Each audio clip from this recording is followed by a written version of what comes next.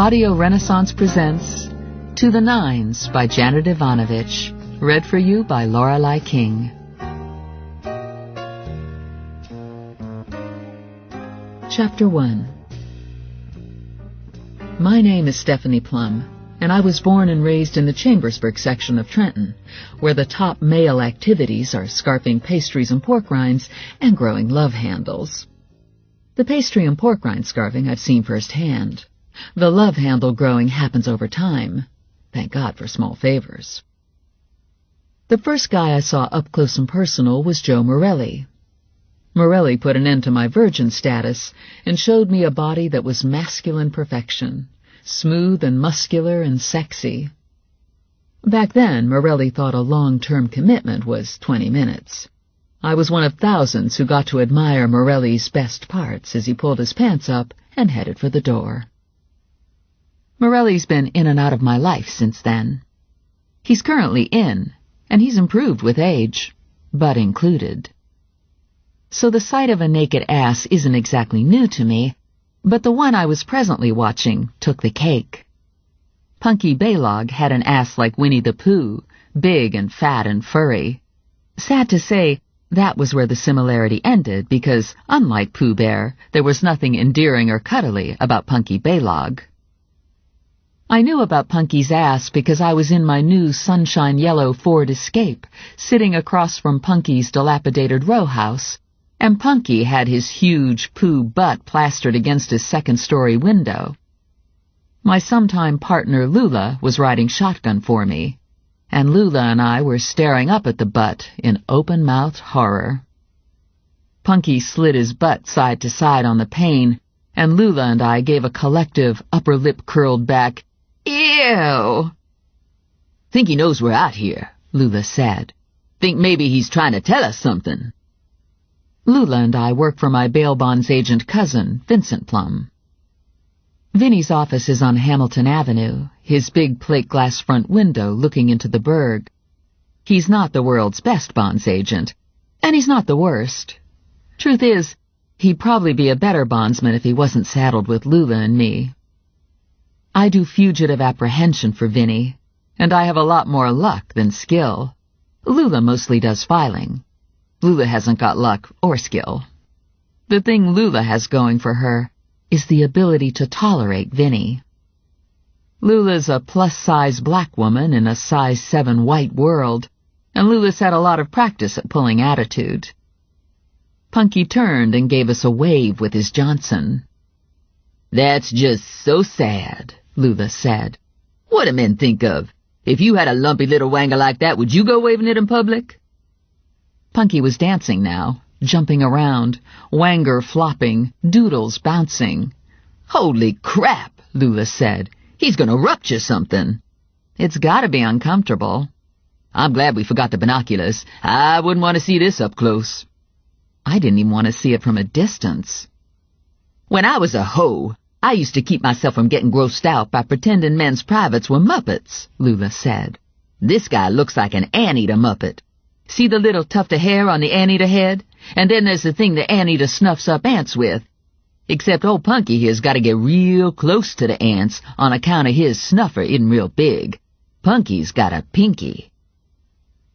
Lula was a hoe in a previous life.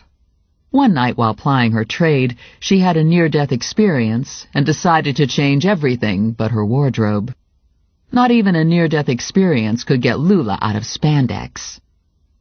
She was currently wearing a skin-tight hot pink miniskirt and a tiger print top that made her boobs look like big, round, overinflated balloons. It was early June and mid-morning, and the Jersey air wasn't cooking yet, so Lula had a yellow Angora sweater over the tiger top. "Hold on," Lula said. "I think his snuffer is growing." This produced another "ew" from us. "Maybe I should shoot him," Lula said. "No shooting."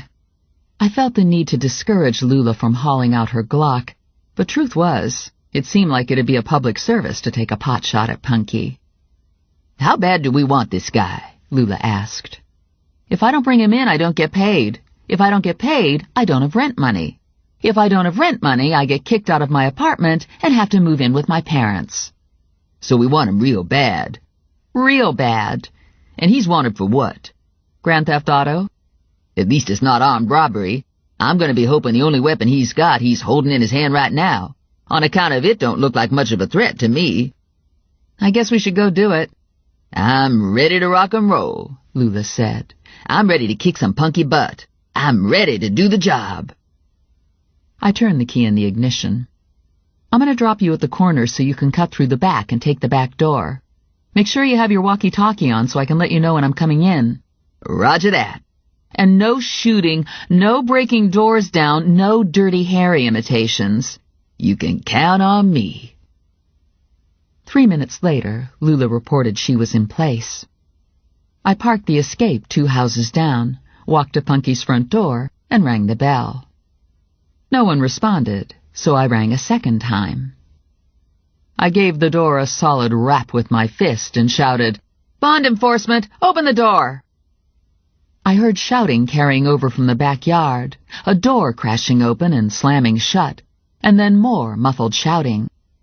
I called Lula on the talkie, but got no response. A moment later, the front door opened to the house next to me, and Lula stomped out. "Hey, so excuse me," she yelled at the woman behind her. "So I got the wrong door. It could happen, you know. We're under a lot of pressure when we're making these dangerous apprehensions."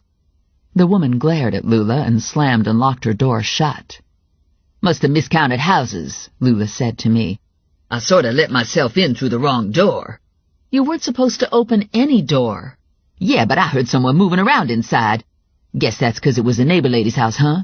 So, what's going on? How come you're not in yet?" "He hasn't opened the door." Lula took a step back and looked up.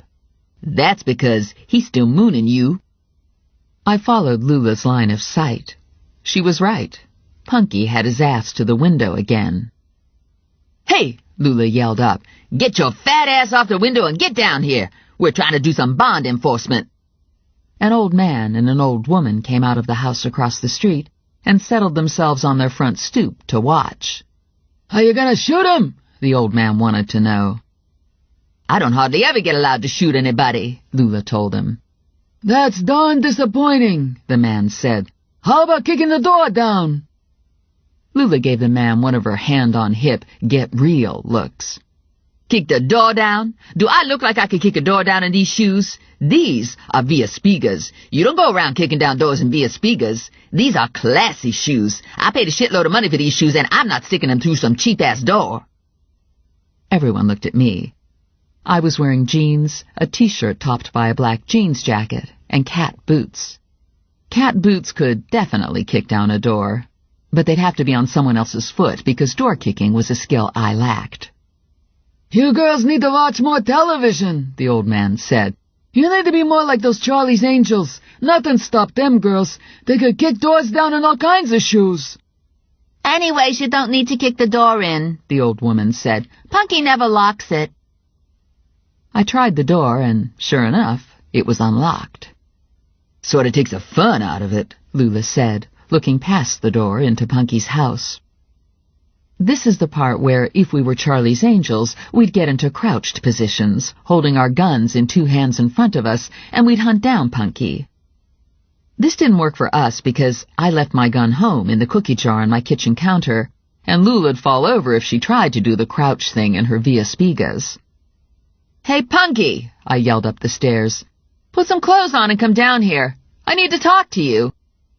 "No way!" "If you don't get down here, I'm going to send Lula up to get you." Lula's eyes got wide, and she mouthed, "Me? Why me?" "Come up here and get me," Punky said. "I have a surprise for you."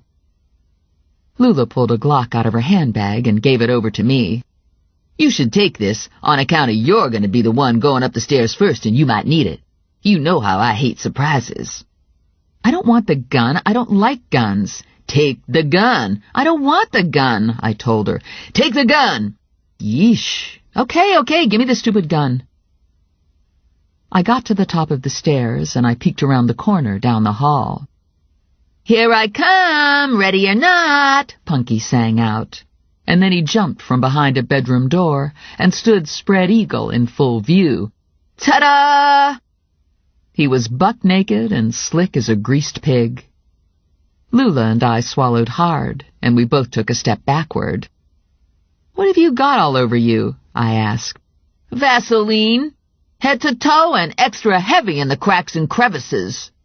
He was smiling ear to ear. "You want to take me in? You have to wrestle with me." "How about we just shoot you?" Lula said. "You can't shoot me. I'm not armed." "Here's the plan," I said to Lula. "We cuff him and put him in leg irons, and then we wrap him in a blanket so he doesn't get my car greasy." "I'm not touching him," Lula said. "Not only is he an ugly naked motherfucker, but he's a dry cleaning bill waiting to happen. I'm not ruining this top. I'll never find another top like this. It's genuine fake tiger, and Lord knows what he'd do to Rabbit." I reached for him with the cuffs. "Give me your hand." "Make me," he said, waggling his butt. "Come get me, sweetie pie." Lula looked over at me. "You sure you don't want me to shoot him?" I took my jacket off and snatched at his wrist, but I couldn't hold tight. After 3 attempts, I had Vaseline up to my elbow, and Punky was skipping around going, "Nah, nah, nah, kiss my can. You can't catch me. I'm the Vaseline man." "This guy's in the red zone on the breathalyzer," Lula said. "Think he might also be missing a few marbles in his greased-up jug head." "I'm crazy like a fox," Punky said. "If you can't catch hold of me, you can't take me in. If you can't take me in, I don't go to jail." "If I don't take you in, I don't pay my rent, and I get kicked out of my apartment," I told Punky, lunging for him, swearing when he slid away from me. "This is embarrassing," Lula said. "I can't believe you're trying to grab this funky fat man." "It's my job, and you could help. Take the damn top off if you don't want to get it ruined." "Yeah, take your top off, Mama. I got plenty of extra Vaseline for you," Punky sang out. Punky turned away from me. I gave him a good, hard kick to the back of his knee, and he crashed to the floor. I threw myself on top of him and yelled to Lula to cuff him. She managed to get both cuffs on, and my cell phone chirped. It was my Grandma Mazur on the phone. When my Grandpa Mazur cashed in his $2 chips and moved on to the high rollers suite in the sky, my Grandma Mazur moved in with my parents. "Your mother's locked herself in the bathroom and she won't come out," Grandma said. "She's been in there for an hour and a half. It's the menopause. Your mother was always so sensible until the menopause hit." "She's probably taking a bath." "That's what I thought at first, but she's never in there this long. I went up and yelled and banged on the door just now, and there's no answer. For all I know, she's dead. She could have had a heart attack and drowned in the tub." "Oh, my God!" "Anyways, I thought you could get over here and unlock the door like you did last time when your sister locked herself in the bathroom." At Christmas time, my sister Valerie locked herself in the bathroom with a pregnancy test kit. The test kit kept turning up positive, and if I was Valerie, I would have wanted to spend the rest of my life locked in the bathroom, too. "I wasn't the one who unlocked the door," I told Grandma. "I was the one who climbed onto the roof over the back stoop and went in through the window." "Well, whatever you did, you better get over here and do it again.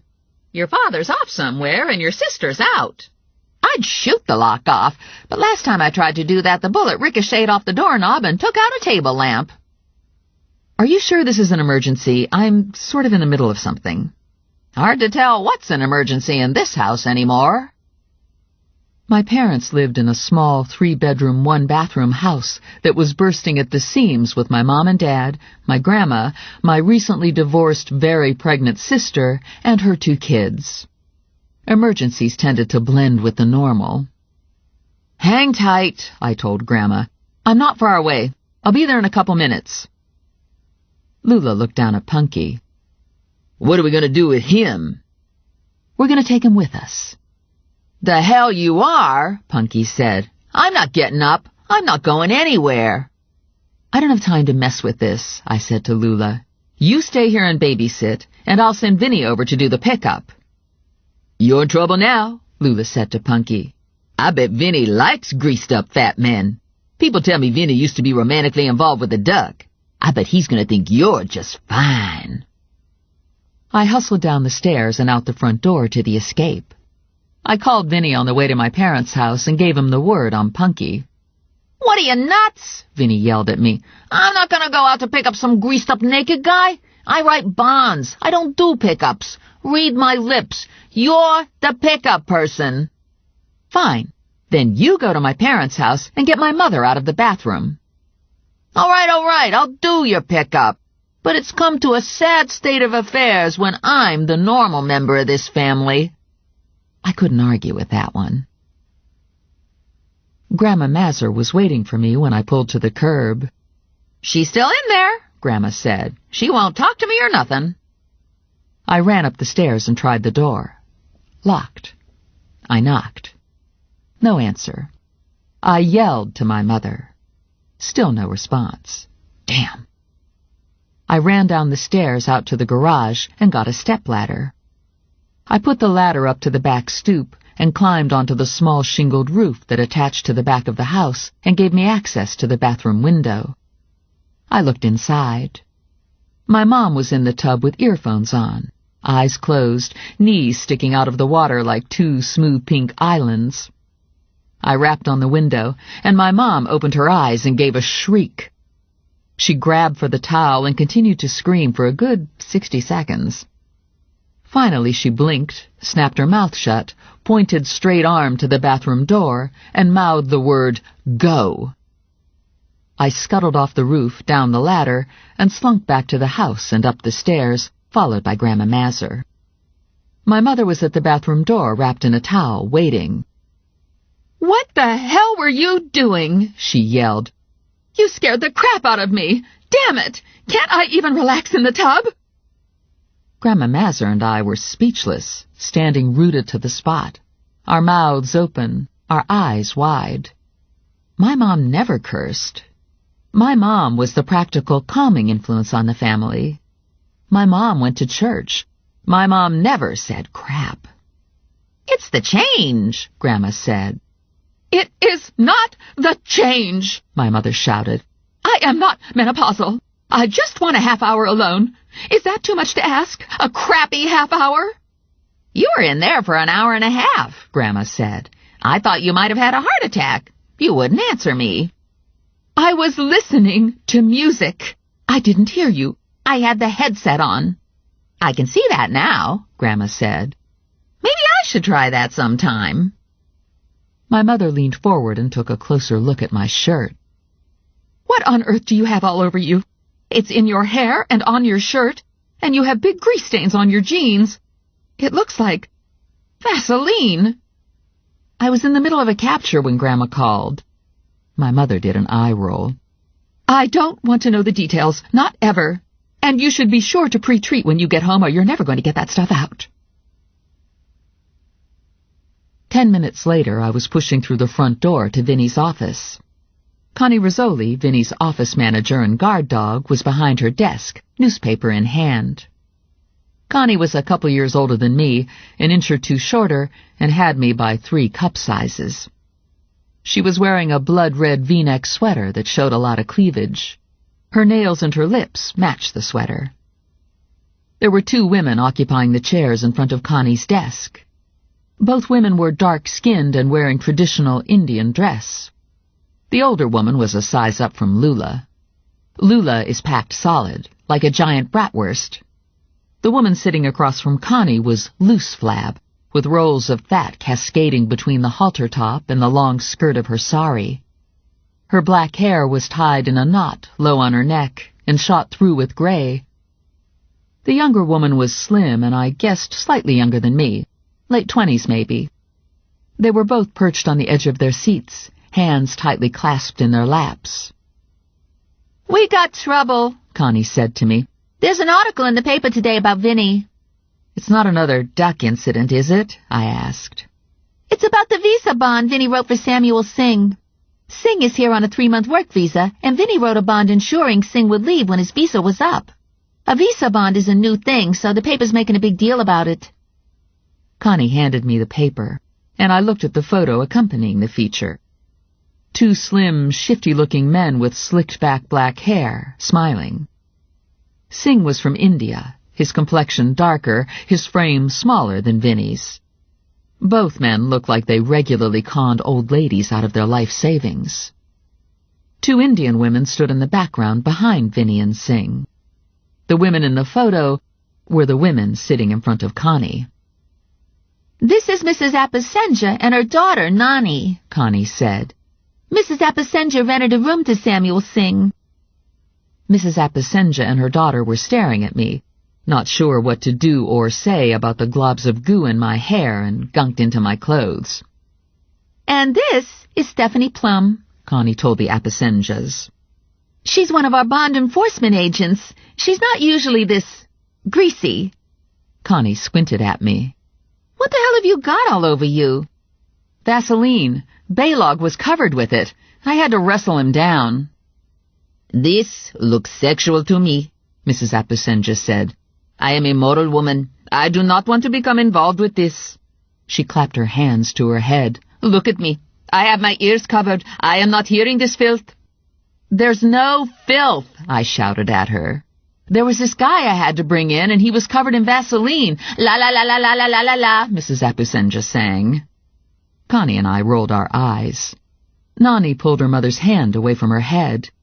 "Listen to these people," she said to her mother. "We need them to help us." Mrs. Apasenja stopped singing and crossed her arms over her chest. "Mrs. Apasenja is here because Singh's disappeared," Connie said. "This is true," Mrs. Apasenja said. "We are very worried. He was an exemplary young man." I skimmed the article. Samuel Singh's bond was up in a week. If Vinny couldn't produce Singh in a week's time, he was going to look like an idiot. "We think something terrible happened to him," Nani said. "He just disappeared. Poof." The mother nodded in agreement. "Samuel has been staying with us while working in this country. My family is very close to Samuel Singh's family in India. It's a very good family. Nani and Samuel were to be married, in fact. She was to travel to India with Samuel to meet his mother and father. We have a ticket for the plane." "How long has Samuel been gone?" Connie asked. 5 days, Nani said. "He left for work and he never returned. We asked his employer, and they said Samuel didn't show up that day. We came here because we hoped Mr. Plum would be able to help us find Samuel." "Have you checked Samuel's room to see if anything is missing?" I asked. "Clothes? Passport?" "Everything seems to be there." "Have you reported his disappearance to the police?" "We have not.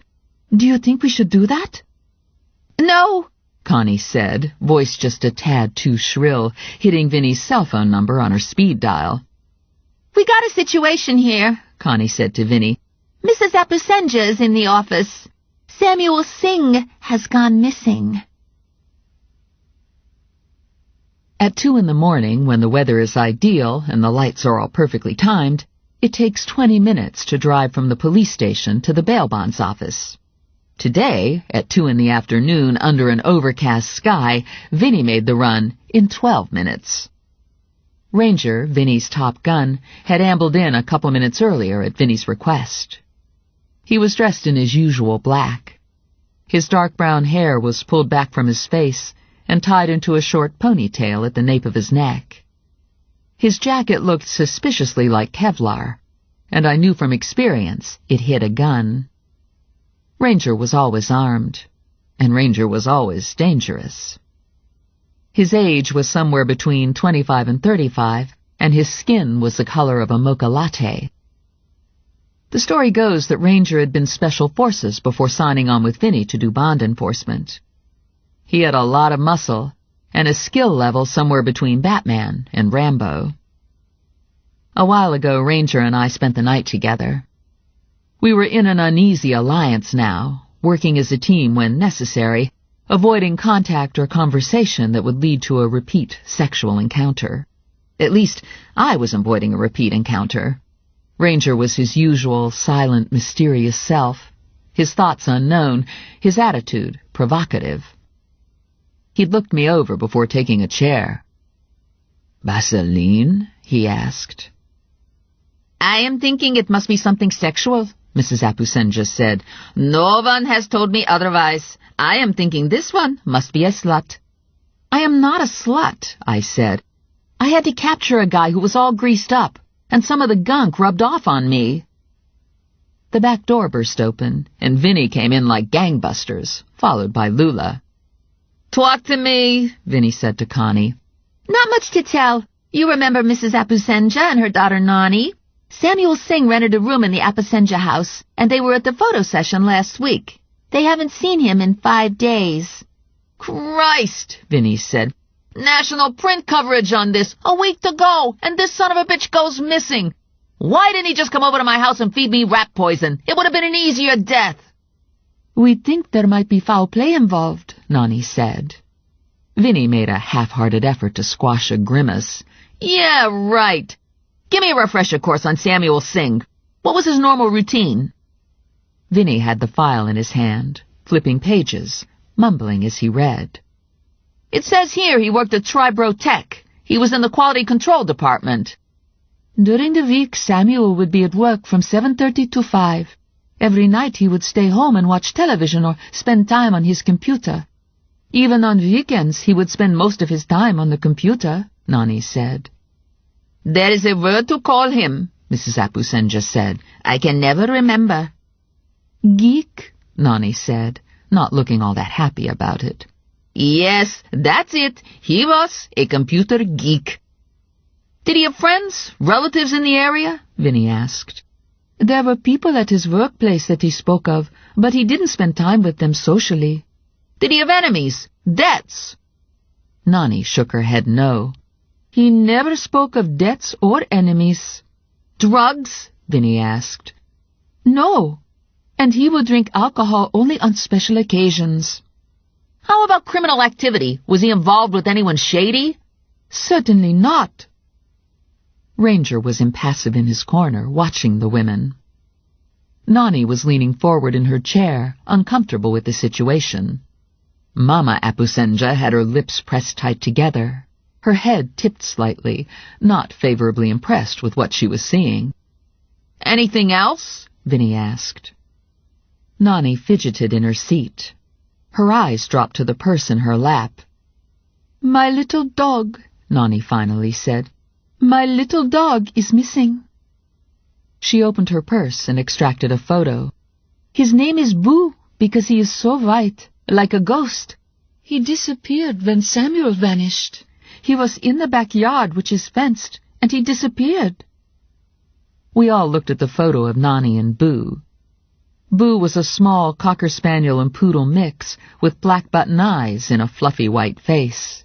Boo was a cockapoo. I felt something tug inside me for the dog. The black button eyes reminded me of my hamster, Rex. I remembered the times when I'd been worried about Rex, and I felt the same sharp stab of concern for the little dog. "Do you get along okay with your neighbors?" Vinny asked. "Have you asked any of them if they've seen the dog?" "No one has seen Boo." "We must leave now," Mrs. Apusenja said, glancing at her watch. "Nani needs to get back to work." Vinny saw them to the door and watched them cross the street to their car. "There they go," Vinny said. "Hell's message bearers." He shook his head. "I was having such a good day. Everyone was saying how good I looked in the picture. Everyone was congratulating me because I was doing something about visa enforcement. Okay, so I took a few comments when I dragged a naked, greased-up fat guy into this station, but I could handle that." He gave his head another shake. "This I can't handle. This has to get fixed. I can't afford to lose this guy. Either we find this guy dead or alive, or we're all unemployed. If I can't enforce this visa bond after all the publicity, I'm going to have to change my name, move to Scottsdale, Arizona, and sell used cars." Vinny focused on Ranger. "You can find him, right?" The corners of Ranger's mouth tipped up a fraction of an inch. This was the Ranger equivalent of a smile. "I'm going to take that as a yes," Vinny said. "I'll need help," Ranger told him. "And we'll need to work out the fee." "Fine, whatever. You can have Stephanie." Ranger cut his eyes to me, and the smile widened ever so slightly. The sort of smile you see on a man when he's presented with an unexpected piece of pie. Chapter 2. Connie handed a stack of papers over to Ranger. Here's everything we have, she said. A copy of the bond agreement, photo, background information. I'll check the hospitals and the morgue, and I'll run a full investigative report. I should have some of it tomorrow. This was the information age. Sign up with a service, tap a few keys on the computer, and within seconds facts start pouring in.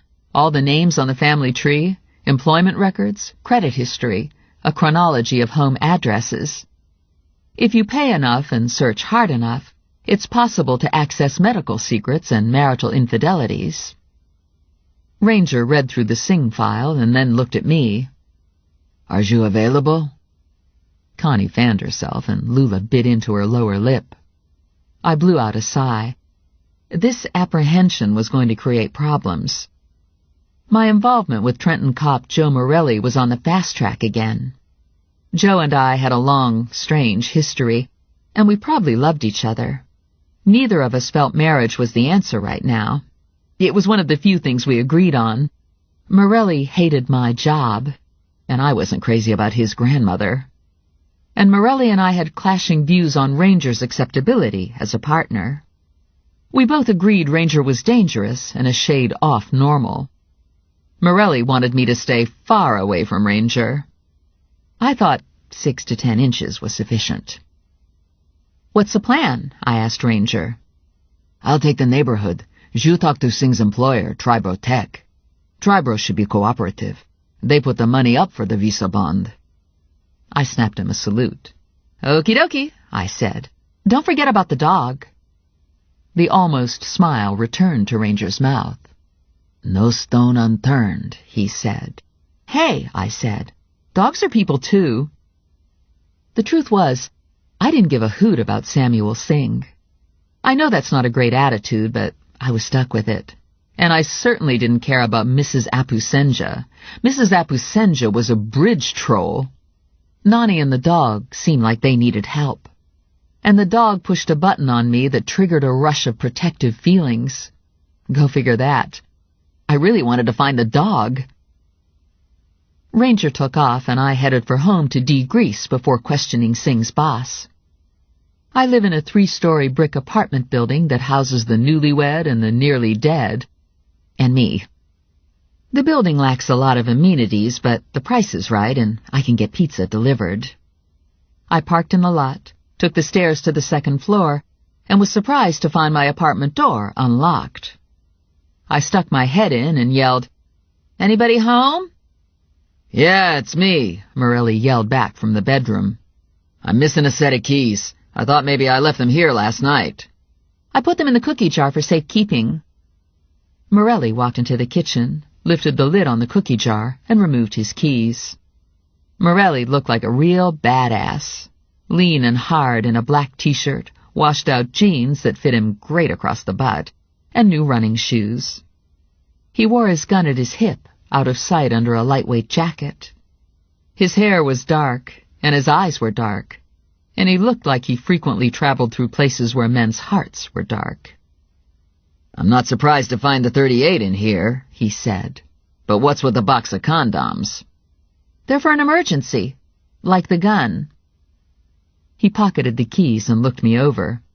You get into a fight with the guy who owns the lube gun at Midas?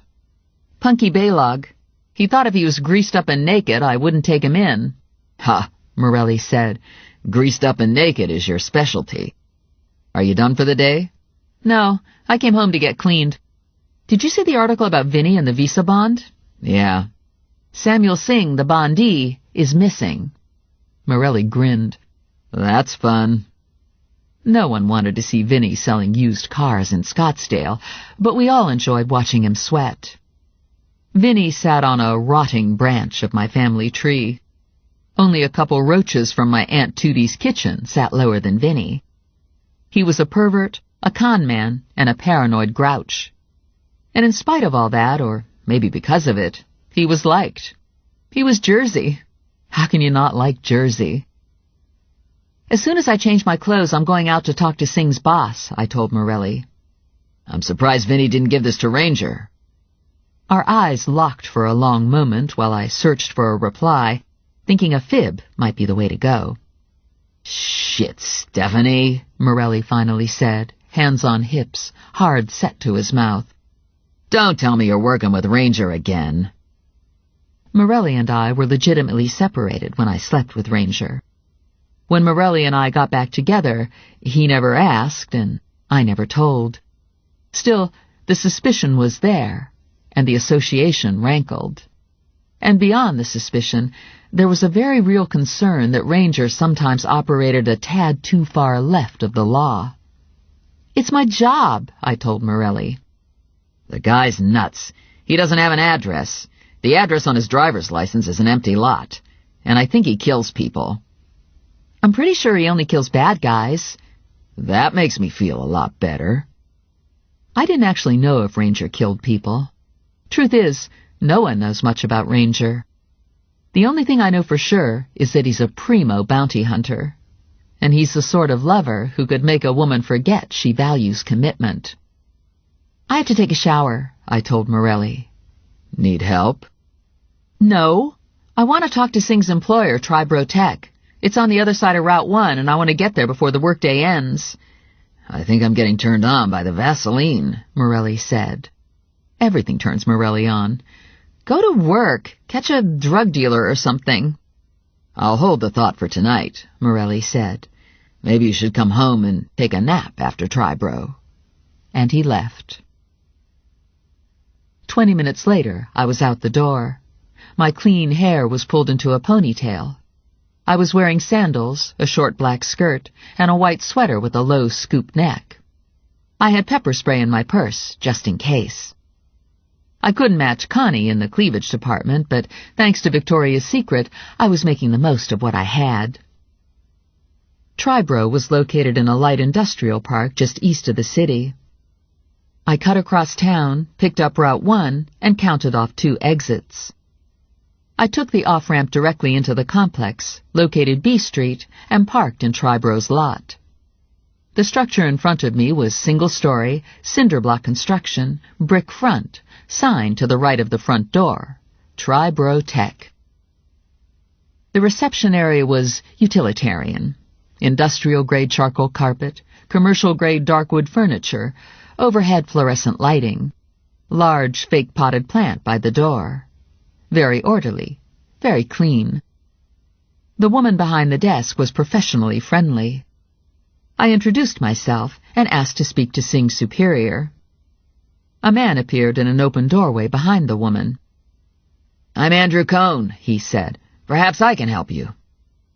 He was mid-40s, average height, slim build, seriously thinning brown hair, amiable brown eyes. He wore a blue dress shirt, one button open at the throat, sleeves neatly rolled, khaki slacks. He ushered me into his office and directed me to a chair across from his desk. His office was tastefully decorated. He had a World's Best Dad coffee mug on his desk and framed photos in his bookcase. The photos were of 2 little boys and a blonde woman. They were at the beach. They were dressed for a party. They were hugging a small, spotted dog. "I'm looking for Samuel Singh," I told Andrew Cohn, passing him a business card. He smiled at me with slightly raised eyebrows. "Bond enforcement? What's a nice girl like you doing in a tough job like that?" "Paying the rent, mostly." "And Singh skipped out on you?" "Not yet. He has another week left on his visa. This is routine monitoring." Cohn wagged his finger at me. "That's a fib. Singh's landlord and her daughter were here earlier. They haven't seen Singh in 5 days, and neither have we. Singh didn't show up for work last Wednesday, and we haven't seen or heard from him since. I read the article in today's paper. Unfortunate timing." "Do you have any idea where he might be?" "No, but I don't think it's any place good. He didn't pick up his paycheck on Friday. Usually, only the dead and the deported don't show up for their paycheck." "Did he have a locker here? Any friends I might talk to?" "No locker. I've asked around, but I didn't come up with much. The general opinion is that Singh's likable enough, but a loner." I looked around the office. No clues as to the nature of Tribro's business. "So, what sort of business is this, and what did Singh do for you?" "Tribro makes very specific parts for slot machines. My father and his 2 brothers started the business in '52, and now it's owned by me and my 2 brothers, Bart and Clyde. My mother had hopes for a large family and thought it would simplify things to name her children alphabetically. I have 2 sisters, Diane and Evelyn. Your parents stopped at 5? They divorced after 5. I think it was the stress of living in a house with 1 bathroom and 5 kids. I felt myself smiling. I liked Andrew Cohn. He was a pleasant guy, and he had a sense of humor. And Singh? Singh was a techie working in quality control. We hired him to temporarily fill in for a woman who was out on maternity leave. Do you think his disappearance could be work-related? Are you asking if the mob rubbed him out? That would be part of the question. We're actually a pretty boring little cog in the casino wheel, Cohn said. I don't think the mob would be interested in Singh's contribution to gambling. Terrorist connection? Cohn grinned and tipped back in his chair. Not likely. From what I hear, Singh was addicted to American television and junk food and would give his life to protect the country that spawned the Egg McMuffin. Did you know him personally? Only as boss to employee. This is a small company. Bart and Clyde and I know everyone who works here, but we don't necessarily socialize with the people on the line. Raised voices carried into us. My brothers, Andrew said. No volume control. A slightly younger, balder version of Andrew stuck his head in the doorway. We got a problem. He looked my way. And you would be who? I gave him my card. Bond enforcement? A third face appeared in the doorway. This face was round and cherubic, with eyes peering out from behind wire-rimmed glasses. The face came with a chubby body dressed in homeboy jeans, a Buzz Lightyear sweatshirt that had been washed almost to oblivion and beyond, and ratty sneakers. You're a bounty hunter, right? The baby-faced guy said. Do you have a gun? No gun. They always have guns on television. I left my gun home. I bet you don't need one. I bet you're real sneaky. You just sneak up to someone and bam, you got him in handcuffs, right? Right. Are you going to handcuff someone here? Not today. My brothers, Andrew said, gesturing to the 2 men. Bart and Clyde Cohn. Bart was wearing a black dress shirt, black slacks, and black loafers. Black Bart. If you're here about Samuel Singh, we have nothing to say on the matter, Bart said. He was very briefly in our employ. Did you know him personally? I did not, and I'm afraid I have to speak to my brother privately. We have a problem on the line. Clyde leaned close to me, friendly. There's always a problem on the line, he said, smiling, not caring much. Shit's always breaking, gizmos and stuff like that. His eyes got wide. How about a taser? Have you ever used a taser? Bart pressed his lips together and threw Clyde a dark look. The look rolled off Clyde. I never met a bounty hunter before, Clyde said, his breath steaming his glasses. I'd hoped for more information from Tribro. The name of a friend or enemy would have been helpful. Some knowledge of travel plans would have been nice. What I got was a vague idea of the nature of Singh's job and a dinner invitation from Clyde Cohn, who I suspected was only interested in my stun gun. I declined the dinner invitation, and I rolled out of the lot. Ranger was working the Apusenjas neighborhood. I didn't want to step on Ranger's toes, but I worried that Boo the cockapoo wasn't a priority for him. It was getting to be late afternoon.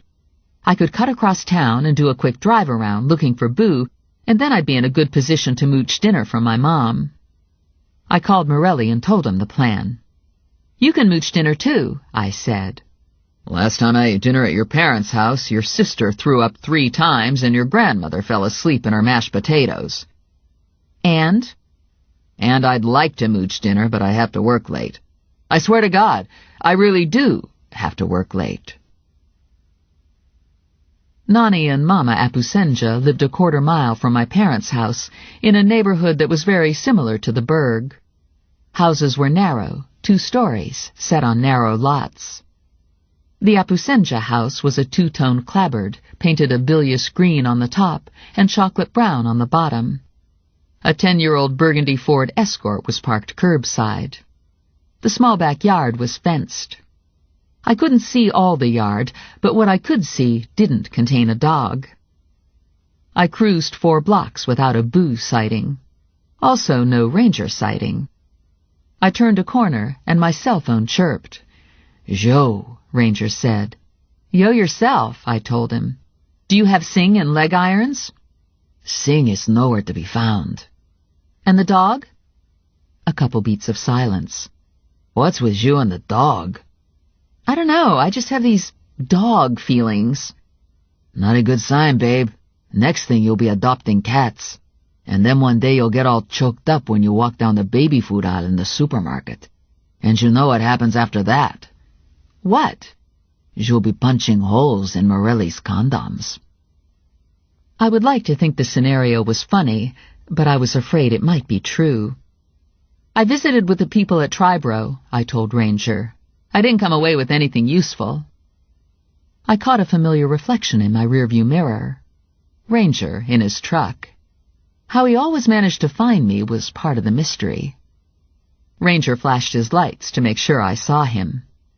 "Let's talk to the Apusenjas," he said. We drove around the block to Sully Street, parked behind the Burgundy Escort, and walked to the door together. Mama Apusenja answered. She was still in the sari, and her fat rolls made me think of the Michelin tire guy. "Well," she said to me with a head wag, "I see you've cleaned yourself up. You must be a terrible burden to your mother. I am feeling so sorry for her not to have a proper daughter." I narrowed my eyes and opened my mouth to speak, and Ranger leaned into me and rested a hand on my shoulder. Probably he thought I was going to do something rash, like call Mrs. Apusenja a fat cow. And in fact, he was right. Fat cow was on the tip of my tongue. "I thought it might be helpful to see Sing's room," Ranger said to Mrs. Apusenja. "Will you be bringing this one in with you?" Ranger's grip on me tightened. "This one's name is Stephanie," Ranger said pleasantly. "And yes, she'll be coming with me." "I suppose it would be all right," Mrs. Apusenja said grudgingly. "I will expect you to be careful. I keep a very nice house." She stepped back from the door and motioned us into the living room. "This is the formal parlor," she said proudly, "and beyond that is the dining room, and then the kitchen." Ranger and I stood speechless for a moment, taking it all in. The house was filled to bursting with overstuffed furniture, end tables, lamps, trinkets, dried flowers, faded photos, stacks of magazines, and bowls of fake fruit. And elephants. There were ceramic elephants, elaborate elephant couch pillows, elephant clocks, footstools, and planters. Elephants aside, there was no dominant style or color. It was a garage sale waiting to happen. I watched Ranger scan the room, and I suspected he was doing a mental grimace. It would be easy to miss a note in the mess. For that matter, it would be easy to miss Sing.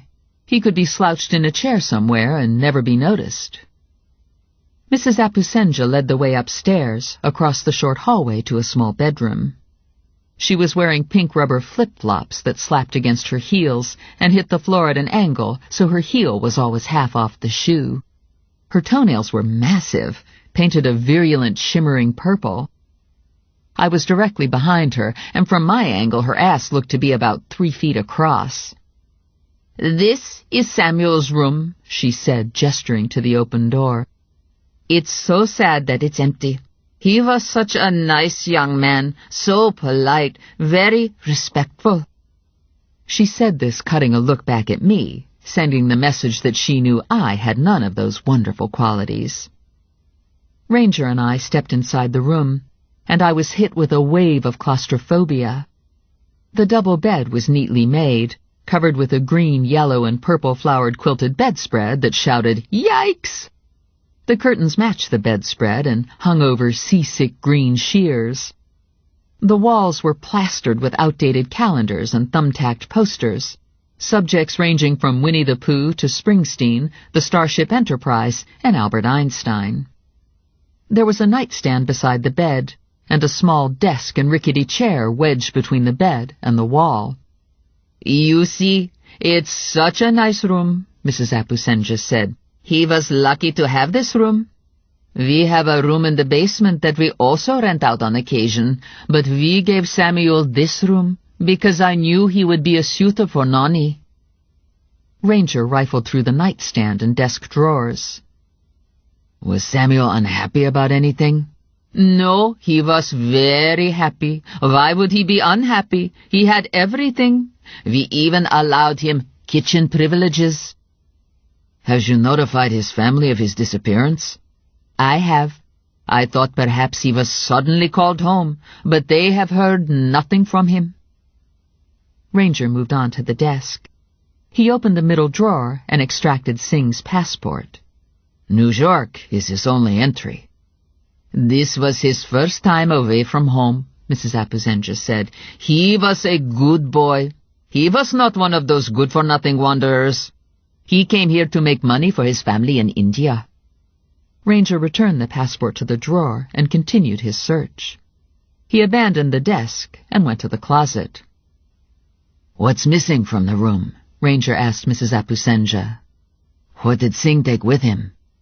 "So far as I know, just the clothes he was wearing, and his backpack, of course." Ranger turned to look at her. "Do you know what he carried in his backpack?" "His computer. He was never without his computer. It was a laptop. It always went to work with him. Samuel was very smart. That's how he got such a good job. He said he got his job over the internet." "Do you know his email address?" I asked. "No, I don't know anything about that. We don't own a computer. We have no need for such a thing." "How did Samuel get to work?" Ranger asked. "He drove himself." "Has his car been found?" "No, he just drove away in the car, and that was the last we saw of him and the car. It was a gray Nissan Sentra, an older model." Ranger did a quick search of the bathroom and Nonny's room, and we all moved downstairs to search the kitchen. We were still in the kitchen when Nonny came home. "Have you found Boo?" Nonny asked. "Not yet," I said. "Sorry." "It's difficult to concentrate on my work with him missing like this," Nonny said. "Nonny is a manicurist at Classy Nails in the mall," Mrs. Apuzenja said. "She is one of their most popular girls." "I never skimp on the top coat," Nonny said. "That's the secret to a superior manicure." It was a few minutes after 6 when Ranger and I left the Apuzenjas. There was still time to make dinner at my parents' house, but I was losing enthusiasm for the experience. I was thinking I'd had enough chaos for one day. I was thinking maybe what I wanted to do was get takeout pizza and go home and watch a bad movie. Ranger lounged against my car, arms crossed over his chest. "What did you think?" "Nonny never asked about Singh. She only asked about Boo." "Not exactly the distraught fiancé," Ranger said. "If we believe everything we hear, we've got a nice geeky guy who got himself engaged and disappeared along with the dog." "The dog could be a coincidence." "I don't think so. My spidey sense tells me the disappearances are related." Ranger grinned at me. "Does your spidey sense tell you anything else?" "Is that a mocking grin?" "It's the grin of a man who loves you, babe." My heart skipped around a little, and I got warm in places only Morelli should be warming. "Love?" "There's all kinds of love," Ranger said. "This kind doesn't come with a ring attached." "Nice. But you avoided answering my question about the mocking grin." He gave my ponytail a playful tug. "I'm going back to Triborough tomorrow," I said. "I'll make a pest of myself, find out about the internet job search, talk to coworkers. If it's anything other than a random murder, I should be able to get a lead." I decided against the family dinner, and instead I stopped at Pino's on the way home. I slid the Pino's pizza box onto my kitchen counter, kicked my shoes off, and got a beer out of the fridge. I punched the message button on my machine and listened to my messages while I ate. "Stephanie, it's your mother. Hello? Are you there?" Disconnect. Second message. "Bad news. I'm gonna punk out on lunch tomorrow. The kids are sick." It was my best friend, Mary Lou. Mary Lou and I grew up together. We went to school together, and we were married within months of each other. Mary Lou's marriage stuck, and she had a pack of kids. My marriage lasted about 20 minutes and ended in a screaming divorce. The third message was from Vinny. "What are you doing at home listening to this dumb machine? Why aren't you out looking for Sing? I'm dying here, for Christ's sake. Do something." And my mother again. "I didn't want anything the first time. You don't have to call me back." I erased the messages and dropped a tiny piece of pizza into Rex's cage. Rex is my hamster roommate. He lives in a glass aquarium in my kitchen and sleeps in a Campbell's tomato soup can. Rex rushed out of his soup can, shoved the pizza into his cheek pouch, and scurried back to the can. Quality pet time. I carted the pizza box, the beer, and my purse into the living room, flopped onto the couch, powered up the television, and found a Seinfeld rerun. A couple months ago, I entered the computer age and bought myself an Apple iBook. I keep the iBook on my coffee table so I can check my mail and watch television at the same time. Am I a multitasker or what? I opened the iBook and signed on. I deleted the junk mail advertising Viagra, mortgage rates, and porn sites. A single message was left. It was from Andrew Cohn. "If I can be of any further help, don't hesitate to call." The phone jarred me awake at 7 a.m. "Something just came across my desk, and I thought you might want to see," Morelli said. "I'm at the station, and I have a few things to do, and then I'll come over." I dragged myself out of the bed and into the bathroom. I did the shower thing and the hair thing and a half-assed job at the makeup thing. I got dressed in my usual uniform of t-shirt and jeans and felt ready to face the day. I made coffee and treated myself to a strawberry Pop-Tart, feeling righteous because I'd resisted the s'mores Pop-Tart. Best to have fruit for breakfast, right? I gave a corner of the Pop-Tart to Rex and sipped my coffee. I was pouring myself a second cup of coffee when Morelli arrived. He backed me against a wall, made certain there were no spaces between us, and he kissed me. His pager buzzed, and he did some inventive cussing. "Trouble?" I asked. He looked at the display. "The usual crap." He stepped back and pulled a folded piece of paper out of his jacket pocket. "I knew there was some sort of mess associated with Tribro, so I ran a search for you. It turned up this newspaper article from 2 years ago." I took the paper from Morelli and read the headline, "Bart Cohn charged in Parisi slaying." The article went on to say that hikers had stumbled over the body of Lillian Parisi just hours after Parisi had been killed with a single shot to the head at close range. The murder had occurred in a wooded area just north of Washington's Crossing State Park. Cohn had been spotted leaving the scene, and police claimed to have physical evidence linking Cohn to the murder. "What happened?" I asked Morelli. "He was released. The witness who reported Cohn fleeing from the scene recanted part of his story, and the physical evidence tested out negative.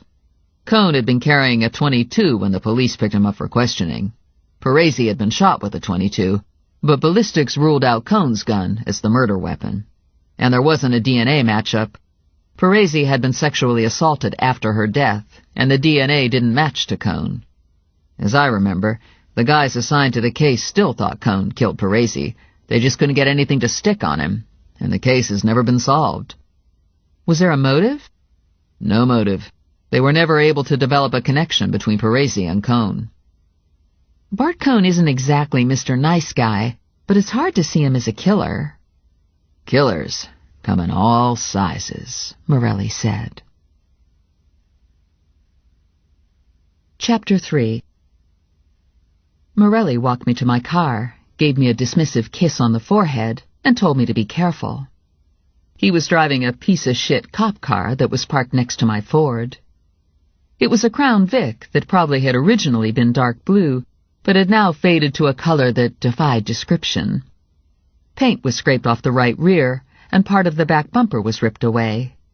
A Kojak light was rolling around on the floor in the back.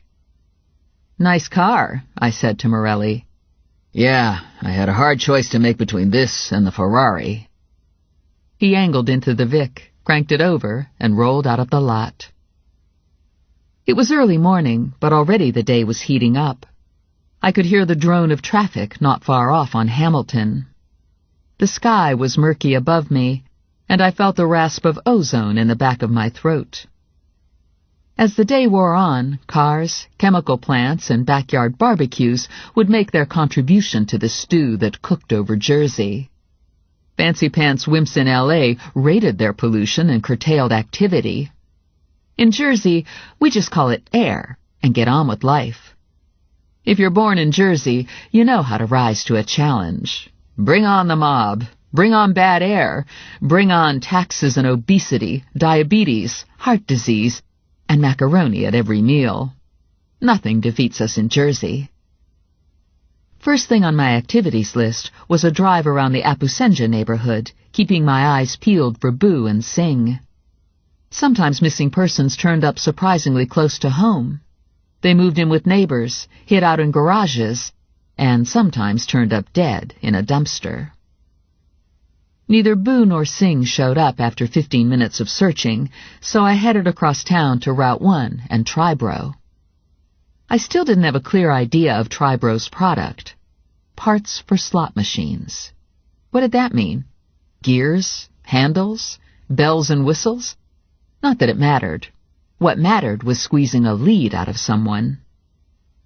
Black Bart hadn't been impressed with my charm or cleavage. I didn't think I'd get a lot of help from him. Clyde was eager, but not real bright. Andrew seemed like my best shot. I took the turnoff to Tribro and called Andrew on my cell phone. "Guess what?" I said. "I'm in the neighborhood. Can I take a couple more minutes of your time?" "Absolutely." Absolutely was a good answer. Very positive. No sign of annoyance. No lecherous side remark. Professional. Andrew was definitely the brother of choice. I parked in the lot, entered the lobby, and was immediately directed to Andrew's office. More good luck. No Bart or Clyde to slow me down. I took a chair across from Andrew and thanked him for seeing me. "Tribro has an interest in finding Singh," he said. "We signed for the visa bond. If Singh skips, Tribro pays the bill." "Do you have other employees on work visas?" "Not now, but we have in the past. And I have to tell you, Singh isn't the first to disappear." I felt my eyebrows raise. "It's nothing suspicious," Andrew said. "In fact, I find it understandable. If I was in a similar position, I might disappear too. These men come to work for 3 months and are seduced by the potential for success. Everything is within their reach. Rental movies, burgers, designer jeans, a new car, microwave popcorn, and frozen waffles. I have some sympathy for their plight, but at the same time, Tribro can't keep absorbing bond losses. If this sort of thing continues, we'll have to stop using visa workers, and that would be a shame, because they make very good temporary employees." Singh must have had some friends on the job. I'd like to talk to them. Andrew Cohn sat through a couple beats of silence, his eyes holding mine, his thoughts private, his expression guarded. "Why don't we put you undercover?" he finally said. "I can give you Singh's job for a day. We haven't filled it yet." "I'm not even sure what you make here." "We make little things, machine-tooled gears and locks. Singh's job primarily consisted of measuring minutiae. Each part we supply must be perfect. The first day on board, you wouldn't be expected to know much." He reached for his phone, and his mouth tipped into a small smile. "Let's see how good you are at bluffing." 10 minutes later, I was a genuine bogus Tribro employee, following after Andrew, learning about Tribro tech. The gears and locks that composed the bulk of Tribro's product were made at workstations housed in a large warehouse-type facility adjoining the reception area and offices. The far end of the warehouse was divided off into a long room where the quality control work was done. Windows looked into the interior. In the entire facility, there were no windows looking out. The quality control area consisted of a series of cubbies with built-in tables, shelves, and cabinets. The tables held an odd assortment of weights, measures, machine torture devices, and chemicals. A single worker occupied each of the tables. There were 7 people in the quality control area, and there was one unoccupied table, Singh's table. Andrew introduced me to the area supervisor, Ann Climmer, and returned to his office. Ann took me table by table and introduced me to the rest of the team. The women were in their 30s and 40s. There were 2 men. One of the men was Asian. Singh would have gravitated to the Asian, I thought, but the women would warm to me faster. After the introductions and an overview lecture on the operation, I was partnered with Jane Loccarelli. Jane looked like she'd just rolled off an embalming table. She was late 40s, rail-thin, and drained of color. Even her hair was faded. She spoke in a monotone, never making eye contact, her words slightly slurred, as if the effort of speech was too much to manage. "I've worked here for 31 years, she said. I started working for the senior cones right out of high school." No wonder she looked like a walking cadaver. 31 years under fluorescent lights, measuring and torturing little metal doohickeys. Jeez. Jane hitched herself up onto a stool and selected a small gear from a huge barrel of small gears. "We do 2 kinds of testing here. We do random testing of new product." She sent me an apologetic grimace. "I'm afraid that's a little tedious." She displayed the gear she held in her hand. "And we test parts which have failed and been returned. That sort of testing is much more interesting. Unfortunately, today we're testing new product." Jane carefully measured each part of the gear and examined it under a microscope for flaws. When she was done, she reached into the barrel and selected another gear. I had to bite back a groan. 2 gears down, 3,000 gears to go. "I heard Singh didn't show up for work one day," I said, going for casual curious. "Was he unhappy with the job?" "Not sure," Jane said, concentrating on the new gear. "He wasn't very talkative." After extensive measuring, she decided the gear was okay and went on to a third. "Would you like to try one?" she asked. "Sure." She handed the gear over and showed me how to measure. "Looks good to me," I said after doing the measuring thing. "No," she said. "It's off on one side. See the little burr on the edge of the one cog?" Jane took the gear from me, filed the side, and measured again. "Maybe you should just watch a while longer," she said. I watched Jane do 4 more gears, and my eyes glazed over and some drool oozed from between my lips. I quietly slid from my stool and moved to the next cubicle. Dolly Friedman was also testing new gears. Dolly would drink some coffee and measure. Then she'd drink more coffee and perform another test. She was as thin and pale as Jane, but not as lifeless. She was cranked on coffee. "This is such a bullshit job," Dolly said to me. She looked around. "Anyone watching?" she asked. Then she took a handful of gears and dumped them into the perfect gear bucket. "They look good to me," she said. Then she drank more coffee. "I'm going to be doing Samuel Singh's job," I told her. "Do you know what happened to him? I heard he just didn't show up for work one day." "Yeah, that's what I heard too. No one said much about him. He was real quiet. Carried his computer around and spent all his breaks on the computer." "Playing computer games?" "No. He was always plugged into a phone line, surfing, doing email. Real secretive about it, too. If someone came over to him, he'd close up the computer. Probably was on some porno site. He looked like the type." "Slimy?" "Male. I keep protection in my desk for those types." She opened her top desk drawer to show me her canister of pepper spray.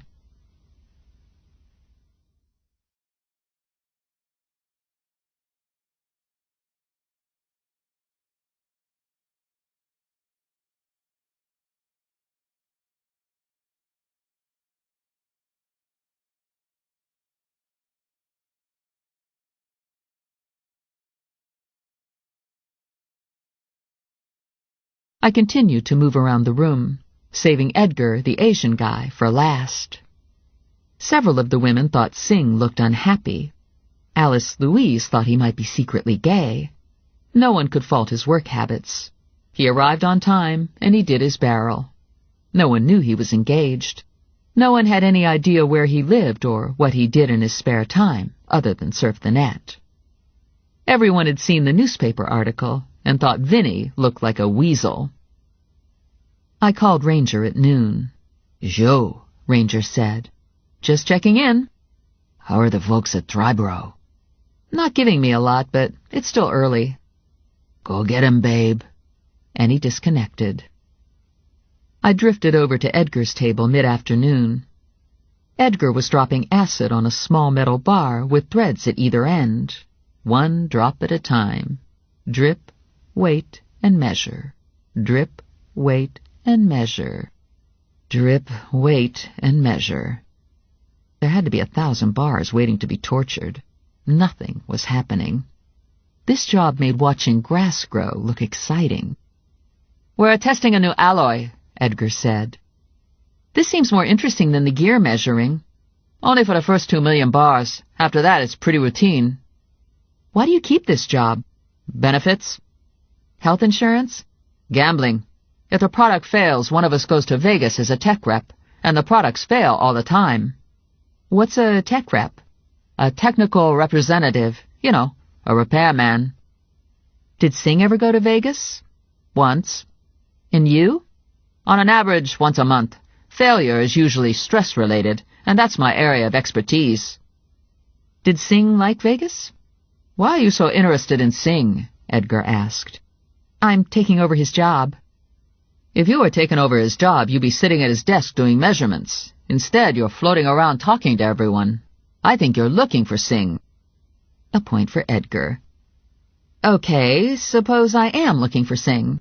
Would you know where to find him?" "No, but I know where to start looking. The day before he disappeared, he was in the lunchroom calling all the McDonald's places, asking if a guy named Howie worked there. It was pretty strange. He was all excited, and it was the first time I'd ever seen him make a call." I looked through the window into the manufacturing area, and I caught Bart Cohn's eye. He was examining a machine, standing with 3 other men. He glanced up and saw me talking to Edgar. "That's not a happy face," Edgar said, his attention shifting to Bart. "Does he ever have a happy face?" "Yeah, I saw him smile once when he ran over a toad in the parking lot." Bart made a "wait here" gesture to the men at the machine and marched across the work floor to the test area. He wrenched the door open and asked me to follow him out to the offices. I took my purse, since it was the end of the day and there wasn't much chance I'd be returning. Bart was once again dressed in black. His expression was menacing. I followed him into an office that smelled like metal shavings and was a cluttered mess of stacked catalogs and spare parts collected in tattered cardboard boxes. His desk was large, the top heaped with loose papers, disposable coffee cups, more spare parts, a multi-line phone, and a workstation computer.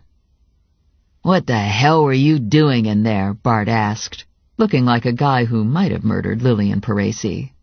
"I thought I made it clear that we had nothing to tell you about Singh." "Your brother feels otherwise. He suggested I work undercover for a day." Bart snatched at his phone and punched a key on speed dial. "What's the deal with Miss Plum?" he asked. "I found her in the test area." His expression darkened at Andrew's answer.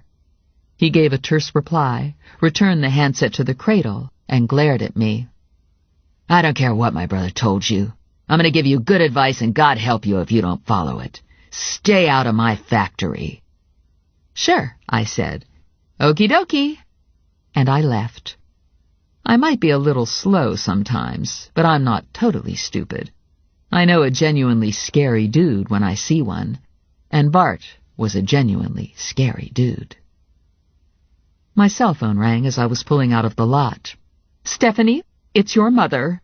As if I wouldn't recognize her voice. "We're having a nice chicken for dinner tonight." My unmarried sister was 9 months pregnant, living with my parents, and had turned into the hormone queen. I'd have to endure Valerie's mood swings to get to the chicken dinner. Valerie's boyfriend, Albert Clown, would most likely be there too. Clown was also Valerie's boss and the father of her unborn baby.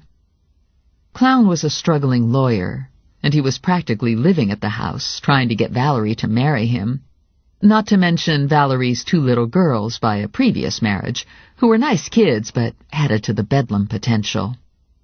"Mashed potatoes with gravy," my mother said, sensing my hesitation, sweetening the offer. "Gee, I sort of have things to do," I said. "Pineapple upside-down cake for dessert," my mother said, pulling out the big gun. "Extra whipped cream." And she knew she had me. I'd never in my life turned down pineapple upside-down cake. I looked at my watch. "I'm about 20 minutes away. I'll be a couple minutes late. Start without me." Everyone was at the table when I arrived. My sister Valerie was pushed back about 1.5 feet to accommodate her beach ball belly. A couple weeks ago she'd started using the belly like a shelf, balancing her plate on it, tucking her napkin into the neck of her shirt, catching spilled food on her huge swollen breasts. She'd gained 70 pounds with the baby, and she was all big boobs and double chins and ham-hock arms. Unheard of for Valerie, who previous to her divorce had been the perfect daughter, resembling the serene and slim Virgin Mary in every way, with the possible exception of virginity and hairstyle. The hair was Meg Ryan. Albert Clown was at her side, his face round and pink, his scalp gleaming under his thinning sandy hair. He was watching Valerie with unabashed awe and affection.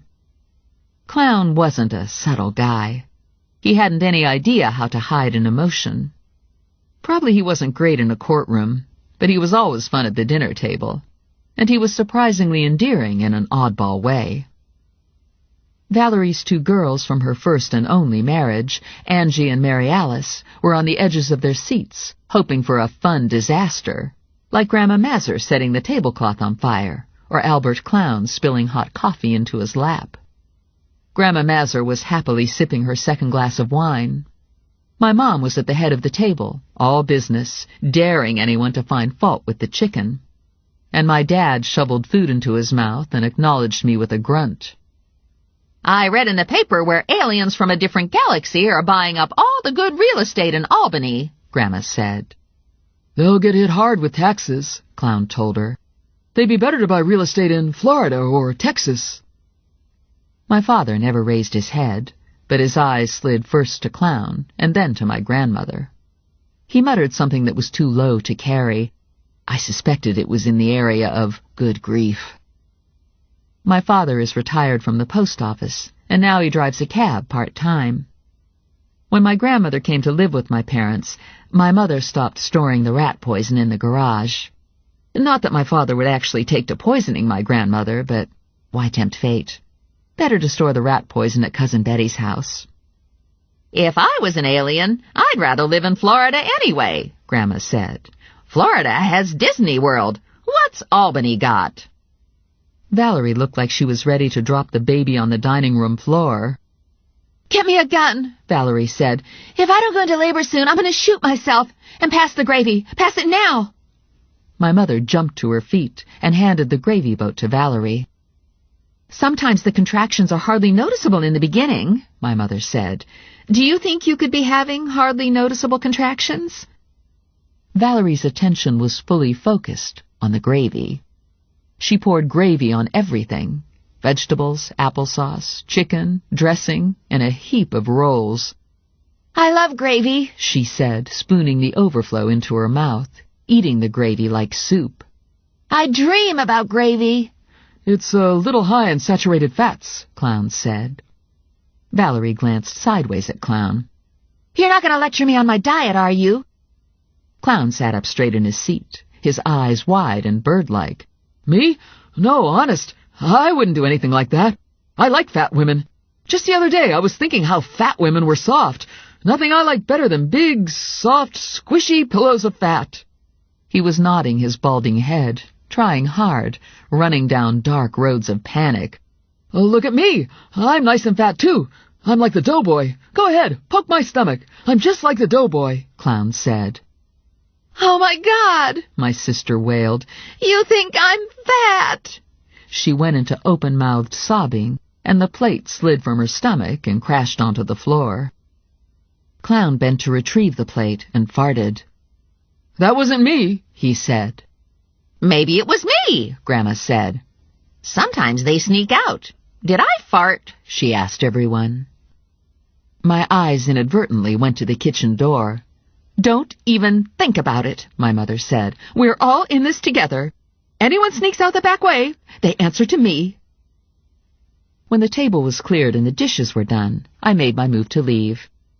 "I need to talk to you," my mother said, following me out of the house to stand curbside where we had privacy. The bottom of the sun had sunk into the Krienskys' asbestos shingle roof, a sure sign that the day was ending. Kids ran in packs, burning off the last of their energy. Parents and grandparents sat on small front porches. The air was dead still, heavy with the promise of a hot tomorrow. Inside my parents' house, my father and grandmother sat glued to the television. The muffled rise and fall of a sitcom laugh track escaped the house and joined the mix of street noise. "I'm worried about your sister," my mother said. "What's to become of her? A baby due in 2 weeks and no husband. She should marry Albert. You have to talk to her." "No way! One minute she's all smiley-face and crying because she loves me so much, and the next thing I know she's grumpy. I want the old Valerie back, the one with no personality. And besides, I'm not exactly an expert at marriage. Look at me. I can't even figure out my own life." "I'm not asking a lot. I just want you to talk to her. Get her to understand that she's having a baby." "Mom, she knows she's having a baby. She's as big as a Volkswagen. She's already done it twice before." "Yes, but both times she did it in California. It's not the same. And she had a husband then, and a house." Okay, now we're getting somewhere. This is about the house, right? "I feel like the old lady who lived in a shoe. Remember the rhyme? She had so many children she didn't know what to do. One more person in this house and we're going to have to sleep in shifts. Your father's talking about renting a porta-potty for the backyard. And it's not just the house. This is the burg. Women don't go off and have babies without husbands here. Every time I go to the grocery, I meet someone who wants to know when Valerie is getting married." I thought this was a good deal. It used to be that people wanted to know when I was getting married. "She's in the kitchen eating the rest of the cake," my mother said. "She's probably got it topped with gravy. You could go in and talk to her. Tell her Albert Clown is a good man." "Valerie doesn't want to hear this from me." "What's it going to take?" my mother wanted to know. "German chocolate torte?" The German chocolate torte took hours to make. My mother hated to make the German chocolate torte. "German chocolate torte and a leg of lamb, that's my best offer," she said. "Boy, you're really serious." My mother grabbed me by the front of my shirt. "I'm desperate. I'm on the window ledge on the 40th floor and I'm looking down." I did an eye roll and a sigh, and I trudged back into the house, into the kitchen. Sure enough, Valerie was at the small kitchen table, snarfing down cake. "Mom wants me to talk to you," I said. "Not now. I'm busy. I'm eating for 2, you know." 2 elephants. "Mom thinks you should marry Clown." Valerie forked off a huge piece and shoved it into her mouth. "Clown's boring. Would you marry Clown?" "No, but then I won't even marry Morelli." "I want to marry Ranger. Ranger is hot." I couldn't deny it. Ranger was hot. "I don't think Ranger's the marrying type," I said. "And there would be a lot of things to consider. For instance, I think once in a while he might kill people." "Yeah, but not random, right?" "Probably not random." Valerie was scraping at the leftover smudges of whipped cream. "So that would be okay. Nobody's perfect." "Okay then," I said. "Good talk. I'll pass this on to Mom." "It isn't as if I'm anti-marriage," Valerie said, eyeing the grease and drippings left in the roasting pan. I backed out of the kitchen and ran into my mom. "Well?" she asked. "Valerie's thinking about it. And the good news is, she's not anti-marriage." Streetlights were on when I cruised into my parking lot. A dog barked in a nearby neighborhood of single-family homes, and I thought of Boo. Mrs. Aposenja told Ranger and me that she tacked lost dog signs up at local businesses and at street corners. The signs had a photo of the dog and offered a small reward, but there'd been no takers. Tomorrow I'd track down Howie. It was my spidey sense again. I had a feeling Howie was important. Singh had been trying to call him. It had to mean something, right? I let myself into my apartment and said howdy to Rex. I checked my phone messages, 3 in all. The first was from Joe. Hey, Cupcake. That was it. That was the whole message. The second was from Ranger. Joe. Ranger made Joe look like a chatterbox. The third was a hang-up. I ambled into the living room, slouched onto the couch, and grabbed for the remote. A splash of color caught my eye from across the room. The color was coming from a vase of red roses and white carnations sitting on an end table. The flowers hadn't been there this morning. A white envelope was propped against the vase. My first thought was that someone had broken into my apartment. Ranger and Morelli did this on a regular basis, but they'd never left me flowers, and I was pretty certain they hadn't left them this time either. I did a quick backtrack to the kitchen with my heart beating way too hard and too fast in my chest. I took my gun out of the Brown Bear cookie jar and started creeping through my apartment. There were only 2 rooms left unseen, bedroom and bath. I looked into the bathroom. No creepy deranged killers lurking behind the shower curtain. None on the toilet. The bedroom was also monster-free. I shoved the gun under the waistband of my jeans and returned to the flowers. There was a message printed on the outside of the white envelope. Tag, you're it. I had no idea what this meant. I opened the envelope and removed 3 photos. It took a moment for the images to register. I clapped a hand to my mouth when I figured it out. They were pictures of a gunshot victim, a woman, shot between the eyes. The photos were close-ups that were too tight in to reveal the woman's identity. One photo showed part of an eyebrow and an open, sightless eye. The other 2 recorded the destruction to the back of her head, the exit point. I dropped the photos, ran to the phone, and dialed Joe. "Someone broke into my apartment," I said, "and they left me flowers and some photos. Should I call the police?" Honey, I am the police. "So I'm covered. Okay, just checking." Do you want me to come over? "Yes. Drive fast." Chapter 4. Morelli stood hands on hips, staring at the flowers on the table and the photos still spread out on the floor. It's like you have a sign on your door welcoming nuts and stalkers to walk in. Everyone breaks into your apartment. I've never seen anything like it. You have 3 top-of-the-line locks on your door, and it doesn't deter anyone. He glanced over at me. Your door was locked, right? Yes, it was locked. Yeesh. Do you think this is serious? Morelli looked at me like I was speaking a foreign language. Someone broke into your apartment and left you gunshot pictures. Don't you think it's serious? I'm completely freaked out, but I was really hoping you'd tell me I was overreacting. I was going for the outside chance that you'd think this was someone's idea of a joke. I hate this, Morelli said.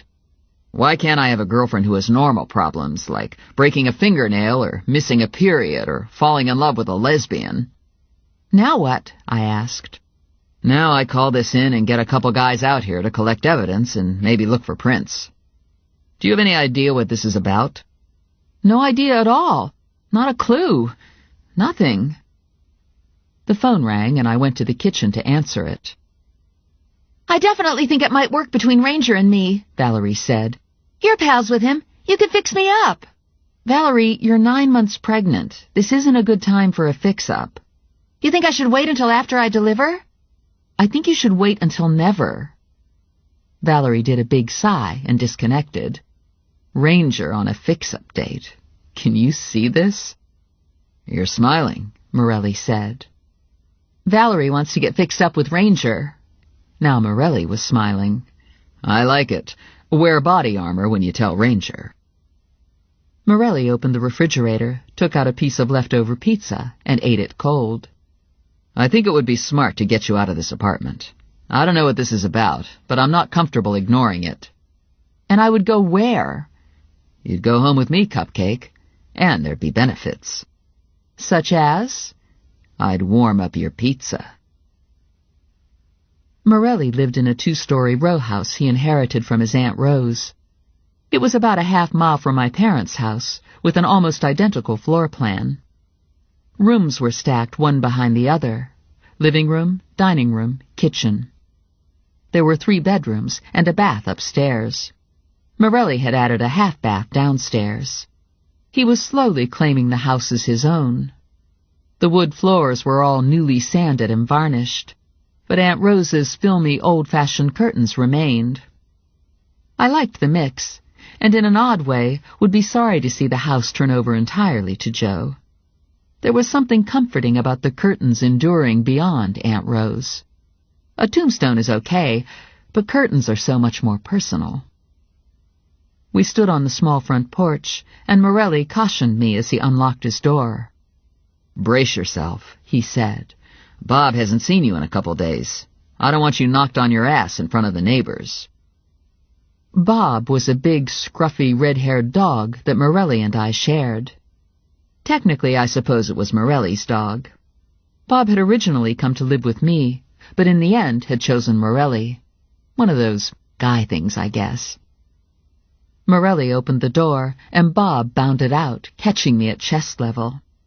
What Bob lacked in manners, he made up for in enthusiasm. I hugged him to me and gave him some big, loud kisses.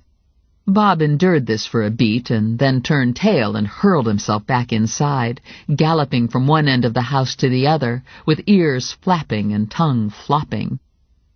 A half-hour later, I was all settled in, with my car parked at the curb behind Morelli's truck, my clothes in the guest room closet, and Rex's hamster cage sitting on Morelli's kitchen counter. "I bet you're tired," Morelli said, flipping the lights off in the kitchen. "I bet you can't wait to get into bed." I gave him a sideways look. He slung an arm around my shoulders and steered me in the direction of the stairs. "I bet you're so tired you don't even want to bother getting into pajamas. In fact, you might need some help getting out of all these clothes." "And you're volunteering for the job?" He kissed me at the nape of my neck. "Am I a good guy, or what?"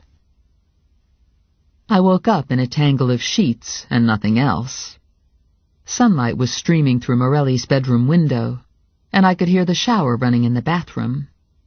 Bob was at the foot of the bed, watching me with big brown Bob eyes, probably trying to decide if I was food. Depending on Bob's mood, food could be almost anything.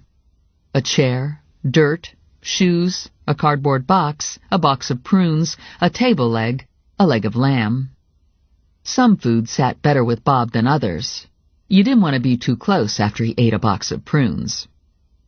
I pulled on a pair of jeans and a t-shirt and trudged downstairs, hair uncombed, following the smell of coffee brewing.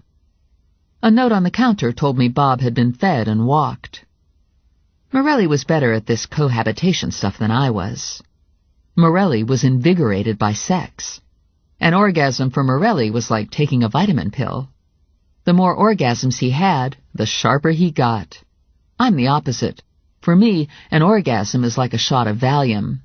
A night with Morelli, and the next morning I'm a big, contented cow. I was coffee mug in hand, debating the merits of toast versus cereal, when Morelli's doorbell rang. I scuffed to the door with Bob close on my heels, and I opened the door to Morelli's mother and grandmother. The Morelli men are all charming and handsome, and, with the exception of Joe, they're all worthless drunks and womanizers. They die in barroom fights, kill themselves in car crashes, and explode their livers.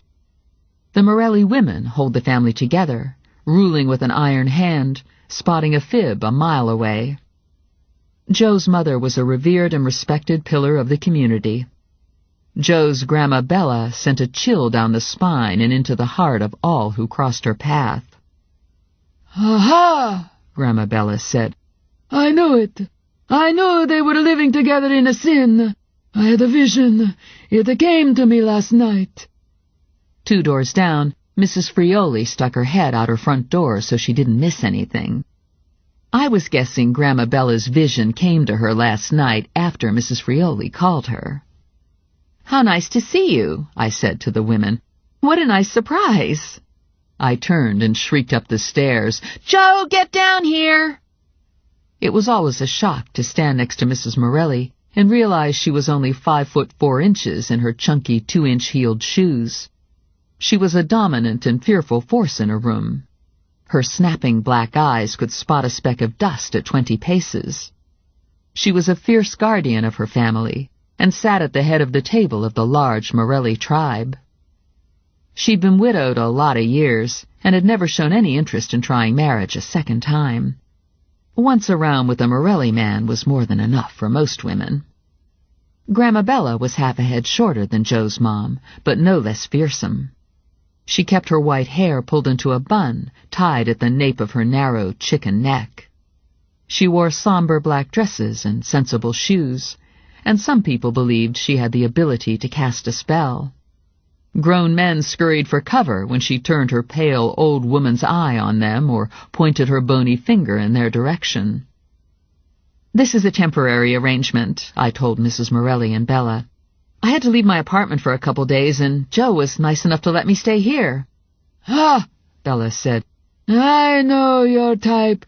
You take advantage of my grandson's good nature, and the next thing you know, you've seduced him and you're pregnant. I know these things. I see them in my visions."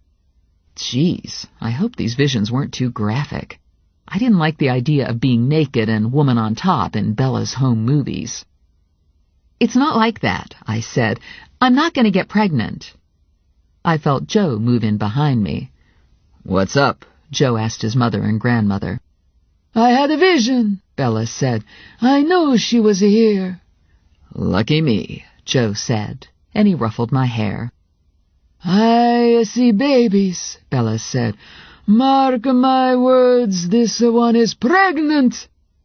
"That would be nice," Joe said, "but I don't think so. You're getting your visions confused. Stephanie's sister is pregnant. Right kitchen, wrong pot." My breath stuck in my chest. Did he say it would be nice if I was pregnant? When Joe left for work, I ran a computer check on McDonald's franchises in the area. I started dialing the numbers that turned up, asking for Howie, and I got a hit on the third McDonald's. Yes, I was told, a guy named Howie worked there. He would be in at 10. It was early, so I packed off in my happy yellow car, and I checked in at the office before cutting across town to look for Howie. "Anything happening?" I asked Connie. Finny's at the pokey writing bail. Lula hasn't come in yet." "Yes, she has," Lula said, bustling through the door, big tote bag on her shoulder, take-out coffee in one hand, brown grocery bag in the other. "I had to stop at the store on account of I need special food. There's a new man in my life, and I've decided I'm too much woman for him, so I'm losing some weight. I'm going to turn myself into a supermodel. I'm going to lose about 100 pounds. It'll be easy, because I joined Fat Busters last night. I got everything I need to lose weight now. I got a notebook to write in every time I eat something, and I got a Fat Busters book that tells me how to do it all. Every single food's got a number assigned to it. All you got to do is add up those numbers and make sure you don't go over your limit. Like my limit is 29. Lula set the bag on the floor, plopped herself down on the couch, and took out a small notepad. "Okay, here I go," she said. "This here's my first entry in my notebook. This here's the beginning of a new way of life." Connie and I exchanged glances. "Oh, boy," Connie said. "I know I've tried diets in the past and they haven't worked out, but this is different," Lula said. "This one's realistic. That's what they say in the pamphlet. It's not like that last diet where all I could eat was bananas." She paged through her Fat Busters book. "Let's see how I'm doing. No points for coffee." "Wait a minute," I said. "You never get plain coffee. I bet that's a caramel macchiato you're drinking. I bet that's at least 4 points." Lula narrowed her eyes at me. "It says here coffee's got no points, and that's what I'm writing. I'm not getting involved with all that detail bullshit." "You have anything else for breakfast?" Connie asked. I had an egg. Let's see what an egg's gonna cost me. 2 points. I looked over her shoulder at the book. Did you cook that egg yourself? Or did you get it on one of those fast food breakfast sandwiches with sausage and cheese? It was on a sausage and cheese sandwich, but I didn't eat it all. How much didn't you eat? Lula flapped her arms. Okay, I ate it all. That's got to be at least 10 points. Huh, Lula said. Well, I still got a lot of points left for the rest of the day. I got 19 points left. What's in the grocery bag? Vegetables. You don't get any points for vegetables, so you can eat as much as you want. I didn't know you were a big vegetable eater, Connie said. I like beans when you put them in a pan with some bacon, and I like broccoli, except it's got to have cheese sauce on it. Bacon and cheese sauce might up your points, Connie said. Yeah, I'm going to have to wean myself off the bacon and cheese sauce if I want to get to supermodel weight. I'm heading out to look for a guy named Howie. Supposedly he and Singh were buddies, I said to Connie. Anything new come in that I should know about? We got a new skip this morning, but Vinny doesn't want anyone working on anything other than Singh. Vinny's in a state over this Singh thing.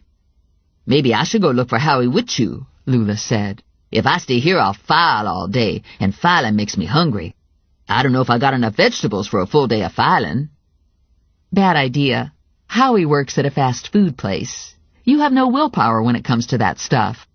No problemo. I'm a changed woman. And anyway, I got my fill of fast food for the day. I had a good fast food breakfast. A half hour later, Lula and I parked in the McDonald's lot. Lula had gone through a bunch of celery and was halfway into a bag of carrots. This isn't doing much for me, she said. But I guess you gotta sacrifice if you want to be a supermodel. Maybe you should wait in the car. Hell no, I'm not missing out on the questioning. This could be an important lead. This Howie guy and Singh are supposed to be friends, right? I don't know if they're friends. I just know Singh tried to find Howie the day before he disappeared. Let's do it. As soon as I was through the door to the restaurant, I spotted Howie. He was working a register, and he looked to be in his early 20s. He was dark-skinned and slim. Pakistani, maybe. I knew he was Howie because he was wearing a name tag, Howie P. Yes, he asked, smiling. What will it be? I slid a card across to him and introduced myself. I'm looking for Samuel Singh, I said. I understand you're friends. He went immobile for a moment while he held my card. He appeared to be studying it, but I had a suspicion his mind wasn't keeping up with his eyes. You are mistaken. I do not know Samuel Singh, he finally said. But what would you like to order? Actually, I'd just like to talk to you, perhaps on your next break? That would be my lunchtime at 1 o'clock, but you must order now. It is a rule. There was a big guy standing behind me. He was wearing a sleeveless T-shirt, scruffy cutoffs, and mud-clogged grungy boots. Cripes, lady, he said. You think we got all day? Give him your order. I gotta get back to work. Lula turned and looked at him, and he moved to another register. Humph, Lula said. I must take your order, Howie said. Fine, great. I'll have a cheeseburger, a large fries, a Coke, and an apple pie. Maybe some chicken nuggets, Lula said. No nuggets, I told Howie. What about Samuel Singh? First, you must pay me for your food. I shoved a 20 at him. Do you know where Singh is? I do not. I am telling you I do not know him. Would you like extra ketchup packets with this cheeseburger? I have extra ketchup packets to give at my discretion. Yeah, the extra ketchup would be great. If it was me, I would have gotten some chicken nuggets, Lula said. Always good to have nuggets. You're not eating this, remember? Well, maybe I could have had a nugget. I took my bag of food. You have my card. Call me if you think of anything, I said to Howie. I'll try to stop back at 1. Howie nodded and smiled. Yes, thank you. Have a good day. Thank you for eating at McDonald's. He was nice and polite, Lula said when we got back to the car. But he didn't give us a lot. She looked at the bag of food. Boy, that smells good. I can smell the fries. Wonder how many points it would cost me to eat a French fry. No one can eat just one French fry. I bet supermodels eat just one French fry. I didn't like the way Lula was looking at the bag. Her eyes were too wide and sort of bugged out of her head. I'm going to throw this food away, I said. I got it so I could talk to Howie. We don't really need this food. It's a sin to throw food away, Lula said. There's children starving in Africa. They'd be happy to get this food. God's going to come get you if you throw that food away. First off, we're not in Africa, so I can't give this food to any of those starving kids. Second, neither of us needs this food. So God's just going to have to understand. I think you might be blaspheming God. I'm not blaspheming God. But just in case, I did a mental genuflect and asked for forgiveness. Guilt and fear remain long after blind belief. Give me that food bag, Lula said. I'm going to save your immortal soul. No, remember the supermodel. Have some carrots. I hate those fucking carrots. Give me that bag. Stop it, I said. You're getting scary. I need that burger. I'm out of control. No shit. I was afraid if I didn't get rid of the bag, Lula would squash me like a bug. I eyed the distance between me and the trash receptacle, and I was pretty sure I could outsprint Lula, so I took off at a run. Hey, she yelled, you come back here! And then she pounded after me. I reached the trash and shoved the bag in. Lula knocked me out of the way, took the top off the trash receptacle, and retrieved the bag of food. This here's good as new, she said, testing a couple French fries. She closed her eyes. Oh, man, they just made these fresh, and they got a lot of salt. I love it when they got a lot of salt. I took a couple fries from the box. She was right. They were great fries. We finished the fries. Lula broke the cheeseburger in half, and we ate the cheeseburger. Then we each ate half of the apple pie. Would have been nice to have some nuggets, Lula said. You're a nut. It's not my fault. That was a bogus diet. I can't go around eating plain-ass vegetables all day. I'll get weak and die. Wouldn't want that to happen. Hell no, Lula said. We went back to the car, and I called Ranger. Having any luck? I asked him. I found someone who saw Singh with the dog the day after it disappeared. It looks like Singh ran as opposed to getting himself whacked. And you were right. He took the dog with him. Any idea why he might want to disappear? The future mother-in-law would do it for me. Anything else? No. Have you got something? I have a guy who says he doesn't know Singh, but I don't believe him. And I have horrific photos of a dead woman. Best to wait until I'm alone with Ranger to tell him about the horrific photos. Lula isn't always great at keeping a secret, and Morelli asked me not to share the details. Later, Ranger said. I called Connie next. I need an address for a guy named Howie P. He works at the McDonald's on Lincoln Avenue. See if you can get his address out of the manager. 5 minutes later, Connie got back to me with the address. This is the deal, I said to Lula. We're going to check out Howie's apartment. We are not going to break in. You accidentally smash a window or bust down a door, and I swear I'll never take you on a case with me again. Huh, Lula said. When did I ever bust down a door? 2 days ago, and it was the wrong door. I didn't bust that door. I just tapped it open. Howie lived in a hard times neighborhood a short distance from his job. He rented 2 rooms in a house that was originally designed to contain 1 family and now was home to 7. Paint peeled off the clapboard siding, and window ledges rotted in the sun. The small yard was hard-packed dirt, the perimeter marked by chain-link fencing. A fringe of weed clung to life at the base of the fence. Lula and I stood in the dark, musty foyer and ran through the names on the mailboxes. Howie was 3B. Sanji Kluchari was 3A. Hey, I know her, Lula said, back when I was a hoe. She worked the corner across from me. If she's living in 3A, you can bet there's 8 other people in there with her. She's a scabby old crackhead doing whatever she has to so she can get her next fix. How old is she? She's my age, Lula said, and I'm not saying how old I am, but it's 20-something. We climbed the stairs to the second-floor landing, which was illuminated by a bare 20-watt bulb hanging from a ceiling cord, and then we went to the 3rd floor, which clearly had been the attic. The 3rd-floor landing was small and dark and smelled like rot. There were 2 doors. Someone had scrawled 3A and 3B on the doors with black magic marker. We knocked on 3B. No answer. I tried the door. Locked.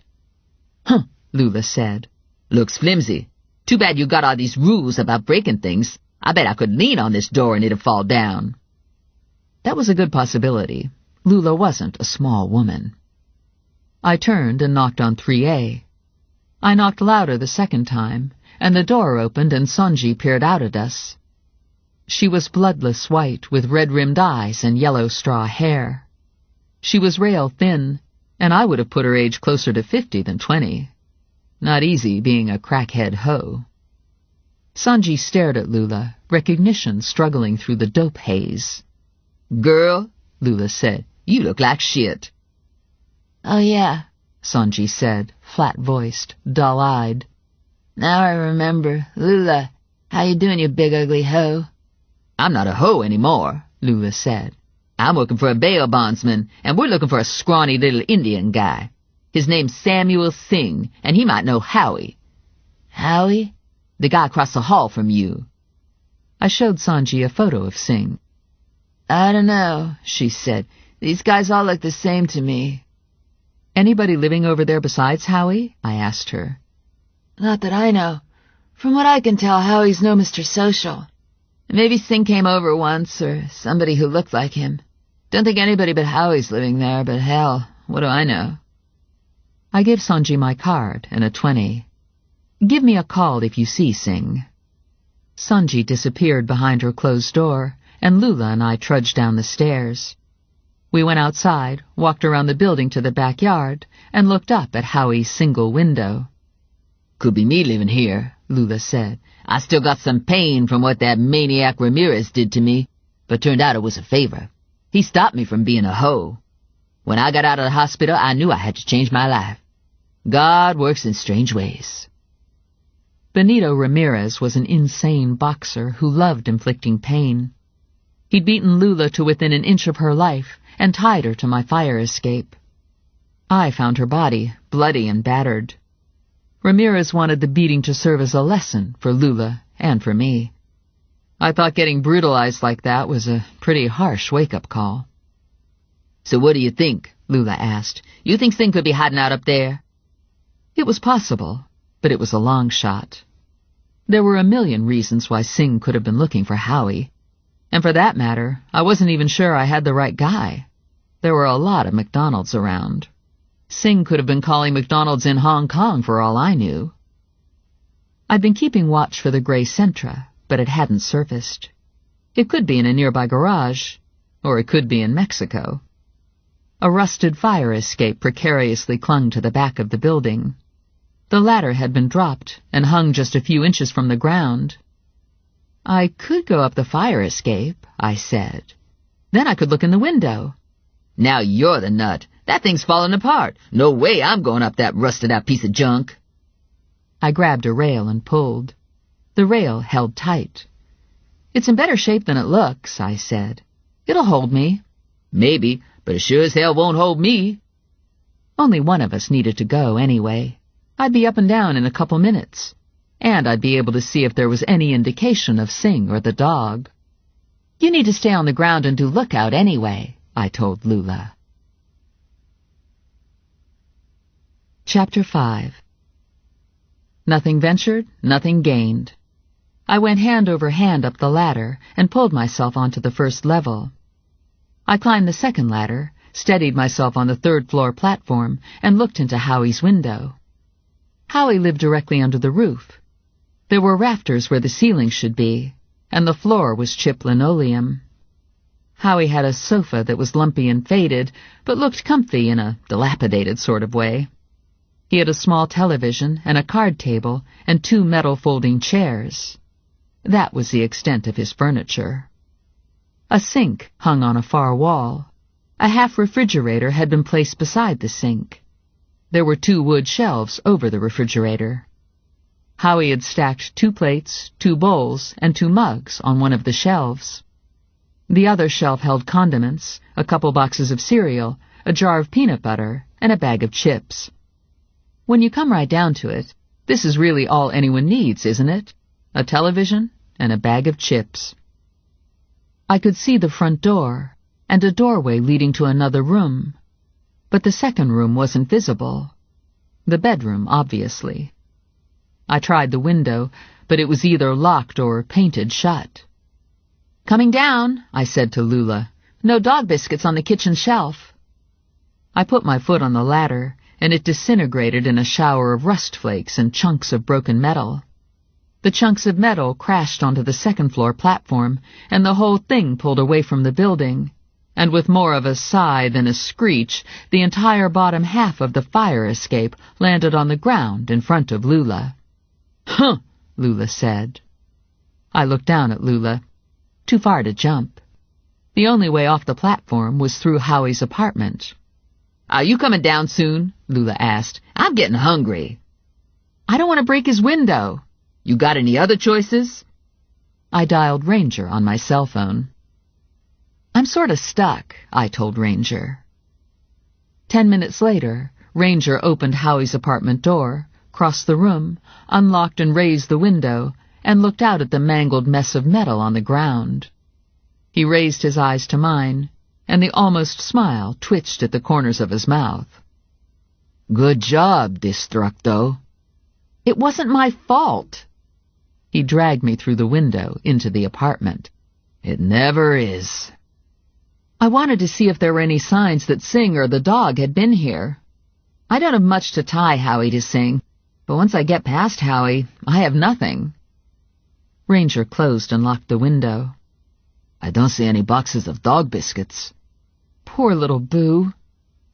The instant I said it, I knew it was a mistake. I clapped my hand over my mouth and looked at Ranger. "I could help you with these maternal urges," Ranger said. "Get me pregnant?"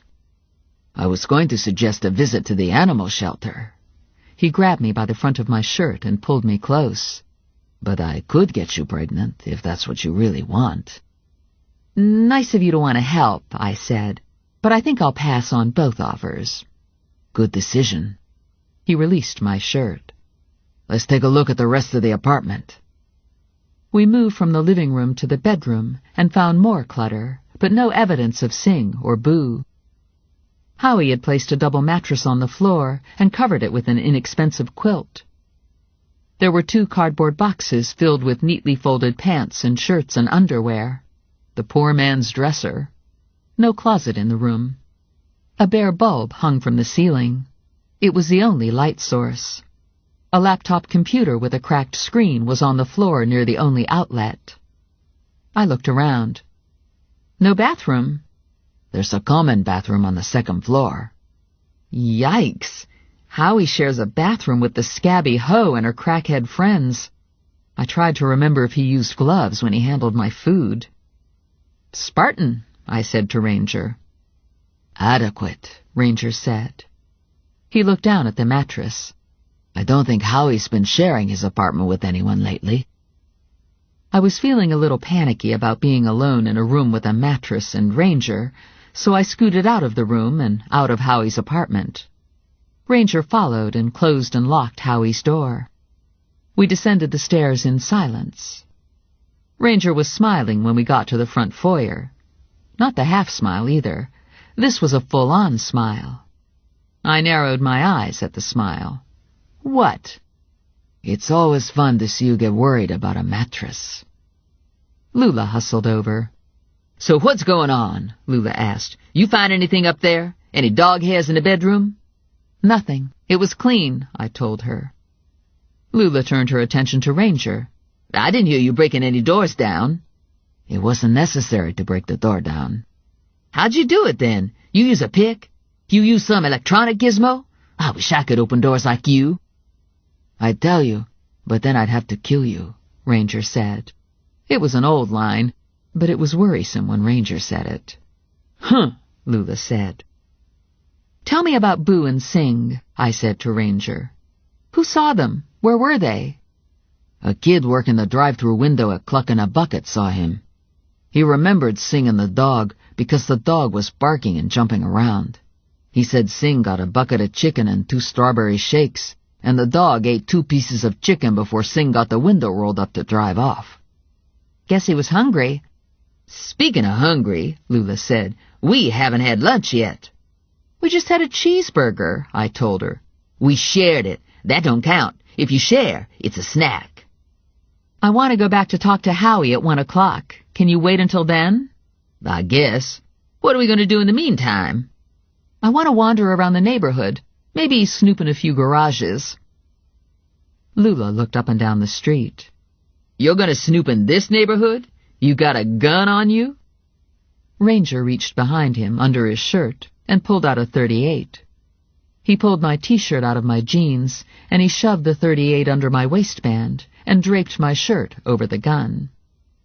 The gun was warm with his body heat, and his fingers had been even warmer sliding across my belly. "Thanks," I said, trying to keep my voice from cracking. He curled his hand around my neck and kissed me lightly on the lips. "Be careful." And he was gone, off to make the world a better place in his shiny new black Porsche. "He had his hand in your pants, and he kissed you," Lula said. "I'm wetting myself." "It wasn't like that. He gave me a gun." "Girl, he gave you more than a gun. I tell you, he ever put his hand in my pants, I'll stop breathing and faint dead away. He is so hot." Lula did some fanning motions with her hand. "I'm getting flashes. I think I'm sweating. Look at me. Am I sweating?" "It's 90 degrees out," I said. "Everyone's sweating." "It's not 90, Lula said. I just saw the temperature on the bank building. It's only 78. "Feels like 90. "Ain't that the truth?" Lula said. An alley ran behind the houses. Cars were parked in the alley, and garages open to the alley.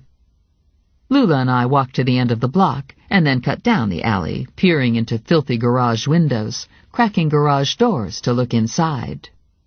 Most of the garages were used for storage. A few were empty. None contained a gray Nissan. We walked 3 more blocks and 3 more alleys.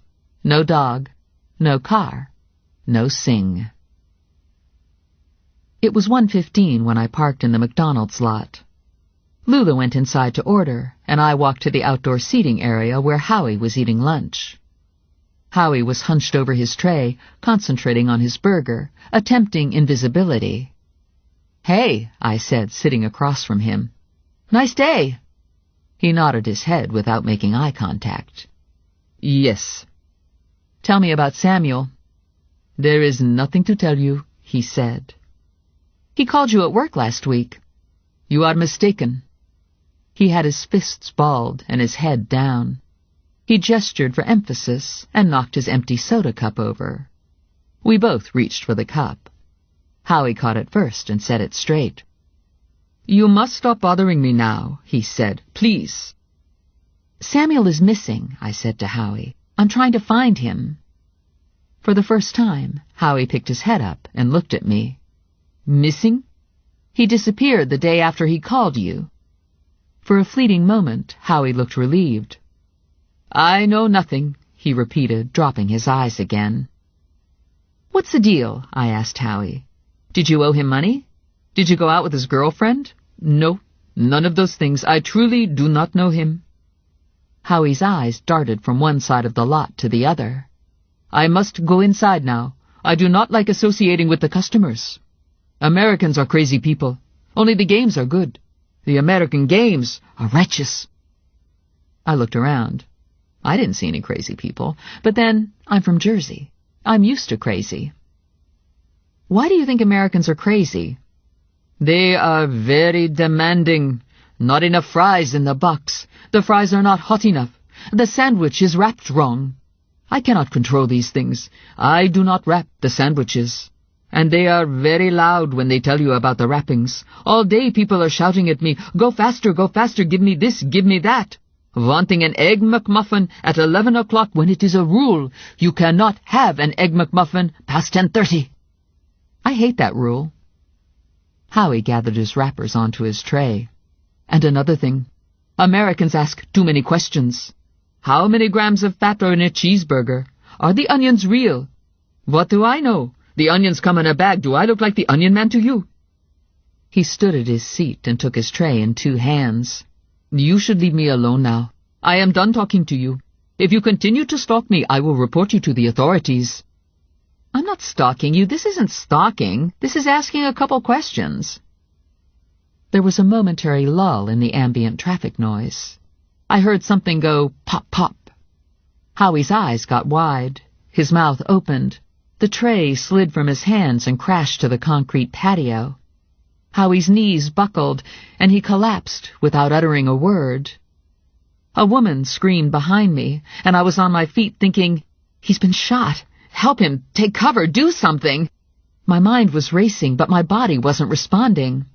I was paralyzed by the unfathomable horror of the moment, staring down at Howie's unblinking eyes, mesmerized by the small hole in the middle of his forehead, by the pool of blood that widened under him. Just a moment ago, I was talking to him, and now he was dead. It didn't seem possible. People were scrambling and shouting around me. I didn't see anyone with a gun. No one in the lot had a gun in his hand. I didn't see anyone armed on the road or in the building. Howie seemed to be the only victim. Lula ran to me with a big bag of food in one hand and a large chocolate shake in her other hand. "Holy crap!" she said, eyes bugged out, looking down at Howie. "Holy moly! Holy Jesus and Joseph! Holy cow!" I eased away from the body, not wanting to crowd Howie, needing some distance from the shooting. I wanted to make time stand still, to back up 10 minutes and change the course of events. I wanted to blink and have Howie still be alive. Sirens screamed on the highway behind us, and Lula furiously sucked on the shake. "I can't get anything up this freaking straw!" she shrieked. "Why do they give you a straw if you can't suck anything up it? Why don't they give you a goddamn spoon? Why do they make these things so freaking thick anyway? Shakes aren't supposed to be solid. This here's like trying to suck up a fish sandwich. And don't think I'm hysterical either," Lula said. "I don't get hysterical. You ever seen me hysterical before?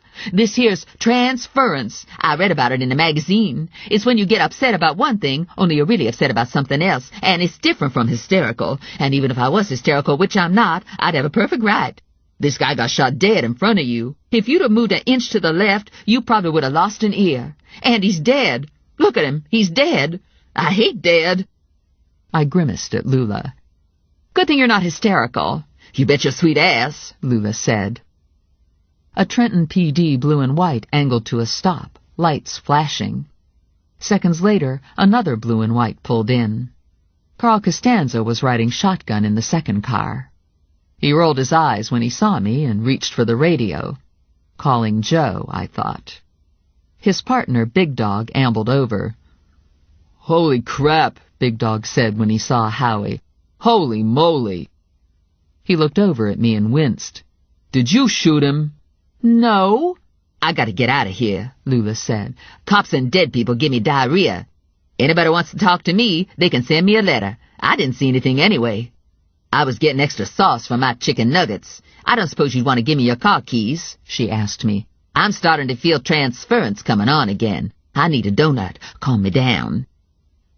Costanza was pushing people around, laying out crime scene tape. An EMS truck arrived, followed by a plainclothes cop car and Morelli's POS. Morelli jogged over to me. "Are you okay?" "Pretty much. I'm a little rattled." "No bullet holes?" "Not in me. Howie wasn't so lucky." Morelli looked down at Howie. "You didn't shoot him, did you? Tell me you didn't shoot him." "I didn't shoot him. I never even carry a gun." Morelli dropped his eyes to my waist. "Looks to me like you're carrying one now." Shit, I'd forgotten about the gun. "Well, I almost never carry a gun," I said, doing my best to smooth out the bulge in my T-shirt. I looked around to see if anyone else had noticed. "Maybe I should lose the gun," I said to Morelli. "There might be a problem." "Besides carrying concealed without a permit?" "It might not be registered." "Let me guess. Ranger gave you the gun." Morelli stared down at his feet and shook his head. He muttered something indiscernible, possibly in Italian. I opened my mouth to speak, and he held a hand up. "Don't say anything," he said. "I'm working hard here. Notice I'm not ranting over the fact that not only are you partners with Ranger, but you were stupid enough to take a gun from him."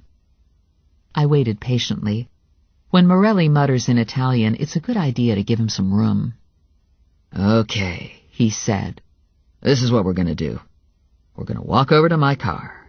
You're gonna get in, take the gun out of your goddamn pants, and slide the gun under the front seat. Then you're gonna tell me what happened." An hour later, I was still sitting in the car, waiting for Morelli to leave the scene, when my cell phone rang. It was my mother. "I heard you shot someone," she said. "You've got to stop shooting people. Elaine Minardi's daughter never shoots anyone. Lucille Rice's daughter never shoots anyone. Why do I have to be the one to have a daughter who shoots people?" "I didn't shoot anyone." "Then you can come to dinner." "Sure." "That was too easy," my mother said. "Something's wrong." "Oh my God, you really did shoot someone, didn't you?" "I didn't shoot anyone," I yelled at her, and I disconnected. Morelli opened the driver's side door and angled himself behind the wheel. "Your mother?" I sagged in the seat. "This is turning into a really long day. I told my mother I'd show up for dinner." "Let's go over this one more time," Morelli said.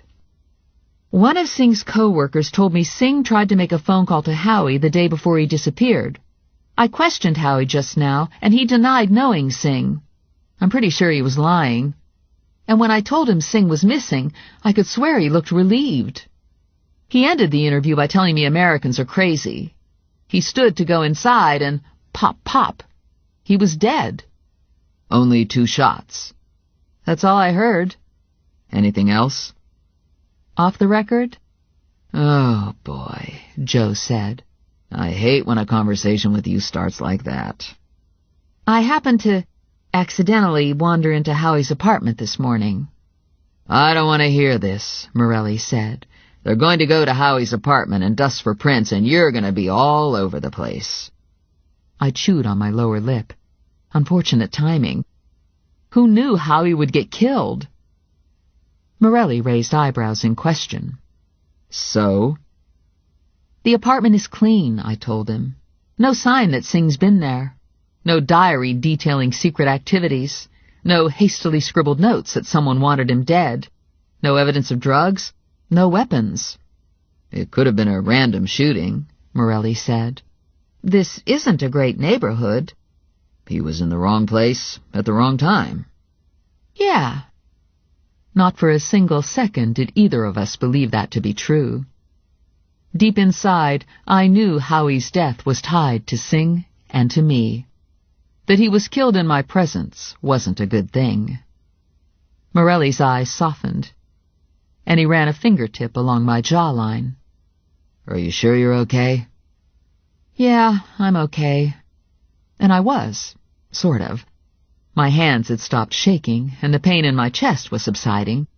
But I knew that somewhere hiding in my head were sad thoughts of Howie.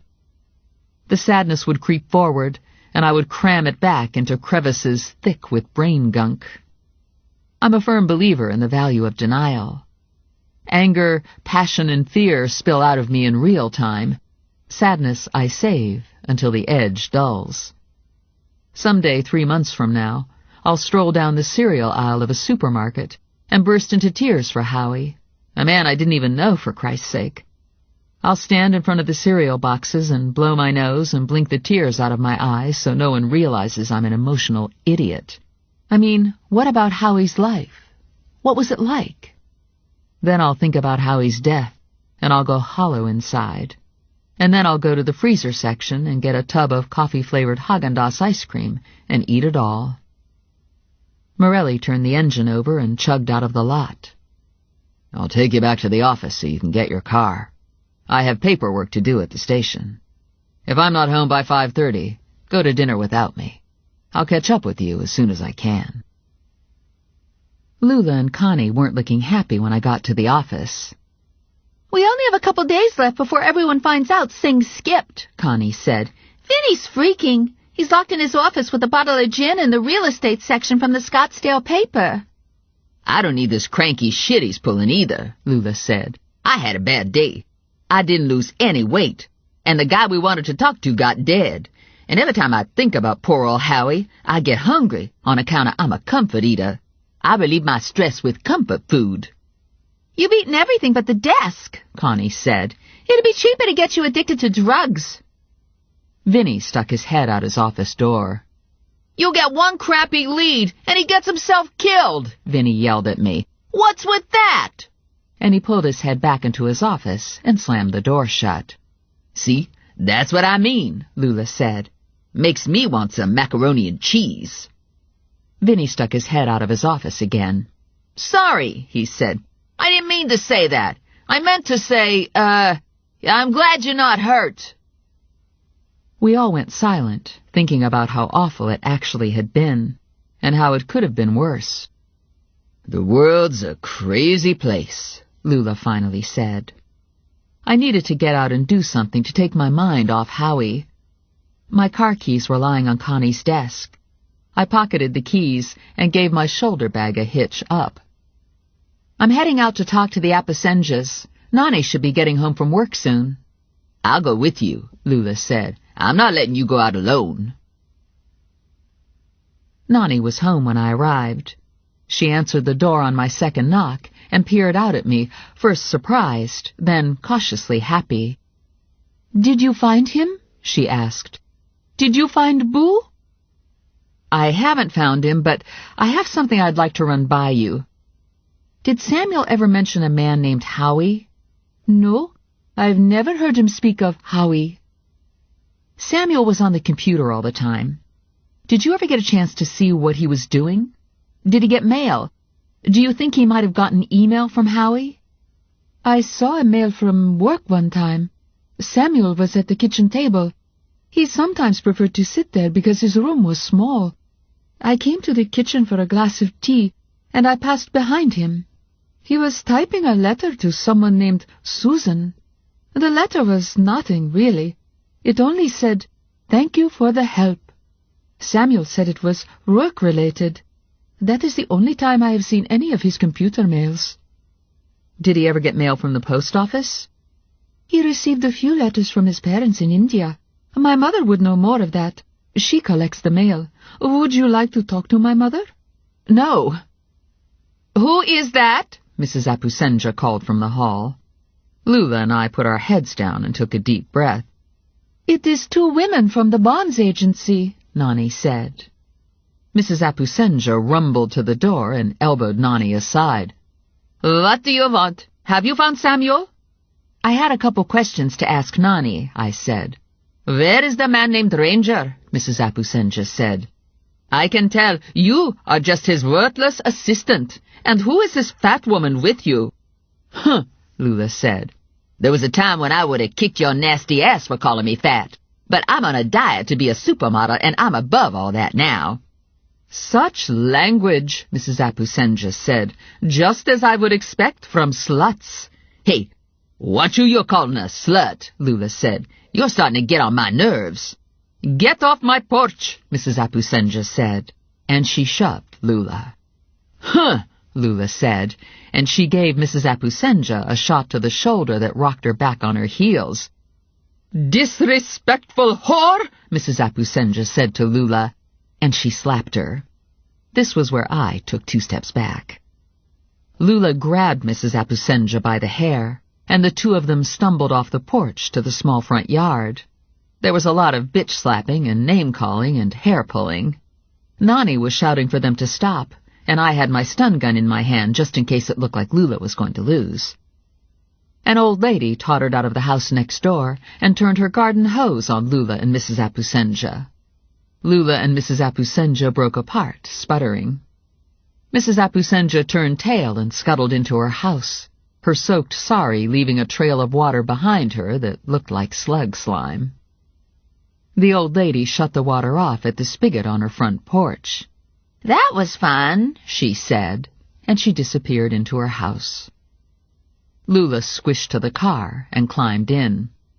"I could have taken her if I'd had more time," Lula said.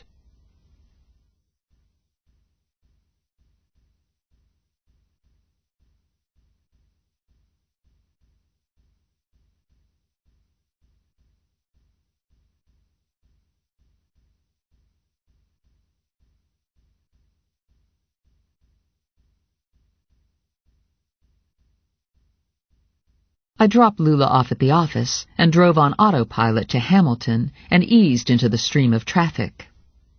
Hamilton is full of lights and small businesses. It's a road that leads to everything and everywhere, and at this time of the day it was clogged with cars going nowhere. I turned from Hamilton, cut through a couple side streets, and swung into my apartment building lot. I parked and looked up at my building, and realized I'd driven myself to the wrong place. I wasn't living here these days. I was living with Morelli. I thunked my head on the steering wheel. Stupid, stupid, stupid. I was on the third thunk when the passenger side door swung open, and Ranger took the seat next to me. "You should be careful," Ranger said. "You'll shake something loose in there." "I didn't see you in the lot when I pulled in," I said. "Were you waiting for me to come home?" "I followed you, babe. I picked you up a block from the office. You should check your mirrors once in a while. Could have been a bad guy on your tail." "And you're a good guy?" Ranger smiled. "Are you parked here for any special reason? I thought you moved in with Morelli." "Navigation error. My mind wasn't on my driving." "Do you want to tell me about it?" "The shooting?" "Yeah," Ranger said. "And anything else I should know about." I told him about the shooting, and then I told him about the flowers and the photos. "I could keep you safer than Morelli," Ranger said. I believed him, but I would also be more restricted. Ranger would lock me up in a safe house and keep a guard with me 24/7. Ranger had a small army of guys working for him who made Marine commandos look like a bunch of sissies. "I'm okay for now. Is there any word on the street about Bart Cohn? Like, does he rape and murder women?" "The street doesn't talk about Bart Cohn. The street doesn't even know Bart Cohn. The Cohn brothers run a tight factory and pay their bills on time. I had Tank ask around. The only interesting thing he turned up was the murder inquiry.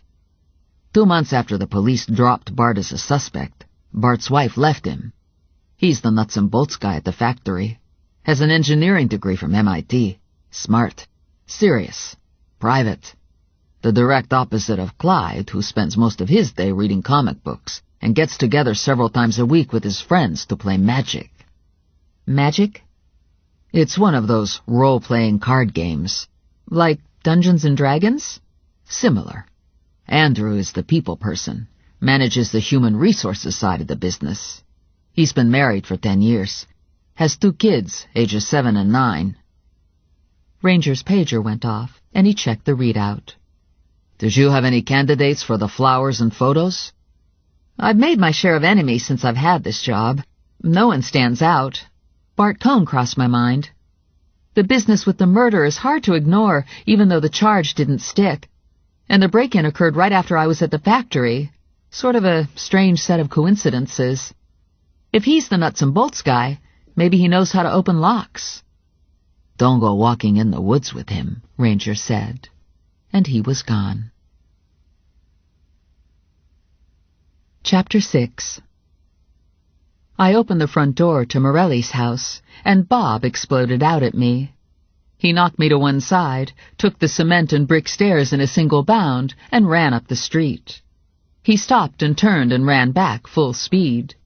He got to Morelli's property line, applied the brakes, hunched, and pooped. Lesson number 1 when cohabiting with a man and a dog: never be the first to arrive home. I went to the backyard, got the snow shovel from the shed, and used the shovel to flip the poop into the street. Then I sat on the stoop and waited for a car to run over the poop. 2 cars drove by, but both of them avoided the poop. I gave a sigh of resignation, went into the kitchen, got a plastic baggie, scooped the poop off the street, and threw it into the garbage. Sometimes you just can't catch a break. Bob looked like he still had lots of energy, so I snapped the leash on him, and we took off. The sun was warm on my back, and Joe's neighborhood felt comfortable. I knew a lot of the people who lived here. It was an older population consisting of parents and grandparents of kids who went to school with me. From time to time, a house would turn over to the new generation, and a stroller or baby swing would appear on the porch. Sometimes I'd look at the strollers, and my biological clock would tick so loud in my head and my heart it would blur my vision. But more often than not, there were days like today, when I came home to a load of fresh poop and babies didn't seem all that alluring. Bob and I went for a nice long walk, and we were on our way home. Two people, Mrs. Harrell and Mrs. Gudge, popped out of their houses to ask if it was true that I shot someone today. Word travels fast in the burg and its surrounding neighborhoods. Story accuracy isn't always a top priority. I crossed the street and saw a car pull to the curb in front of Joe's house half a block away. There were two women in the car, Joe's mother and grandmother. Damn, I'd rather face Howie's killer. I had a moment of indecision, wondering if I was spotted, if it was too late to sneak off. Joe's mother got out of the car, our eyes caught, and my fate was sealed. By the time Bob and I got to Joe's house, Grandma Bella was out of the car and on the sidewalk beside Joe's mother. "I had a vision," Grandma Bella said. "I didn't shoot anyone," I told her. "You were dead in my vision," Grandma Bella said. "Cold as stone, the blood drained from your lifeless body. I saw you go into the ground." My jaw went slack, and the world lost focus for a moment. Don't pay attention to her, Joe's mother said. She has these visions all the time. Mrs. Morelli gave me a loaf of bread in its white paper bakery bag. I came over to give Joe this bread. It's fresh baked from Italian peoples. Joe likes it in the morning with his coffee. "I saw you in the box," Grandma Bella said. "I saw them close the lid and put you in the ground." Bella was doing a bang-up job of creeping me out. This wasn't a good time to tell me I was going to die. I was working hard not to get overwhelmed by the shooting, the photos, and flowers. "Stop that," Joe's mother said to Bella. "You're scaring her." "Mark my words," Bella said, shaking her finger at me. The two women got back into the car and drove off. I took Bob and the bread into the house. I gave Bob fresh water and a bowl filled with dog crunchies. I sliced the end off the bread and ate it with strawberry jam. A tear slid out of my eye and rolled down my cheek. I didn't want to give in to the tear, so I wiped it away and looked in at Rex. Rex was sleeping, of course. "Hey!" I said real loud into the cage. Still no movement. I dropped a chunk of the bread and jam a couple inches away from the soup can. The soup can vibrated a little, and Rex backed out.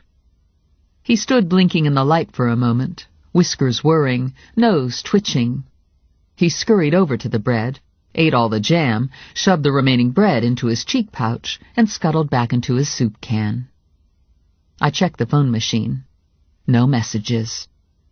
I opened my iBook, went online, and my screen filled with more of the penis enlargement, hot chicks with horses, get-out-of-debt ads.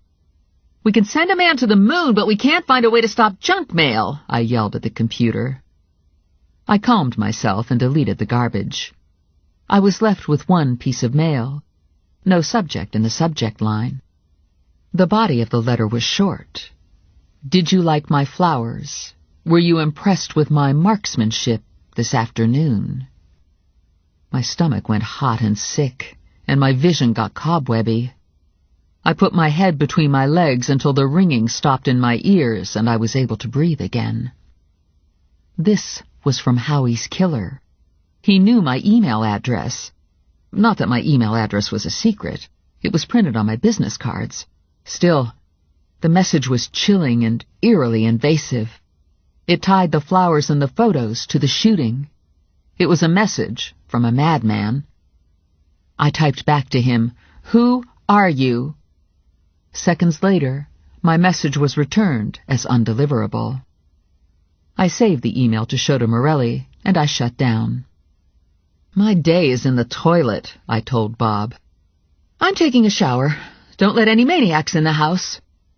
I stood up as tall as I could, and I made sure my voice was steady. The bravado was partly for Bob and partly for me.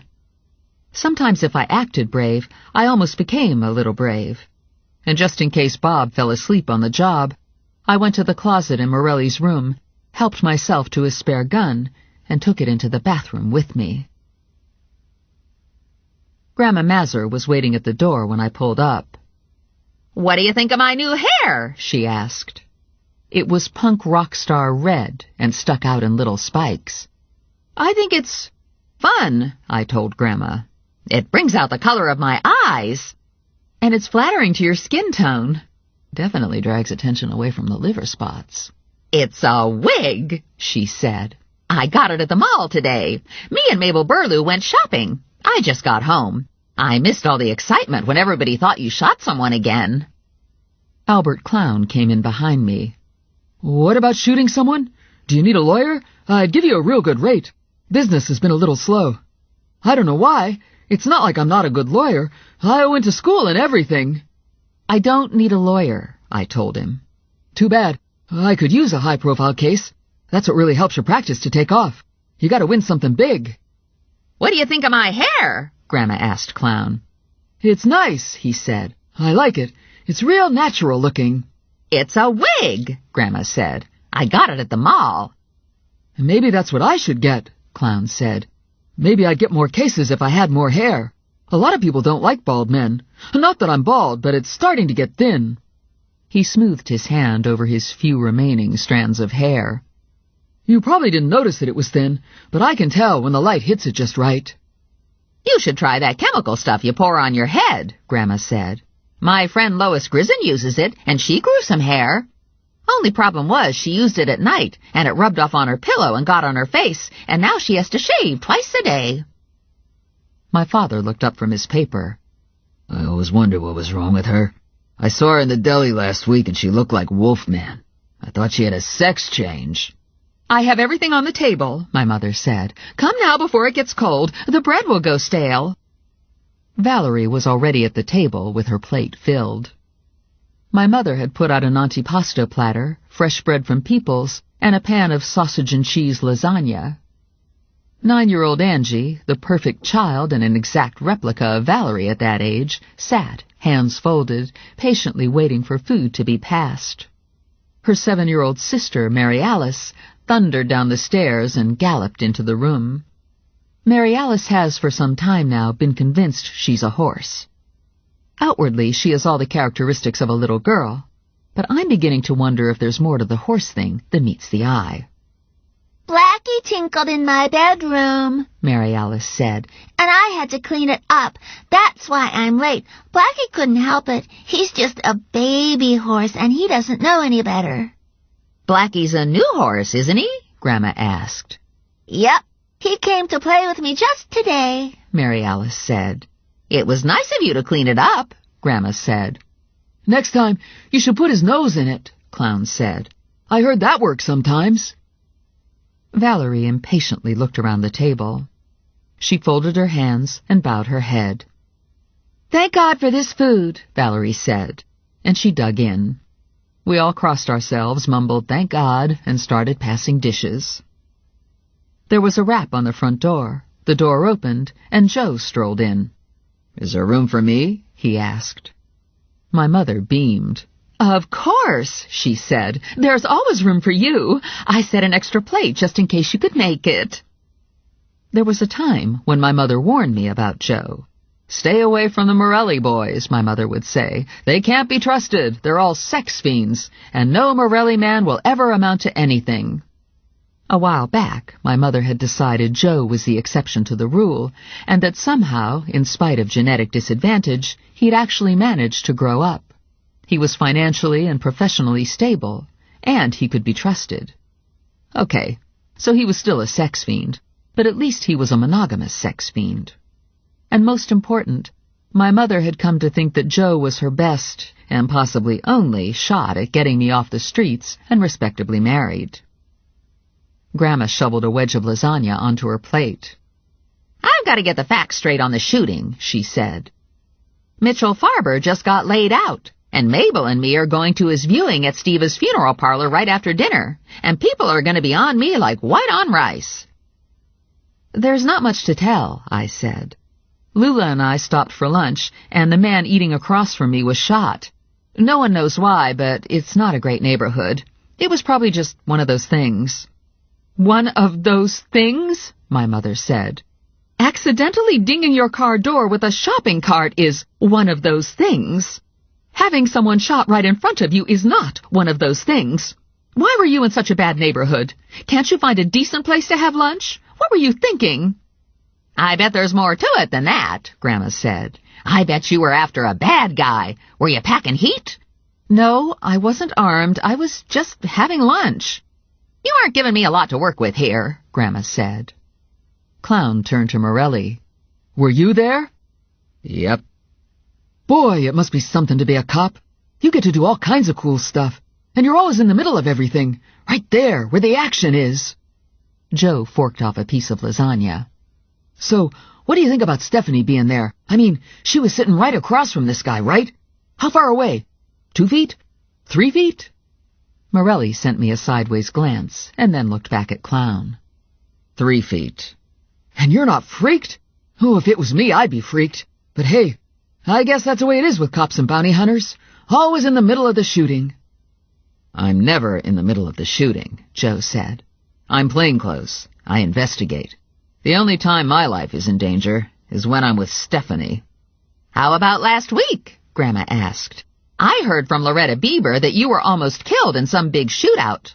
Loretta said you had to jump out of Terry Gilman's second-story bedroom window. I swiveled in my seat and faced Joe, and he froze with his fork halfway to his mouth. There'd been rumors about Joe and Terry Gilman all through high school. Not that a rumor linking Morelli to a woman was unusual, but Gilman was different. She was a cool blonde with ties to the mob and an ongoing relationship with Morelli. Morelli swore the relationship was professional, and I believed him. That isn't to say that I liked it. It bore a disturbing parallel to my relationship with Ranger, and I knew that as hard as I tried to ignore the chemistry between Ranger and me, it still simmered below the surface. I narrowed my eyes just a tiny bit and leaned forward, invading Morelli's space. You jumped out of Terry Gilman's window? I told you. You didn't tell me. I would have remembered. It was a day you wanted to go out for pizza, and I said I had to work. And? And that was it. I told you I had to work. Can we discuss this later? I wouldn't put up with that, Valerie said, working the lasagna around in her mouth, grabbing a meat and cheese roll-up from the antipasto tray. I ever get married again, I want full disclosure. I don't want any of this "I have to work, honey" baloney. I want all the answers up front, in detail. You don't keep your eyes open, and next thing, your husband's in the coat closet with a babysitter. Unfortunately, Valerie was speaking from first-hand experience. I've never jumped out of a window, Clown said. I thought people just did that in the movies. You're the first person I've ever met who jumped out of a window, he said to Morelli. And a bedroom window, too. Did you have your clothes on? Yeah, Morelli said. I had my clothes on. How about your shoes? Did you have your shoes on? Yes, I had my shoes on. I almost felt sorry for Morelli. He was making a major effort not to lose his temper. A younger Morelli would have broken a chair over Clown's head. I heard Terry didn't hardly have anything on, Grandma said. Loretta's sister lives right across from Terry Gilman, and she said she saw the whole thing, and Terry was wearing a flimsy little nightie. Loretta's sister said even from across the street you could see right through the nightie, and she thinks Terry got a boob job because Terry's boobs were perfect. Loretta's sister said there was a big to-do with the police showing up on account of all the shooting. I tried to control my eyebrows from jumping halfway up my forehead. Nightie? Shooting? Loretta's sister was the one who called the police, Joe said.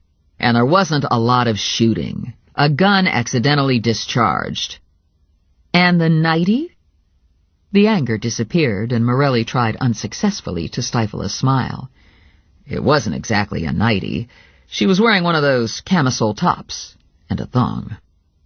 No kiddin', Clown said. And you could see through it, right?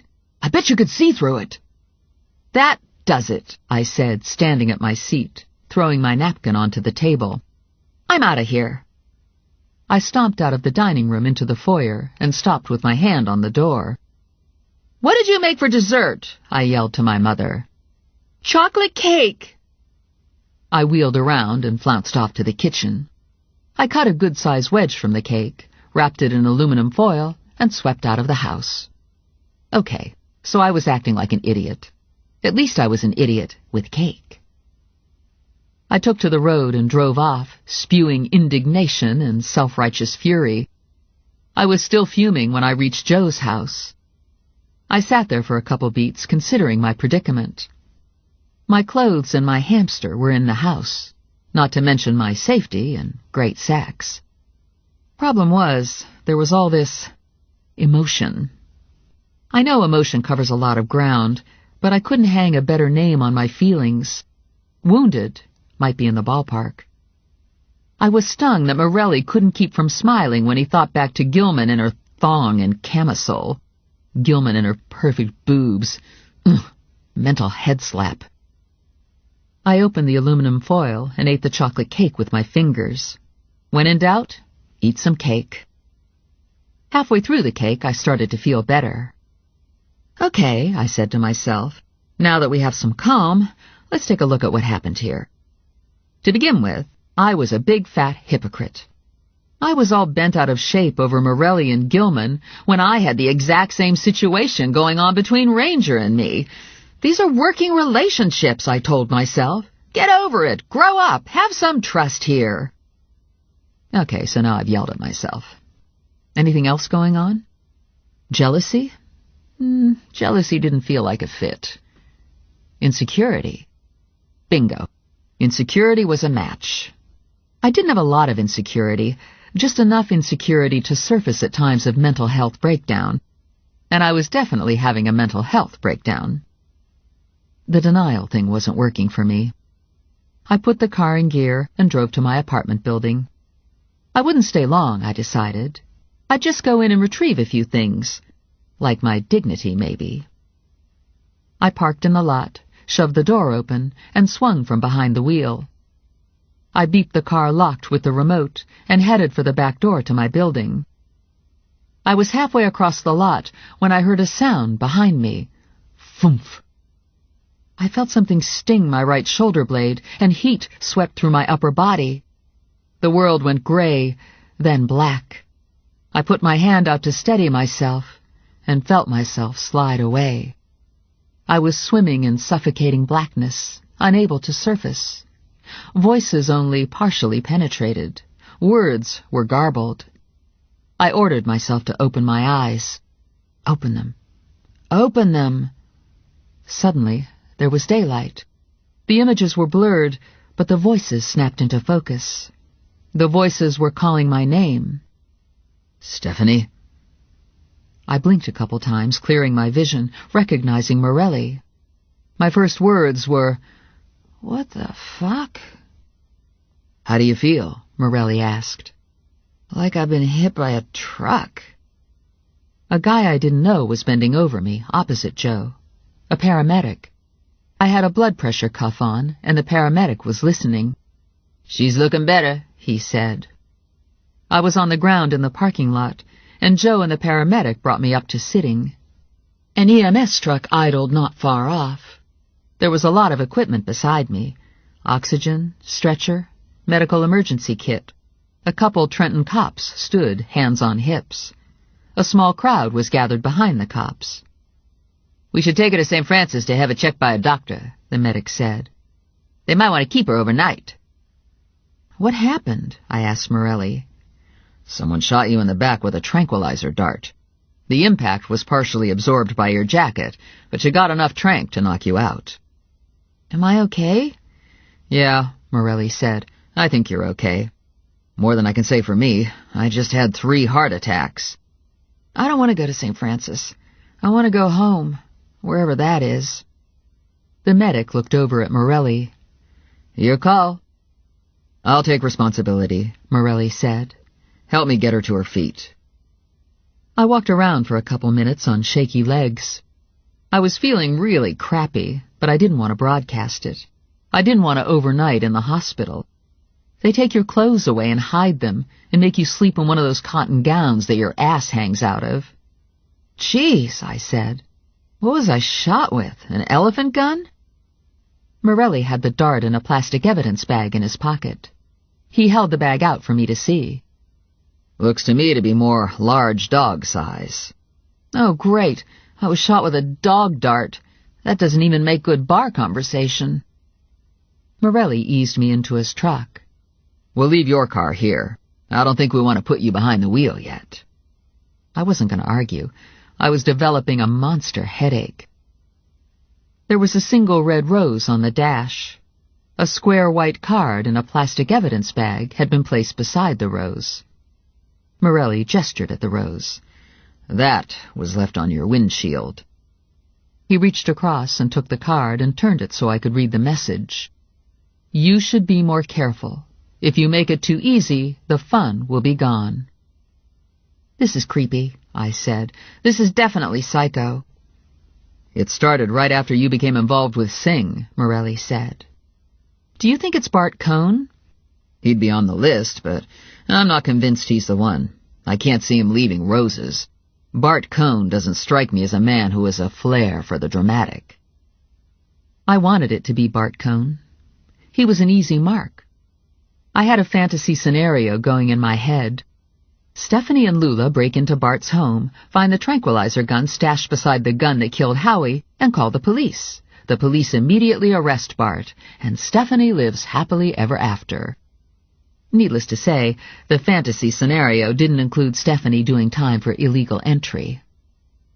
This has moved way beyond my comfort zone, I said to Morelli. If I wasn't shot full of tranquilizer, you'd be seeing some first-rate hysteria. Morelli turned left out of the lot. What were you doing here, anyway? I was returning to my apartment because you liked looking at Gilman in her thong. Shit, Morelli said. You're such a girl. I closed my eyes and rested my head on the seat back. You're lucky I'm drugged. Did you notice anything unusual when you parked? A strange car? A paranoid schizophrenic lurking in the shadows? Nothing. I wasn't looking. I was making the most of my indignation. By the time we reached Morelli's house, the sun was low in the sky, and the night insects were singing. I looked down the street, more from comfort than fear. Hard to believe anything bad could happen on Morelli's street. Mrs. Brodsky was sitting on her porch, and Aunt Rose's second-story curtains, filmy behind the glass, floated like a protective charm. Morelli's neighborhood felt benign. Of course, none of that stopped Morelli from doing his cop thing. He'd been checking his tail all the way over, making sure we weren't followed. He parked and helped me out of the truck, hustling me into the house, partially shielding me with his body. I appreciate the effort, I said, sinking onto his couch. But I hate when you put yourself in danger to protect me. Bob climbed up next to me, leaving no room for Morelli. Bob had a piece of dog biscuit stuck to his head. How does he always get food stuck to him? I asked Morelli. I don't know, Morelli said. It's a Bob mystery. I think stuff falls out of his mouth and he rolls in it, but I'm not sure. About Gilman, I said. I can't talk about Gilman. It's police business. This isn't one of those James Bond things where you sleep with Gilman to get information out of her, is it? Morelli slouched into a chair and clicked the television on. No, this is one of those Trenton cop things where we threaten and bribe Gilman to get information out of her. He found a ball game, adjusted the sound, and turned to me. So, are you sleeping with me tonight? Yes, but I have a headache. I closed my eyes and tried to relax. Oh my gosh, I said, my eyes popping open. I forgot to tell you. I have an email from Howie's killer, and it links the killing and the flowers. Morelli was long gone by the time I dragged myself out of bed. I shuffled into the bathroom, took a shower, dressed in jeans and t-shirt, and found my way to the kitchen. I got coffee brewing and put a couple slices of bread in the toaster while I drank my orange juice and checked my email. I suspected there would be a message from the killer. I wasn't disappointed. Now the hunter is the hunted, the email read. How does it feel? Does it excite you? Are you prepared to die? Bob was sitting beside me waiting for breadcrumbs to fall out of my mouth. I'm not excited, I told Bob. I'm scared. The words echoed in the kitchen and made my breath catch in my chest. I didn't like the way the words sounded and decided not to say them out loud again. I decided to give denial another chance. Some thoughts are best kept silent. That's not to say I was going to ignore being scared. I was going to try very, very hard to be very, very careful. I signed off and called Morelli and told him about the latest email. Then I called Lula and asked her to pick me up. I wanted to go back to Triborough, and my car was still parked in my apartment building lot. I needed a ride, and I needed a partner. I wasn't going to stay inside hiding in a closet, but in all honesty, I didn't want to go out alone. 10 minutes later, Lula rolled to a stop in front of Morelli's house. Lula drove a big old red Firebird that had a sound system that could shake the fillings loose in your teeth. The front door to Joe's house was closed and locked, and I was in the kitchen in the back of the house, and I knew Lula had arrived because Shady's bass was giving me heart arrhythmia. "You don't look so good," Lula said when I got into the car. "You got big bags under your eyes, and your eyes are all bloodshot. You must have really had a good time last night to look this bad this morning." I was shot with a tranquilizer dart last night, and I had a killer hangover from it until about 4 this morning. "Get out! What were you doing getting shot with a tranquilizer dart?" I wasn't doing anything.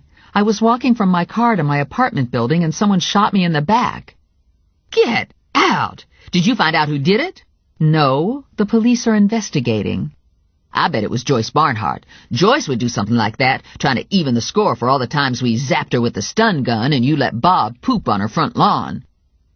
Joyce Barnhart? I'd forgotten about Joyce Barnhart. She'd be a prime contender, too, except for the Howie shooting.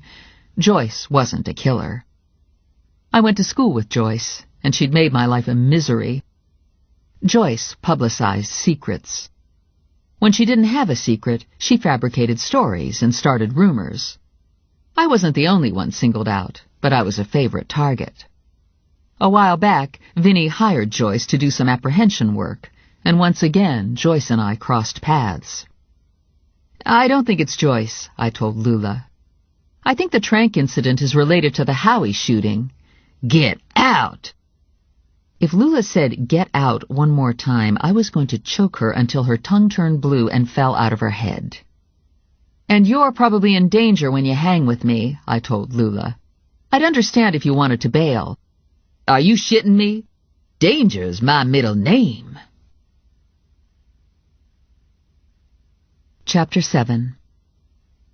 We were out of Joe's neighborhood and moving across town. Lula had M&M cranked up. He was rapping about trailer park girls and how they go round the outside, and I was wondering what the heck that meant. I'm a white girl from Trenton. I don't know these things. I need a rap cheat sheet. I was checking the rearview mirror now. I didn't want a second dart between the shoulder blades. It was time to be vigilant. I had no indication that the creep who was stalking me knew I was living with Joe. And I was riding in Lula's car, so maybe today would be uneventful. We hit Route 1, and I noticed there was a cooler on the back seat. "Are you still on the diet?" I asked. "Is the cooler filled with vegetables?" "Hell no. That was a bogus diet. You could waste away and die on that diet. I'm on a new diet. This here's the all-protein diet that I'm on. I'm going to be a supermodel in no time on this diet. All I have to do is stay away from the carbs. Carbohydrates are the enemy. I can eat all the meat and eggs and cheese I want, but I can't eat any bread or starch or any of that shit. Like, I can have a burger, but I can't eat the roll. And I can only eat the cheese and grease on the pizza. Can't eat the crust." "How about donuts?" "Donuts are going to be a problem. Don't think there's anything I can eat on a donut." "So, what's in the cooler?" "Meat.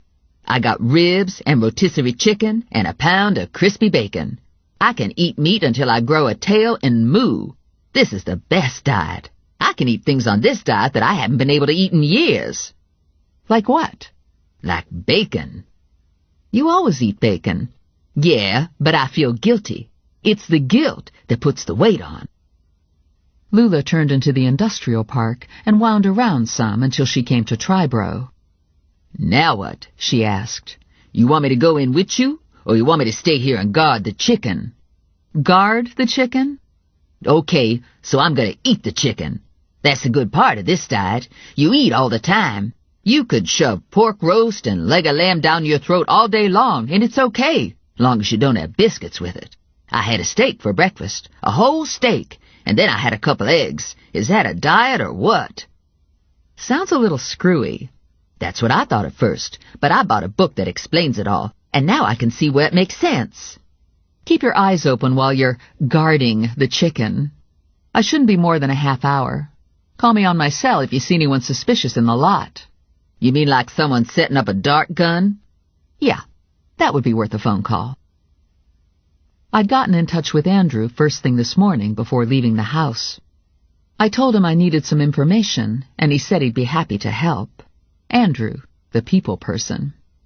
Hopefully I could get to him without crossing paths with Bart. I hated to admit it, but I was afraid of Bart. I did a brisk walk across the lot to the building entrance and hurried through the large glass door. The woman at the desk smiled and waved me through to Andrew's office. I thanked her on a whoosh of expelled air. I'd just had 2 bad parking lot experiences, and many of my body functions, like breathing, now stopped when I set foot on parking lot pavement. Andrew stood and smiled when I entered his office. "He didn't say much on the phone. How's the Sing search going?" "We're making progress. I'm looking for a woman named Susan. I was hoping you could check through your employee list and pull out the Susans." "Susan is a pretty common name. What's the connection to Sing?" "It's vague. She's just a name that turned up, and I thought I should check it through." Andrew turned to his computer, typed in a series of commands, and the screen filled with the employee database.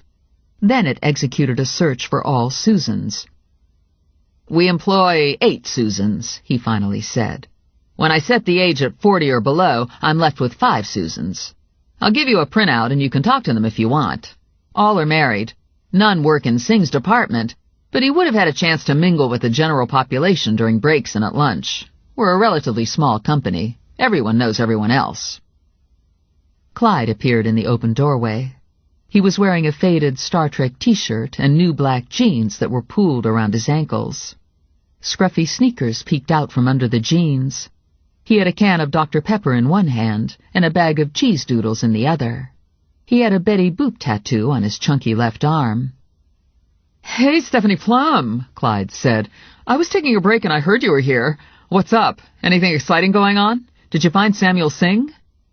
"I haven't found Sing, but I'm working on it." My eyes strayed to Betty Boop. Clyde grinned and looked down at Betty. "It's a fake. I got it last night. I'm too chicken to get a real one." "Stephanie has a list of people she'd like to talk to," Andrew said. "Do you have time to take her around?" "You bet. Sure I do. Is this part of the investigation? How do you want me to act? Should I be casual?" "Yeah," I said. "You should be casual." Clyde reminded me a lot of Bob, with the unruly hair and goofy enthusiasm. "These are all Susans," Clyde said, looking at the list. "That's a lead, right? Some woman named Susan knows where Sing is hiding. Or maybe some woman named Susan bumped Sing off. Am I close? Am I getting warm?" "It's nothing that dramatic," I told Clyde. "It was just a name that popped up as a possible friend." "I know all these women," Clyde said, leading me out of Andrew's office. "I can tell you all about them. The first Susan is real nice. She has 2 kids and a beagle, and the beagle's always at the vet. I think her whole paycheck goes to the vet. The dog eats everything. One time, he was real sick, and they x-rayed him and found out he had a stomach full of loose change. Her husband works here, too. He's in shipping. They live in Ewing. They just bought a house there. I haven't seen the house, but I think it's one of those little tract houses." Clyde was right about the first Susan. She was very nice, but she only knew Sing from a distance. And the same was true for the other 4 Susans. And I believed them all. None of the Susans seemed like girlfriend material. None of them looked like sharpshooters or killers. They all looked like they might send roses and carnations. "Those are all the Susans," Clyde said. "None of them worked out, huh? Do you have any other leads? Any clues we could work on next?" "Nope. That's it for now. How about lunch? Gee, sorry, I have a friend waiting for me in the parking lot. Thank God. I'm a pretty interesting guy, you know, he said. I have a lot going on. His eyes got round. You haven't seen my office yet. You have to see my office. I glanced at my watch. It's getting late. My office is right here. He galloped down the hall and opened the door to his office. Look at this. I followed him and stepped into his office. One wall was floor-to-ceiling shelves, and the shelves were filled with action figures. Star Trek, professional wrestlers, G.I. Joe characters, Star Wars, Spawn, about 200 Simpsons figures. Is this an awesome collection or what? He asked. It's fun. And I collect comic books too, mostly action comics. I have a whole stack of original Spider-Man McFarlanes. Man, I wish I could draw like him. I looked around the room. Large old wooden partner's desk with desk chair, computer with oversized LCD monitor, trash basket filled with squashed Dr. Pepper cans, framed poster of Barbarella behind the desk, single chair in front of the desk, dog-eared comics piled high on the chair seat. None of the catalogs and product samples I saw in Bart's office. So, I said, what's your part in the business? Clyde giggled. I don't have one. Nobody trusts me to do anything. Now, on the surface that might seem a little insulting, but if you examine it more closely, you see that I have a good deal. I collect a paycheck for staying out of the way. How good is that? Does it get boring? Do you have to sit here all day? Yeah, I guess sometimes it's a little boring. But everyone's nice to me, and I get to do all the things I like. I can play with my action figures and read comics and play games on the computer. It isn't like I'm mentally retarded, it's just that I screw up a lot. The truth is, I'm not real interested in making thingamabobs. What would you like to do? He shrugged. I don't know. I guess I'd like to be Spider-Man. Too bad Clyde wasn't older. He'd be perfect for Grandma Mazur. Lula was sound asleep with the driver's seat tipped back when I returned to the car. I jumped in and locked my door and nudged Lula. Hey, I said, you're supposed to be on lookout. Lula sat up and stretched. There wasn't anything to see, and I got sleepy after eating all that chicken. I ate the whole thing. I even ate the skin. I love skin. And you know how all other diets tell you not to eat the skin? Well, guess what? I'm doing the skin diet now, girlfriend. That's great. Let's get out of here. Something happened in there to make you in such a rush to take off? Just feeling antsy. Fine by me. Where we going next? I didn't know. I was out of leads, out of ideas, out of courage. Let's go back to the office. Lula and I saw the black truck simultaneously. It was parked in front of Vinny's office. It was a new Dodge Ram. It didn't have a speck of dust on it.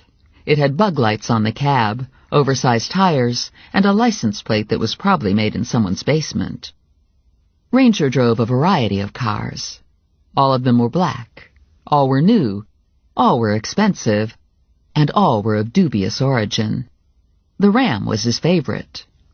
Be still my beating heart, Lula said. Does my hair look okay? Am I starting to drool? I wasn't nearly so excited.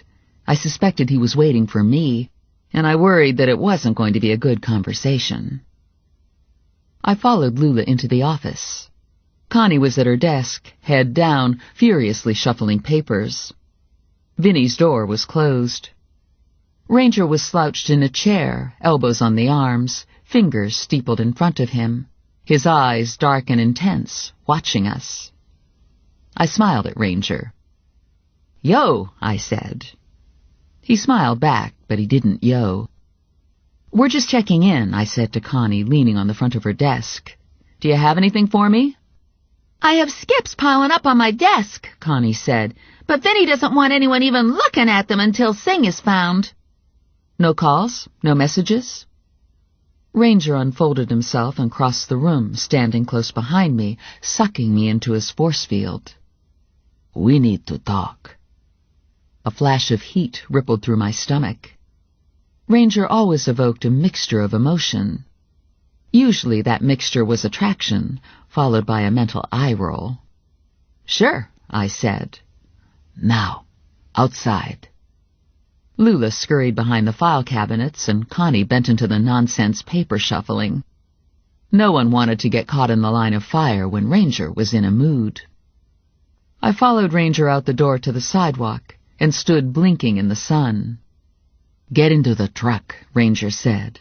"I feel like driving." "I don't think so." The line of his mouth tightened. "Where are we going?" I asked. "Does you want a full itinerary?" "I don't want to get locked up in a safe house." "I'd love to lock you up in a safe house, babe, but that wasn't my plan for the day." "Promise? Cross your heart and hope to die?" There was a slight narrowing of his eyes. Ranger wasn't feeling playful. "I guess you have to decide if it's more dangerous to be in the truck with me or to stand out here as a potential target for the sniper." I stared at Ranger for a beat. "Well?" he asked. "I'm thinking."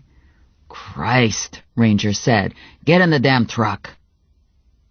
I climbed into the truck, and Ranger drove 2 blocks down Hamilton and turned into the Burg.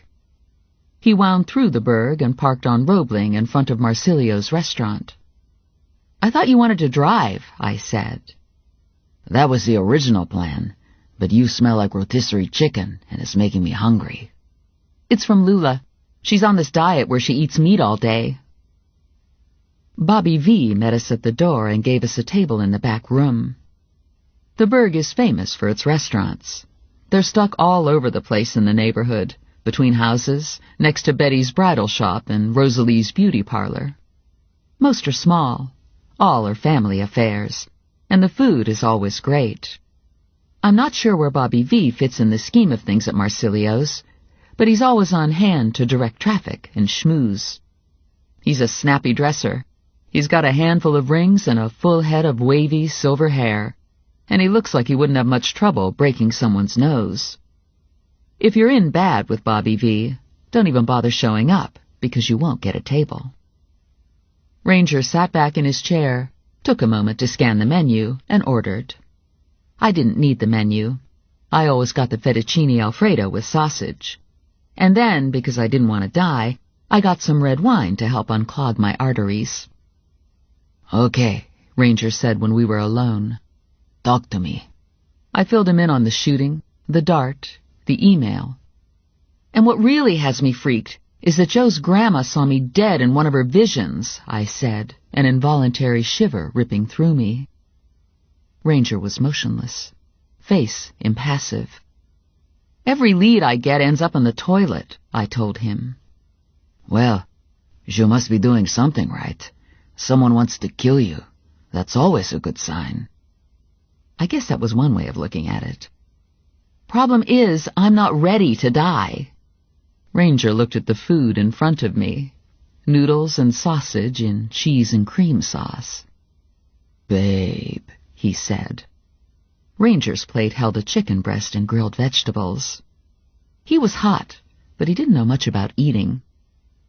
"Where are you now?" Ranger wanted to know. "Did you have any more leads to follow?" "No leads. I'm out of ideas." "Any gut instincts?" "I don't think Singh's dead. I think he's hiding. And I think the freak who's stalking me is directly or indirectly associated with Tribro."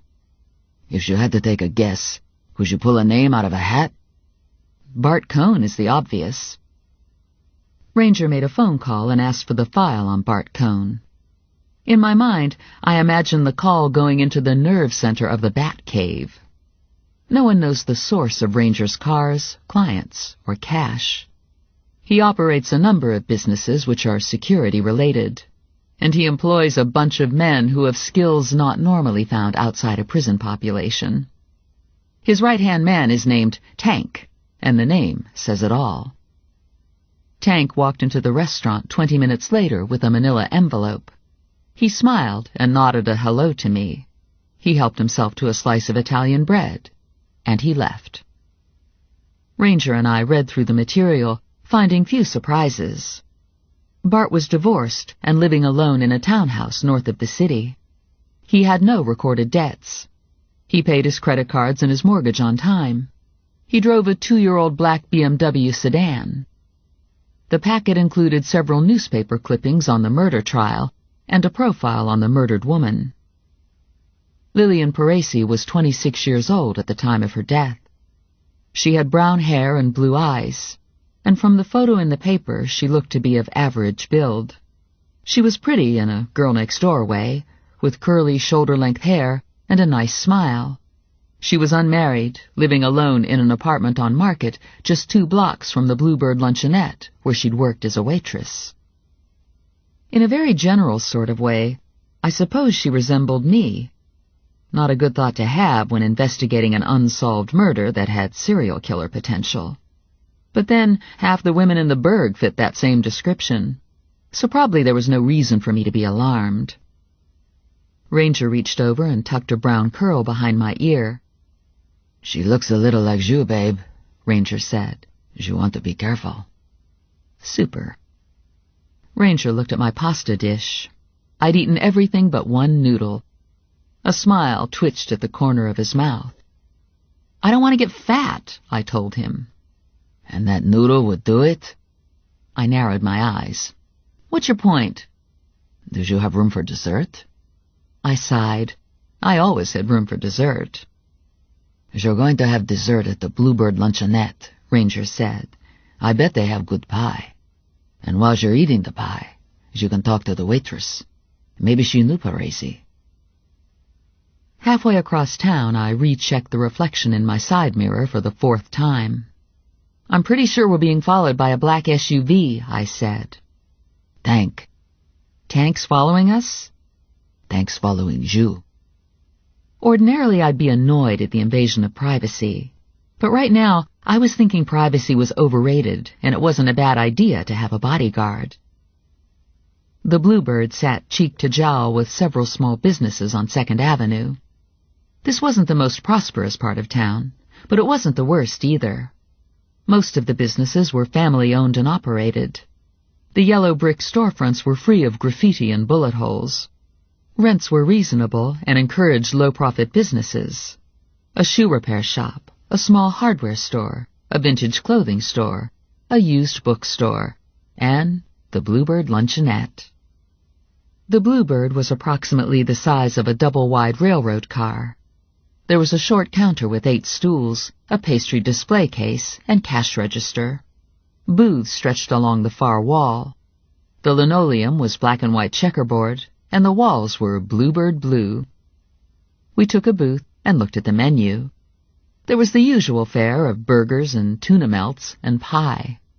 I ordered lemon meringue, and Ranger ordered coffee. Black. "Excuse me?" I said, palms down on the Formica tabletop. "Coffee? I thought we came here for pie." "I don't eat the kind of pie they serve here." I felt a flash of heat go through my stomach. I knew firsthand the kind of pie Ranger liked. The waitress stood with pencil poised over her pad. She was late 50s with bleached blonde hair piled high on her head, heavily mascaraed eyes, perfectly arched crayoned-on eyebrows, and iridescent white lipstick. She had big boobs barely contained in a white T-shirt. Her hips were slim in a black spandex miniskirt, and she was wearing black orthopedic shoes. "Honey, we got all kinds of pie," she said to Ranger. Ranger cut his eyes to her, and she took a step backward. "But then, maybe not," she said. "I'm not usually in this neighborhood," I told the waitress. "But my little sister knew a girl who used to work here, and she always said the food was real good. Maybe you knew my sister's friend, Lillian Parisi?" "Oh, honey, I sure did. She was a sweetheart. Didn't have an enemy. Everyone loved Lillian. That was a terrible thing that happened to her. She was killed on her day off. I couldn't believe it when I heard. And they never caught the guy who did it. They had a suspect for a while, but it didn't turn out. I tell you, if I knew who killed Lillian, he'd never come to trial." "Actually, I lied about my sister," I said. "We're investigating Lillian's murder. There have been some new developments." "I figured," the waitress said. "You get to be a good judge of people with a job like this. and Rambo's got Fed written all over him. A local cop would have ordered pie. Ranger looked at me and winked, and I almost fell off my seat. It was the first time he'd ever winked at me. Somehow Ranger and winking didn't go together. "Did Lillian have a boyfriend?" I asked. "Nothing serious. She was going out with this one guy, but they broke up. She hadn't seen him for a couple months. His name was Bailey Scruggs. You don't forget a name like Bailey Scruggs. The cops talked to him early on. So far as I know, she wasn't dating anyone when she was killed. She was real depressed after breaking up with Scruggs, and she spent a lot of time on a computer, chat rooms and stuff. Do you want to know what I think? I think it was one of them random killings. Some nut saw her out walking in the woods. The world's full of nuts." "I know this all happened a while ago," I said, "but try to think back. Was Lillian ever worried, scared, upset? Anything unusual happened to her? Like, was she ever shot with a tranquilizer dart?" The police asked me all those same questions. At the time, I couldn't think of anything to tell them. But there was something that popped into my head months later. I couldn't decide if I should go tell someone. It was sort of an odd thing, and all that time had passed, so I ended up keeping it to myself. "What was it?" I asked. This is probably stupid, but a couple days before she was killed, someone left a red rose and a white carnation on her car, stuck them under the windshield wiper with a card, and the card said, "Have a nice day." Lillian was kind of upset about it. She brought them in here and threw them away. I guess that's why it bothered me when I remembered. She didn't say anything more about them, like who they were from or anything. Do you think the flowers might have been important? "Hard to say," Ranger told her. "You should talk to her neighbor," the waitress said to us. "Carl. I don't remember his last name. They were real good friends. Nothing romantic, just good friends." I ate my pie and Ranger drank his coffee. Neither of us said anything until we were out of the cafe and into his truck. "Shit," I said.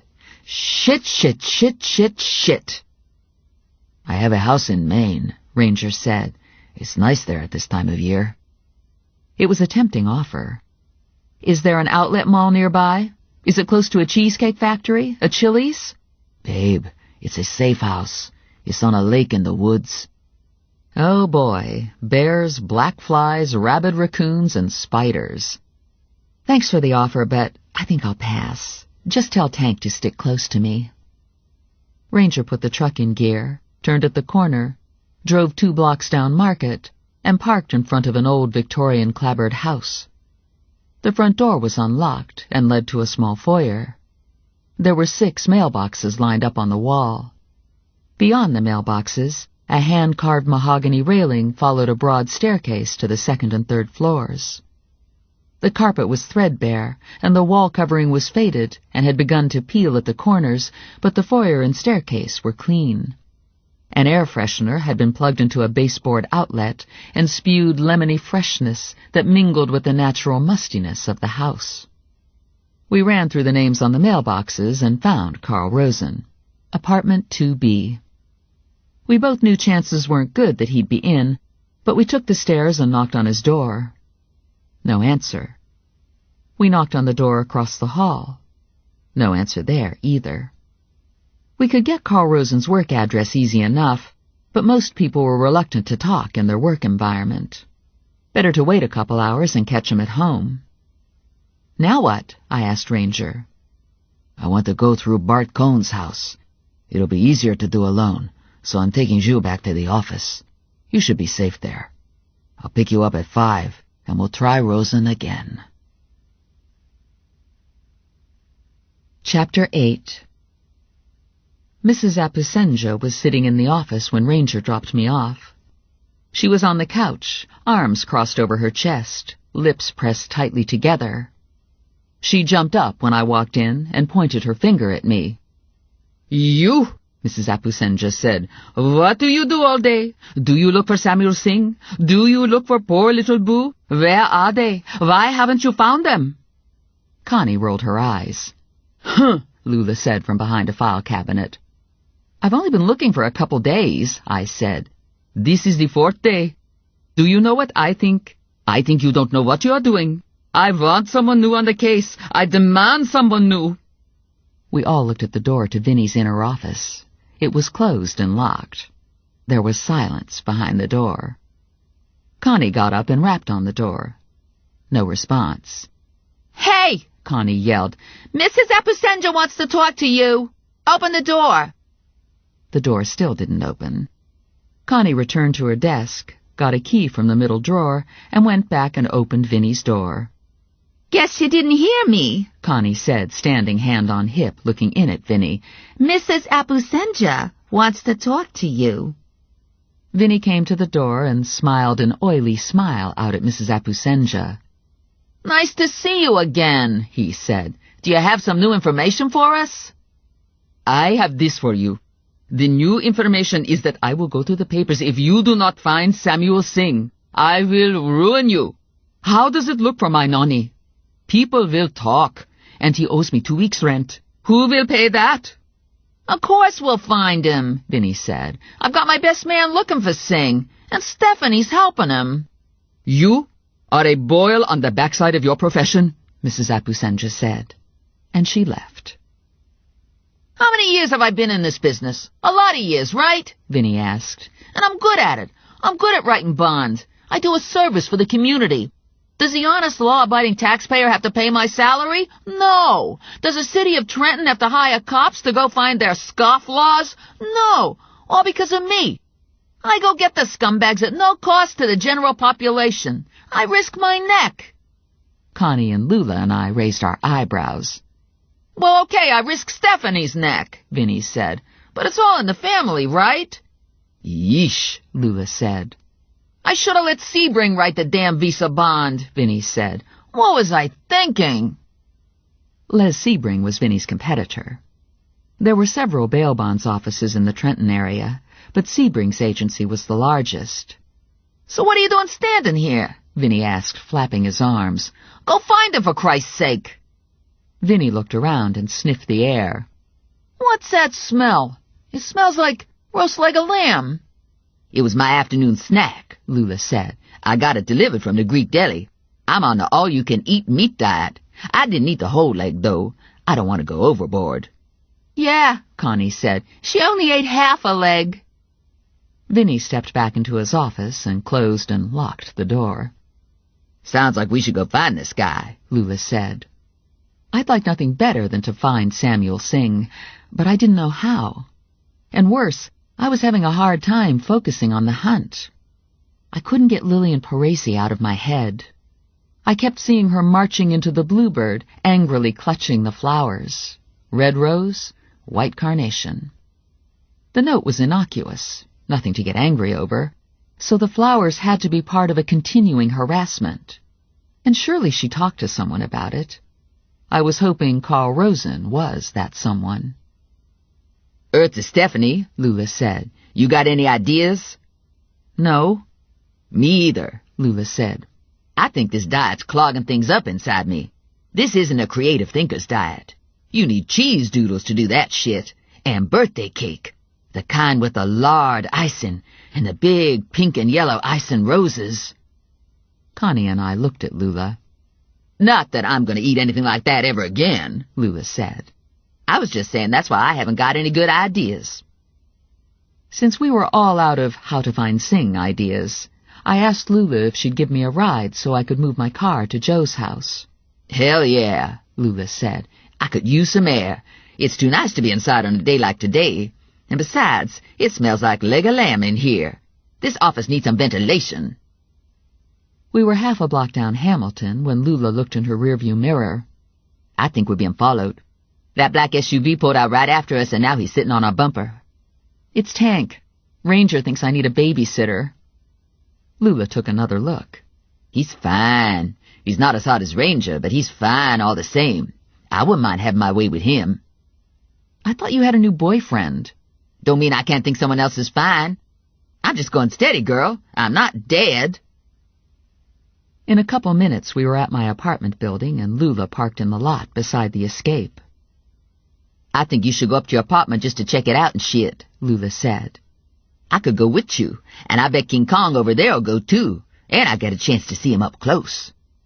Sure, I said. I should probably see if everything's okay anyway. We got out of our cars and walked to the back door. Tank is about 6'6" and is built like a tank.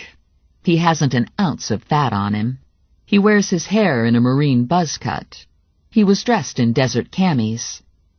We climbed the stairs and walked down the hall. Tank took the key from me and opened the door. He was the first to step through. He looked around and he motioned us in. It was cool and quiet inside. No flowers, no photos, no killers. I gathered together some clean shirts and underwear, and we left. I'd forgotten about Tank following me, I said to Lula. He can chauffeur me around if you want to get back to the office. What, are you crazy? If I go back there, I'll have to file. And Vinny's there. Vinny creeps me out these days. All he does is mope around worrying about Samuel Singh. It's unnatural. Vinny's usually out having a nooner with a goat. I hate having him just hang around the office. Tank smiled at the part about the nooner, but he didn't say anything. He got into his shiny black SUV. Lula got into her red Firebird, and I got into my yellow Escape, and we all motored off to Joe's house. Lula parked behind me and immediately got out of her car. Are you going in? She asked. I hope you're going in because I've never been in Morelli's house. I'm dying to see the inside. What's the decor? Modern? Traditional? Colonial? Mostly Pizza Hut with a splash of Aunt Rose. I opened the door, and Bob rushed out at us, nose twitching, eyes wild. He looked from Tank to Lula to me, and then his head swung back to Lula, and he gave a loud woof. What the? Lula said. Bob gave another woof, chomped down on Lula's purse, ripped it out of her hand, and took off out the door down the street. Hey, Lula yelled, come back with that. That's my purse. She looked to Tank. Do something. I paid good money for that purse. Tank whistled, but Bob paid no attention. Bob was at the end of the block, tearing the purse to shreds. We jogged down to Bob and found him gnawing on a pork chop. That was my snack, Lula said. It was barbecue. I was looking forward to that pork chop. I took Bob by the collar and dragged him back to Morelli's house. I'm on a diet, Lula explained to Tank. The fat just melts away on this diet, but you gotta eat a lot of pork chops.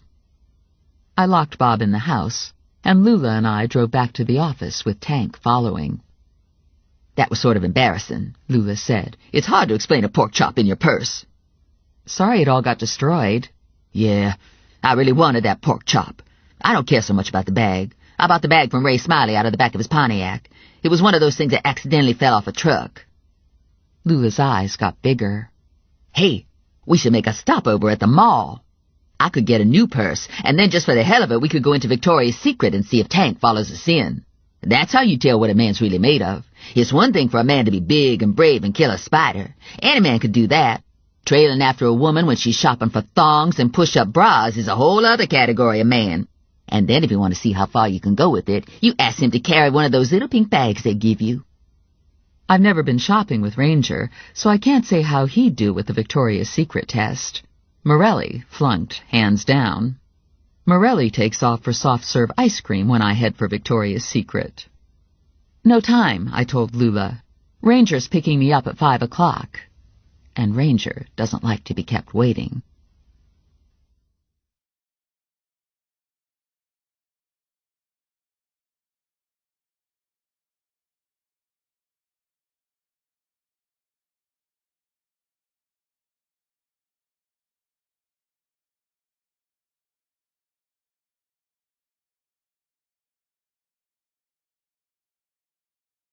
At precisely 5, I saw Ranger's truck ease to a stop in front of the bonds office. I grabbed my bag and my jacket, and I went out to meet him. The instant I got in beside Ranger, I saw Tank peel away and take off. I thought he was supposed to be guarding my body, I said to Ranger. Ranger looked at me with dark eyes. It's my turn to guard your body, babe. Oh, boy. Ever since I could remember, I've loved adventure stories and heroes. I guess that's true for all kids, and maybe all adults, too. My best friend Mary Lou Molnar and I would choose up roles when we were kids. I'd be Snake Eyes from G.I. Joe, or Inspector Gadget, or Han Solo. I'd run through the neighbor's yard shouting, "Thundercats, ho!" and Mary Lou would follow after me, living her own fantasy as Smurfette or Wendy Darling or Marcia Brady. Mary Lou always had a good sense of gender and of her own abilities. Mary Lou's fantasies were close to the reality of her life. I, on the other hand, have never been able to merge the reality with the fantasy. In my mind, I'm still Snake Eyes. In truth, I'm closer to Lucy Ricardo. I don't have a lot of the skills I should have as a crime fighter. I'm not good with guns, and I've never found the time to take self-defense. The only black belt in my closet is a narrow snakeskin with a gold buckle. "Tell me about Bart Cohn," I said to Ranger. "Was his house filled with florist bills, photos of murdered women, body parts in the freezer?" None of the above. He has the minimum furniture. A bed, a chair, a table, a desk. No computer on the desk. No television. He had 2 books at bedside. Into Thin Air and a Nuts and Bolts catalog. It didn't look to me like he'd cracked a spine on Into Thin Air. Sounds like his wife had a good divorce lawyer. Cohn had minimum food in the refrigerator. His medicine chest was filled with antidepressants and sleeping pills. Do you think he's crazy? I think he has no life. I think he's the job. Like us. Ranger looked over at me. You have a life. You shop for shoes. You eat butterscotch crimpets. You have a hamster, half ownership of a dog, 30% of a cop. And you have a scary family. You think I only have 30% of Morelli? I think you have as much as he can give anyone right now. How about you? I asked. How much can you give? Ranger kept his eyes on the road. You ask a lot of questions. So I've been told. It was close to 5:30 when we reached the apartment house on Market. Ranger pulled into the driveway and parked in a small lot to the rear of the house. We took the back entrance and went directly to the 2nd floor. We knocked on Carl Rosen's door. No one answered. Ranger crossed the hall and knocked on 2A. A woman in her 50s opened the door and peered out. "We're looking for Carl Rosen," Ranger said. "I don't suppose you've seen him." "No," the woman said. "I haven't seen him, but he's usually home by now. Sorry." The woman slipped back into her apartment. Her door closed, and 3 locks tumbled into place. Ranger paced away from the door, called Tank, and asked him to run a basic information check on Rosen. 3 minutes later, the information came back. Carl Rosen worked at the hospital. He drove a '94 blue Honda Civic. He was unmarried. Tank also had previous addresses and jobs and a list of relatives. Ranger disconnected and knocked one more time on Rosen's door. When no one answered, Ranger slid a slim tool into the lock and opened the door. He left me outside to do lookout, and he disappeared into the apartment. 10 minutes later, Ranger walked out of the apartment and locked the door behind him. "I can't remember the last time I broke into so many places and found so little," Ranger said. "Not even a computer. Just the power cord plugged into the wall. Either Rosen takes his laptop with him to work, or else someone's gone through his apartment in front of us." Now what? Now, we wait. I called Morelli and told him I'd be late. I was thinking an hour maybe, but we were still waiting at 9 o'clock. We were sitting on the floor outside Rosen's apartment, backs to the wall, legs outstretched. "My ass is asleep," I said to Ranger. "And you'd like me to do something about it?" Ranger asked. "Just making conversation." "There are a lot of reasons why Rosen might not be home yet, but I have a bad feeling in my gut that this isn't going to turn out good," Ranger said. "How much longer do you want to sit here?" "Let's give him until 10. "Okay," Morelli said. "Tell me again.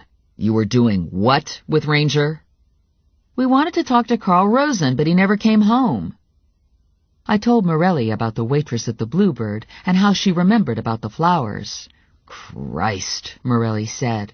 That never came out in any of the investigation. I've read through the file. Carl Rosen was questioned, along with everyone else in that apartment building, but no one ever said anything about flowers. I guess they didn't think it related. Tomorrow morning I'll talk to Ollie. He was the principal on the case. Oh, great. Blubberbutt Ollie, the bane of my existence, the guy who once tried to arrest me for impersonating a bounty hunter. It was late, and I was tired. I'd done nothing for hours, and it had sapped my energy. Spending time with Ranger was an odd experience. I was always aware of the sexual pull, magnified by the silence that surrounded him. The attraction had changed since we'd had the one night together. We knew the power of it now. We set boundaries after that night. His were different from mine. My boundaries were physical, and Ranger's were emotional. I still knew almost nothing about him, and I suspected it would always be that way. I had one task left before going to bed. I needed to check my email. Not a pleasant experience anymore. I knew there'd be a message from the killer. I had a terrible feeling of dread that it would be about Carl Rosen. I tapped my code into AOL and waited for my mail to appear. A chill slid along my spine when I saw the subject line, Tally-ho. Dear Prey, the email began. So sorry you couldn't get to talk to Carl, but that might have ruined the hunt. Alas, it's necessary to eliminate participants. After all, this is a survival game, isn't it? Morelli was reading over my shoulder. Doesn't sound good for Carl. This guy thinks he's playing a game. Have you run across any paranoid schizophrenics lately? Any completely wacko nutcases? My path is littered with them. Have you guys had any luck tracking the emails? No. Hiding the origin of an email requires some sophistication, but it's possible. The Mercer County Prosecutor's Office is working with us. We'll see what we can do with this new one. I'm going to confiscate your computer for a while. Were you able to locate the flower source? They didn't come from any of the local florists. This guy probably picked them up at a supermarket. We have notices up in all the supermarket lunchrooms for checkers to watch for red roses and white carnations going out. We've dusted your apartment for prints, but nothing worthwhile came up. This is very creepy. Yeah, Morelli said. Let's go to bed, and I'll take your mind off your problems. I woke up the next morning thinking maybe I only had 30% of Morelli, but it was a damn good 30%.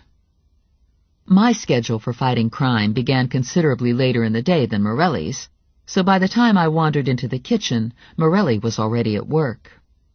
I got coffee brewing and dropped a frozen waffle into the toaster. The morning paper was on the table. I did a fast scan, but saw nothing about a body found floating in the Delaware. I took a mug of coffee and padded out to the living room, opened the door, and looked up and down the street for Tank. No Tank in sight.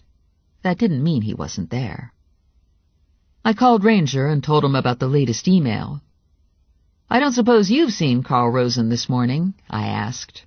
No, his car hasn't surfaced, and he didn't show up for work. Is Tank out there? I didn't see him. He saw you. He said you were frightening. I haven't taken a shower yet. My hair might be a little unruly. Takes a lot to scare Tank, Ranger said, and he was gone.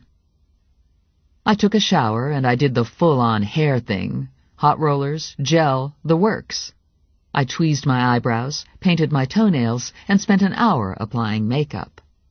I shrugged into a swirly flowered skirt and finished it all off with a stretchy little white knit top. I was Jersey girl right down to the strappy sandals with the 4-inch heels. Not only did I have to do some image correction for Tank, but I'd be damned if I was going to die needing a pedicure. I clacked out of the house carrying my big leather shoulder bag and took off for the office in the Escape. I looked great, but I couldn't run for a damn in the shoes, so I had sneakers in my shoulder bag, just in case I had to chase down a bad guy. I turned onto Hamilton, and Andrew Cohn called. I have something for you, he said. This is really good. Can you stop around? Andrew sounded excited. Maybe this was my lucky day. Hot dog. Connie was at her desk when I swung in. Uh-oh, she said. Big hair and full face paint, high heels and a Barbie shirt. What's going on? It's too complicated to explain, and I wasn't sure I understood anyway. Where's Lula? She's up the street. She's still on the diet. Went through all her meat in half an hour and had to walk up to the coffee shop for some bacon. Lula walked to the coffee shop? That's 2 blocks away. Lula never walks anywhere. She parked in back and got blocked in by someone. I guess she figured it was faster to walk. She must have really needed the bacon. She was on a mission. I moseyed over to the door, looked up the street, and spotted Lula at the end of the block. She was walking fast in her Via Spiga heels, holding a white food bag against her chest. 2 dogs, a beagle and a golden retriever, trotted close behind Lula. A 3rd dog crossed the street and joined the pack. Every couple steps, Lula would turn and yell something at the dogs. When the beagle jumped for the bag when Lula was half a block away, Lula let out a shriek and started running. "Stop running!" I yelled at her. "You're making it worse. They think it's a game." They were snapping at her heels now and barking. "Do something!" Lula yelled. "Shoot 'em!" "Drop the bag! They want the bacon!" "No way I'm giving up my bacon!" Lula was running, knees high, arms pumping.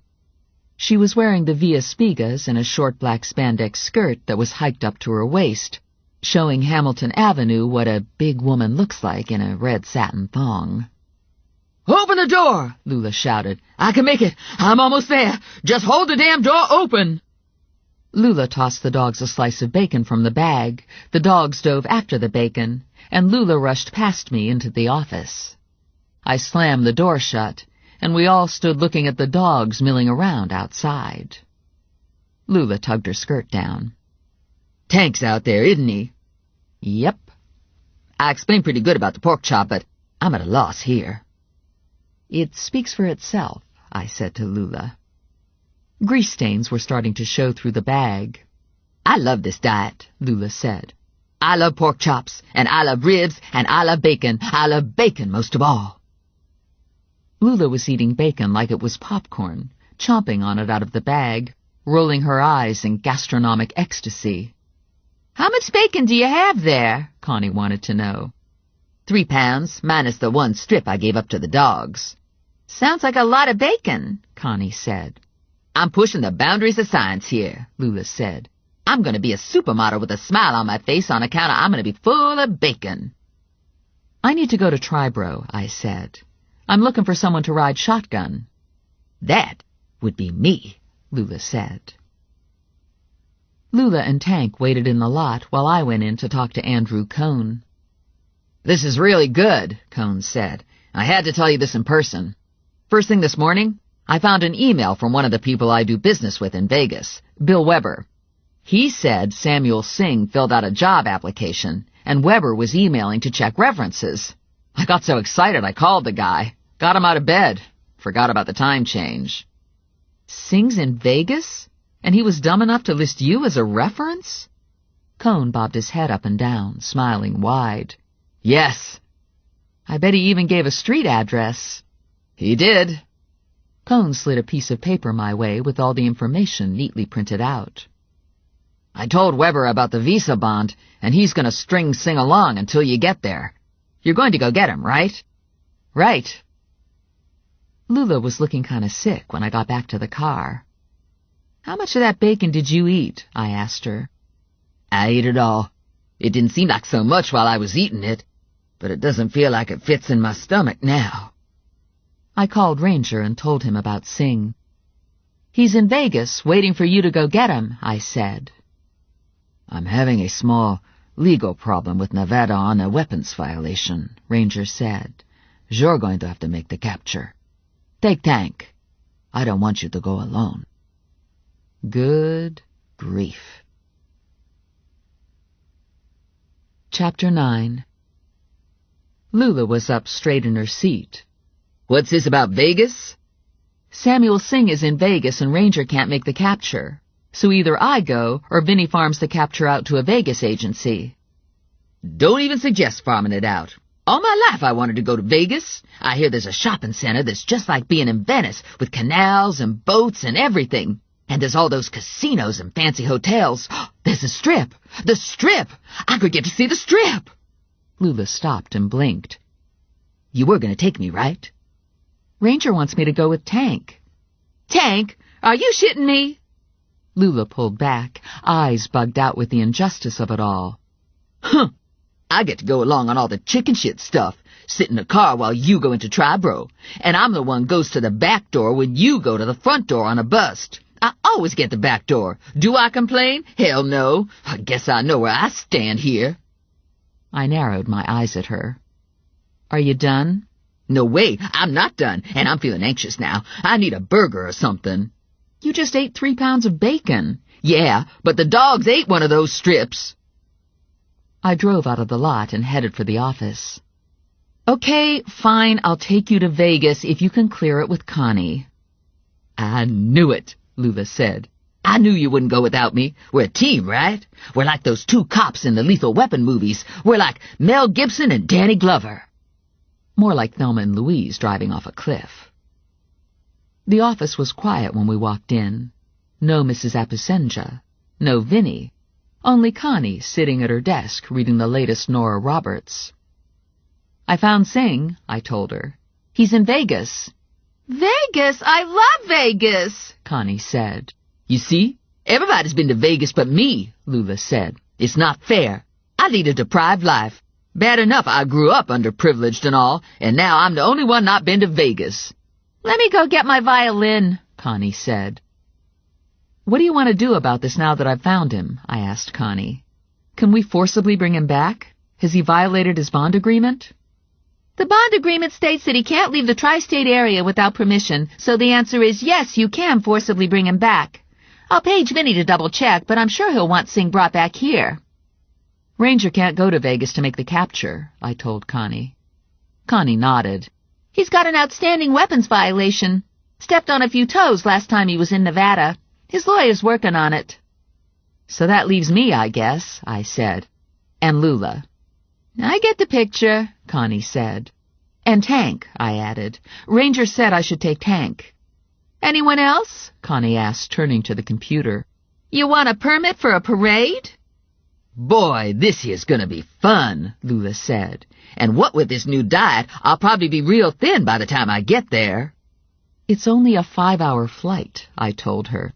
Yeah, but this diet works fast. Okay, here we go, Connie said.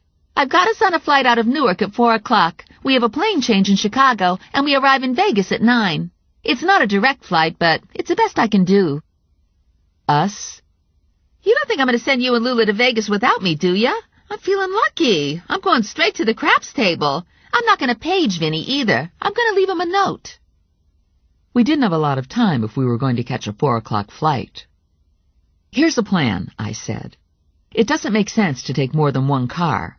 I'll tell Tank he's driving, and he can pick all of us up. Everyone go home and pack and be ready to go in an hour. And remember, there's tight security now. No guns, no knives, no pepper spray, no nail files. What? How am I supposed to travel without a nail file? Lula wanted to know. You have to put it in your suitcase and check your suitcase. What if I break a nail getting onto the plane and I got to file it down? You'll have to gnaw it down with your teeth. I'll get you in an hour. Tank was parked in front of the bonds office, and he was being surveillant. I went out to him and gave him the game plan. He said his assignment was to stick to me, and he didn't need to pack. Not even a toothbrush? I asked. Not even an extra pair of tighty-whities? Tank almost smiled. Okay, then. I ran to my car and took off for my apartment. I hit the ground running when I got to my building. I took the stairs 2 at a time, barefoot, with my shoes in my hands. Tank was ahead of me in the hall. He opened my apartment door and stepped inside. 4 8x10 glossies were spread across the floor. We bent to look at them without touching anything. They were photos of a man with half his head blown away. Like the first set of photos, they were enlarged to hide the victim's identity. My first thought, of course, was of Carl Rosen. "Do you recognize him?" Tank asked. No. Tank closed the front door and gave me a gun. "Stay here while I check the rest of the apartment." Moments later, he was back. "No one here. No more photos that I can see. I didn't go through your drawers." "Okay," I said. "Here's what we do. We leave these photos exactly where they are. We try not to disturb any prints that might have been left. I pack as fast as possible, and we get the hell out. When we're ready to board, I'll call Morelli. If I call him now, I'll have to stay for questioning, and we'll never make the plane." "Works for me," Tank said. 10 minutes later, I was out of the apartment, a change of clothes and essential makeup in a tote bag slung over my shoulder. We left my car in the lot and took Tank's SUV.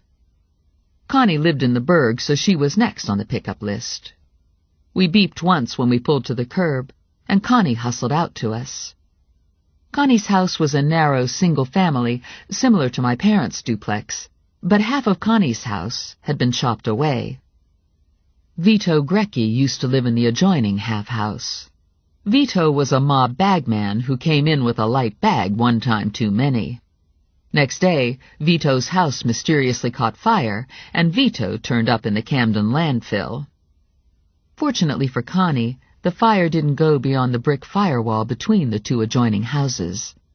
Connie bought Vito's fire-gutted half at a bank auction, tore the trashed house down, and never rebuilt. Connie liked having the empty lot. She put a big freestanding pool with a wraparound cedar deck in the newly created side yard, and she set up a shrine to the Virgin for sparing her house. Lula lived on the other side of Hamilton, down by the train station. There wasn't a lot of money in the neighborhood, but year after year it held its own. Lula rented a tiny two-room apartment on the second floor of a small house. The house was gray-clabbered with touches of Victorian trim. Last year, the owner painted the trim pink. In a weird way, it seemed just right for Lula. Lula was on the curb waiting when we drove down her street. She had 2 huge suitcases with her, a big leather purse hung on her shoulder, and she was holding a large canvas tote. Tank smiled. "I bet they're all filled with pork chops." "We're only staying overnight," I told Lula when she climbed into the back seat next to Connie. "I know that, but I like to be prepared, and I couldn't decide what to wear. I got a whole suitcase filled with shoes. You can't go to Vegas without a change of shoes." "How many shoes did you bring?" Lula asked me. "The shoes I'm wearing and sneakers." "How about you?" she asked Connie. 4 pairs of shoes, Connie said. "Dog," Lula said to Tank, "how many shoes you got?" Tank looked at Lula in the rearview mirror and didn't say anything. Lula turned and checked out the luggage in the back of the SUV. "I don't even see any Tank suitcases," Lula said. "Where's your suitcases?" "Tank hasn't got any suitcases," I said. "Tank's traveling light." "Where's he keeping his extra tighty-whities?" Lula wanted to know. Tank cut another look at Lula. "I don't wear tighty-whities," he said. "You devil!" Lula yelled. "I bet you go commando." Lula and Connie fanned themselves in the back seat. Tank kept his eyes on the road, but I could see him smiling. An hour later, we were in the terminal, standing in line. 73 people in front of us. An airline employee was going person to person, suggesting electronic ticket holders use the automatic ticketing machines. We looked over at the machines with flocks of people gathered around them.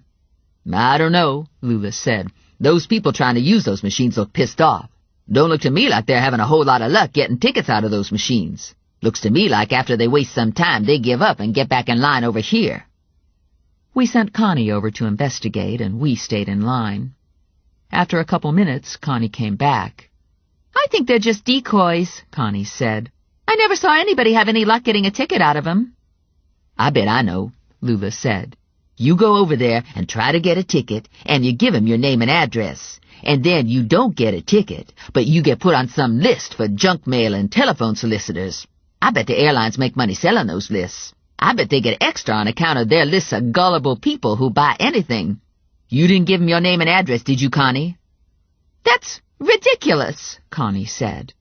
and because she was snippy when she said it, we all knew she gave the machine her name and address. 45 minutes later, we got to the counter and got ticketed. Lula checked 2 of her bags. Tank didn't have any bags. I carried my single tote bag with me. Connie had 1 small suitcase on rollers, which she checked. "We're on our way now," Lula said. "Boy, this is going to be fun." "Hold on. What are we doing in another line?" "This is the line to go through the security check," I told her. "Say what?"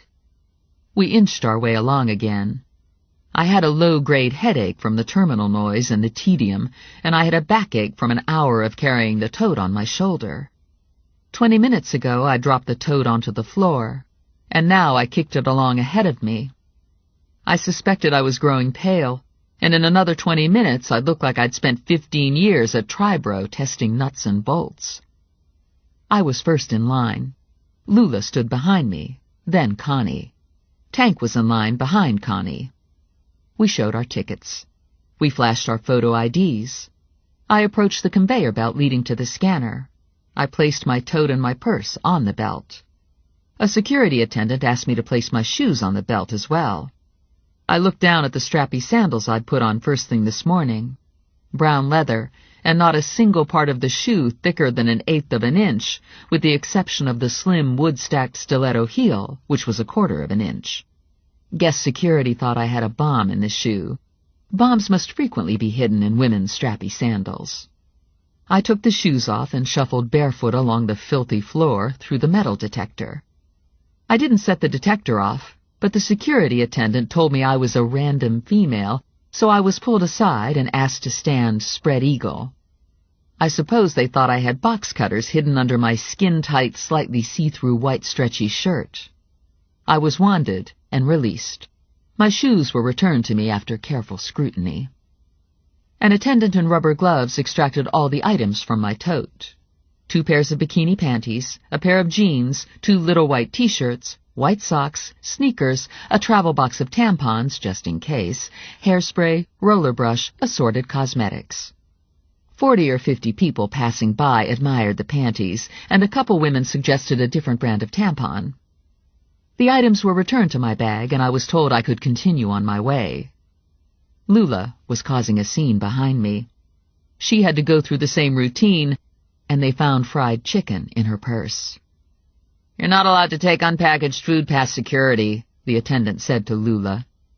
"What am I supposed to eat?" Lula wanted to know. "I'm on a diet to be a supermodel. I need this fried chicken. Suppose they don't feed me on the plane." "There are kiosks by the gate that sell food," Lula was told. I looked at the fried chicken displayed on the examining table. A leg and a breast. I guess security was on the lookout for chicken leg bombs. "I don't like this," Lula said, shouldering her bags. "Had to take my shoes off, my jacket off, got felled up under my bra clip, had to take my belt off. And look at this. I can't button the top snap on my stretch pants, and now everybody knows. This here's been a humiliating experience, and on top of it all, they took my chicken." Connie had breezed through without a hitch. "That's the way it is now," Connie said. "You want to be safe, right? This is just a small thing to keep us safe." "Shut up," Lula said. "I hate people who don't get searched." Her eyes were wild, and her lower lip was jutting out. "I'm feeling a lot of anxiety," Lula said. "If this was supposed to make me feel safe, it isn't working. All I can think of now is terrorists. I wasn't thinking of terrorists before. I need some ham. Where's the place they sell ham?" It was announced that our plane was boarding, and Tank still hadn't cleared security. I knew he didn't have weapons on him. He'd locked everything in the truck when we parked. They brought a dog in, and 2 armed guards moved closer. Apparently they were picking up traces of explosives on his shoes and clothes. Wow, big surprise there. He had his identification displayed, including a license to carry, but security was having none of it. He cut his eyes to me, and I sent him a blank-faced look back. No way was I going to come to his rescue. I wasn't taking any chances on guilt by association. I was afraid the airport Gestapo would haul my ass off to a back room and give me a body cavity search. I grabbed Lula and pulled her along. Connie followed. We only had a couple minutes until boarding. "What about Tank?" Lula asked. He'll catch up with us. Maybe. We got to the gate, and Lula was wide-eyed, looking everywhere. I don't see no kiosk with fried chicken, she said. I just see donuts and ice cream and bagels and big pretzels. I can't eat none of that food. Where's the friggin' meat? Maybe we'll get something on the plane, I said. We'll be in the air over dinner time, so maybe we'll get some dinner. Yeah, right. If we were flying first class, we might get a bag of peanuts. We were seated 3 across, 6 rows back in coach. Lula was on the aisle. I sat next to her. Tank's seat was empty. Connie sat on the other side of the aisle. I called Morelli and told him about the photos. And here's the thing, I said to Morelli. I'm sort of on a plane. Singh is in Vegas and I'm going out to apprehend him. So I was thinking maybe you could just let yourself in and, take charge. Silence. Joe? This is the sort of thing Ranger usually takes. He has a problem with the state of Nevada. Okay. Let me rerun this, Morelli said. You went home to pack and you found more snuff photos. Then you drove to the airport and waited until you were boarded before calling me, so it was impossible for me to bring you back to Trenton. Yep, that's about it. The conversation deteriorated pretty quickly after that, so I said goodbye and shut my phone off. The plane filled, and the usual announcements were made. No Tank. I was feeling a little worried without my bodyguard. I had Connie and Lula with me. I liked Connie and Lula, but I suspected they were more liability than asset.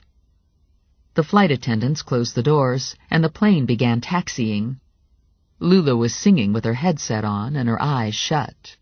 Connie was talking to the woman next to her. All right, calm down, I told myself. Probably flying to Vegas was safer than staying in Trenton. Tank would get the next plane, and everything would be fine. If I'd stayed with Tank, I wouldn't be on the plane. I would have had to call Morelli, and he would have insisted I return to Trenton. Minutes after taking off, it was announced that no food or beverages would be served. What about peanuts? Lula yelled out. Don't we even get any freaking peanuts? Lula turned to me. I want to get off this plane. I'm hungry and I'm uncomfortable. And look at the seat in front of me. It's all ripped. How am I supposed to have confidence when they can't even keep their seat sewed up? I bet some terrorist was practicing on that seat. I put my finger to my eye. You getting that nervous eye twitch back? Lula asked. It's from this plane, isn't it? I feel nervous too. I'm just a bundle of nerves. It's from you, I said. Put your headset back on and listen to your music. An hour into the flight, Lula was fidgeting again. I smell coffee, she said. I bet they're going to give us coffee. Probably they feel bad about treating us like a bunch of cows and they're going to hand out coffee. She sniffed the air. Hey, I smell real food. I smell something cooking. She hung over the armrest and looked up the aisle at the front of the plane. It's not first class, she said. I can see into first class and they're not getting any food either. Now I was smelling it. Definitely coffee. And maybe a tomato sauce and pasta dish. And cookies baking. It's like there's ghosts up there, Lula said. I haven't seen a flight attendant walk down the aisle since we took off. It's like they vanished and the ghosts are cooking. I'm dying here. I'm starving. I'm getting weak. Connie looked over. What's going on? I smell coffee, Lula said. I must be hallucinating from hunger. Maybe the flight attendants are making coffee for the pilots, Connie said. I don't like the sound of that, Lula said. That sounds like an emergency, like the pilots are tired. Just my luck, I get on a plane with a pilot who was up all night. I'm going to be really pissed off if he falls asleep and we crash and we all die, and it's before I get to Vegas. Connie went back to her magazine, but Lula was still leaning over the armrest into the aisle. I can see them, Lula said. It's the flight attendants. Someone pulled the curtain aside, and I can see the flight attendants eating. They're having coffee and fresh-baked cookies. Can you freaking believe it? They're not even going to offer any to us. I was starting to think crashing and dying might be the way to go. Compared to another 2 hours in the air, crashing and dying held some appeal. Lula's eyes were slitty, and her forehead was scrunched up. She reminded me of a bull pawing the ground, nostrils flaring, shaggy head steaming. I'm not calling them flight attendants anymore, Lula said. I'm calling them stewardesses. See how they like that? Keep it down, Connie said. Maybe they've been working all day and they didn't get a chance to eat. I've been working all day, Lula said. I didn't get a chance to eat. You see anybody feeding me? I guess not. Look at me. I'm beside myself. I feel like the Hulk, like I'm getting all swollen up with frustration. Well, take it easy, I said. You'll burst something. You know what this is? Lula said. This is plain rage. Plain rage isn't allowed. It got taken off the allowed activities list along with eating. If you make a scene, they'll haul you off in leg irons. I'm tired of being strapped in here, too, Lula said. This seatbelt's too tight and it's giving me gas. Anything else? There's no movie. When we landed at Chicago, I positioned myself between Lula and the flight attendants. Keep your head down and walk, I told Lula. Don't look at them, don't talk to them, don't grab any of them by the throat. We need to get on the next plane. Just keep thinking about Vegas. Our connecting flight was 10 gates down. We started walking, and almost immediately we hit fast food. Lula hurried over and ordered 7 double cheeseburgers. She threw the buns away and ate the rest. I'm impressed, I said to Lula. You're really sticking to this diet. Hard to believe she was going to lose weight on it, but at least she was trying. An hour later, our row was called to board, and Lula, Connie, and I got in line.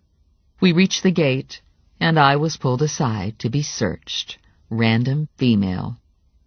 Step over here, the security attendant said, and take your shoes off. I looked down at the sandals.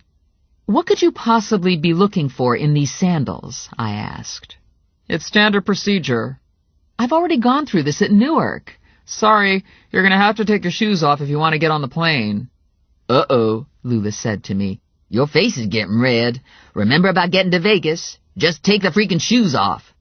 It's not like it's personal, Connie said. You should be happy security precautions are in place.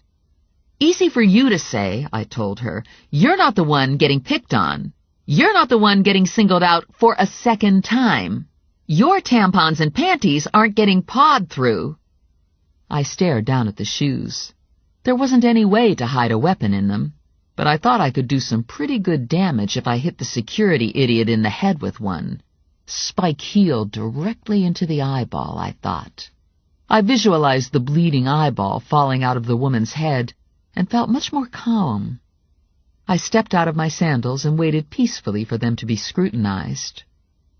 When we were seated on the plane, Lula turned to me. You know, sometimes you can be real scary. I don't know what you were thinking back there when you took those shoes off, but all the hair stood up on the back of my neck. I had airport rage. Fucking A, Lula said.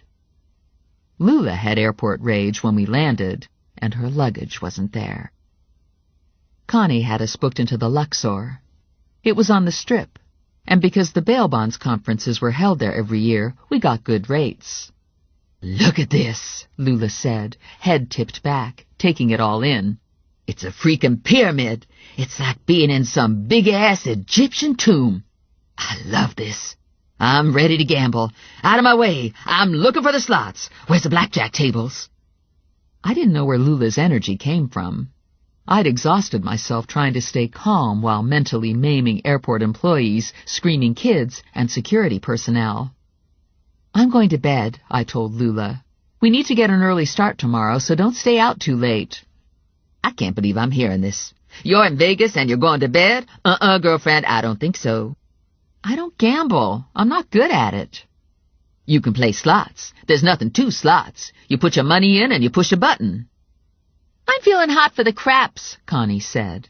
I'm going to drop my suitcase off in the room and then I'm going to hit the craps tables. You see, Lula said to me, you don't come with. I'm going to be all alone on account of Connie's going to play craps. Lula had a point. Maybe it wasn't a good idea to have Lula all alone in Vegas. Okay, I said.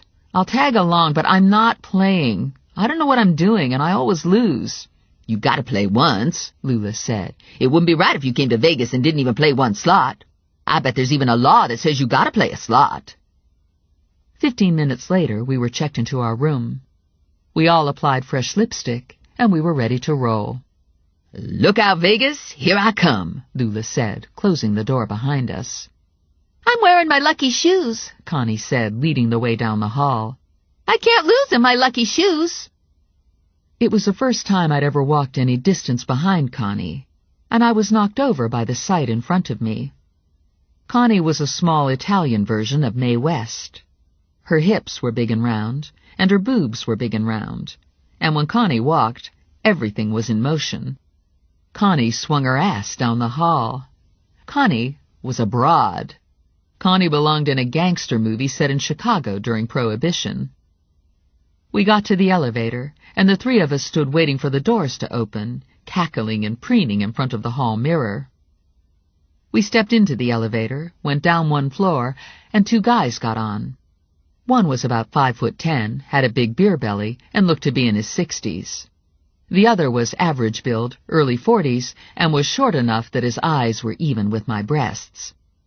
They were both dressed in tight white jumpsuits with bell-bottoms and big stand-up collars. The jumpsuits were decorated with sequins and glittered under the elevator lights. They had huge rings on their fingers and shoe-polished black pompadour hairdos with long sideburns. They were wearing name tags. The big guy was named Gus, and the little guy was named Wayne. We're Elvis impersonators, the little guy said. No shit, Sherlock, Lula said. We're part of a convention. There are 1,400 Elvis impersonators here at the hotel. We just got here, Lula said. We're going down to play some slots. We're going to the show, Gus said. We hear Tom Jones is singing in the lounge. Lula's eyes got the size of duck eggs and popped out of her eye sockets. Tom Jones? Are you shitting me? I love Tom Jones. You should come with us, Wayne said. We wouldn't mind having a couple chicks tagging along, right, Gus? Lula looked down at little Wayne. Listen up, Shorty, she said. I don't do that patronizing, sexist chick shit. We gotta say things like that, Wayne told her. We're Elvis impersonators. We're Vegas, baby. Oh, yeah. I guess I could see that. Sorry, Lula said. The elevator hit the casino floor, and we all got out and hustled across the casino to the lounge. Me, Connie, Lula, and two over-the-hill Elvis impersonators. We reached the lounge and were stopped by a crush of people waiting to get in. Oh, man, Lula said. Look at this crowd. We're not going to get in. They always let Elvis in, the big guy said, and he started bumping people out of the way with his belly. Excuse me, the king's coming through, he'd say, and then he'd sort of snarl and curl his lip the way Elvis used to. We were packed up behind him, moving in his wake, all of us getting excited about seeing Tom Jones, willing to step on a few toes to do it. Gus got us a position close to the stage, off to the side. The room lights were dim, and the stage was washed in red light. A band was playing. We ordered drinks, and Tom Jones was introduced. The minute Jones came on stage, Lula went apeshit. Lula didn't care about anything but Tom Jones. Hey, Tom, honey, look over here, she yelled out. Look at Lula! All around us, women were throwing room keys and panties onto the stage. And then, from the corner of my eye, I caught sight of Lula pitching a giant, hot pink satin thong at Tom Jones. It was the biggest thong I'd ever seen. It was a King Kong thong. It hit Tom Jones square in the face. Whap! Holy crap, Connie said. Tom Jones staggered back a step, snagged the thong from off his face, looked at it, and forgot the words to the song he was singing. The band was playing, but Tom Jones was just standing there, staring at the thong. Maybe I should throw my bra, too, Lula said. No, Connie and I said, worried Tom Jones would go into cardiac arrest at the sight. Not a good idea. Overkill. Tom Jones snapped out of his coma, stuffed the thong into his tux pocket, and went back to singing. I don't think Tom Jones looks all that good, Connie said to me. He looks different somehow, like he's had a facelift that went wrong. And he's sort of fat, I said, and he can't sing anymore.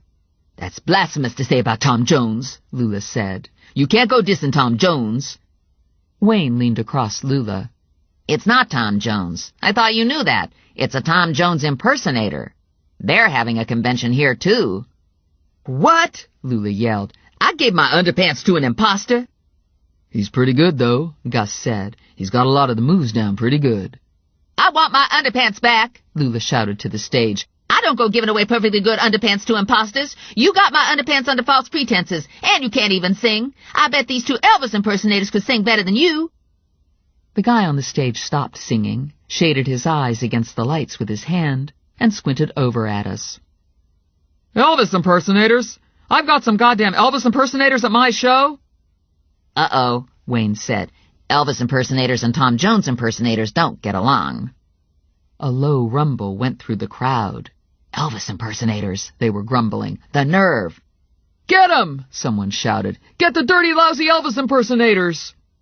Someone reached for Little Wayne, and Lula stepped in. Hold on here, she said. We came with these guys. They're good guys. They got us in here. Get the Elvis impersonators and their bitches, someone yelled. The Elvis impersonators have bitches! The room was packed, and we were getting jostled and shoved. A Cher impersonator with a beard and mustache reached for Connie. Connie cold-cocked him, and he went to the floor like a sack of sand. After that, it was bedlam. Lula took to the stage to wrestle Tom Jones for her underpants, and Connie and I scrambled after Lula to help with the thong retrieval. We were getting pelted with beer nuts and wasabi peas, and I could see casino security at the door trying to make its way through the crowd. Lula ripped the thong out of Tom Jones's hands, and we all ran backstage. "Which way out?" I asked a greasy-haired guy in the wings. The greasy-haired guy pointed to a door, and we all crashed through it, ran down a hall, through another door, and found ourselves back on the casino floor. Connie smoothed out her skirt and felt to see if she had any beer nuts stuck in her hair. "That was fun," she said. "I'm going to go play craps now." "Yeah," Lula said, stuffing her thong into her purse. "I'm hitting the slots. I'm going to start there." "Wait a minute," I said to Lula. "Where'd you get the thong?" "I had it in my purse," Lula said. "I read somewhere that you should carry emergency undies when you travel." Lula squinted at my hair. "You got something green slimed in your hair," she said. "It looks like someone got you with one of those fancy drinks." "Great. I'm going back to the room," I said. "I'm going to wash my hair and go to bed. I've had enough excitement for one day." "What about the slots?" Lula wanted to know. "Tomorrow. Maybe." At 7 in the morning, Lula and Connie still hadn't returned to the room. I pulled on jeans and a Lakewood Blue Claws t-shirt that had the message, "Got crabs?" printed on the front. I covered my hair with a baseball cap and went downstairs to look for Lula. I found her in the cafe eating breakfast with Connie. Lula had about 24 scrambled eggs and 5 pounds of sausage links on her plate. Connie had coffee. Lula looked wired and not much different from everyday Lula. Connie looked like she'd died and come back from the dead. Connie's black hair was completely frazzled, sticking out at odd places. Her mascara had smudged, making the bags under her eyes more pronounced. Most shocking of all, she was without lipstick. I'd never seen Connie without lipstick. I took a seat, and I snitched a sausage link from Lula. "What time is it?" Connie asked. 7:30, I told her. "Day or night?" "Day." The cafe was located on the perimeter of the casino floor. That's the way it always is in a casino. Everything opens to the floor. The casino was business as usual, but the attendance was light. The tables were populated mostly by bedraggled men in shirt sleeves, leftovers from the night. The slots had a more alert crowd, early risers getting a jump on the day. I wasn't much of a gambler, but I liked the flash and color of the casino. I liked the neon lights, the bells and whistles, and the ka-ching of money being won and lost. "Las Vegas never closes," Lula said. "Can you believe it? And I haven't been out of the hotel yet, but there's supposed to be an Eiffel Tower out there, and the Brooklyn Bridge, and all kinds of shit." "What did you do all night?" "I started with the slots," Lula said, "but I wasn't having any luck there, so I went over to the blackjack tables. I did pretty good, and then I did really bad, and here I am, broke. Good thing Vinny's buying me breakfast." Connie had her head down on the table. I lost all my money. I drank too much. And I lost my shoes. We all looked under the table. Sure enough, Connie didn't have any shoes. I left them someplace, Connie said. I don't know where. That's not even the best part, Lula said to me. Ask Connie about the photograph. Connie pulled a cardboard-framed photo out of her big leather shoulder bag. It was a picture of Connie and a short guy in a powder blue tuxedo. The short guy had sideburns and an Elvis hairdo. Connie was holding a bouquet of flowers. I think I might have gotten married to an Elvis impersonator, Connie said, dragging herself to her feet. I'm going to bed. Wake me up when you get Sing and I'll do the paperwork for the locals. Lula watched Connie stagger away. I wouldn't hardly recognize her without lipstick, Lula said. She sat down, and I didn't know who she was at first. We have to snatch Sing today, I said to Lula. Are you going to be up for it? Damn straight I'm up for it. I'm just getting started. I'm like that Energizer Rabbit dude. How are we going to get this guy? Sing applied for a job at a small casino downtown. My contact's name is Louis Calafanti. He's the casino manager. Cone said I should call Calafanti at 9 o'clock. I'm hoping we can get Sing to come into the casino. It'll be easier to apprehend him there. Get Sing to come in tonight so I can have the day to go shopping. I gotta see the talking statues at Caesar's, and we gotta stay to see the fountains at the Bellagio. It wouldn't be right if we left before we saw the fountains. Shopping would be fun, but there were other things on my mind. Photos of dead people. Carl Rosen missing. Red roses and white carnations. Plus, I've never made an out-of-state apprehension, and I was counting on Tank's help. I ate a second sausage, and I punched Ranger's number into my phone. Have you heard from Tank? I asked Ranger. Tank's here. By the time he got security straight, he couldn't get a flight out. The earliest flight we could get him on is today's 4 o'clock. Probably we don't need him. Connie has me on a 7:30 out of Vegas. I don't expect problems. Connie will get me the paperwork necessary to bring Sing back restrained, and she'll make the arrangements with the local police. Now, if I just felt half as confident as I sounded, I'd be in good shape. Unfortunately, the hardware's packed in Lula's suitcase, and the airline's lost both her bags. I'll have everything you need delivered to your room by noon. Did Tank tell you about the photos? Yeah, and I heard from Morelli, too. He's not happy. Did Carl Rosen ever show up? You don't want to know about Rosen, babe. I blew out a sigh and disconnected. Even at 7 in the morning, smoke hung in the air on the casino floor. I squinted into the haze and wondered if they were matching the new photos to Rosen. I called Morelli at home. When he didn't pick up, I realized it was 10 on the East Coast, and I tried his cell.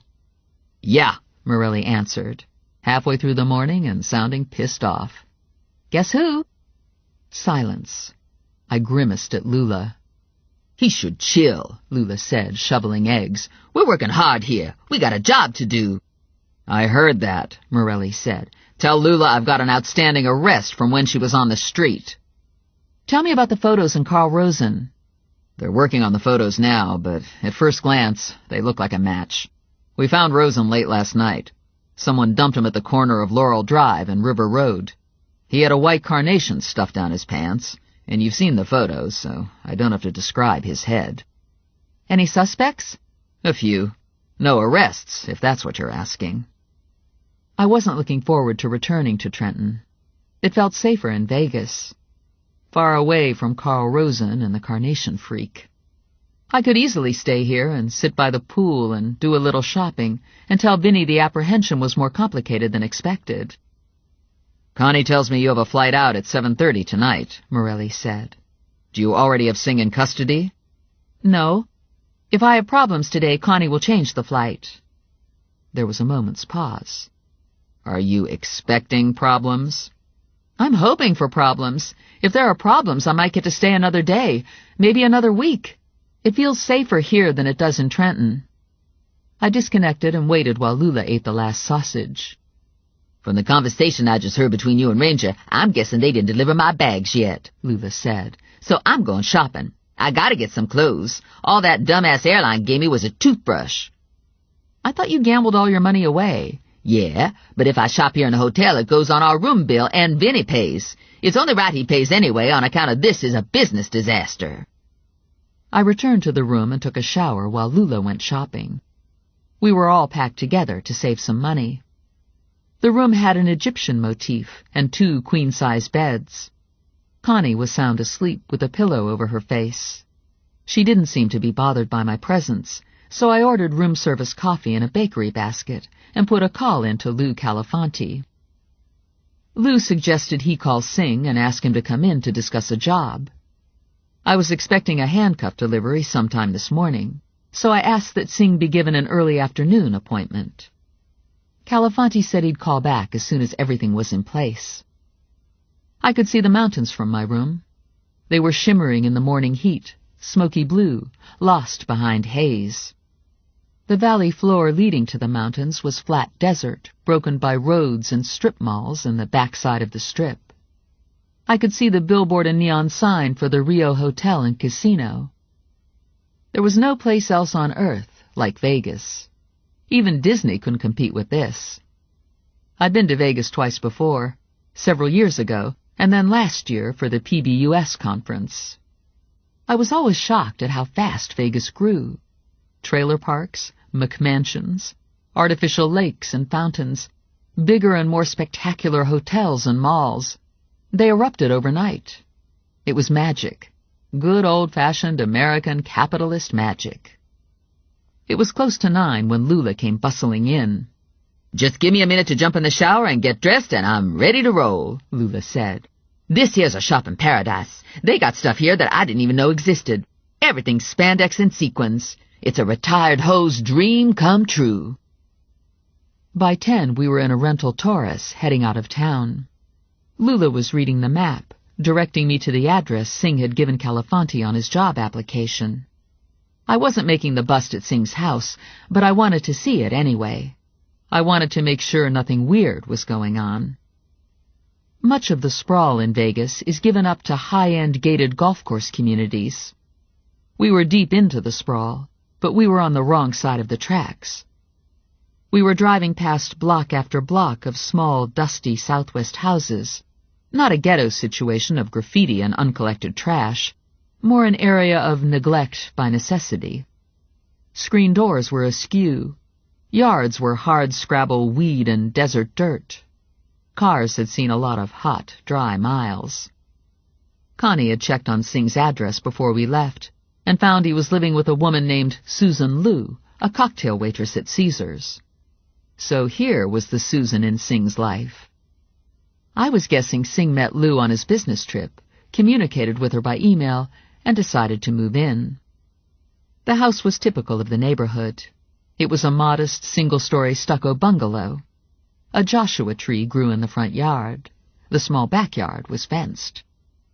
I didn't see Boo, but then most of the yard wasn't visible from the street.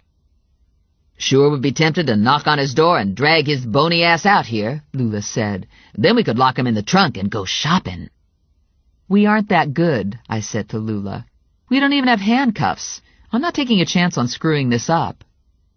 My cell phone rang. It was Lou Calafanti. He was calling to tell me that he hadn't been able to get in touch with Singh. He'd spoken to Susan Liu, and Lou told him Singh went out early this morning and hadn't yet returned. Lou expected Singh back by lunchtime. Calafanti set up a tentative meeting for 2 o'clock. Don't you hate that? Lula said. Right in the middle of our time here. How are we supposed to have any fun like that? I hear Siegfried and Roy got their tigers on display. How many chances you think we're going to get to see Siegfried's tiger? Just help me get Singh back to the hotel room and you can go off for a couple hours. We don't have to leave for the airport until 6:30. Yeah, it's not like I gotta check luggage. We returned to the room a little after 1. Connie was still asleep with a pillow over her face. There was a small sealed cardboard box on the coffee table, the delivery from Ranger, and there was a small floral arrangement next to it. Red roses and white carnations. The card with the flowers read, "You're one step behind me again. Singh's been eliminated. The game continues." I was totally dumbstruck. Hey, Lula said. Are you okay? I took a step back, bumped into a chair, and sat down hard. I went light-headed for a moment. I hadn't been expecting this. I'd been caught totally off guard. The killer knew I was in Vegas. Even worse, he had to be here too. I was pretty sure he was telling me he'd killed Singh, and according to Susan Liu, Singh was alive this morning. "I think he's dead," I said. Who's dead? "Singh." I dropped the card on the floor. Lula picked it up and read it. I don't get it, she said. "Just give me a second and I'll explain it to you." I found my way to the bathroom, and I stood there until I was sure I wasn't going to throw up. Lula was at the bathroom door, watching. I put a hand up. "I'm getting there," I said. "I was just caught by surprise and it knocked the air out of me." I left the bathroom, walked to the desk, and reread the card. The card was standard hotel stock. The flowers had been sent through the hotel. I called the concierge and waited on hold while he traced the flowers down. He returned to tell me the order had been phoned in and placed on Carl Rosen's credit card. The hotel wasn't able to access the call origination number. Chapter 10. Lula was standing over Connie. Do you think she's dead? She's not moving under the pillow. Take the pillow off her. Not me. I hate dead. If she's dead, I don't want to see. I walked over and took the pillow off Connie's face. Connie opened an eye and looked up at me. "Did you bring Singh in?" "No. I think Singh might be dead." "Dead or alive," Connie said. "It's all the same to me." She sat up in the bed. "I can't get any sleep in this hotel. People keep coming in and out delivering stuff. Did you see you got flowers?" "About the flowers," I said, and I told them about the carnation killer. Holy crap, Lula said. Why didn't you tell me sooner? I didn't know what to say. The whole thing is so bizarre. And the police wanted the details kept from the public while they tried to match the photos to a victim. Hey, I can keep a secret. Look at me. My mouth is zipped, Lula said. You can't keep a secret ever, I said. You have no sense of secret. That's so not true. I didn't tell you about Joe and Terry Gilman, did I? For a couple beats, no one in the room said anything. We just stared at each other with our mouths open. I didn't say that, Lula said. I felt my eyebrows pull together. What about Joe and Terry Gilman? You keep doing that and you're going to need Botox, Lula said. Are you talking about the jumping out the window incident? No, I'm talking about the coming out of the motel looking chummy incident. When? I guess it must have been about 2 weeks ago. It was Saturday afternoon, and I was going shopping at Quaker Bridge, and you know how there are a couple motels on Route 1 that are mostly by the hour? Well, I saw them coming out of one of those skanky motels. It was the one with the blue trim and the wishing well in the front. I almost ran off the road. You're sure it was Joe and Terry? I bet they were doing police business, Lula said. That's why I didn't tell you. I knew you'd get that look that you got now, and you'd get all huffy and make a big thing for nothing. I used my fingertips to smooth away the frown line in my forehead. I don't get huffy. Do I look huffy? Fucking A, Lula said. At least she took my mind off the flower freak. It's always nice to have a choice of things to worry about. Open the box from Ranger, I said to Lula. I have to call Morelli and tell him about the flowers. Morelli answered on a sigh. Yeah. I meant to start out with the facts about the flowers, but the wiring between my brain and my mouth got crossed, and I started with Terry Gilman. So, I said to Morelli as my opening line, have you seen Terry Gilman lately? I saw her yesterday. Why? You are such a jerk. There was a beat of silence where I figured Morelli was staring down at his shoe and counting his lucky stars he never married me. That's what you called to tell me? I'm a jerk? I called to tell you I just got a floral arrangement. Red roses and white carnations. I read the card to him.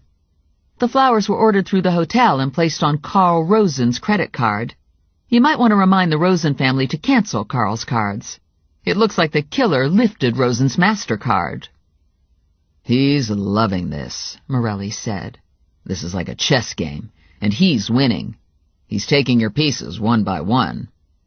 This particular piece was with Susan Liu first thing this morning and hasn't been heard from since. I don't suppose you have Bart Cohn in custody? Not in custody, but he's being watched. He's not in Vegas. I'm almost sure of it. What about the other Cohns? All three were in for questioning late yesterday afternoon. It's Saturday, so they're not at work, but I'll make sure they're tracked down and accounted for.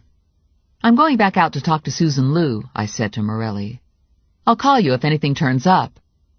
I'd feel better if you just stayed in your hotel room until your plane. Let the Vegas police talk to Susan Liu. I'll be fine. Ranger had a care package dropped off for me. And I've got Lula and Connie to watch my back. Oh, shit, Morelli said. This is like Christmas, Lula said, opening the box from Ranger. I love getting presents. Look at this. Pepper spray, one for each of us. And handcuffs, not the cheap-ass kind either. These are good quality cuffs. And leg shackles. And a .38 Smith & Wesson snubby revolver. Guess that would be yours since I shoot a Glock. And here's a box of rounds for your .38. Lula pawed through the packing. Hey, there's no Glock. Where's my gun? She dumped the box upside down, and a note and a stun gun fell out. I took the note and left the stun gun for Lula. Call if you need help. I'll come to your room at 6 to take you to the airport. Eric. His phone number was printed at the bottom of the note. Lula was reading over my shoulder. Who's Eric? Ranger said he was sending hardware to replace what we lost in luggage. It looks like Eric comes with the hardware. I loaded the .38 and slipped it into my purse. I stuffed the personal-sized pepper spray canister into my jeans pocket, I stuck the cuffs half in and half out of the back of my pants, and then I shrugged into a lightweight zipper-front sweatshirt that was going to make me sweat, but it covered the cuffs. I called to ask that the car be brought around from valet parking. I'm going too, Connie said. Give me 5 minutes to jump in the shower. A half-hour later, the three of us left the room for the lobby. Lula on one side of me, Connie on the other. Connie had made a phone call to a local bondsman and had arranged for a second arms delivery. As a result, Connie and Lula now wore 2 guns apiece. They each had a gun at the small of their back, and they each had one in their purse. My fear of getting shot by the Carnation Killer was considerably less than my fear that I'd get shot by Connie or Lula. You know what I think, Lula said in the elevator. I think we're an accident waiting to happen. I could ask Eric to ride along with us, but I'd had some past experience with Ranger's men, and there was no guarantee that Eric would be any less scary than the Carnation Killer. Just keep your eyes open. We'll be fine. Connie didn't say anything. Connie had some mafia skeletons in her closet, and Connie took soldiering seriously. It was afternoon when we pulled into Susan Liu's driveway. Lula, Connie, and I got out and went to Liu's front door. Susan Liu was about 5 feet 4 inches, with a flat dish face and glossy straight black hair. She looked older than Singh. I placed her somewhere between 40 and 45. She was surprised to find us on her porch, and immediately bristled. Probably we looked like door-to-door missionaries, so I understood the bristle. I looked over her shoulder at a small curly white dog scratching at a baby gate that confined him to the kitchen. Boo. I identified myself, introduced Lula and Connie, and I asked if we could come in. Lou said no, and we went in anyway. Lou was a lightweight. I already knew Singh wasn't in the house. The car still wasn't in the driveway. And besides, I was pretty sure he was dead. Still, I asked anyway. Is Samuel Singh here? I asked Susan Liu. He isn't, Liu said. He went out first thing this morning for a pack of cigarettes for me, and he hasn't returned. He should have been back hours ago. And he isn't answering his cell phone. Men are such shits. Listen, I'd like to chat, but I have to get ready for work, and I'm not feeling all that social without my goddamn cigarettes. The dog was barking now, yap, yap, yap. And every time it yapped, its little front paws would come off the ground. Is that Samuel's dog? Yeah, I don't know what's wrong with it. Usually the little turd just mopes in the corner. I've never seen it trying to get out like this.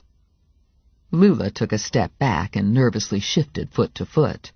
God only knows what she had in her purse. Suckling pig, 2 dozen hamburgers, a 20-pound turkey. Sammy brought the dog with him just to piss off some awful old woman and her daughter. He was boarding with them, and he said the old woman was something out of a horror movie. He wanted to take a picture of himself with the dog and send it back to them, but he hasn't gotten around to it. After he gets his picture, the dog's going to the pound. Nasty beast. I gave Susan Lou my card. Tell Samuel to call me when he comes in. Sure.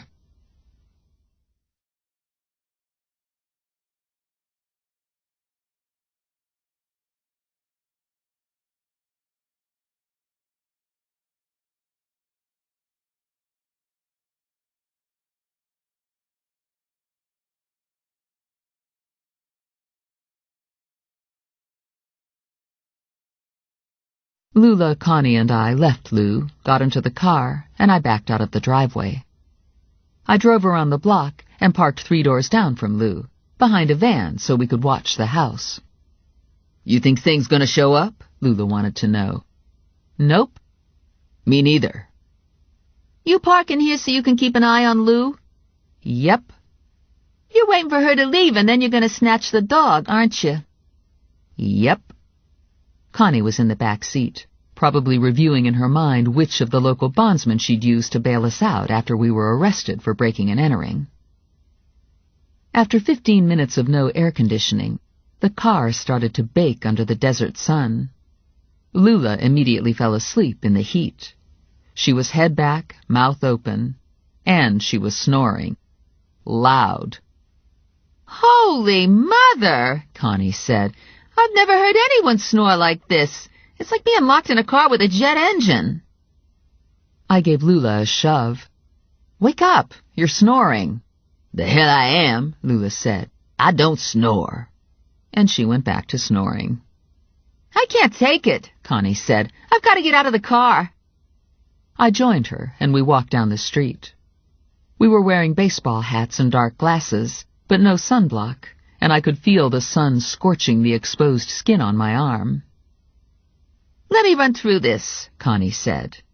Lillian Parisi, Howie at McDonald's, Carl Rosen, and possibly Samuel Singh are all tied to the same serial killer. And now he's targeted you.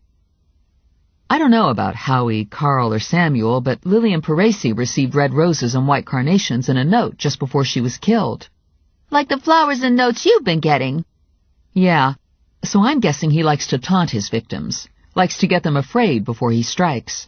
Some kind of game for him. Are you sure it's a him? I'm not sure of anything. In the beginning, I suspected Bart Cohn, but the police are keeping a close watch on him. If Cohn's still in Trenton and Singh turns up dead, that eliminates Cohn from the suspect list. When we got back to the car, Lula was still snoring, and there were 2 dogs patiently sitting on the curb by the passenger side door. I don't know what's more creepy, Connie said. You getting stalked by a killer, or Lula walking around with a purse filled with pork chops? I'm feeling like I'm in Stephen King land. It was 2 o'clock, so I called Calafanti and asked if Singh was there. Calafanti said no, sorry. I gave Calafanti my cell number and asked him to call me if Singh showed up. Connie and I got back into the car and put our fingers in our ears. After 5 minutes, my shirt was soaked and sweat was running down the side of my face. This was the glorious life of a bounty hunter. Tell me again why we're sitting here melting, Connie said. The dog. I need a better reason. There's something about that dog that gives me an estrogen attack. He's small and helpless looking, and those little button eyes, the eyes are so trusting. And he's going to the pound. How awful is that? I can't let that happen. So you have to save the dog. He's counting on me. Stephanie to the rescue, Connie said. I could call you a cab, I said, and you could go back to the hotel. No way. I'd have to sit around the pool and get a tan and have half-naked waiters bring me cold drinks. Where's the fun in that, when I could be sitting here, listening to Lula? Susan Lou left the house a little after 2. She walked to a bus stop on the far corner. After 5 minutes, a bus appeared, and Lou got on. "Thank God," Connie said. "I'm at the end of the line with the snoring and the sweating." I gave Lula a shove. "Wake up! Susan Lou left the house. We can get the dog now." Lula squinted at me. I feel like my eyes are fried. I'm not as young as I used to be. I can't do this all-night shit anymore. And this place is hotter than snot. How can anyone live here? I cranked the car over and pulled into Lou's driveway. Lula, Connie, and I got out and walked around to the back kitchen door. "Door's locked," Lula said. "Too bad you had this thing about busting in." "This is for a good cause," I said. "I suppose we could force the door if we did it really carefully." "Huh," Lula said.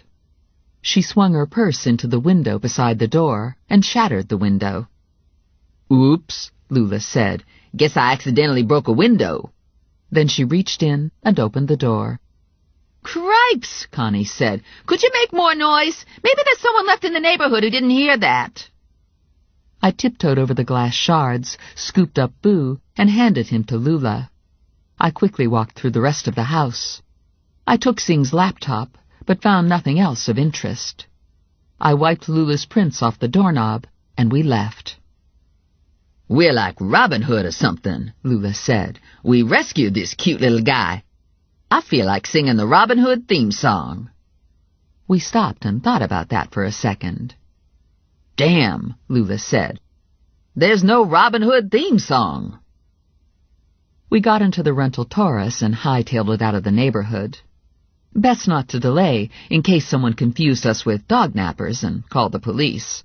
The police might not understand about Robin Hood. I stopped at a supermarket and bought a dog leash and collar and a small bag of dog food for Boo. I bought popsicles for Connie and me, and 2 pounds of sliced deli ham for Lula. I didn't know if dogs were allowed at the Luxor, and I didn't think it was worth the hassle to check. I wrapped the dog in my sweatshirt and smuggled him up to the room. "Isn't this a pisser?" Lula said, going into the room. "Look at what's here. My luggage. Came just in time to lug it back home." "Hopefully they won't lose it this time." "Damn right they won't lose it. I'm not flying. I'm done flying. I'm driving home." "It'll take you days." "I don't care. Nothing you could say would make me get back on a plane. I got the rental car, and I'm driving. And I can take Boo. I don't like the idea of handing him over to those airport people." Boo was on the floor, snooping around. "He's a cute little guy," Lula said. "I can see why Nani wanted him back." I had a problem now. There was a small chance that the flowers were a hoax and something other than death had kept Singh from showing for the job interview. I didn't want to take off only to find out down the road that Singh was alive and well in Vegas. I called Morelli and Ranger. Neither had anything to report. I called my family next. "We're all fine," Grandma said. "Except for Albert, who seems to be in labor. That isn't possible, is it?" When I was a kid, my family seemed so stable. I was the flaky kid, and my mom was always right. My sister was perfect. My dad was the rock. It hasn't been until recently that I've come to realize nothing is that simple. People are complicated and chock full of problems. That said, my family's problems don't seem so huge. We're a family of plodders. We put one foot in front of the other and keep going forward, and eventually we get someplace. Maybe the place isn't spectacular, but it's a place all the same. And while we're plodding, sometimes the problems solve themselves. Sometimes the problems get pushed low on the list of priorities and get forgotten, and sometimes the problems cause little pockets of irritation in our bowels. Mostly, we solve our problems with cake. I was hungry, and I would have liked to order room service, but I was afraid Boo would be discovered. Room service is third on my list of favorite things. Birthday cake is first. Sex is second, and then room service. Room service is better than having a mother. You order what you want, and they bring it to your door, guilt-free, no strings attached. Pretty amazing, huh? "I'm going out for something to eat," I said. And I'm going to check on Susan Liu. I want to make sure she really did go to work. I'm with you, Lula said. Connie was on her feet. Count me in. The 3 Musketeers. We gave Boo a glass of water and told him to be a good dog. We put the Do Not Disturb sign on the door, locked up, and left. According to Connie's information, Susan Liu worked at Caesar's. Caesar's was exactly the wrong distance from the Luxor. Too short to feel justified taking a cab, too long to hoof it in the heat. We stepped outside and sucked in blast furnace quality air, and Connie made the decision for us. I'm not walking, she said, and I'll shoot anyone who tries to make me. Caesar's is everything a casino should be. Noisy, smoky, gaudy, and bustling with people who can't wait to throw their money away. And if that isn't enough, it has a terrific shopping center. The waitresses serving the game tables all wore little toga outfits. Some looked better in their togas than others. I suspected Lou would not look wowie-kazowie in her toga. We did a casual walk around the room and didn't spot Susan Liu. This isn't going to work, Lula said. It's too big. There's too many of the toga women. And there are cocktail lounges on the sides, too, and restaurants. I don't know how to break this to you, Connie said, but I think we're being followed. You see the guy in black over by the statue of Caesar? Lula and I turned and looked. Don't look, Connie hissed. Lula and I stopped looking. You have to be sneaky, Connie said. Lula and I did a sneaky look. I don't recognize him, I said. Connie slid him a sideways glance. He was in the lobby of the Luxor when we came through. Probably just a coincidence, I said. He was about 5 feet 10 inches and average build. He wore a black suit, black shirt, and black silk tie. His hair was dark and slicked back behind his ears. I bet he's got a purple car with a bobblehead doll on the dash, Lula said. I bet he's a pimp. I guess I know a pimp when I see one. The question is, why would a pimp be following us? Connie and I looked at Lula. What? Lula said.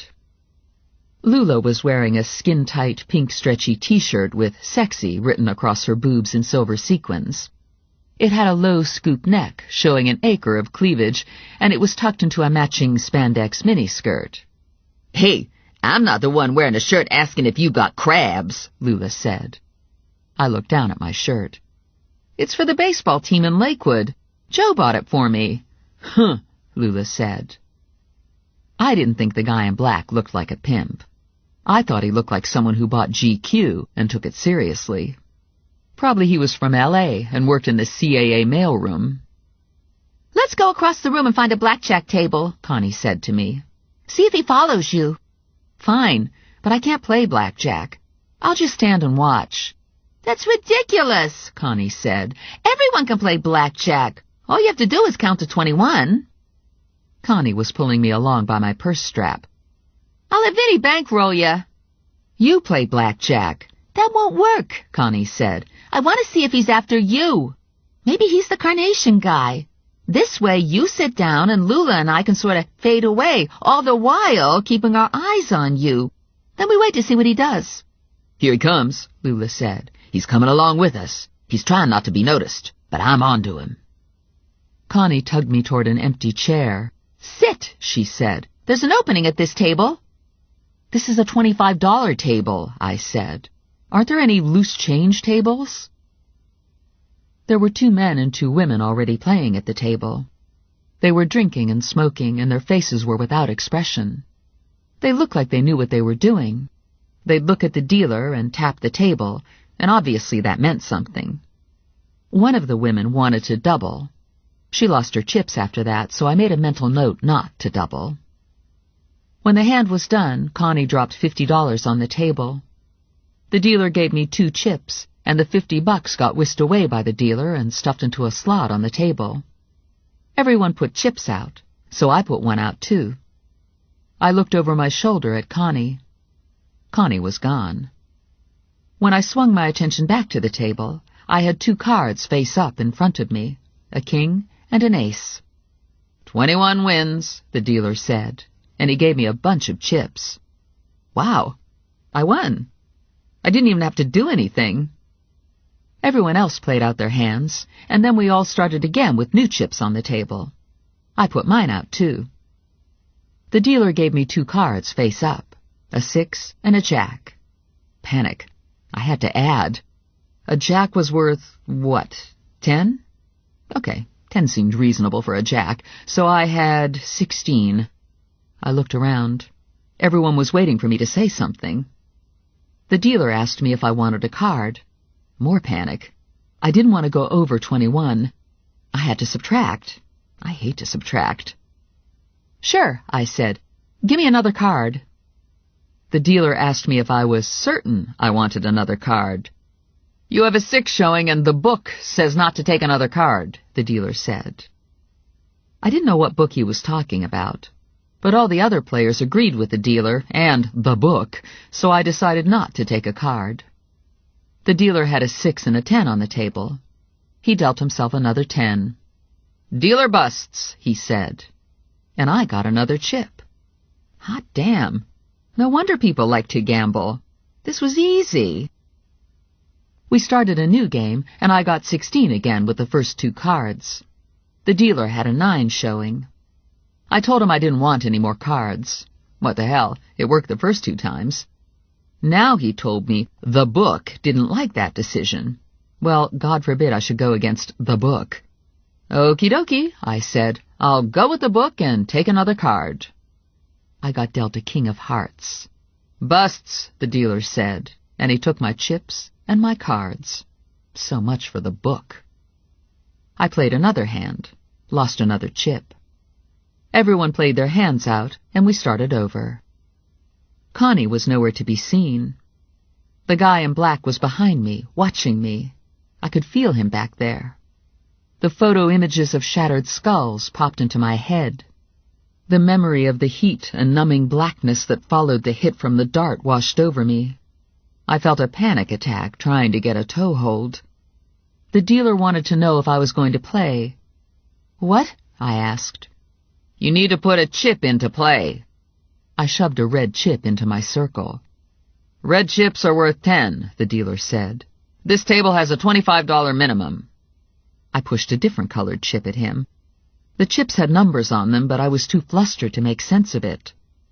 The dealer gave me a 10 of spades and a 2 of hearts. This was easy to add. 12. A long way to go to 21, right? I asked for another card. This started a lot of arguing. Apparently, the book wasn't clear on this one. The dealer gave me a 10 of diamonds. Damn. Busted again. I didn't know exactly how much I had because I was having a hard time adding up all the different colored chips, but I knew I didn't have a lot. One more hand, maybe. When the new game started, I pushed a couple chips into my ring. The dealer gave me a 9 of spades and a 3 of clubs. I bit into my lower lip, unsure what to do, and I felt a hand settle on my shoulder. I turned and looked. It was the guy in black. I'm going to help you, he said. There was a lot of noise behind me. I heard Lula let out a shriek, and the guy in black gasped in surprise, jerked away from me, and went over backward. Everyone at the table stood and gawked, including me. Lula and the guy in black were on the floor. Lula was ass up on top of the guy in black. You could hardly see him under the pink spandex. He was squashed spread-eagle under Lula, so that only his hands and feet stuck out. Connie was standing on one of his hands. Don't freaking move! Connie yelled at the poor smooshed guy in black. From what I could see, there wasn't much chance of him moving. I wasn't even sure he was still breathing. Uniformed and plainclothes security instantly appeared and wrestled Lula off the guy in black. He was going for a gun, Lula said. He's a killer! The guy in black didn't move. He was still on his back, gasping for air. I have identification in my inside jacket pocket, he said, and I think I have a broken back. Can you move your toes? One of the security guards asked him. Yeah. How about your fingers? He wiggled the fingers on one hand. Connie was still standing on the other hand. Ow, the guy in black said to Connie. Connie stepped off his hand. Sorry, she said. One of the plainclothesmen lifted the identification. Eric Salvatore. Looks like he's a rent-a-cop. I'm a licensed private investigator and a security specialist, Salvatore said. I'm employed by Rangeman LLC, and I was asked to protect Miss Plum while she's in town. God only knows why when she's got Big Bertha and the Bone Crusher with her. He was Ranger's man. Rangeman was Ranger's corporate name. Hey, Lula said. Watch who you're calling Big Bertha. Nobody tolerates that political incorrectness anymore, you little candy ass. This was a terrible misunderstanding, I told everyone. My friends and I didn't realize he was assigned to guard me. My usual bodyguard missed his flight. Now they were all wondering who the hell I was that I needed a bodyguard. And that was fine by me because I wanted this to go away. We were all carrying guns, probably illegally. I had no idea what the gun laws were in Nevada. I thought he was going for a gun, Lula said. Eric struggled to get up. I was going for my wallet. I was going to buy her some chips. I was supposed to keep my distance, but I couldn't stand watching her play anymore. She's the worst blackjack player I've ever seen. Really sorry, I said. Can we take you to a hospital or something? No, I'll be okay.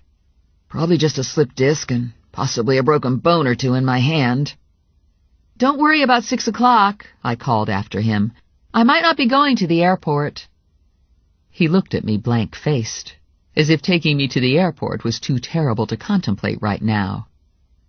Okay, he said, and he limped away. Sorry, I said to the security people.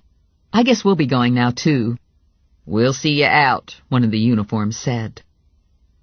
We were escorted out of Caesar's. The doors closed behind us, and we stood blinking in the sun, waiting for our eyes to adjust to daylight. That was sort of embarrassing, Lula said. I whipped my phone out and I called Morelli. Reporting in, I told him. Anything new? I was just going to call you, Morelli said. I know a guy on the Vegas police force. I gave him a call when I got off the phone with you and asked him to keep his eyes open for Singh. I just got a call back from him. They found Singh in his car in the airport parking lot about an hour ago. Shot twice in the back of the head, close range. We're checking the passenger lists on all Vegas flights in and out of LaGuardia, Newark, and Philadelphia. I had a moment's pause where I didn't know what I felt. There was an emotion struggling around inside me. Relief that there was closure on the Singh hunt. Disappointment that I hadn't been able to save him. And dread. The killer's constant presence was wearing me down. The Cones? I asked. All present and accounted for. Too bad. That would have been so easy. At least I can leave Vegas now. And I'm bringing something home with me that might be helpful. Singh's laptop. Silence at the other end. Susan Liu gave it to you? I found it on the sidewalk. I think there might have been a break-in and the laptop got dropped and left behind somehow. And I found it. I wasn't sure what was going on at the other end of the connection. Either Morelli was smiling, or else he was banging his head against the desk. I was going to go with smiling. I'll pick you up at the airport, Morelli said. Try to stay out of trouble. Do you need a police escort when you leave your hotel? No, I've had enough police escorts for one day. Thanks anyway. I disconnected and relayed the information about Singh. The Vegas police found Singh at the airport an hour ago. 2 bullet holes in the back of his head, I told Connie and Lula. I was sort of hoping it was a bluff, Lula said. That the killer wasn't really here, and he sent you the flowers to get you to go home. Not that I'm scared or anything. We all did some mental knuckle-cracking and tried not to look nervous. We should go back to the hotel, I said. If we're going to make the plane, we need to pack. Everyone agreed, so we flagged down a cab and we all piled in. I called Ranger on the way. I told him about Singh, and then I told him about Salvatore. I already talked to Salvatore, Ranger said. His hand is okay, but he said he needs a chiropractor for his back. Ranger paused, and when he continued, I could hear the laughter in his voice. Salvatore said a fat woman in pink spandex and silver sequins fell on him. That would be Lula, and she didn't fall on him, she tackled him. She did a good job, Ranger said. I'm sorry I missed it. Salvatore's partner will take you to the airport. How will I know him? He looks like Salvatore, but more. 5 minutes later, we were walking through the hotel to the elevators, and we were being very vigilant. We didn't know what the killer looked like. It didn't seem likely that he would strike in a public place, but there was no guarantee. We took the elevator to the 18th floor, walked halfway down the hall, and Connie unlocked our room door. She stepped in and muffled a scream.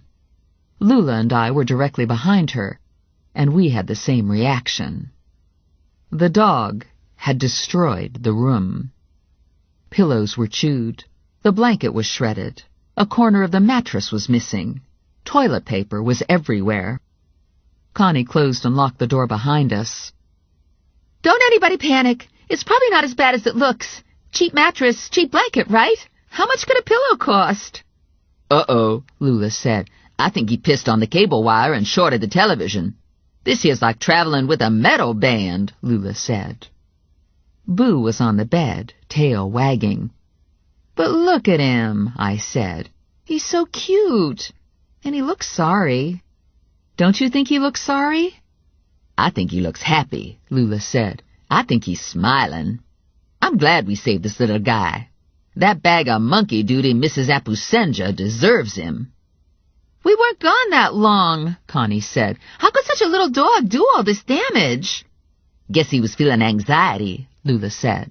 Poor thing's been through a lot, what with getting dog-napped and everything. And look at him, he's just a puppy. He might even be teething. At least he didn't eat the flowers. It's nice to come back to fresh flowers in the room. They were sent by a serial killer. They're death flowers, I said. Well, yeah, but they're still nice, Lula said. I looked at my watch. I had to pack. Not a lot of time to take care of this mess, I said. Here's the plan, Connie said. We check out, and it all goes on Vinny's bill. See that? Lula said. This dog's nothing but good luck. We get to stick it to Vinny, all because this dog was smart enough to eat the room. I think this has been a positive experience. That's my new philosophy anyway, nothing but positive experiences. That's why I'm driving home from here. You gotta be kidding, Connie said. It'll take you days. Don't matter. I'm not getting back on a plane. I'm done with planes. They aren't any fun. All that searching and starving and standing around in lines. I don't do lines. That's another part of my new philosophy. No lines. And I can take Boo with me if I drive. Me and Boo can have a road trip. I'm starting to get real excited about this. I always wanted to have a dog when I was a kid, but I never had the chance. I was dog-deprived. Works for me, Connie said. If you take Boo, we don't have the hassle of crating him and getting him on the plane. I called valet parking and had the car brought around. I gave Lula the pepper spray and the stun gun and $200. Connie contributed another $150. It was all the money we had between us. We loaded Lula, Boo, and Lula's luggage into the car and waved goodbye. I'm not sure if she's the smart one or the dumb one, Connie said. There were only 2 of us now, and we each had a loaded gun in our pockets. We stopped at the snack bar, got a bag of food, and returned to the room to finish packing. My packing was simple. Take all the little complimentary soaps and shampoos from the bathroom and put them in my carry-on bag. Connie's packing was more complicated. Oh, shit, Connie said. Look at this. She was holding up the wedding photo. It had a few dog tooth marks in the lower left corner. Do you suppose you actually got married? I asked her. I don't know. I don't remember. She closed her eyes and groaned. Sweet Jesus, please don't let me be married to an Elvis impersonator. There must be some way you can find out, I said. There have to be records. Probably you can have it annulled. There was a rap on the door, and Connie and I went into panic mode for fear it was the maid. I looked out the security peephole and recognized Eric's partner from Ranger's description. The guy in the hall looked a lot like Eric, but bigger and weirder and scarier. He looked like a Vegas pit boss on steroids. It's our chauffeur, I said. I opened the door and invited the big, scary guy in. He was dark-skinned with slicked-back black hair and dark, heavy-lidded eyes. He was wearing black cowboy boots, black leather pants, a black leather jacket, and a shiny black silk shirt that was unbuttoned half down his chest. He had a colorful crucifixion tattooed onto the back of his left hand, and he had a gun at the small of his back, under the jacket.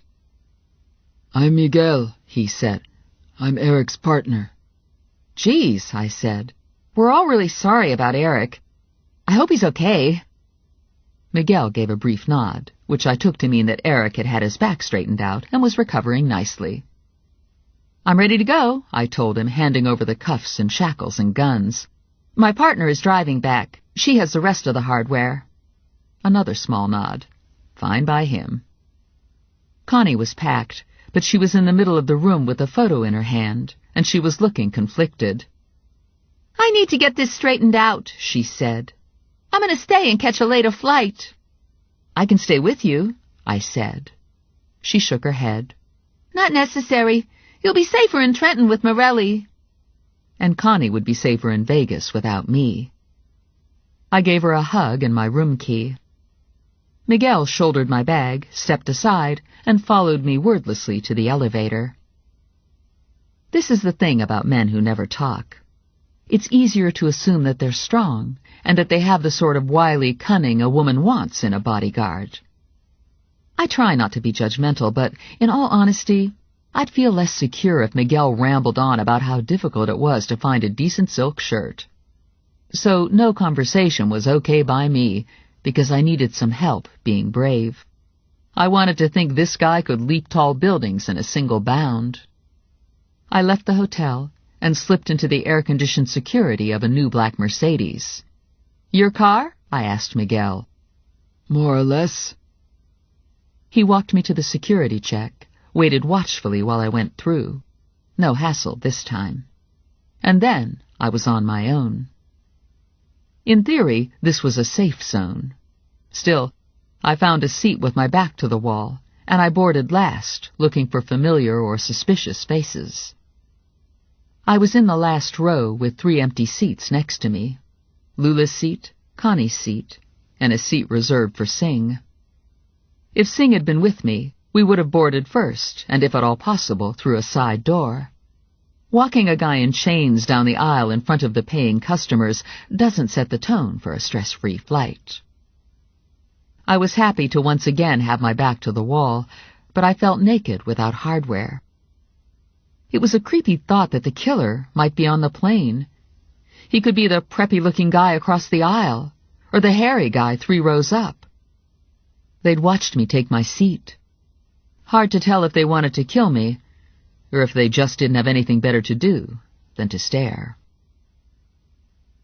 By the time I deplaned in Newark, I was too tired to be afraid. God bless those lucky souls who can sleep while flying. I've never been one of them. I'd arranged to meet Morelli at baggage claim. I didn't have any baggage to claim, but it was the easiest pickup point. It was 7 in the morning, Jersey time. My teeth felt furry, and my eyes ached. I searched the crowd for Morelli, and felt my heart skip a beat when I found him. Morelli never blended. He was movie star handsome, and looked like a man you'd avoid in a fight. Women always looked twice at Morelli, but seldom approached, with the possible exception of Terry Gilman. Morelli's face softened when he saw me. He reached out and drew me to him, wrapping his arms around me. He kissed my neck and held me close for a moment. "You look beat," he said. He stepped back, took my bag, and smiled at me. "But pretty." I gave him a sideways glance. "You want something?" "The computer, for starters." "Always a cop." "Not always. It's Sunday." "How tired are you?" I was dog-tired until I saw Morelli. Now that I was next to him, I was having some non-sleeping thoughts. The non-sleeping thoughts lasted about 30 seconds into the ride home. I opened my eyes and stared up at Morelli. He was out of the truck, trying to get me awake enough to get me into the house. He had my seatbelt off, and my bag slung over his shoulder. "Geez, Steph," he said. "Didn't you sleep on the plane?" "I never sleep on a plane. I have to be ready in case it crashes." I heaved myself off the seat and shuffled up the sidewalk. Morelli opened the door, and I braced myself for the Bob attack. We heard him thundering through the house, coming from the kitchen. He reached the small foyer, and Morelli held up a giant dog biscuit. Bob's eyes got wide. Morelli threw the biscuit over Bob's head down the hallway, and Bob turned in mid-gallop and followed the biscuit. "Pretty smart," I said. I should take him to obedience training, but I never seem to get to it. What Morelli meant was that he should try obedience training again. Bob had flunked out twice before. Morelli set the bag on the floor at the foot of the stairs and removed the computer. "I'm not going to open this. I'm going to turn it over to the experts first thing tomorrow." That had been my thought, too. I hadn't fooled with the computer. "Have you told Vinnie about Singh?" Morelli asked. I left that for Connie. She stayed behind to clean some things up. "Vinnie'll put a good spin on it. You found Singh. That's the important part. The system worked." "I need more sleep," I said. "Wake me up when it's time for dessert." "Bad news," Morelli said. "Dessert will be too late. We're expected for dinner at my mom's house." "We accepted this invitation 2 weeks ago," Morelli said. "It's Mary Elizabeth's birthday." I'd totally forgotten. Mary Elizabeth is Joe's great-aunt. She's a chain-smoking booze hound, and she's a retired nun. And no party for Mary Elizabeth would be complete without Grandma Bella, because Mary Elizabeth is Bella's younger sister. I got a sharp pain in my right temple, and my blood ran cold.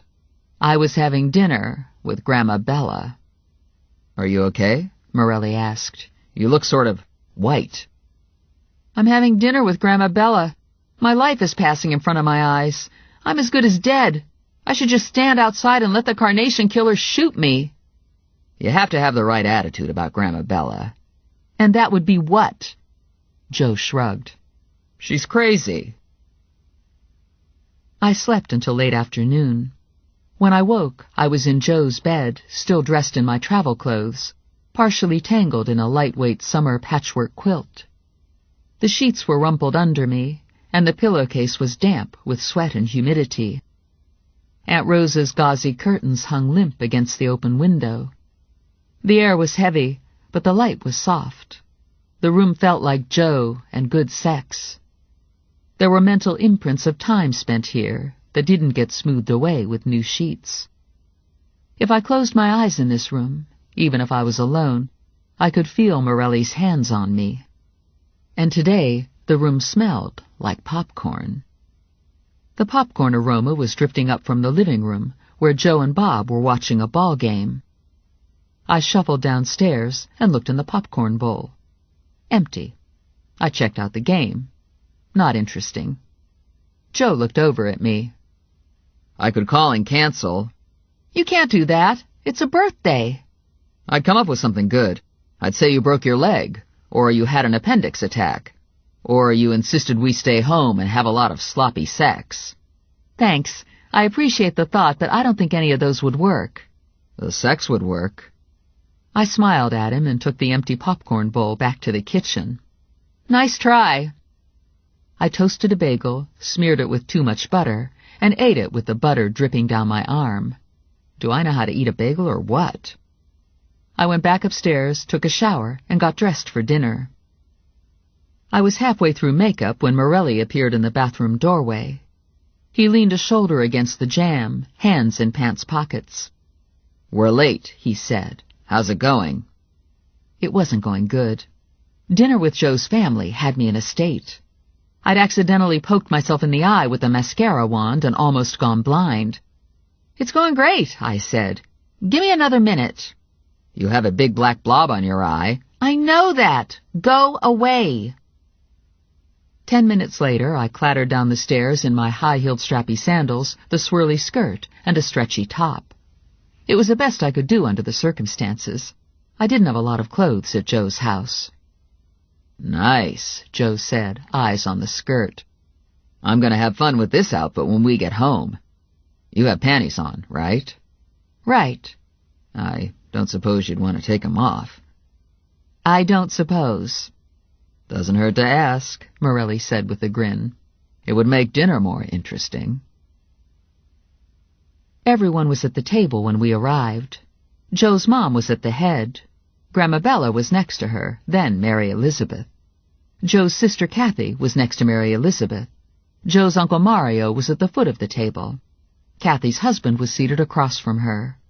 Joe and I were seated across from Mary Elizabeth and Bella. Sorry we're late, Joe said. Cop business. Mary Elizabeth was looking very happy. She had an empty highball glass in front of her and a half-empty wine glass. More like monkey business, she said. Bella shook her finger at Joe. All the Morelli men are sex fiends. Hey, Uncle Mario said, how's that to talk? Mario was Bella's first cousin, and the only male Morelli left from Bella's generation. Morelli men weren't especially long-lived. Mario was small and wrinkled, but still had a full head of wiry black hair. It was rumored he colored it with shoe polish. Grandma Bella fixed an eye on Mario. Are you telling me you're not a sex fiend? There's a difference between an Italian stallion and a sex fiend. I'm an Italian stallion. Joe filled our wine glasses. Salute, he said.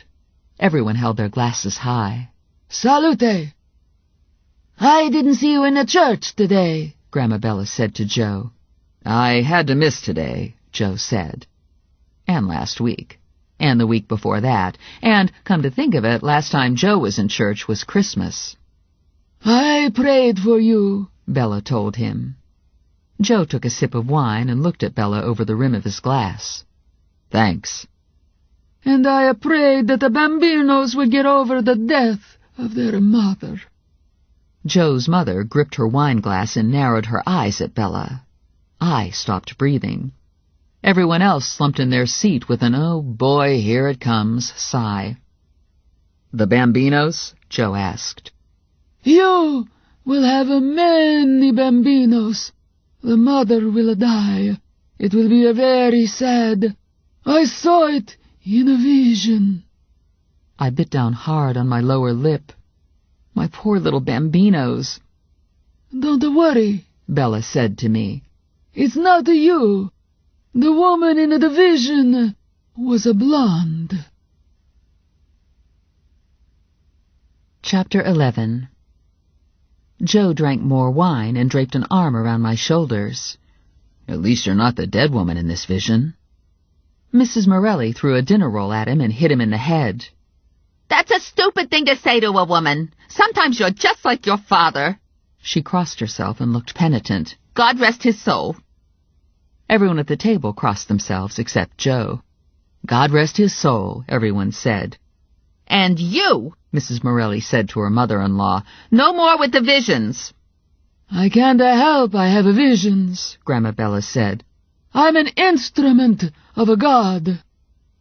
This brought a lot more crossing, and Uncle Mario muttered something that I think included the words devil woman. Bella turned on Mario. You watch your step, old man. I'll put the eye on you. The table went silent. No one wanted to mess with the eye. The eye was Italian voodoo. While all this was going on, Mary Elizabeth had put away 3 glasses of wine. I love a party, Mary Elizabeth said, her words slightly slurred, her eyes slightly crossed. She raised her wine glass. Here's to me. We all raised our wine glasses. To Mary Elizabeth. When we were all stuffed with chicken and red sauce and meatballs and macaroni casseroles, Mrs. Morelli brought out the desserts. Plates of Italian cookies from People's Bakery. Fresh-filled cannoli from Panorama Musicale, cheeses from Porfirio's, and the birthday cake from Little Italy. By now it was sweltering in the Morelli dining room. All the windows were open, and Mrs. Morelli had brought a fan in to circulate air. Sweat was running down my breastbone, soaking my shirt. My hair was stuck to my face, and my mascara was not living up to its waterproof promise. No one cared about the heat. Everyone but Joe and his mom was shit-faced, me included. Candles were lit on the cake, raising the room temperature by another 10 degrees. We all sang Happy Birthday, Mary Elizabeth blew out the candles, and Mrs. Morelli made the first cut in the cake. Grandma Bella slammed her hands palm down on the table and tossed her head back. She was having a vision. Everyone at the table groaned. "I see death," Grandma Bella said. "A woman." More groaning from around the table. "I see white carnations." "Don't worry about it, honey," Morelli whispered in my ear. "There are always white carnations." "This woman who died," I asked Grandma Bella, "is she a blonde?" Grandma Bella opened her eyes and looked at me. "She has curly brown hair," Bella said. "Shoulder length." My hair? Good thing I was too drunk to care. "That's the vision," Bella said. "I'm tired now. I need to lay down." Bella always got tired after a vision.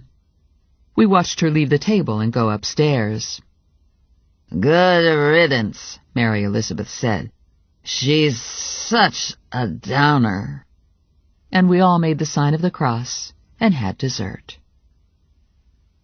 Morelli poured me into his truck and drove me back to his house, where he dragged me out of the truck and propped me against the passenger side door. "If you're gonna throw up, it'd be good if you could do it out here," he said. "It's supposed to rain. It'll wash away."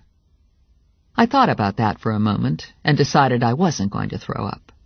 I took a step and went down to one knee. "Whoops," I said. "The curb's in my way." Morelli hauled me up, slung me over his shoulder, and carried me into the house and up the stairs.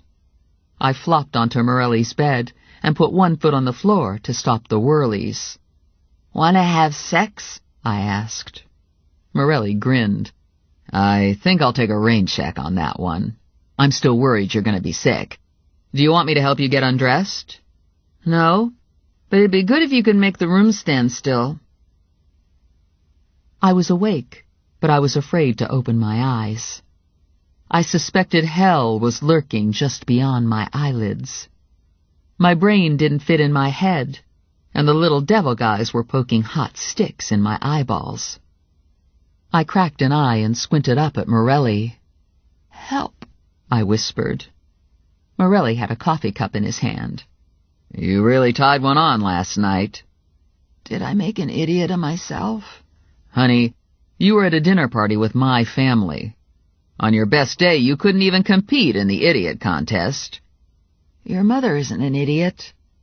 "My mother likes you." "Really?"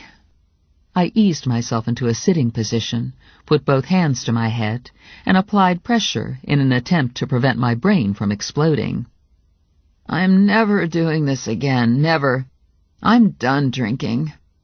Okay, maybe a beer once in a while, but that's it." "I went out and got the cure," Morelli said. "I have to leave for work, but I want to make sure you're okay first." I opened my other eye. I sniffed the air. "The cure? Really?" "Downstairs," Morelli said. "I left them in the kitchen. Do you want me to bring them up?" Not necessary. I was on my feet. I was moving, slowly. I was at the stairs, one step at a time. I was going to make it. I put my hands over my eyes to keep my eyeballs from falling out of my head while I worked the stairs. Then I was on firm floor. I inched forward. I was in the kitchen. I squinted into the red haze, and I saw it. It was sitting on the little wooden kitchen table, a large steaming bag of McDonald's French fries and a large Coke. I carefully eased myself onto a kitchen chair and took my first fry. "Ah," I said. Morelli was slouched in the chair opposite me, finishing his coffee. "Feeling better?" I sipped some Coke, and I ate more fries. "Much better." "Are you ready for ketchup?" "Definitely." Morelli got the ketchup out of the fridge and dumped some on a plate for me. I mushed some fries in the ketchup and tested them out. "I think the brain swelling is going down," I said to Morelli. The pounding has stopped. Always a good sign, Morelli said. He rinsed his cup and set it in the dish drain. I'm out of here. I have to get the computer to the lab. He kissed me on the top of my head. Be careful. Tank's outside doing his thing. Try not to lose him. I owe you, I said. Yeah, I know. I already have plans. And he was gone. Bob was patiently sitting beside me, waiting for his share. I fed him a couple fries, finished up the rest, and drank the Coke.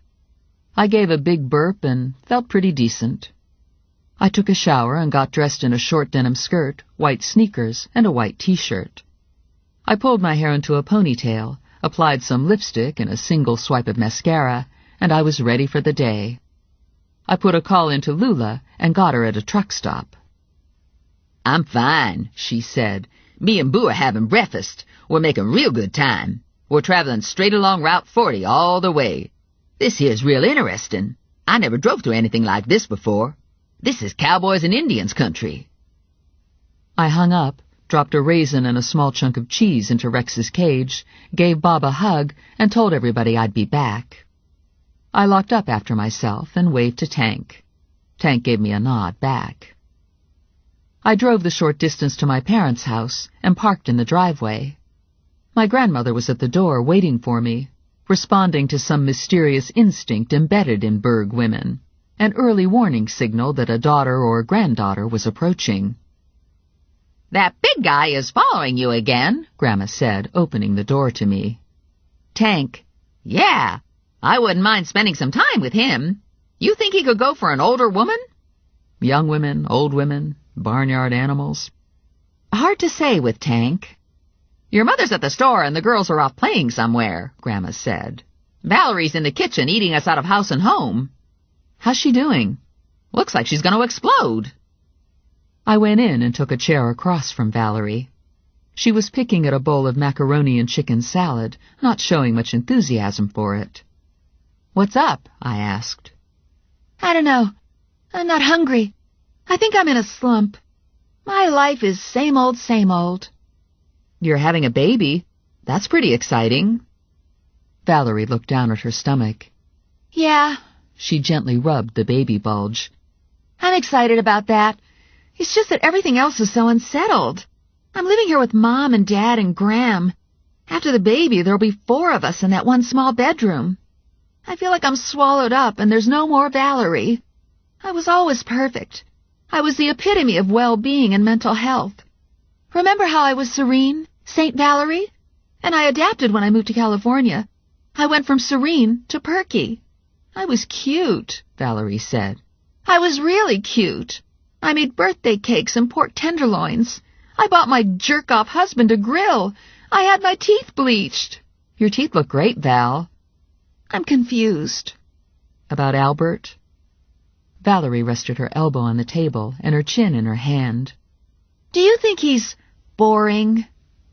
He's too funny to be boring. He's like a puppy, sort of floppy and goofy and wanting to be liked. He could be a little annoying, but that's different from boring, right? I feel like I need a hero. I feel like I need to be rescued. That's because you weigh 400 pounds and you can't get out of a chair by yourself. After you have the baby, you'll feel different. Okay, so I was being a big fat hypocrite again. I felt the same way as Val. I wanted to be rescued too. I was tired of being brave and semi-competent. Difference was, I refused to say it aloud. I suspected it was a basic instinct, but it felt wrong somehow. For starters, it felt like a terrible burden to dump on a man. Do you think Albert is at all heroic? Valerie asked me. He doesn't look like a hero, but he gave you a job when you needed one, and he stood by you. I guess that's sort of heroic. And I think he'd run into a burning building to save you. Whether he'd get her out of the building is another issue. Probably they'd both die a horrible death. I think you're doing the right thing by not getting married, Val. I like Albert, but you don't want to marry him just because Mom's in favor of it, or because you need a second income. You should be in love, and you should be sure he's the right man for you and the girls. Sometimes it's hard to tell what's love and what's only indigestion, Valerie said. I left Valerie with a macaroni salad and drove to the office. Connie looked around her computer screen at me when I walked in. "Well?" I asked. "Are you married?" "No, it turned out to be a joke photo. I caught the 10 o'clock out of Vegas." "And the room damage?" "It all went on Vinny's credit card. Vinny almost popped a vein when he heard. But then the reporters started showing up and Vinny was distracted. The room bill got pushed on a back burner. You saved Vinny's ass. You even made him look good. The visa bond worked. The guy fled. We found him." Actually, the Vegas cops found Singh. "Not when Vinny tells it. Vinny's made some improvements on the story. So we all still have our jobs. Vinny's not going to be selling used cars in Scottsdale. Everybody's happy." Everybody except me. I was being stalked by a lunatic, and it was possible that I was indirectly responsible for causing 3 murders. "Now that Singh is off the books, I got a backlog of skips," Connie said. "What would you like? First-time rapist, repeat domestic violence, assault with a deadly weapon, or possession?" "What's a possession?" "Kilo of heroin." "Whoa, that's a biggie. That's Rangers. How about the deadly weapon?" "Butchie Salazar and Ryan Mock got into a fight over Candace Laylor, and Butchie ran over Ryan with his Jeep Cherokee 3 times. "Butchie was drunk?" "Yep." "Give me Butchie." Sometimes a drunk is an easy catch if you can get him in the morning. I took the papers from Connie. I didn't need a photo. I knew Butchie. Went to school with him. Didn't like him back then. Wasn't real crazy about him now. "I'll give you the rapist, too. It's his first time around. Maybe he just forgot to show for court. I tried calling, but all I get is a machine." "Have you tried his work number?" "He's unemployed. Got fired when he got arrested." I looked around. It feels strange not to have Lula here. "Quiet," Connie said. "Empty." "Glorious!" Vinny yelled from his inner office. "Freaking glorious!" I hefted my bag higher on my shoulder, and I headed out. Tank was standing guard on the sidewalk in front of my car. "I have a couple FTAs," I said to Tank.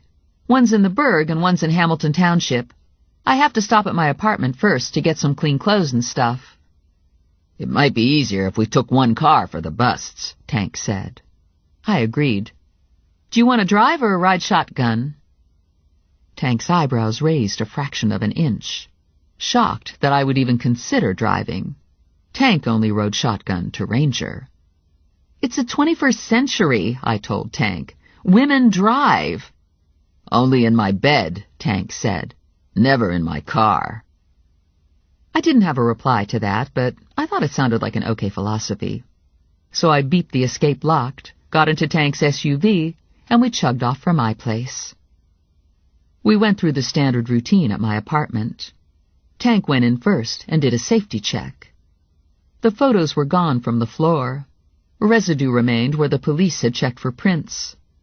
I gathered a few things together when Tank gave the all clear. Mostly what I wanted from my apartment was hardware. I took the cuffs and pepper spray from my bedside table and dropped them into my shoulder bag.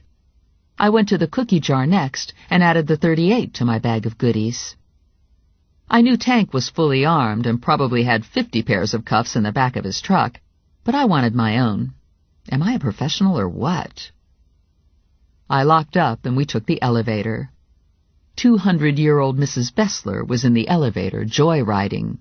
"Going down," she told us, pressing the button, leaning on her walker. "First floor, ladies' handbags, designer shoes." She looked up at Tank. "My goodness, you're a big one," she said. Tank smiled at her. Big Bad Wolf reassures Grandma he's not going to eat her for lunch. The doors opened, and we got out. "Have a nice day, Mrs. Bessler," I said. "Don't take any wooden nickels," Mrs. Bessler sang out. According to Butchie Salazar's bond agreement, he was renting the top half of a 2-family house on Allen Street. For years now, Butchie's worked nights tending bar at a dive on Front Street, so chances were good that he'd be at home. Tank did a pass in front of the house. No activity. He returned and parked 2 houses down on the opposite side of the street. I called Butchie on my cell phone and got his machine. I didn't leave a message. Tank and I got out and approached the house. No back door to worry about, so we positioned ourselves to either side of the front door. I rang the bell for the upstairs apartment and waited. No response. I rang again. The downstairs door opened and an older woman stuck her head out. "Butchie isn't home and my cats hate when people ring his bell," she said. "The bell scares my cats. They're very sensitive." "Do you know where Butchie is?" "It's his day off from work. I think he's gone out to do his grocery shopping and stuff. Not that he does a lot of cooking. Mostly he buys beer and filthy magazines. I tell you, this neighborhood's going to hell in a handbasket." The woman closed her door, and I looked up at Tank. It was strange being on a bust with him. I was used to Lula with her crazy clothes and smart mouth. "Okay," I said. "Let's go for the rapist, Stephen Wiegand. We can come back to Butchie later." Wiegand lives in Hamilton Township in one of those apartment complexes off Klockner Boulevard. Minutes later, we were parked in the lot in front of Stephen Wiegand's apartment. We sat for a couple minutes getting the feel of things. A woman left her apartment 2 doors down, got into her car, and drove off. Aside from that, there was no activity. "One of us should take the back door," I said. "Can't do that," Tank said. "My first job is to protect you, and I can't do that if I can't see you." "No one followed us here. I was watching." Tank went stony, an unmovable object. "Fine," I said. "We'll both take the front door." We left the truck, crossed the lot, and I rang Wiegand's bell. Wiegand answered on the first ring. You've got to love first-time offenders. They don't know the drill. Next time around, Wiegand will be out the back door hiding in the dumpster. He was a slim 5 feet 8 inches, with close-cut brown hair and dark brown eyes. His papers listed his age as 26. He was unmarried. "Yes," Wiegand said, looking first to me, then up at Tank. The gears were turning in Wiegand's head when he looked at Tank. Tank wasn't someone you wanted to unexpectedly find on your doorstep. "Stephen Wiegand?" I asked. Wiegand swallowed. "Uh-huh." I introduced myself and explained to Wiegand that he missed his court date and needed to refile. Wiegand bobbed his head yes, but his eyes were saying no, no, no. I reached back and took hold of the cuffs secured under my skirt waistband. Wiegand went white, turned, and bolted. And before I could make a move, Tank effortlessly grabbed Wiegand by the scruff of his neck and held him 2 inches off the floor. Wiegand kicked out and then went limp. Tank gave Wiegand a shake, causing Wiegand's feet to flop around. "I'm going to put you down now," Tank said, "and you're not going to try anything stupid, right?" "Right," Wiegand said. I cuffed Wiegand, we secured his apartment, and we all marched over to Tank's SUV. We put Wiegand in the back seat, cuffed and shackled. I couldn't help thinking it would have played out differently if Tank hadn't been along. Lula and I would have chased Wiegand all over his apartment, knocking over lamps and chairs in the process. We would have snagged him eventually, but the capture would have been total Abbott and Costello. "Do all your captures go like that?" I asked Tank. "No," he said. "They don't always try to run." It was mid-afternoon when we left the police station. Wiegand was back behind bars. Tomorrow morning he'd go before the judge, who would once again set bail, higher this time. Vinny would get a call from a pleading Wiegand, and for another bonding fee, Wiegand would walk. We stopped off at Cluck in a Bucket for a late lunch, and then motored over to the Berg to try our luck with Butchie. We parked across the street and looked up at Butchie's open windows. Television sounds drifted out to us. Butchie was home. We crossed the street and took our places on the small stoop that served as a front porch. "Do you know this guy?" Tank asked. "Yeah." "Is he going to shoot at us?" "Depends how drunk he is." Tank drew his gun, and I rang the bell. No answer to the bell. I rang again. Still no answer. "He's not coming down," Tank said. I called Butchie on my cell phone. Yeah, Butchie said. It's Stephanie Plum, I told him. I'm downstairs with my partner and we need to talk to you. So go ahead and talk. You missed your court date and you need to reschedule. And you need to do it now. Come downstairs and open the door. Suck my dick, Butchie said. Sure, I told him. Just come down and open the door. Fuck off, Butchie said. I don't feel like going to jail today. Why don't you come back next month? Maybe I'll feel like going to jail next month. I told Tank to back up and stand on the sidewalk where Butchie could see him. Look out your window, Butchie, I said. See the big guy standing on the sidewalk? Yeah? That's my partner. If you don't open the door, he's going to put his foot through it. And then he's going to go upstairs and root you out like the rodent you are and put his foot up your ass. I've got a gun. Is it as big as Tank's? Tank was holding a .44 Magnum. I swear to God, Butchie said, if you come in, I'll blow your head off. And he disconnected. He's not coming down, I told Tank. And he says he's armed. Tank walked up to the door, put his boot to it just left of the handle, and the door flipped open. Wait here, Tank said. I had my gun in hand, too. No way! This is my bust! Tank turned and looked at me. Anything happens to you, I have to answer to Ranger. Frankly, I'd rather take a bullet from this moron. Okay, that made sense to me. I'll wait here, I told him. I'm coming up the stairs, Tank called to Butchie. When I get to the top, I want you unarmed, face down on the floor, with your hands where I can see 'em. I looked up and saw Butchie ass first, half out of the window above me. He was waiting for Tank to get to the top of the stairs, and then Butchie was going to go out of the window, onto the small roof over the stoop, and drop to the ground. I ducked into the doorway so Butchie wouldn't see me. I held my breath and waited to hear him on the roof. Tank got to the top of the stairs, Butchie's feet scuffed on the roof, and I jumped out. I had my gun two-handed, and I yelled for Butchie to stop and freeze. I've got him, I yelled to Tank. He's on the porch roof. Tank jogged down the stairs and moved to join me on the small patch of front lawn. He cleared the porch just as Butchie catapulted himself off the roof, and the two of them crashed to the ground with Butchie on top of Tank. I rushed in and grabbed Butchie by the arm, cuffing him behind his back while he still had the air knocked out of him. I rolled him off Tank and shoved him aside. Tank was on his back, with his leg twisted at an impossible angle. Just shoot me, Tank said. It'd be less painful. I called EMS, and then I called Ranger. A half-hour later, Tank was rolled into the EMS truck, his leg held stable by an inflated cast. Ranger and I stood side by side and watched the truck disappear around the corner. A big, bald, jug-headed guy, neatly dressed in black jeans and T-shirt, stood by Tank's truck. He had his muscle-bound, bulging arms crossed over his massive chest, and his tiny eyes fixed on Ranger and me. I need to go to the hospital and get Tank admitted, Ranger said. I've asked Cal to follow you around. Cal has a flaming skull tattooed onto his forehead, and he has muscles in places muscles aren't supposed to grow. Cal looks like Steroidosaurus. Don't underestimate him, Ranger said. He can spell his name.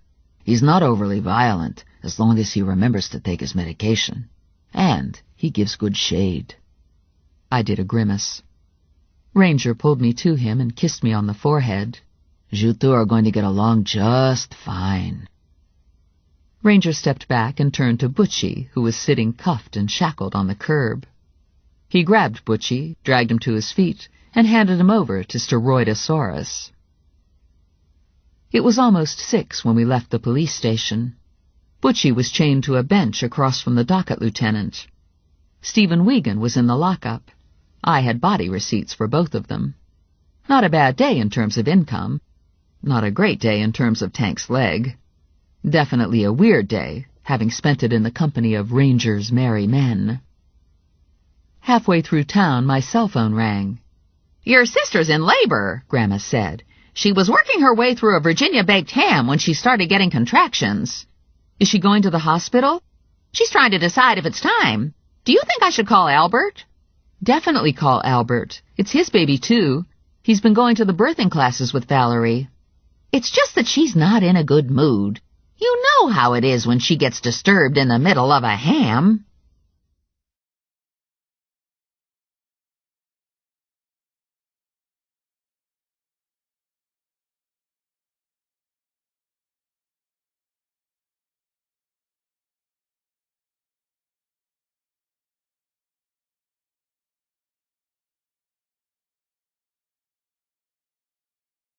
Chapter 12.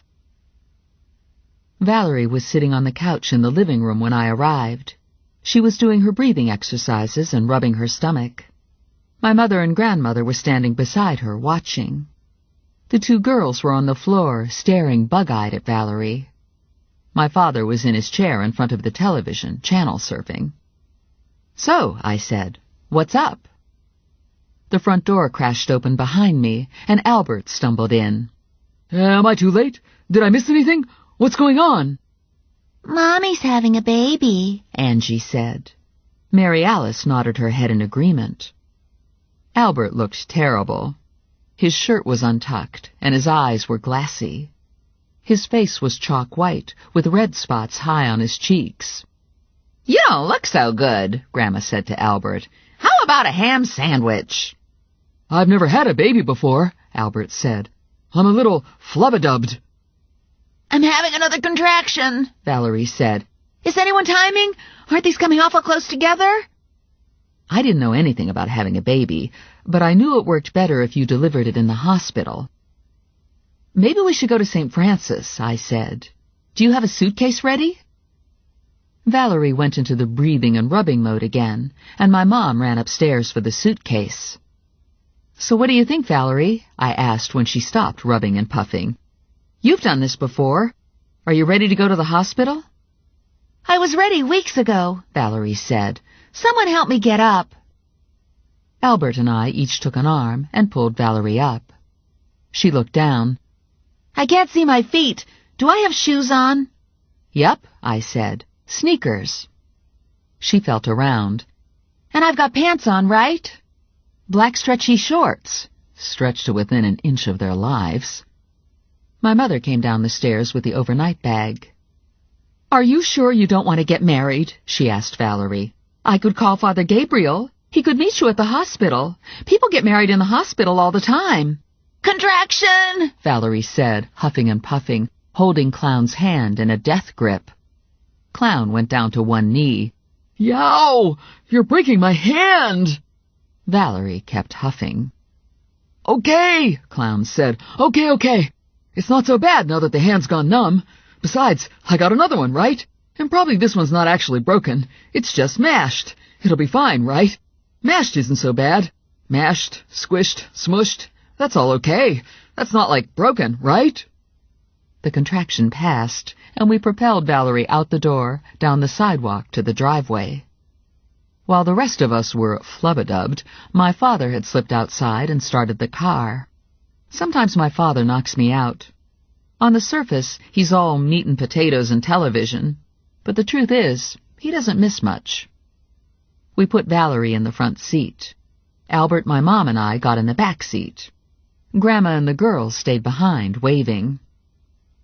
The trip was only several blocks long.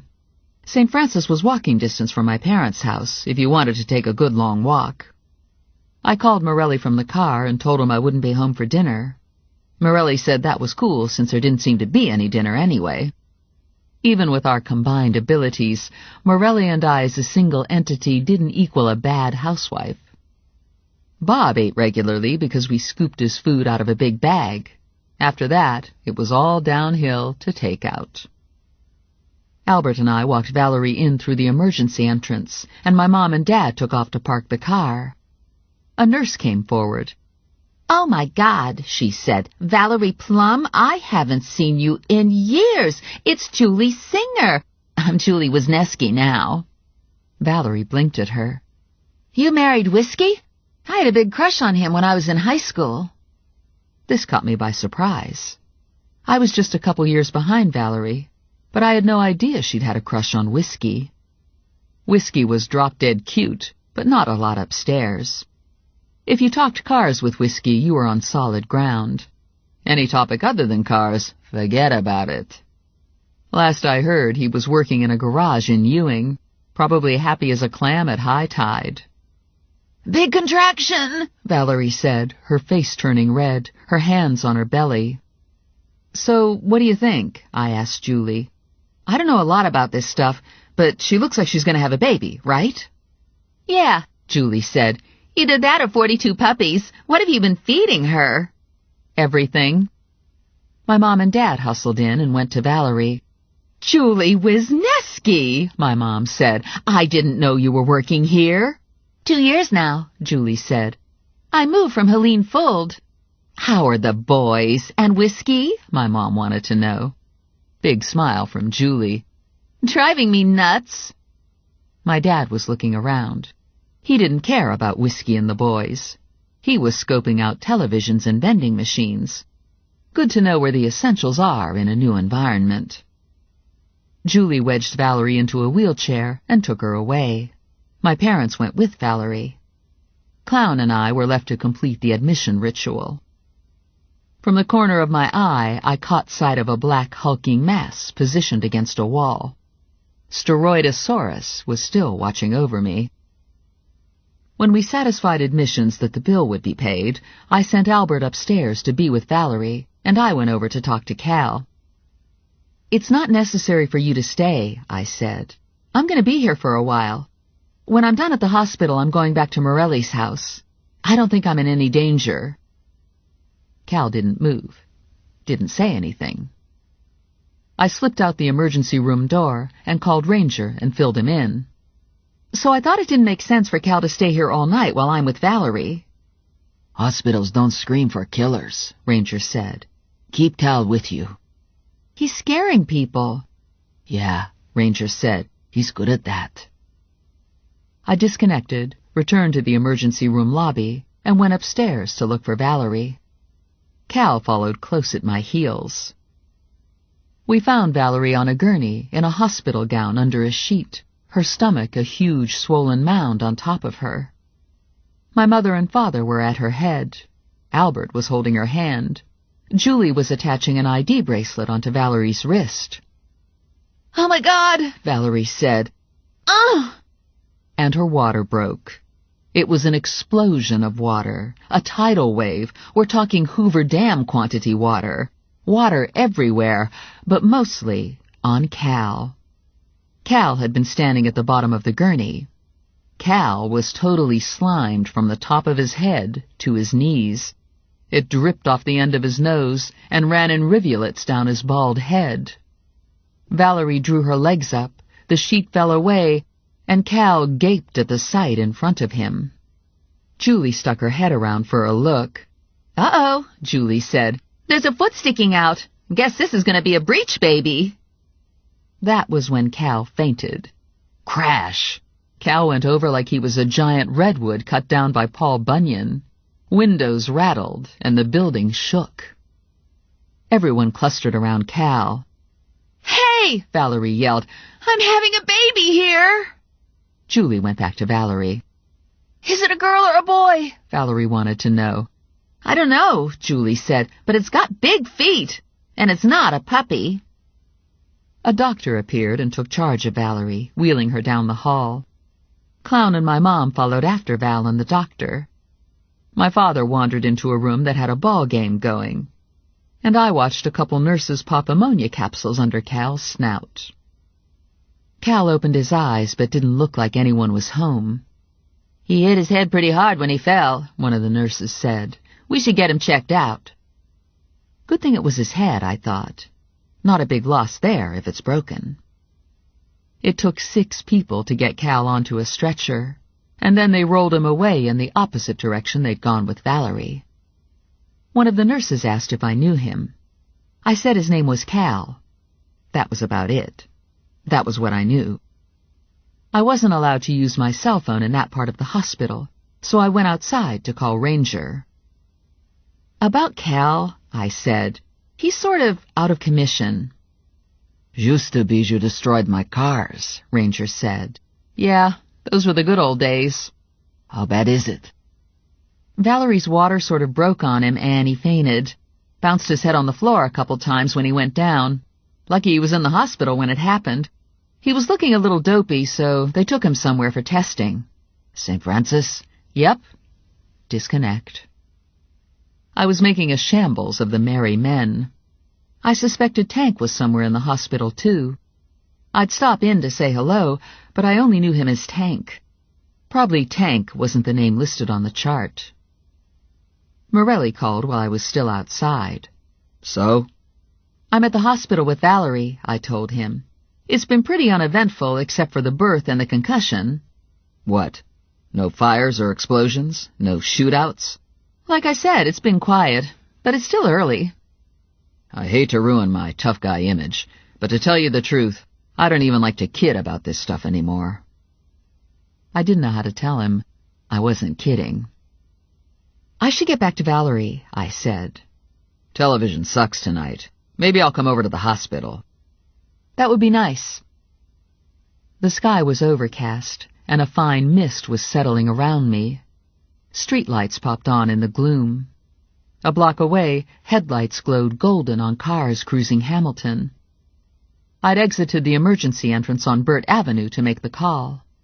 I'd walked toward the back of the building, going just far enough to avoid activity. I had my back pressed to the brick wall of the hospital while I talked, trying to stay dry, trying to keep my hair from frizzing. Used to be there were houses across the street, but several years ago the houses were torn down and a parking lot was created. A kid walked out of emergency and turned toward me, moving with his head down against the light rain, hugging a small gym bag to his chest. From the brief look I'd caught of his face, I'd put him somewhere in his late teens to early 20s. Not really a kid, I guess, but he dressed like a kid. Low-slung, baggy homeboy pants, gym shoes, short-sleeved shirt unbuttoned over a black t-shirt, spiky green hair. Probably had multiple piercings and tattoos, but I couldn't see any from this distance.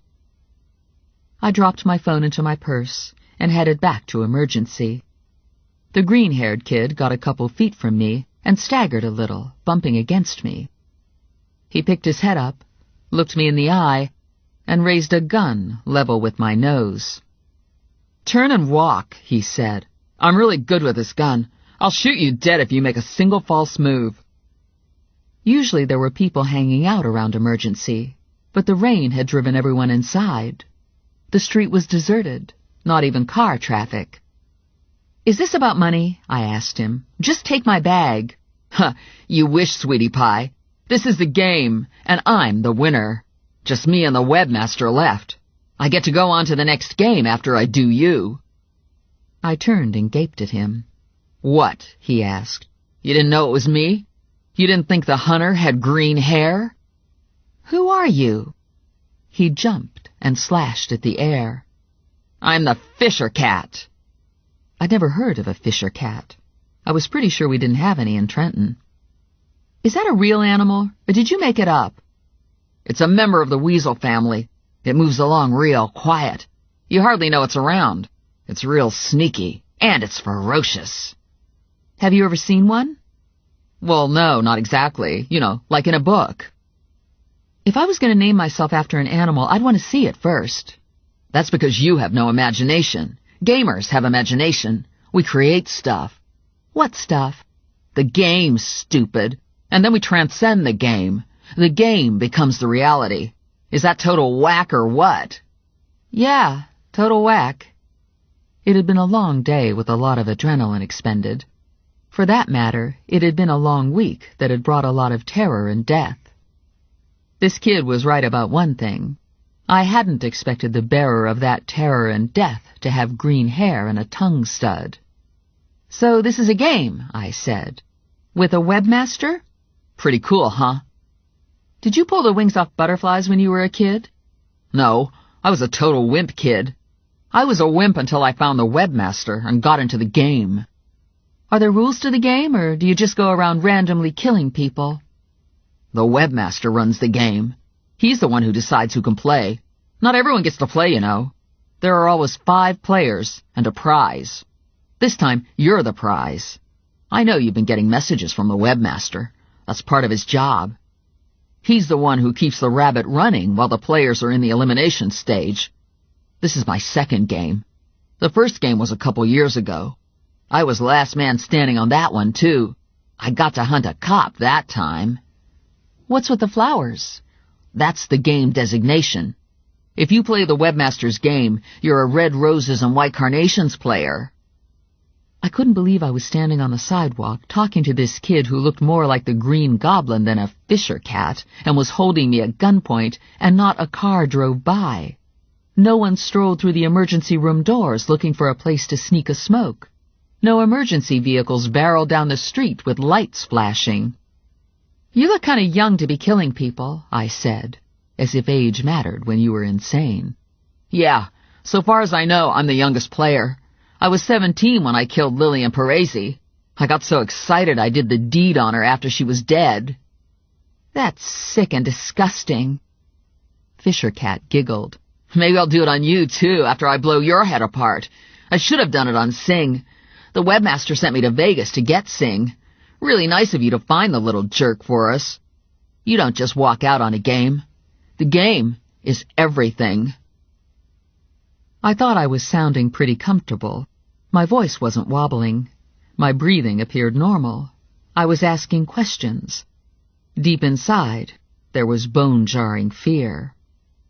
This was a seriously sick person. He had a gun, and it was going to ruin his night if he didn't kill me. "The Fisher Cat has a real good sense of smell," he said. "I can smell your fear." "I don't think that's fear you smell," I said. "My sister's water broke on me." "Don't joke about it," he yelled. "This is serious. This is the game." Oh boy, good going, Stephanie. Now he's mad. He waved the gun at me. "Walk toward the garage." I hesitated, and he shoved the gun in my face. "I swear to God, I'll kill you right here if you don't start walking," he said, still agitated. So maybe it was fear he smelled. I was putting out a lot of it. I walked toward the garage, thinking the garage might be helpful. It looked empty, but visiting hours were still going on, and I knew there had to be people around. I'd never paid attention before, but there had to be security cameras.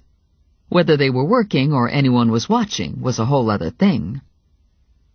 We were still on the sidewalk, almost to the back of the garage. I assumed we were going in through the rear exit, and once we were inside, I would make my move. My plan was to jump behind a car and then run like the wind, screaming my lungs out. Not real sophisticated, but it was all I had. "Stop here," he said. "This is my truck." It was a dark blue pickup parked at the curb.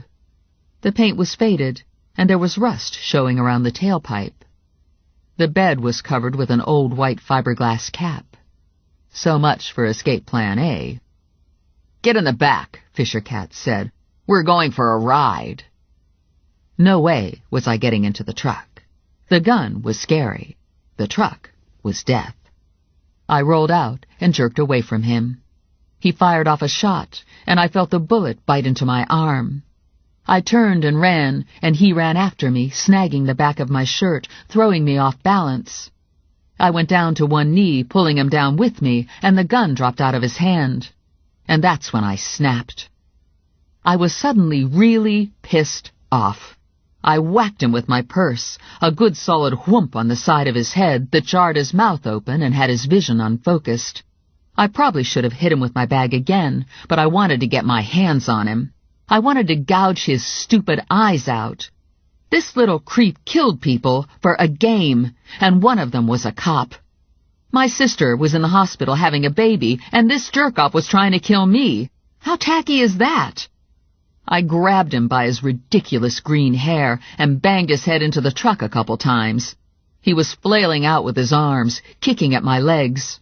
We both went down to the ground and rolled around, locked together like a couple squirrels, scratching and clawing and hissing.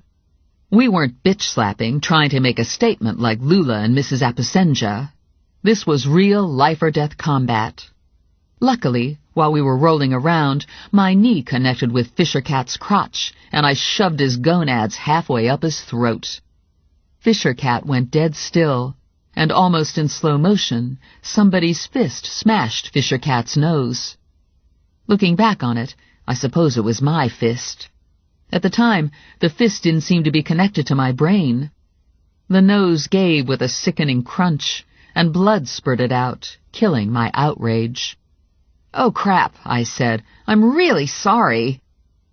I don't know why I said it, because I wasn't all that sorry. It was one of those female reflex things.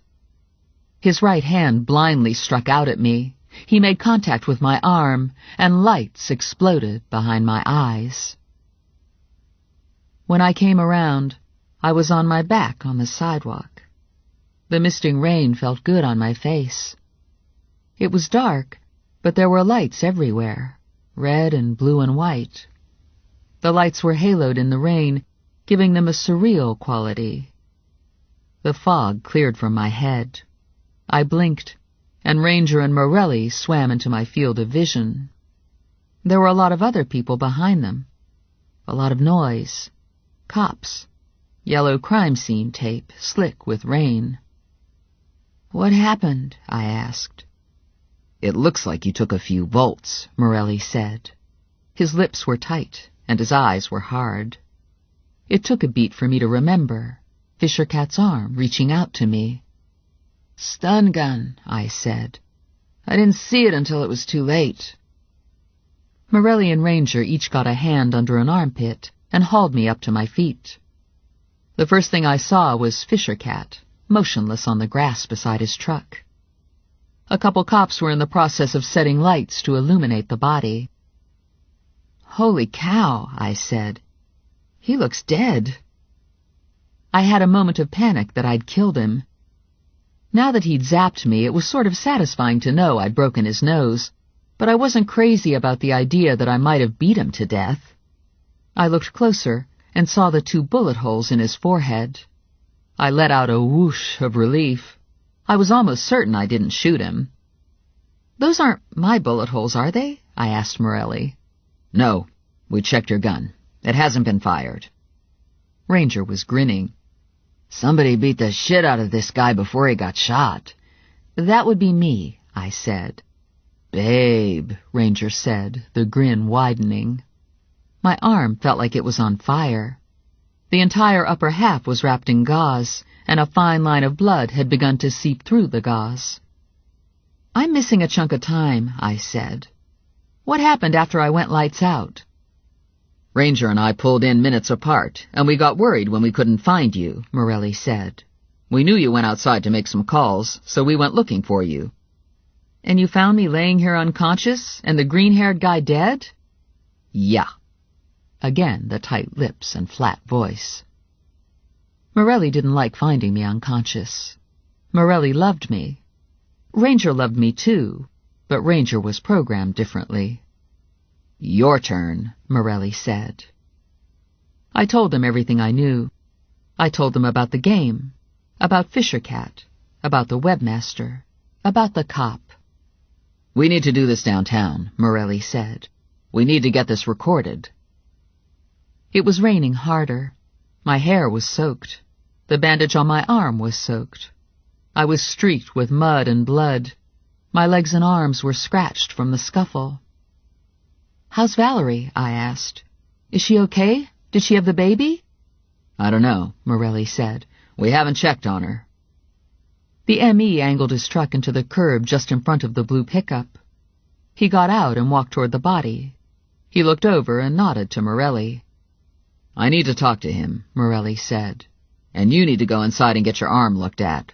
It's not serious. The bullet just grazed you, but it probably needs stitches." He looked over at Ranger. "If anyone in her family sees her like this, they'll freak." "No sweat," Ranger said. "I'll get her cleaned up before I get her stitched up." Ranger loaded me into his truck and drove me to Morelli's house. He opened the front door, switched a light on, and Bob came running. Bob stopped when he saw Ranger and eyed him suspiciously. "I can see this dog's a killer," Ranger said. "Ferocious," I told him. "I'm assuming you have clothes here," Ranger said. "Do you need any help?" "I can manage." His eyes darkened. I'm good in the shower. My temperature went up a couple notches. I know. If I need help, I'll yell for you. Our eyes held. We both knew I'd jump out the bathroom window if I heard Ranger on the stairs. I took a boiling hot shower, scrubbing away the dirt and blood and horror, being careful not to soak my slashed arm any more than was necessary. I toweled off and gasped when I looked in the mirror and saw my hair. A huge chunk of hair was missing. The left side was 4 inches shorter than the right side. How the hell did that happen? It had to have been Fisher Cat. Okay, that does it. I was glad I broke his nose. To tell you the truth, I wasn't sorry he was dead, either. I got dressed in clean jeans, t-shirt, and sneakers. I tucked my wet hair behind my ears, covered it with a ball cap I found in Morelli's closet, and went downstairs. Ranger was slouched on the couch, watching a ball game. Bob was beside him, his big, shaggy orange bob head resting on Ranger's leg. "Looks like male bonding going on here," I said. Ranger stood and clicked the television off. "Dogs love me." He slid an arm around my shoulders and herded me to the front door. "I called the hospital. Valerie had a baby girl. They're both doing great." Happiness and relief rushed from the center of my chest clear to my fingertips, and there was a terrifying moment when I was afraid I was going to cry in front of Ranger. I ordered myself to get a grip, and I steadied my voice. "What about Cal and Tank?" I asked. "They've both been discharged. Tank's got his leg in a cast. Cal has a concussion. Not serious enough to keep him in the hospital." Ranger drove me to the hospital and walked me into the emergency room. He waited while my arm was cleaned and stitched. Then he called Morelli. "She's done," Ranger said. "Do you want to take over?" Morelli arrived a couple minutes later, and Ranger disappeared into the night. Someday when I had more time and emotional energy, I was going to have to think about the odd dynamic that existed between Morelli and Ranger and me. Morelli and Ranger were able to work as a team when necessary, all hostility seemingly put aside. And at the same time, in an entirely different area of the brain, rivalry existed. Morelli and I found our way to maternity and located Valerie. My parents were gone, but Clown was still there, sitting on the edge of a chair at bedside. "Sorry I missed the big event," I said to Valerie. "I had a mishap with my arm here." "She was great," Clown said. "She was amazing. I don't know how she did it. I've never seen anything like it. I don't know how she got that baby out of there. It was magic." Clown's face was still flushed, and his surgical gown was sweat-stained. He looked dazed and a little disbelieving. "I'm a father," he said. "I'm a father." His eyes filled, and his smile wobbled. He swiped at his eyes and his nose. "I think I'm still flubba-dubbed," he said. Valerie smiled at Clown.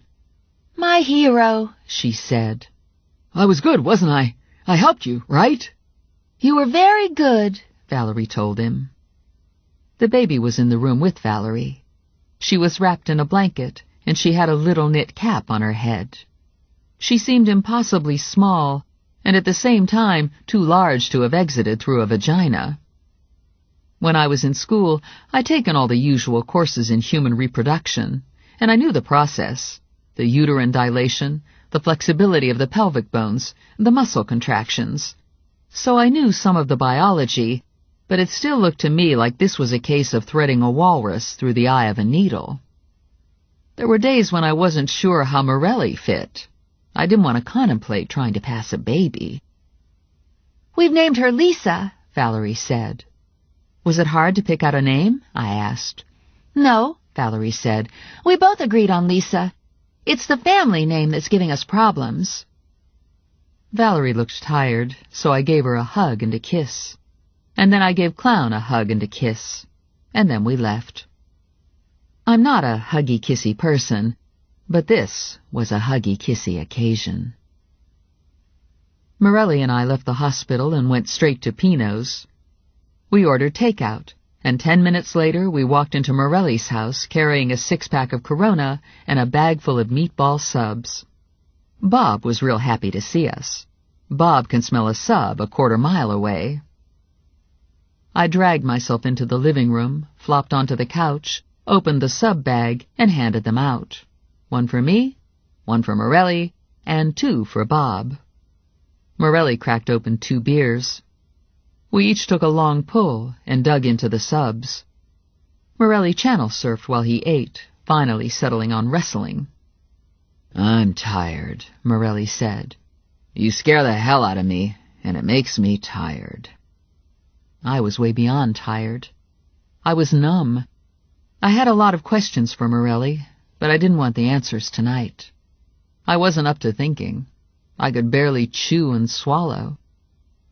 Tomorrow morning I had to go to the station and tell a recording machine everything I knew about Fisher Cat and the game. Tomorrow would be a big questions and answers day. Hopefully when I woke up, my brain would be back in thinking mode. Good thing wrestling was on. You don't need a brain to enjoy wrestling.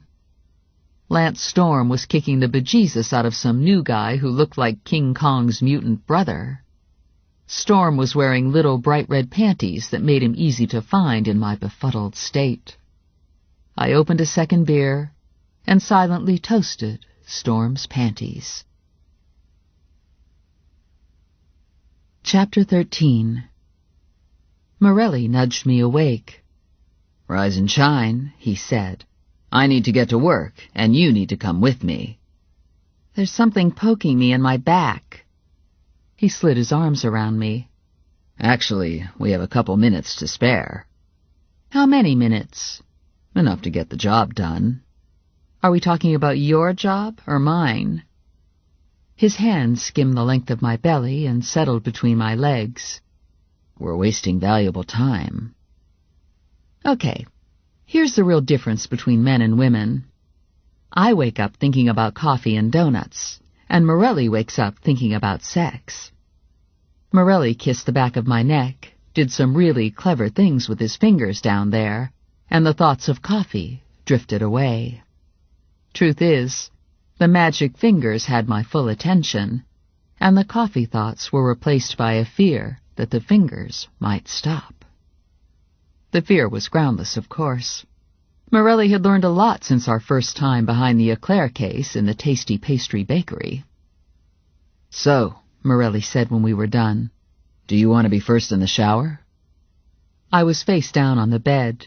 My heart rate was around 12 beats per minute, and I was in a state of euphoric, slobbering contentment. In fact, I think I might have been purring. "You go first," I said. "Take your time."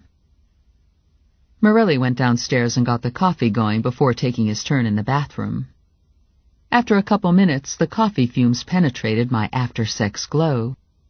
I rolled out of bed, pulled on a pair of shorts and a t-shirt, and followed the fumes to the kitchen. I poured out a mug of coffee and padded to the front door to get the morning paper. I opened the door and found a red rose and a white carnation wrapped in cellophane sitting on the paper. So much for euphoria. I brought everything inside and locked the door behind me. I left the flowers on the sideboard and opened the small, square white envelope that had accompanied the flowers. The envelope held a note written on cardstock. "Are you pleased that I saved you for myself? Do you get hot when you think about me and all I've done for you? I could have killed you last night, just as I could have killed you when I took you down with the dart, but that would have been too easy. Your death must be worthy of a hunter." It was signed, "Lovingly yours." And tucked into the envelope was a lock of my hair, tied together with a slim pink satin ribbon. I got goosebumps on my arm, and a chill ripped through my stomach. The shock was short-lived, and I went back into bravado mode. Okay, I told myself, so that solves the mystery of the missing hair. I was sitting in the living room with my coffee and the note when Morelli came down the stairs. He was freshly shaved, and his hair was still damp.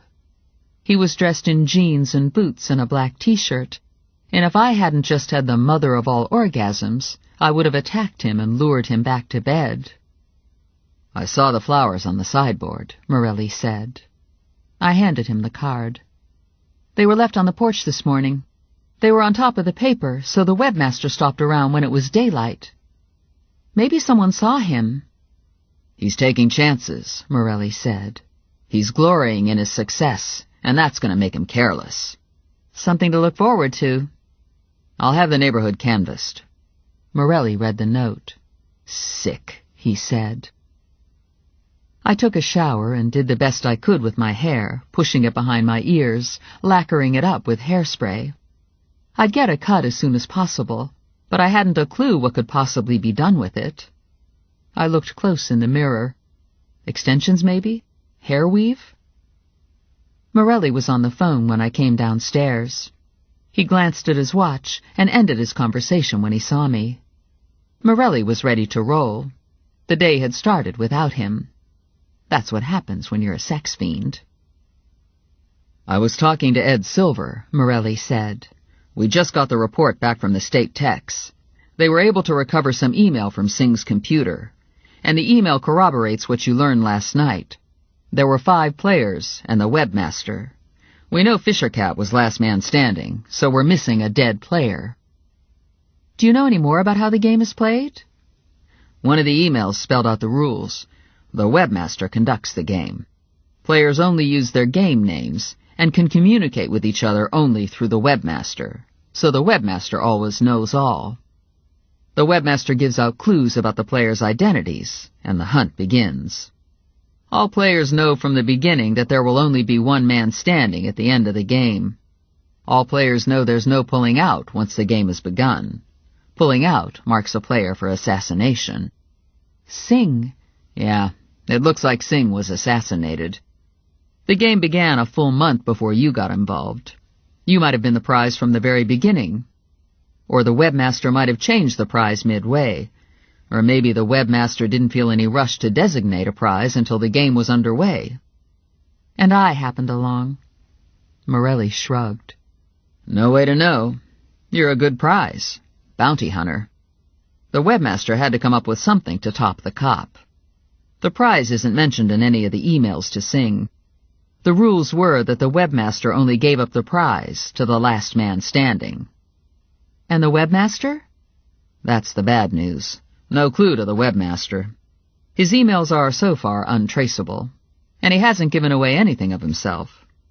There were some messages to Singh about his disappearance, requesting that he return to finish the game, warning of the consequences, and there were a couple earlier messages that got the game going, player names and hunt clues. Is Bart Cohn still a suspect? Everyone's a suspect. Cohn is high up on the list. What about the other victims' computers? We were never able to find Rosen's or Howie's computer. Fisher Cat's? Fisher Cat's name is Stephen Klein, 19 years old, worked at Larry's video rental and lived with his parents. The state has a team going through the parents' house, but so far as I know, the computer hasn't turned up yet. I glanced at the newspaper I dropped onto the coffee table. Klein's picture was on the front page. To be more precise, Klein's sneakers were on the front page, because the rest of him was hidden behind a couple cops and a back shot of me standing hands on hips, head down. My hair didn't look good. "Crap," I said. Morelli looked down at the photo. He raised his eyes and looked over at me. "Did you get a new haircut?" "Yeah, somewhere between getting shot and posing for this newspaper picture. I guess she didn't look in the envelope." Morelli took the envelope off the coffee table and looked inside. Morelli's usually pretty good at hiding emotion, but the lock of hair pushed a button that was beyond his range of control.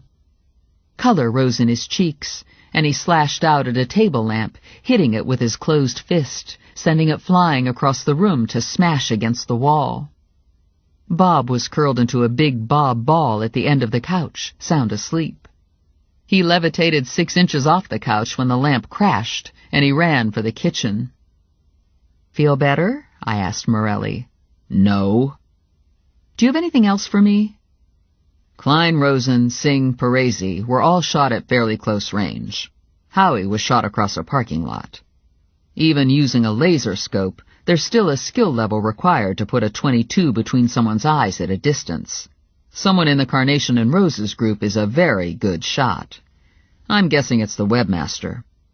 A possible scenario is that you discovered Howie's identity, and the webmaster had to take him out or risk having the game blown. And then maybe the webmaster discovered he liked killing and decided to insert himself into the game as a player. Was Bart Cohn in the military? Does he belong to a gun club? Never in the military. No gun club that we know of. Morelli did another watch check. We have to roll. I did a fast scan for Ranger's man when I got outside, but I couldn't spot any shiny new black cars. Morelli beeped his truck unlocked. If you're looking for your rent-a-thug, I told Ranger you'd be with me this morning. Did he make you take a blood oath that you'd protect me? He asked me if I had adequate health insurance. The rain had stopped, and Jersey was steaming. Grass was growing, and oil-slicked puddles were evaporating. Another hour, and the sun would be bright in the sky, shimmering in the ozone haze. It was a terrific day for sandals, but I was wearing sneakers because it's hard to run fast in sandals. And I thought there was a good possibility that I might have to run fast today. I wasn't sure if I would be running from the webmaster or running after the webmaster. No matter which, I was prepared. Ranger wore the eye of the tiger. He was always in the zone. I felt like I was in the zone today. Of course, there was the possibility that I was just delusional after the phenomenal sex. But what the hell? Whatever the reason, I felt okay. And I was hardly thinking about the lock of hair. Well, all right. Maybe I was thinking about it a little. The Trenton Cop Shop is located on Perry Street and will never be mistaken for Beverly Hills PD. No potted palms or stylish mauve carpet. Mauve carpet doesn't hold up under pepper spray-induced snot. Morelli brought me into a small room with a table and 2 chairs. He plugged in a tape recorder and punched the on button. I looked around and was ready to confess to anything. Just being in the grim little room under the flickering fluorescent lights made me feel guilty. I walked my way through the conversation with Stephen Klein, giving as much detail as I could recall. When we got to the part where I was zapped unconscious, Morelli shut the machine off and called Ranger. "She's all yours," Morelli said to Ranger. Morelli disconnected and looked over at me. That was a figure of speech. Ranger was driving a black Porsche Carrera. He was wearing black cargo pants, a black T-shirt that looked like it was painted onto his biceps, black Bates boots, and a Glock in full view on his hip. Ranger was in bodyguard mode. "Couldn't coerce any of your men into babysitting me?" I asked him. He cut his eyes to me, and he didn't exactly smile, but he didn't look unhappy either. "You're all mine today, babe." It sounded different when Ranger said it. "I don't know what your plans are for the day," I said to Ranger, "but my plan is to go to the mall and beg for hair help. I'm finding it hard to maintain the eye of the tiger when my hair is lopsided." On the way to the mall, I filled Ranger in on the game. "It has to be Bart Cohn," I said. "Someone sent Stephen Klein to Vegas to eliminate Singh, and there were only a couple people who knew Singh was in Vegas. Cohn was one of them." "It could also be someone Cohn's talking to," Ranger said. "There are 3 brothers, and they all have friends and associates. I'm sure the police have cast a wide net around them, but it wouldn't hurt for you to talk to the Cohns. Sometimes a man will share information with a woman that he wouldn't think to give to a cop." Ranger parked at a mall entrance, and we walked through the mall to the salon. We passed a Victoria's Secret along the way, and I couldn't resist giving Ranger the test. "Suppose I wanted to look for a thong," I said to Ranger. "Would you come into the store with me?" Ranger did the almost smile. "Are we cutting a deal?" "Everything's a deal with you." "I'm a mercenary," Ranger said. "What's your point?" "For a couple years now, I've been getting my hair cut by Mr. Alexander. The guy's name is Alexander Dubkowski, but no one calls him Al or Alex or even Alexander. It's Mr. Alexander if you want a decent cut. We walked into the salon, and Mr. Alexander looked our way and sucked in some air. Not only did I have a hair disaster of biblical proportions, I was with the man from SWAT, and the man from SWAT made people nervous. "I had a hair accident," I said to Mr. Alexander. "Do you have time to fix it?" Mr. Alexander went pale under his tanning salon tan, probably afraid Ranger would shoot up the place if I didn't get an immediate appointment.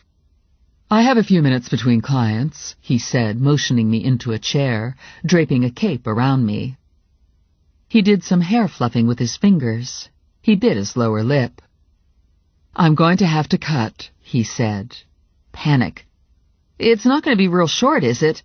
How about a weave or something?" "I'm good, but I'm not God," he said. "It's going to have to get cut." I blew out a sigh of resignation. "Fine. Cut." "Close your eyes," he said. "I'll tell you when it's done." I opened an eye halfway through, and he quickly turned the chair so I wasn't facing the mirror. "No cheating," he said. When he was done, he spun me around, and we both stopped breathing. It was short, longer in the back, curling along the nape of my neck, short enough on the sides to have my ears show, a few wispy bangs over my forehead, and the whole thing looking slightly mussed and wind-tossed.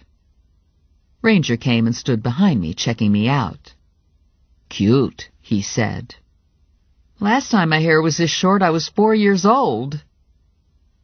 When we were back in the car, I turned to Ranger. "Is it really cute, or were you just trying to keep me from shrieking?" He ran a hand through my hair. "It's sexy," he said, and he kissed me, tongue and everything. "Hey," I said, "we're not supposed to be doing that." A smile hovered at the edges of his mouth. "Morelli told me you were all mine today." "That was a figure of speech. He trusts us." Ranger turned the key in the ignition. "He trusts you. I haven't signed on to the Trust Me program." "How about me? Can I trust you?" "Are we talking about your life or your body?" I already knew the answer, so I moved on. "Where are we going?" "Triborough." 20 minutes later, Ranger was in the industrial park where Triborough was located. He pulled into a parking lot for a moving and storage company and cut the engine. I looked over. "What's up?" He reached behind me and snagged a black molded plastic box with a snap closure. "I'm going to wire you. I want to make sure you're safe in there." "You're not going in?" "No one will talk to you if I'm along." I raised an eyebrow. Ranger did the almost grin thing again. "Sometimes people find me to be a little scary." "No, shocking. You ever think about losing the gun? Or dressing normal?" He opened the box and removed a matchbook-sized recorder. "I have an image to maintain." I was wearing a black tank top and jeans. The jeans were hot, but they covered the bruises and scratches on my legs. Not much I could do to hide the bandage on my arm. My heart did a once-over, knowing where the wire was going to get taped. "I don't think I need a wire," I said. Ranger pulled my shirt out of my jeans and slid his hands under the shirt. "You're not going to ruin this for me, are you? I've been looking forward to this." He secured the recorder against my breastbone, just below my bra, with 2 crisscrossed pieces of surgical tape. The wire with the pinhead microphone ran between my breasts. "Ready to rock and roll," Ranger said. He spun the Porsche out of the moving and storage lot and into the Triborough lot. "Let's take stock here. I've got my go-fast feet sneakers on, and I'm wired for sound. I've got pepper spray and a stun gun in my purse. And I'm cloaked in an invisible, invincible protective shield." Okay, so I lied about the shield. Still, 4 out of 5 isn't too bad, right? I crossed the lot and entered the building. I gave a big smile and hello to the receptionist and got waved through to Andrew. Andrew gave me the hero's welcome. Way to go. You found him. The office called about an hour ago. Yeah, but he was dead. Dead or alive makes no difference to me. All right, I know that's heartless, but I didn't really know him, and you saved me a lot of money. I would have been out the bond if it wasn't for you. Unfortunately, your problems aren't over. Singh was involved in a killing game. All game members are dead now, with the exception of the game organizer. And I'm pretty sure the game organizer works at Triborough. Andrew went perfectly still, and the color drained from his face. You're kidding, right? I shook my head. I'm serious. The police have been around talking to us, but no one ever said anything about a killing game. I shrugged. Andrew got up and shut his office door. Are you sure about this? This isn't another witch hunt like the one Bart went through. That was a nightmare, and nothing ever came of it. Lillian Parisi was a player in a previous killing game. What?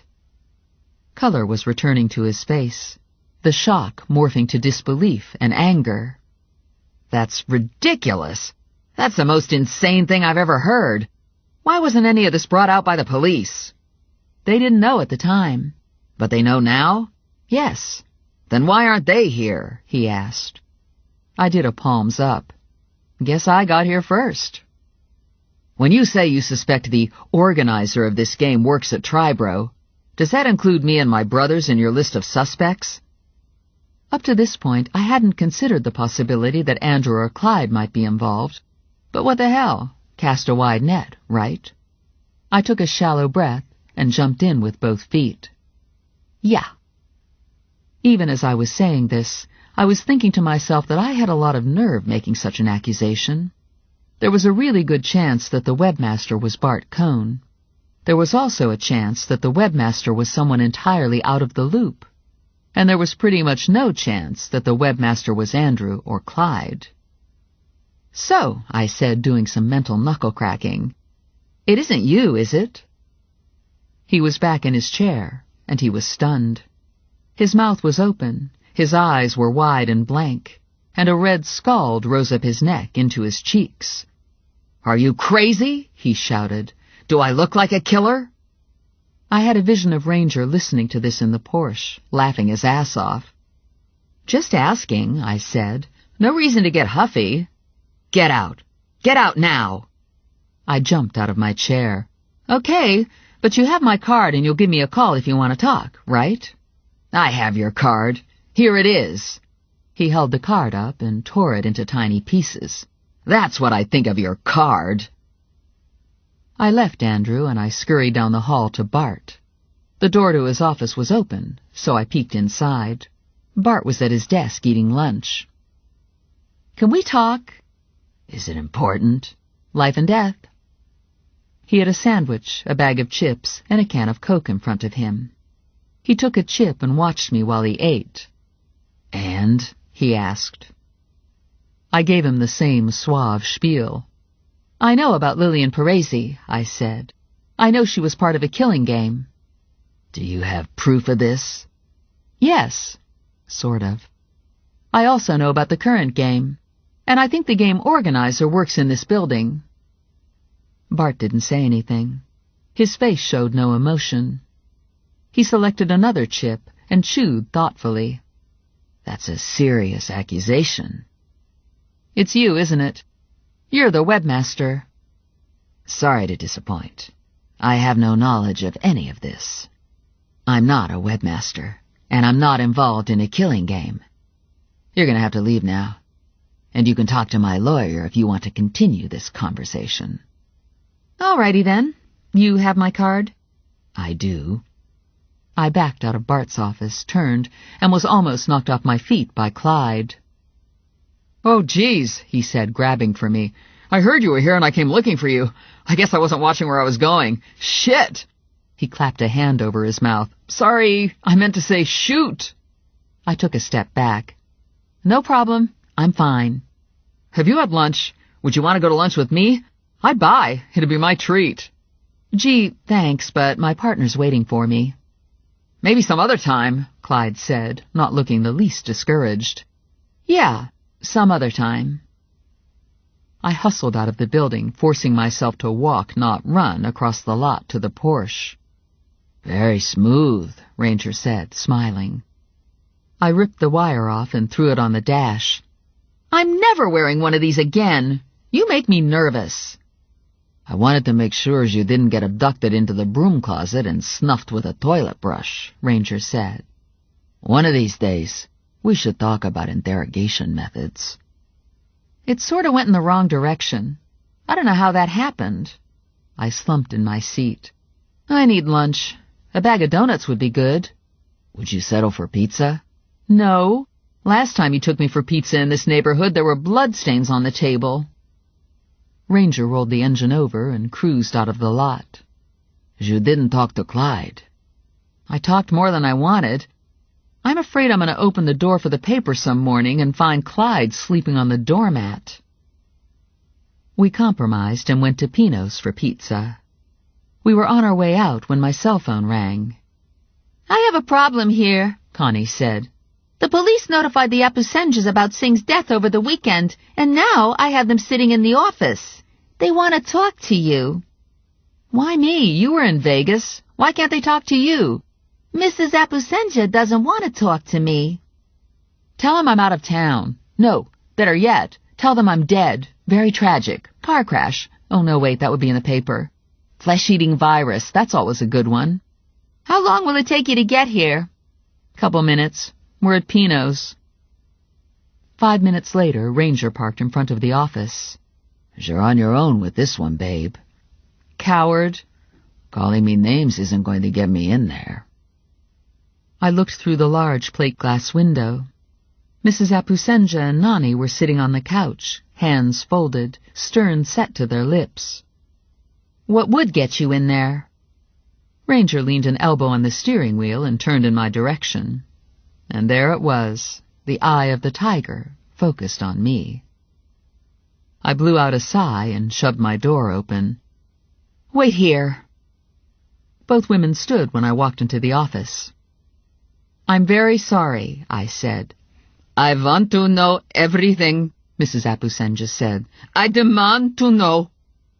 Connie rolled her eyes, and I heard the lock click on Vinnie's inner sanctum. I decided it was best to give everyone the abbreviated version. We had a tip that Samuel was in Vegas, I said. So Lula and Connie and I flew out. A tip? Who would tell you about Samuel? Mrs. Apusenja wanted to know.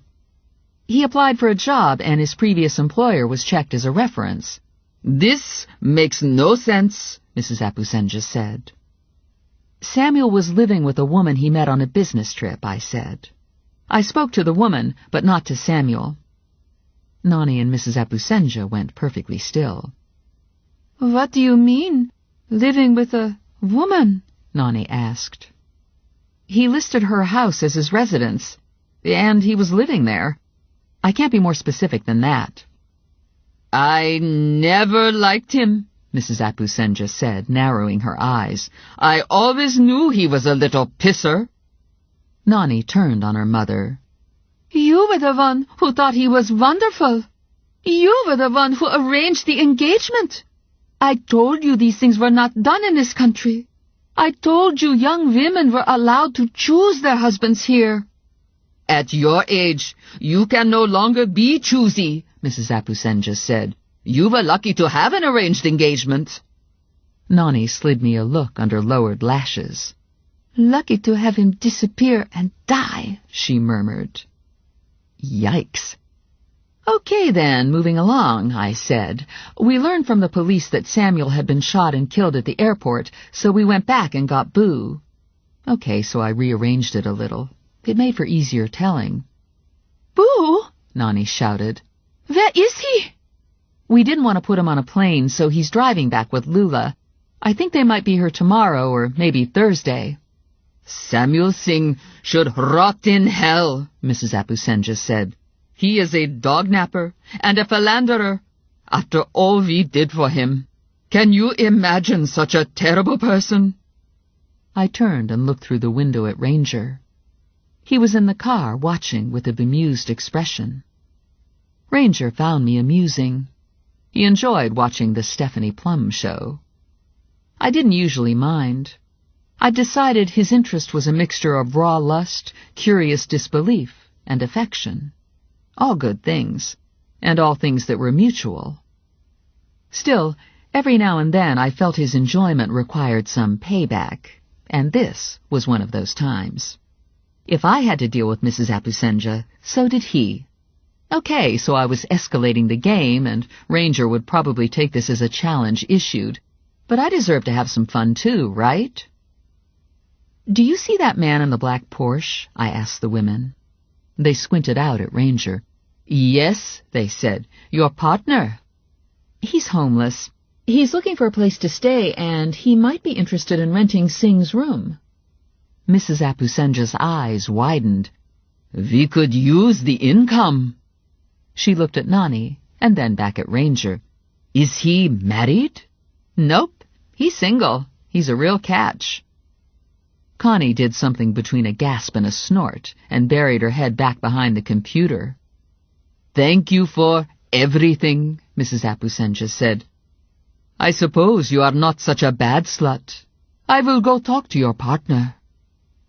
"Oh, my God," Connie said when the door closed behind the Apusenjas. "Ranger's going to kill you." The Apusenjas stood beside the Porsche, talking to Ranger for a few long minutes, giving him the big sales pitch. The pitch wound down, Ranger responded, and Mrs. Apusenja looked disappointed. The two women crossed the road and got into the Burgundy Escort and quickly drove away. Ranger turned his head in my direction, and our eyes met. His expression was still bemused, but this time it was the sort of bemused expression a kid has when he's pulling the wings off a fly. "Uh-oh," Connie said. I whipped around and faced Connie. "Quick, give me an FTA. You're backed up, right? For God's sake, give me something fast. I need a reason to stand here until he calms down." Connie shoved a pile of folders at me. "Pick one. Anyone. Oh, shit! He's getting out of his car." Connie looked like she was going to bolt for the bathroom. "You lift your ass out of that chair and I'll shoot you," I said. "That's a bluff," Connie said. "Your gun's home in Morelli's cookie jar." "Morelli doesn't have a cookie jar. And okay, maybe I won't shoot you, but I'll tell everyone you shave your mustache." Connie's fingers flew to her upper lip. "Sometimes I wax," she said. "Hey, give me a break, I'm Italian. What am I supposed to do?" I heard the front door open, and my heart started tap dancing. It wasn't exactly that I was afraid of Ranger. Okay, maybe at some level I was afraid of Ranger, but the fear wasn't that he'd hurt me. The fear was that he'd get even. I knew from past experience that Ranger was better at getting even than I was. I grabbed a bond agreement and tried to force myself to read it. I wasn't making much sense of the words, and it was only dumb luck that I wasn't holding the bond agreement upside down when I felt Ranger's hand on my neck. His touch was light, and his hand was warm. I'd been expecting it. I'd steeled myself not to react, but I yelped and gave a startled jump anyway. He leaned into me, and his lips brushed the shell of my ear. "Feeling playful?" "I don't know what you're talking about." "Watch your back, babe. I will get even." Chapter 14. Ranger reached around me and took the bond agreement I'd been holding. "Roger Pitch," Ranger read aloud. "Charged with assault with a deadly weapon and attempted robbery. Tried to hold up a convenience store. Attempted to shoot the clerk. Fortunately for the clerk, Pitch's gun misfired and Pitch took out his own thumb." I could feel Ranger laughing behind me as he turned to the second page. Connie and I were smiling too. We all knew Roger Pitch. He deserved to have one less thumb. "Vinny wrote a 5-figure bond that wasn't totally secured because there seemed to be a low risk of flight," Ranger said. "Pitch was a local guy with only one thumb. What could go wrong?" Vinny yelled from his inner office, his words muffled behind his closed door. "God damn it," Connie said, opening drawers, looking under her desk. "He's got me wired again. I hate when he does that." She found the bug and dumped it into a cup of coffee. Pitch didn't flee, Connie said. He's just refusing to show up for court. He's at home watching television, beating on his wife when things get boring. He's only a couple blocks from here, Ranger said. We can pick him up, and I'll call someone in to shuttle him over to the station. Roger Pitch was mean as a snake and twice as stupid. Not someone I wanted to tangle with. Yeah, but Connie has other files. Maybe there's something more fun. Pitch is the fun guy, Ranger said. He's a shooter. Not anymore, Connie said. He blew his thumb clear to Connecticut. His hand's going to be bandaged. Connie was right about Pitch's hand being bandaged. The incident happened 3 weeks ago, but the hand was still wrapped in big wads of gauze. Pitch answered the door when Ranger and I knocked, and he calmly accepted that we were bond enforcement. I guess I forgot my date, he said. It's all these pain pills that got me on. Can't remember a damn thing.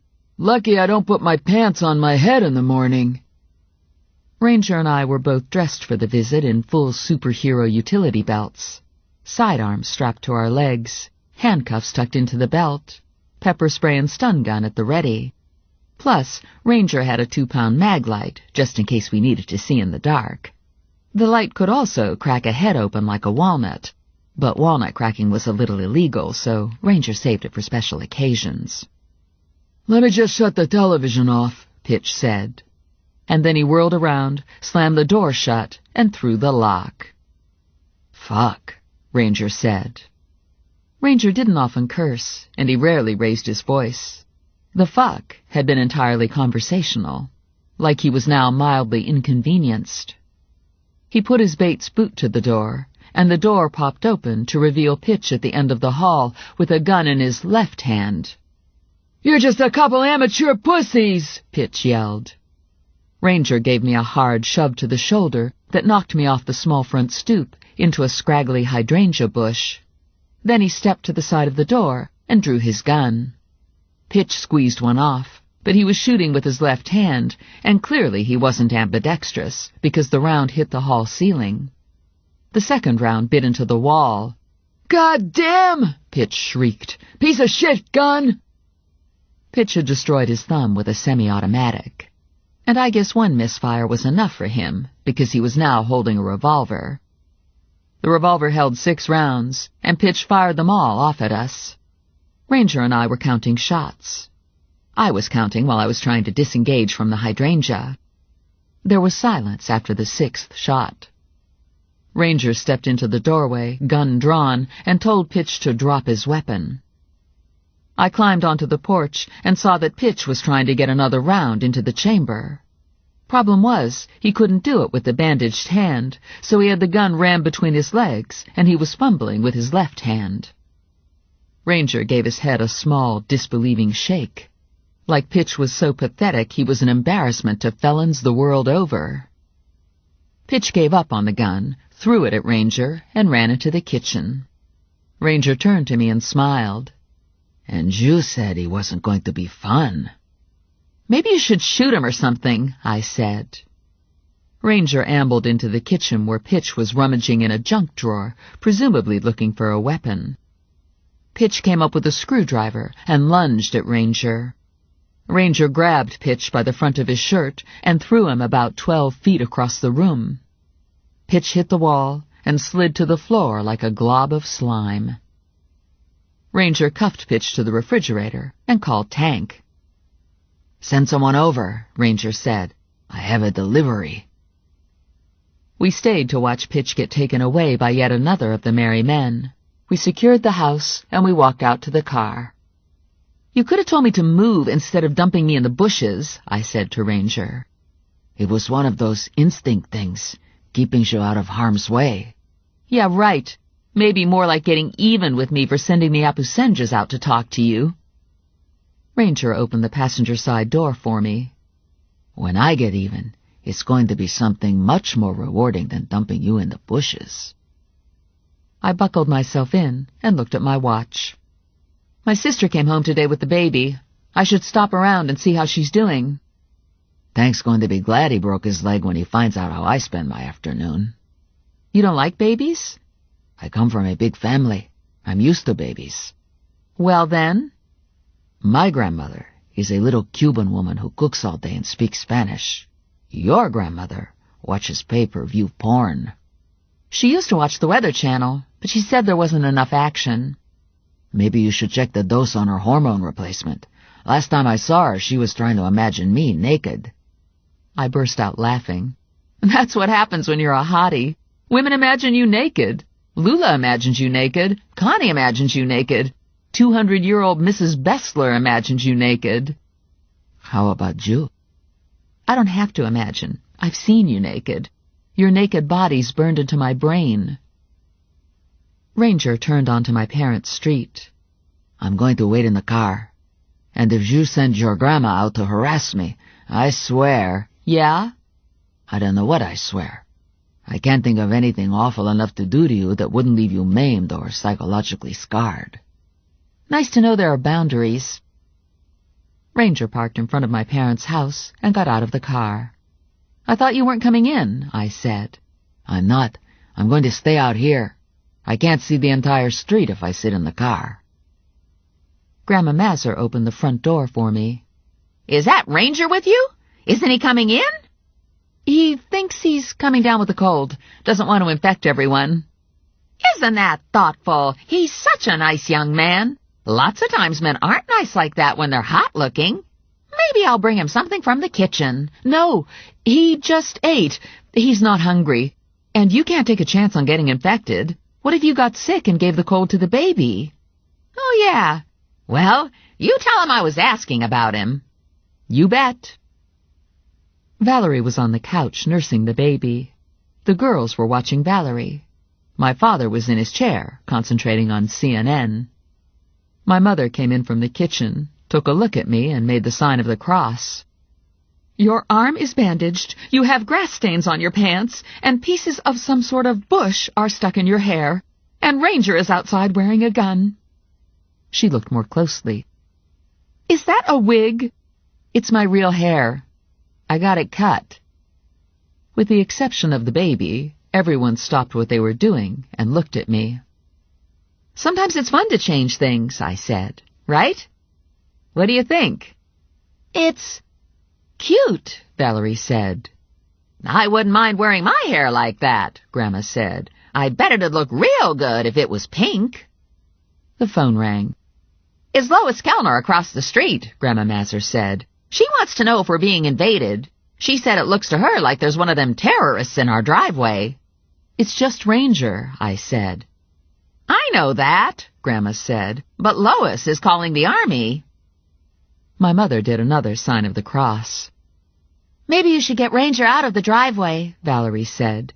Paratroopers landing on the roof would upset the baby. Grandma's eyes lit. Paratroopers? Wouldn't that be something? I'll try to get back later, I told everyone. I stopped in front of the hall mirror to pick the branches out of my hair and to take a close look at the cut. I'd never before thought of myself as cute. Sometimes I felt sexy, and sometimes I felt downright fat and stupid. Cute was a new one. I opened the front door and waved at Ranger. Visit's over. That was fast. The woman who lives across the street thinks you're a terrorist. She said she was calling the army. You have plenty of time, then, Ranger said. It'll take the army a while to mobilize.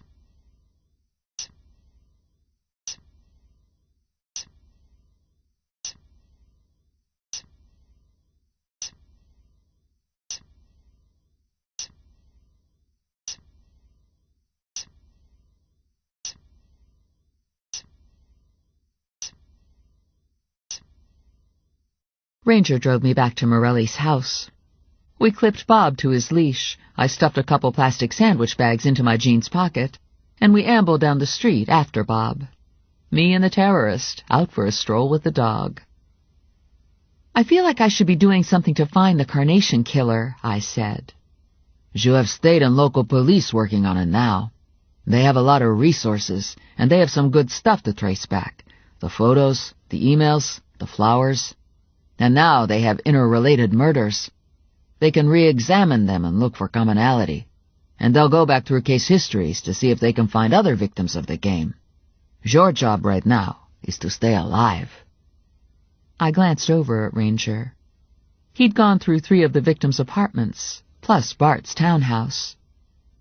Have you been through Klein's house? I went through last night while the police were there. The police allowed you access? I have friends. Morelli? Juniak. Joe Juniak used to be police chief. He was elected mayor of Trenton and now was running for governor.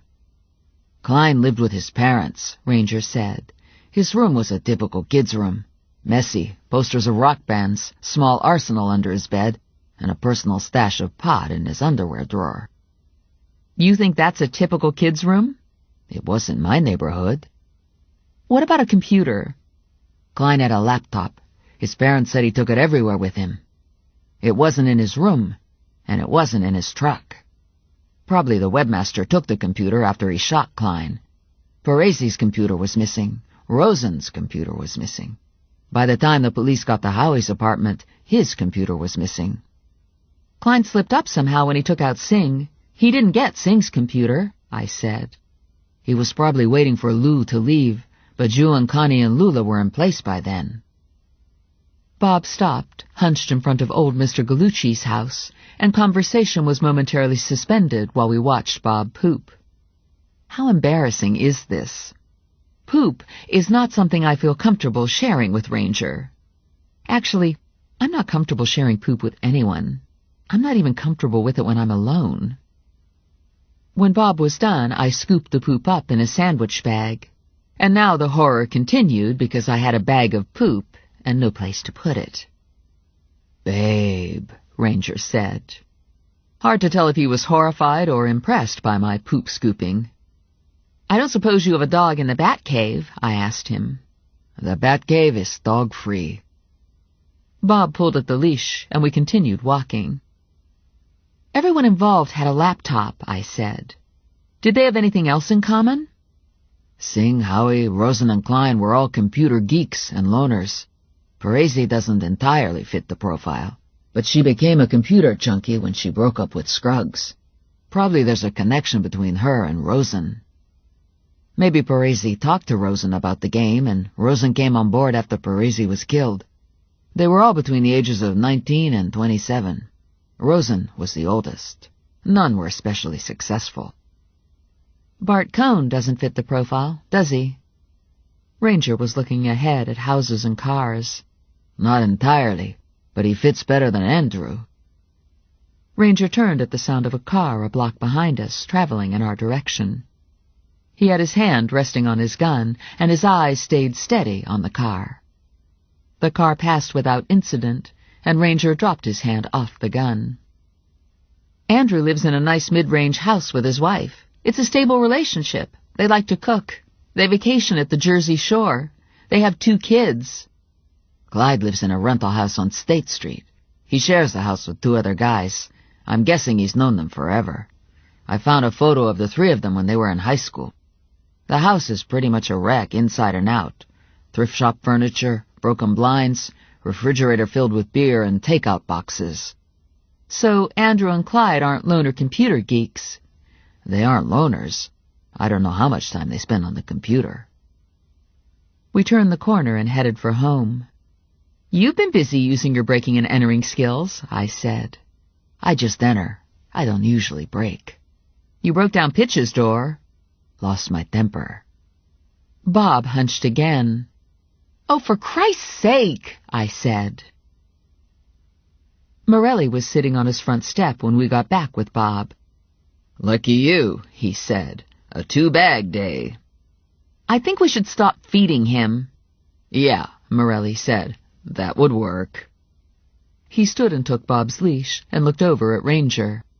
It's been quiet, Ranger said. No shooting, no one tailing us, no death threats or poison darts. Morelli nodded. Your watch, Ranger said to Morelli, and he left. The bodyguard thing is getting old, I told Morelli. Did you tell that to Ranger? Would it do any good? Morelli followed me into the house. I have some bad news, and then I have some bad news, Morelli said. Let's start with the bad news first. I checked your email account this afternoon just before I left work. You have another carnation letter. It's on the sideboard. I printed it out for you. I looked at the email. It will happen soon. Nothing can stop it. Are you excited? This guy's turning out to be a real pain in the ass, I said. Now what's the bad news? Grandma Bella's on her way over. What? She called just as you were coming down the street with Bob. She said she had another vision, and she had to tell you. You're kidding. I'm not kidding. Why didn't you tell her not to come? Why didn't you tell her I wasn't home? All right, maybe I sounded a little whiny, but this was Grandma Bella we were expecting, and whiny was better than flat-out hysteria, right? She's coming with a dish of my mother's manicotti. Have you ever tasted my mother's manicotti? You sold me out for manicotti? Morelli grinned and kissed me on the forehead. You can have some, too. And by the way, your hair is cute. I narrowed my eyes at him. I wasn't feeling cute. In fact, I decided I didn't like cute. Cute wasn't a word anyone would use to describe Morelli or Ranger. Cute implied a degree of helplessness. Kittens were cute. A car stopped in front of the house, and I took a deep breath. Calm down, I thought. Don't want to be rude. Don't want to let them sense fear. There was a knock at the door, and Joe reached for the handle. Touch that handle and you die, I said. She's coming here to see me. I'll let her in. The grin returned. Woman in charge, Morelli said. I opened the door and smiled at the two women. How nice to see you again, I said. Come in. We can't stay, Joe's mother said. We're on our way to church. We just wanted to drop this manicotti off. I took the casserole, and Grandma Bella fixed her scary eye on me. I had a vision, Bella said. I looked down at her and screwed my face into an expression that I hope conveyed mild interest. Really? It was you. You were dead, just like the last time. You went into the ground. Uh-huh. I saw you in the box. Mahogany? The model with the scroll work? Top of the line, Bella said. I turned to Joe. Nice to know. A comfort, Joe said. So, was there anything different about the vision this time? I asked Bella. It was the same vision, but last time I forgot to tell you. You were old. How old? Real old. We have to go now, Joe's mother said. It wouldn't hurt you to come to church once in a while, Joseph.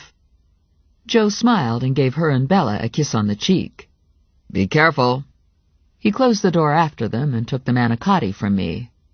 Way to go. That was impressive. I'm fearless. Cupcake, you are not fearless, but you can bluff with the best of them. What gave me away?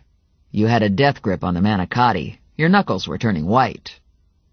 Bob and I followed Morelli into the kitchen.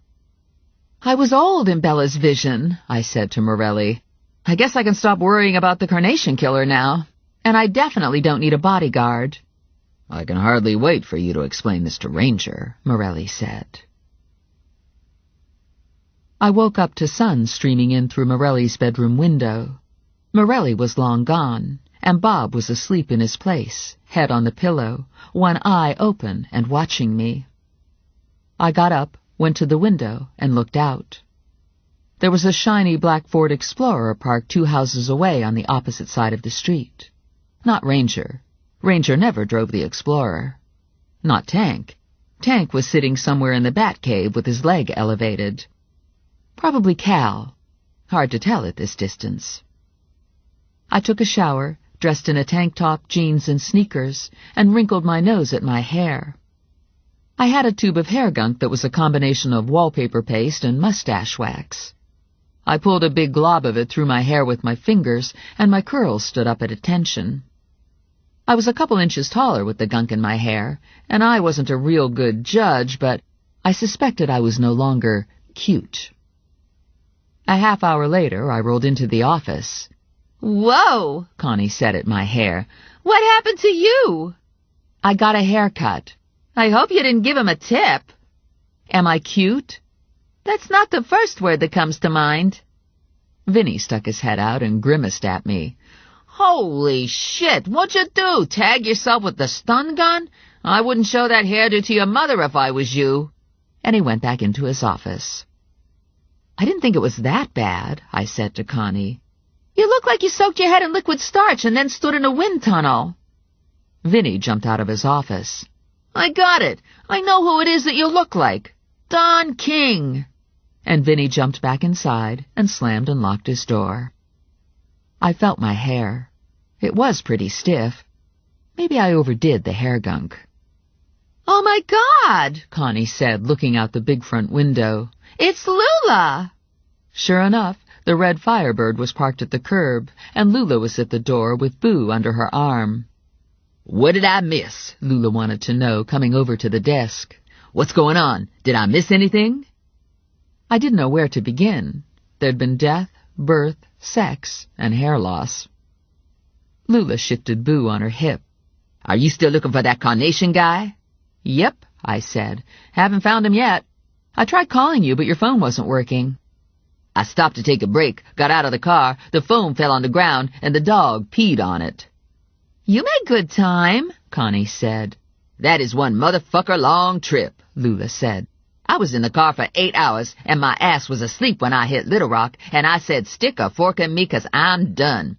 So I handed the rental car in, and I hooked up with a couple truckers who drove day and night. And here I am. They dropped me off late last night. Connie took a closer look at Lula. Did you lose weight? I lost 10 pounds. Can you believe it?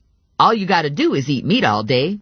I've eaten so much meat in the last 5 days, I can't remember ever eating anything else. I got meat oozing out my ears, and to tell you the truth, I'm starting to feel funny about all this meat. You don't think I could turn into like a meat vampire or something, do you? I never heard of a meat vampire, I said. For the last couple of days, my teeth have been feeling funny. You know, like they're growing. Just these two ones in front. What do they call them? Canines. And then I was looking at myself in the mirror this morning when I was brushing my teeth, and I was thinking they look bigger, like vampire teeth. Like I'm eating so much meat, I'm turning into a carnivore, and I'm getting dog teeth. Connie and I were speechless. What happened to your hair? Lula asked me. You look like Don King. Yes, but I'm not cute, I said. Fucking A, Lula said. Lula and I packed off in my car and headed for the Apusenjas. Boo was on Lula's lap, ears up, eyes bright. Look at him, Lula said. He knows he's going home. Isn't it something the way dogs know these things? I tell you, I'm going to miss this little guy. Lula cut her eyes to the rearview mirror. Looks like you still got a bodyguard. I turned and squinted back at the Explorer. Cal was behind the wheel. And he had someone riding shotgun. Great, now I had 2 babysitters. I whipped out my cell phone and called Ranger. Lula's back, I told him, so thanks anyway, but I don't need Cal. He's staying, Ranger said. I can take care of myself. I want you to tell Cal to stop following me. The Carnation Killer isn't going to move on you when you're so obviously guarded. He doesn't want to shoot you in the head from a distance. He wants to play with you. Yeah, but this is really annoying, and it could go on forever. Not forever, Ranger said. Just long enough for the police to do their thing. They have some leads. Having Cal in place buys them some time. Grandma Bella said I wasn't going to die until I was real old. That makes me feel so much better, Ranger said, and he disconnected. I parked in front of the Apusenja's house. Lula leaned forward and adjusted the rearview mirror and checked out her teeth. You're starting to creep me out with this teeth stuff, I said. How do you think I feel? I'm the one turning into a creature. I feel like Michael J. Fox in that werewolf movie. Remember when he started growing hair all over? It was like he was turning into Connie. Lula gave up on the teeth and looked over at the house. I'm bringing this dog back because that's the right thing to do, but that bride of Frankenstein better not start on me. The bride of Frankenstein likes us now. She said she guessed I wasn't such a bad slut. Bet you got all excited over that. Lula levered herself out of the escape, holding tight to Boo. She set him down on the ground. Boo ran to the Apusenja's front door and started yapping to be let in. Mrs. Apusenja opened the door and let out a shriek. She scooped up Boo and held him close and got a lot of sloppy Boo kisses. "Isn't that nice?" Lula said. "A family reunited. It almost makes me want to get a dog. Except for the peeing and pooping part." Tell me about it. Chapter 15. I was on my way back to the office when Grandma Mazur called. "We got a situation here," she said. "I don't suppose you're in the neighborhood." What kind of a situation? Valerie decided she's going to marry Albert. That's great. Yeah, except Albert's been living with his mom, and his mom isn't happy that Albert's not marrying in his faith. Albert's mom wants him to marry a Jewish girl, and so she's kicked him out of the house. That means everyone's going to be living here. Albert just showed up with a couple boxes of his stuff, and he's moving it into that little room upstairs with Valerie and the girls. Oh, boy. Exactly. We need to put rubber walls on this house. We don't all fit in it anymore. Your father says he's moving in with Harry Farnsworth. He's upstairs packing, and your mother's all upset. My dad's moving out? I can sort of see his point on this. He had to drive to the gas station on Hamilton to use the bathroom this morning, so I don't exactly blame him. But what's your mother going to do if your father moves out permanent? Where's she going to find another man? It's not like she's a live wire. I did a large mental sigh. I'll be right there. Don't tell nobody I called you, Grandma said. I made a U-turn on Hamilton and smiled, knowing Cal was scrambling to follow me in the big Explorer. Lula leaned over the seat, watching him. "Good to keep a man on his toes," Lula said. "I bet he's all worried back there, cursing you out. He can't find a place to wheel that SUV around. Uh-oh, he just jumped the curb and knocked over a garbage can. Ranger won't be happy to see a scratch on that shiny new car." I pulled into the driveway, blocking my father's car so he couldn't make a getaway. Then I ran back to Cal, who was parking in front of the house. His face was red, and a trickle of sweat traced a path down his temple.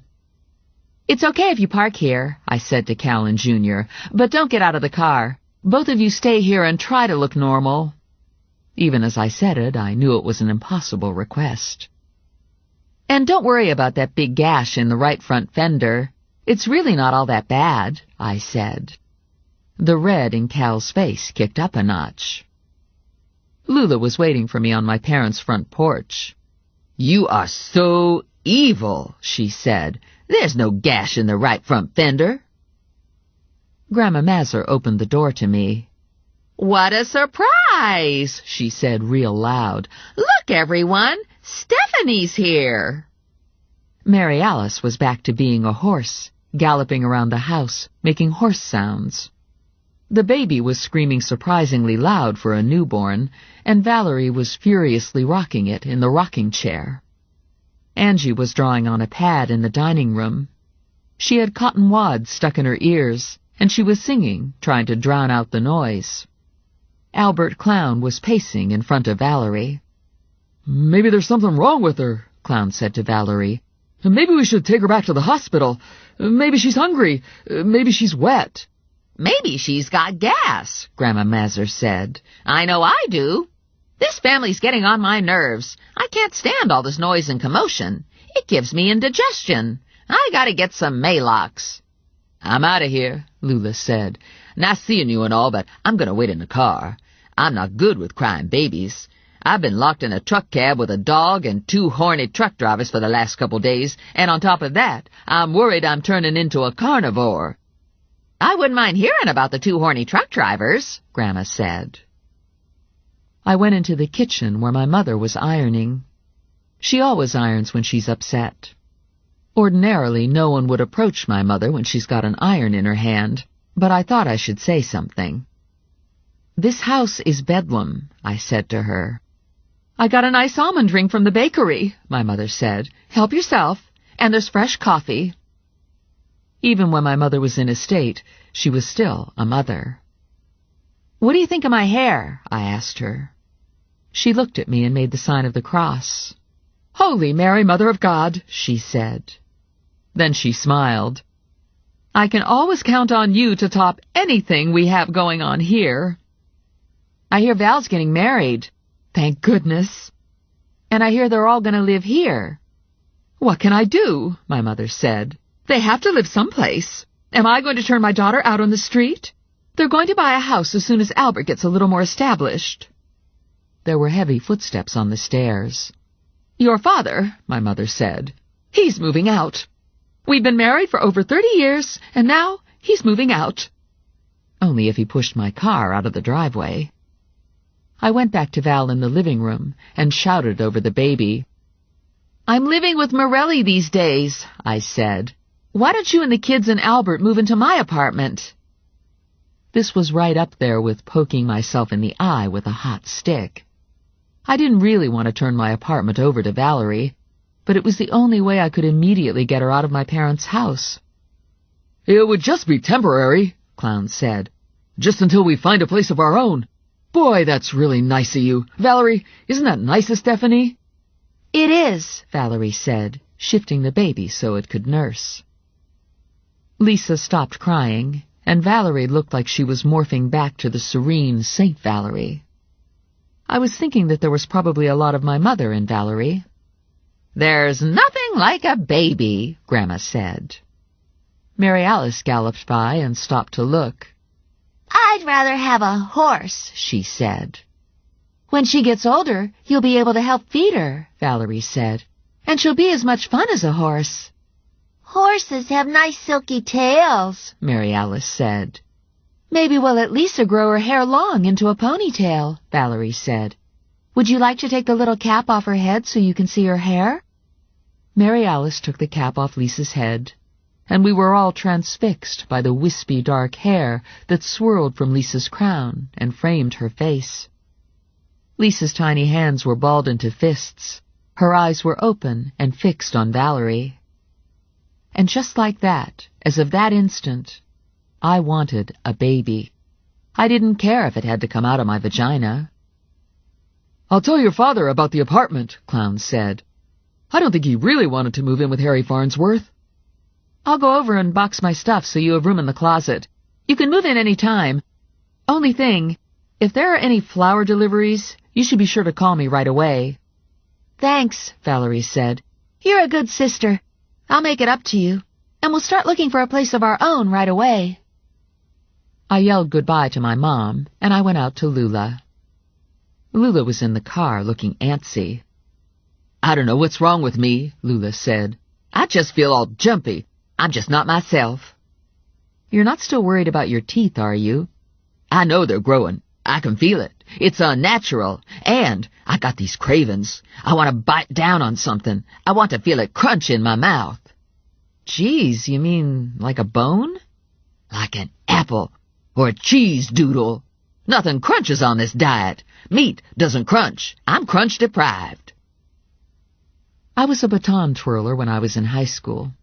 And that's how I felt now, like I was leading a parade. I pulled away from the curb, and Cal pulled away from the curb. I drove to my apartment building. Cal followed me to my apartment building. We all parked in the lot. We all got out of our cars. We all took the elevator to the second floor. Then everyone followed me down the hall to my apartment. First Lula, then Cal, and then Junior. Junior was a clone of Cal, except for the tattoo. Junior was tattoo-free. At least what I could see of him was tattoo-free, and that was more than enough for me. Cal opened the door to my apartment and took a look inside.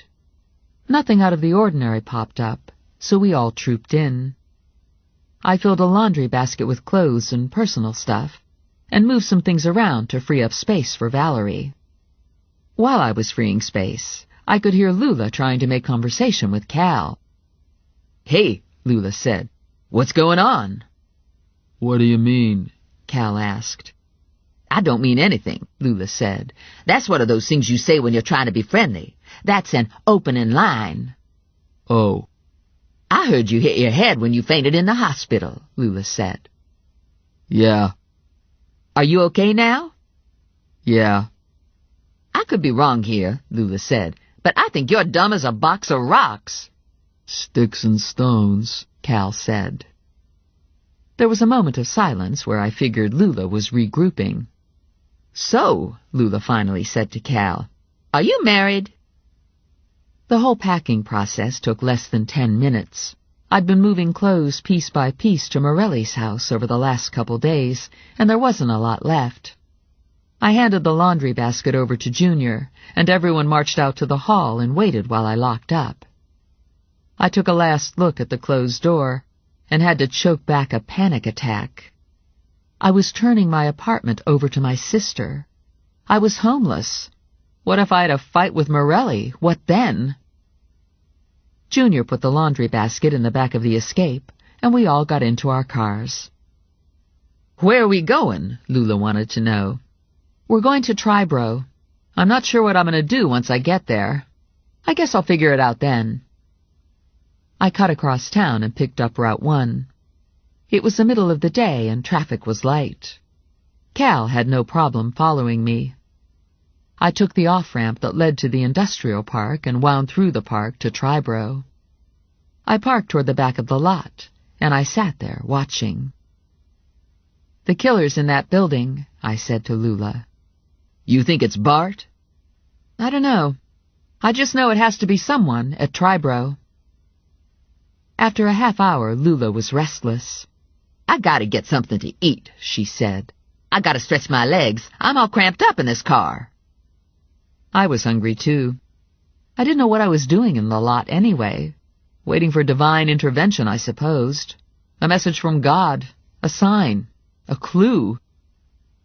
I put the car in gear and left the lot with the steroidopods following close behind. I drove down Route 1 for a couple miles, took the turnoff to the mall, and parked at the Macy's entrance. This is always a good place to park, because you hit the shoe department first thing while you still have lots of energy. Lula pushed through the double-glass doors and stood in the middle of the aisle. "They're having a sale," she said. "Look at all those racks of shoes on sale." I looked at the racks, and for the first time in Plum history, I didn't want to shop.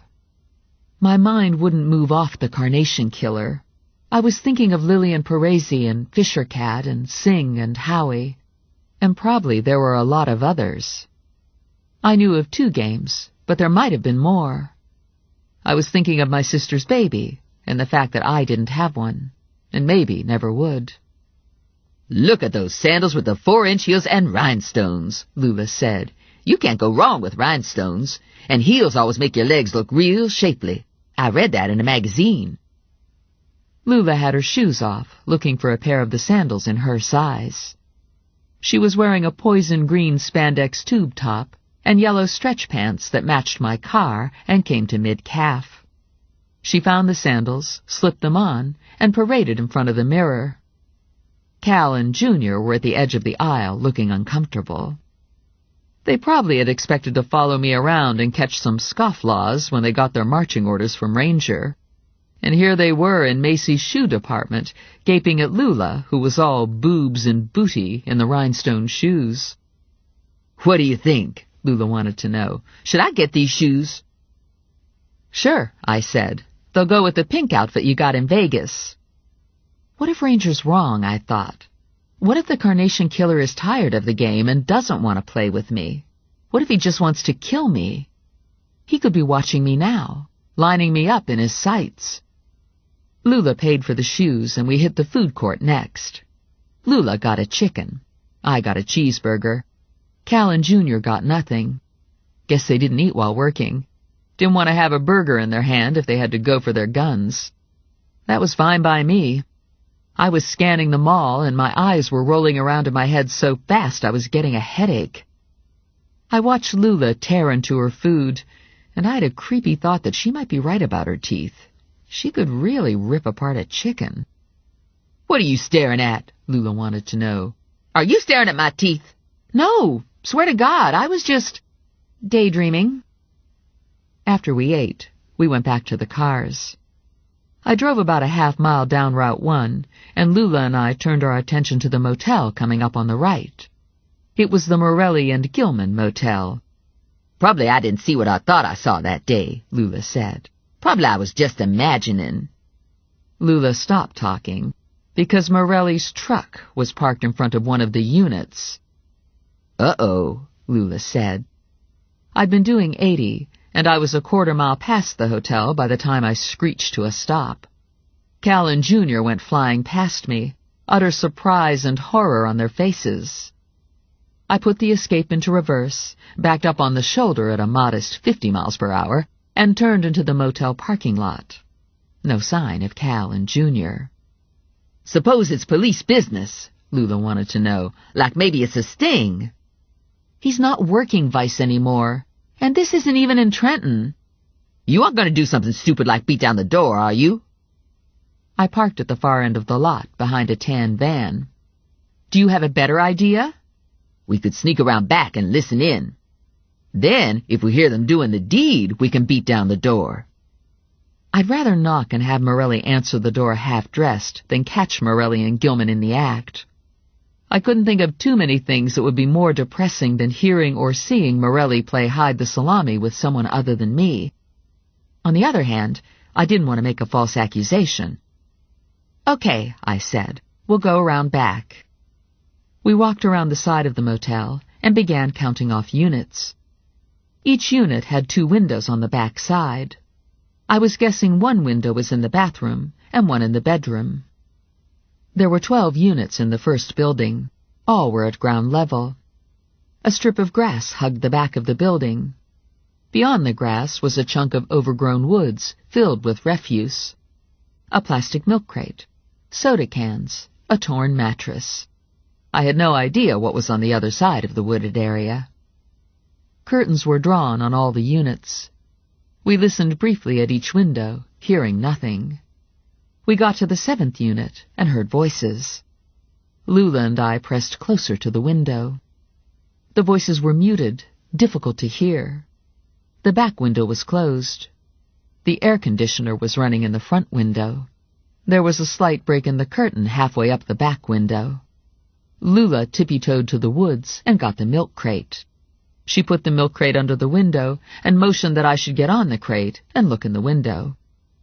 No way was I going to look in the window. I didn't want to see what was going on inside. I whispered to Lula that she should look. Lula got up on the milk crate, pressed her nose to the window, and her phone rang.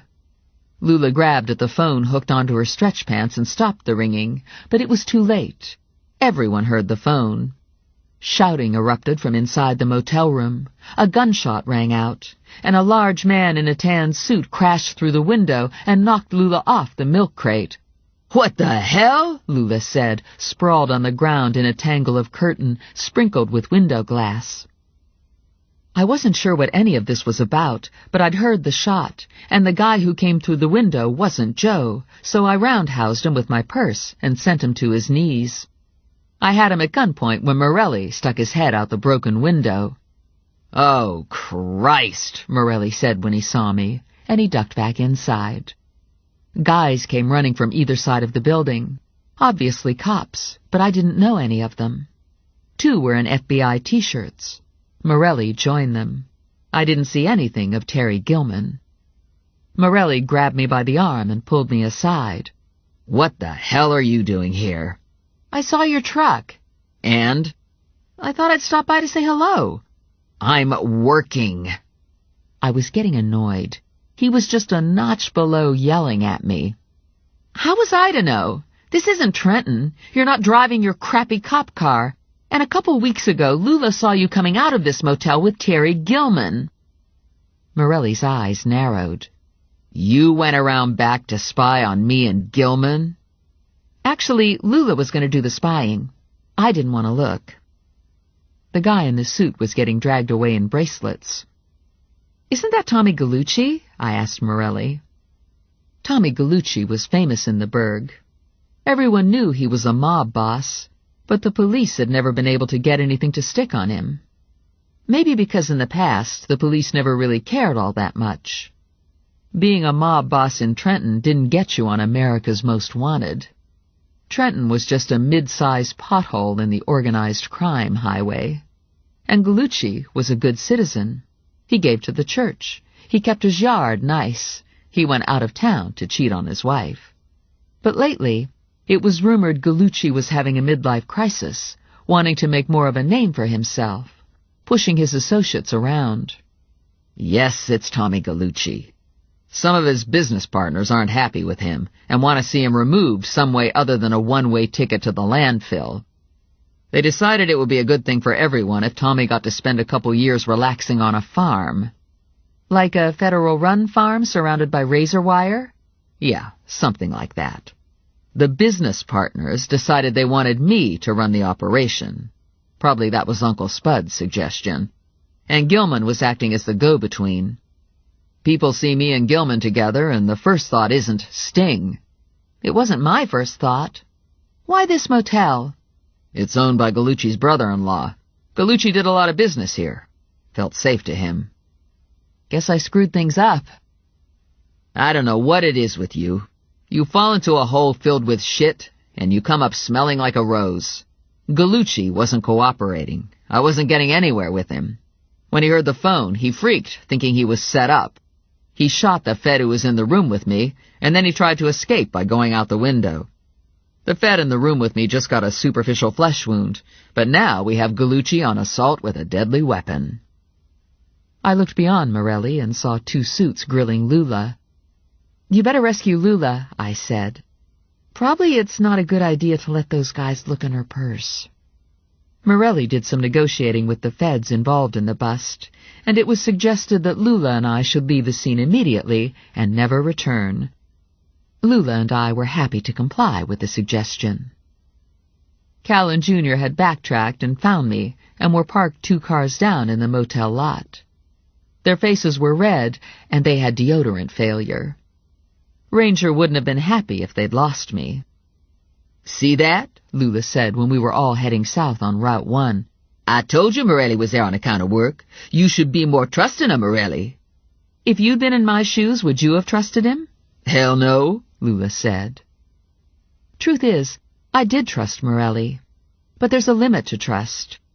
Even the most trusting woman who saw her boyfriend's truck at a motel in the middle of the day twice would have doubts. There's a difference between being trusting and being stupid. Traffic was heavy and slow going in and out of Trenton. It was coming up on rush hour.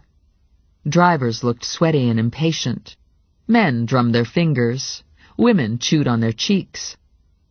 I was still feeling the pull from Triborough. I turned off Route 1 and found my place in the Triborough lot. I don't get it, Lula said. What's with this parking thing? What are you waiting for? I didn't know. Instinct kept dragging me here today. I half expected to see ominous dark clouds boiling over the building, Ghostbuster clouds, portents of danger. We sat there for a while, and employees started to leave. The lot was almost empty, and my phone rang. It was Clyde. Hey, Stephanie Plum, he said. Is that you out in the lot? I see a yellow car, and it looks like you inside. I'm watching you with binoculars. Wave to me. I waved to Clyde. What are you doing in the lot? He wanted to know. Just sitting, I said. Watching. Is that your partner with you? Yeah, that's Lula. It's quitting time, he said. Do you and Lula want to go to dinner? We could all get a burger someplace. I don't think so. Okay, Clyde said. Call me if you change your mind. Pretty soon we're going to be in this lot all by ourselves, Lula said. You and me and the 2 big dummies over there. You aren't planning on breaking in, are you? Maybe see if Bart Cohn left his computer on? Bart's smarter than that. He's not going to leave anything incriminating on his computer. Even if he did, I'm not that good at computers to be able to find it. And I'm sure the building has an alarm system. The idea was tempting, though. Just not practical. And it was out of my league. It was a Ranger escapade. Okay, then how about the guy who just called you? The goofy Cohn brother that doesn't do anything and wants to be a junior G-man. He's always wanting to take you out, right? I bet you could get him to let you in. I bet he doesn't even like his brother. No, I'll never get rid of him. It would be like feeding a stray cat. Once you give it a bowl of food, you're stuck with a cat for life. I don't even talk to Clyde Cohn. Too bad, Lula said, because I bet he'd let you in and you could go snooping through old Bart's files and drawers and everything. You couldn't get into his email, but you could take a look at the desktop on his computer. Truth is, I didn't want to go into the building, not even with Cal and Junior doing backup. There was something bad in the building. The monster was there. He was waiting for me. I got a call from Morelli wondering where I was. I didn't know what to say. I was sitting in an empty parking lot, waiting for the mystery to be resolved. "I'll be home soon," I told him. "Don't worry." The "don't worry" message was insincere. I was worried. I was really, really worried. "Steph," Lula finally said, "maybe we should go home." She was right, of course, so I cranked my yellow Escape over and drove out of the lot. I dropped Lula off at her car at the office, and then I went home to Morelli. I made peanut butter and olive sandwiches for supper, and we ate in silence in front of the television. Probably we should have talked about the motel thing, but neither of us knew how to begin. Maybe it wasn't important anyway. We seemed to still like each other. At 9 o'clock, Morelli was glued to the television, and I was still fighting the fear or dread or whatever the hell it was that had its grip on me. I went to the kitchen and got a beer and took it out to the back porch. The air was soft and smelled nice, like fresh dirt and new grass.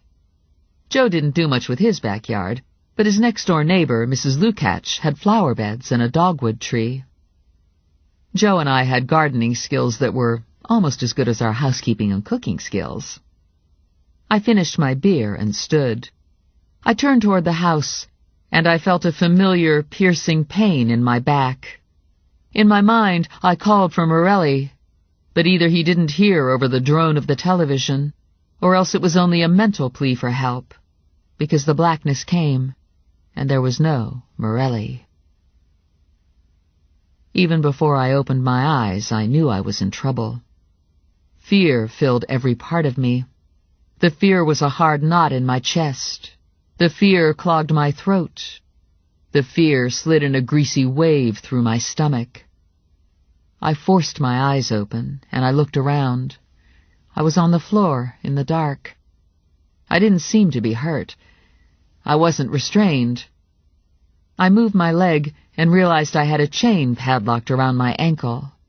There were jingle bells attached to the chain. The potential significance of the ankle chain took my breath away. I had a dull, throbbing ache behind my eyes. It was from the drug, I thought, like last time when I was shot with a dart in the parking lot. The only source of light was a single candle burning on a desk to my right. The light was dim, but I knew where I was. I was at Triborough. I was in Clyde's office. I could make out the action figures in the bookcase to my left. I pushed myself up so I was sitting, and realized someone was slouched in a chair, lost in shadow, watching me from across the room. The shadowed figure leaned forward into the candlelight, and I saw that it was Clyde. "You're awake," he said, "and you look scared. Sometimes when I get scared, I get sexually excited. Do you get excited when you get scared? Are you hot?" The words sent a new rush of cold fear into my chest. I looked into Clyde's eyes, and I saw the monster emerging. "Get up," Clyde said. "Go around the desk and open the drawer. I have a surprise for you." I steadied myself on the desk and got to my feet, swallowing back nausea from the drug. I inched around the desk, carefully opened the drawer, and looked down at another lock of my hair, tied with a slim pink ribbon. I looked up, and my eyes met Clyde's. "Now you know," Clyde said. "You're surprised, right? I bet you never thought it was me." Everything fell into place. Webmaster wasn't a computer term, as we'd all assumed. It was a Spider-Man reference. Days ago, I asked Clyde what he wanted to do, and he said he wanted to be Spider-Man. Spider-Man was known as the Web Slinger, and Clyde's game name was the Webmaster. Spider-Man didn't kill innocent people, I said. Spider-Man was a good guy. I'm not the web slinger, Clyde said. I'm the web master. There's a difference, and I don't kill innocent people. I run a game so people can kill each other. How cool is that? What about the prey? Aren't they innocent? I pick the prey out real careful, and they're never innocent. The cop killed a guy in the line of duty, and so have you. As soon as I saw you at the plant that day, I knew you had to be the next prize. Bart tried to warn you away, but you wouldn't listen. It wouldn't have mattered. I had my mind made up right away. Bart knows about the game? Clyde was smiling, rocking back on his heels, enjoying his moment. Bart's confused. I got careless with the game 2 years ago, and Bart got to read an email. Parisi and Fisher Cat were left in the game, and I was giving them the kill clue. Bart didn't know it was a game. He thought I was involved with Parisi, and he went to the kill spot to stop me from a crime of passion. Problem was, he got there too late. Parisi was dead, and Fisher Cat was gone. And Bart was accused of the crime. Yeah, and he was being a hero protecting me. What a moron. Then when the DNA came back, he was totally confused. It wasn't his DNA, of course. And Bart knows enough science to know that the DNA couldn't have been mine either. It had the wrong structure. It was Fisher Cat's DNA. Didn't Bart ask you about the email? Yeah. I gave him some bullshit story about unrequited love, and he wanted to believe it. He wasn't warning you off because of the game. He was worried I'd go gonzo for you and write another nutcase letter. What about Andrew? Did Andrew know about the game? Andrew? You gotta be kidding. Andrew's got his perfect office and his perfect family and his freaking perfect house. Andrew doesn't see bad things, doesn't allow them into his life, doesn't ask questions that might have troubling answers. Andrew lives in denial land. Everyone always thinks Andrew's so perfect, and everyone always underestimates me. Silly, lazy Clyde. Poor, dumb Clyde. And? I'm not dumb. I'm smarter than everybody. Ask any of the people who play my game. They're all dead, I said. Oh, yeah, Clyde said on a giggle. I forgot. Why did Singh take off? He was scared. He went after Bagman, who you know as Howie. Somehow Singh managed to screw up the kill, and then his cover was blown. He turned chicken and ran. Now what? Now we play. I've got a new game I thought up just for you. It's sort of a treasure hunt, and the grand prize is death. It's going to be a real good death, too. Scary and sexy and bloody. This guy was so crazy. He'd been letting the insanity leak out little by little over the years, and no one had noticed. Or maybe his family had noticed, and chose not to recognize it for what it was. Okay, here we go, Clyde said. I'm going to tell you about the game. Morelli would have discovered I was gone by now. He'd call Ranger, and they'd be out looking for me. If I dragged this on long enough, they might find me in time. I can't think, I said. I have a headache and nausea from the drug. That should be passing. I gave you a small dose, just enough to have you unconscious for the capture. Probably what you're experiencing is a blood pressure rise from the fear.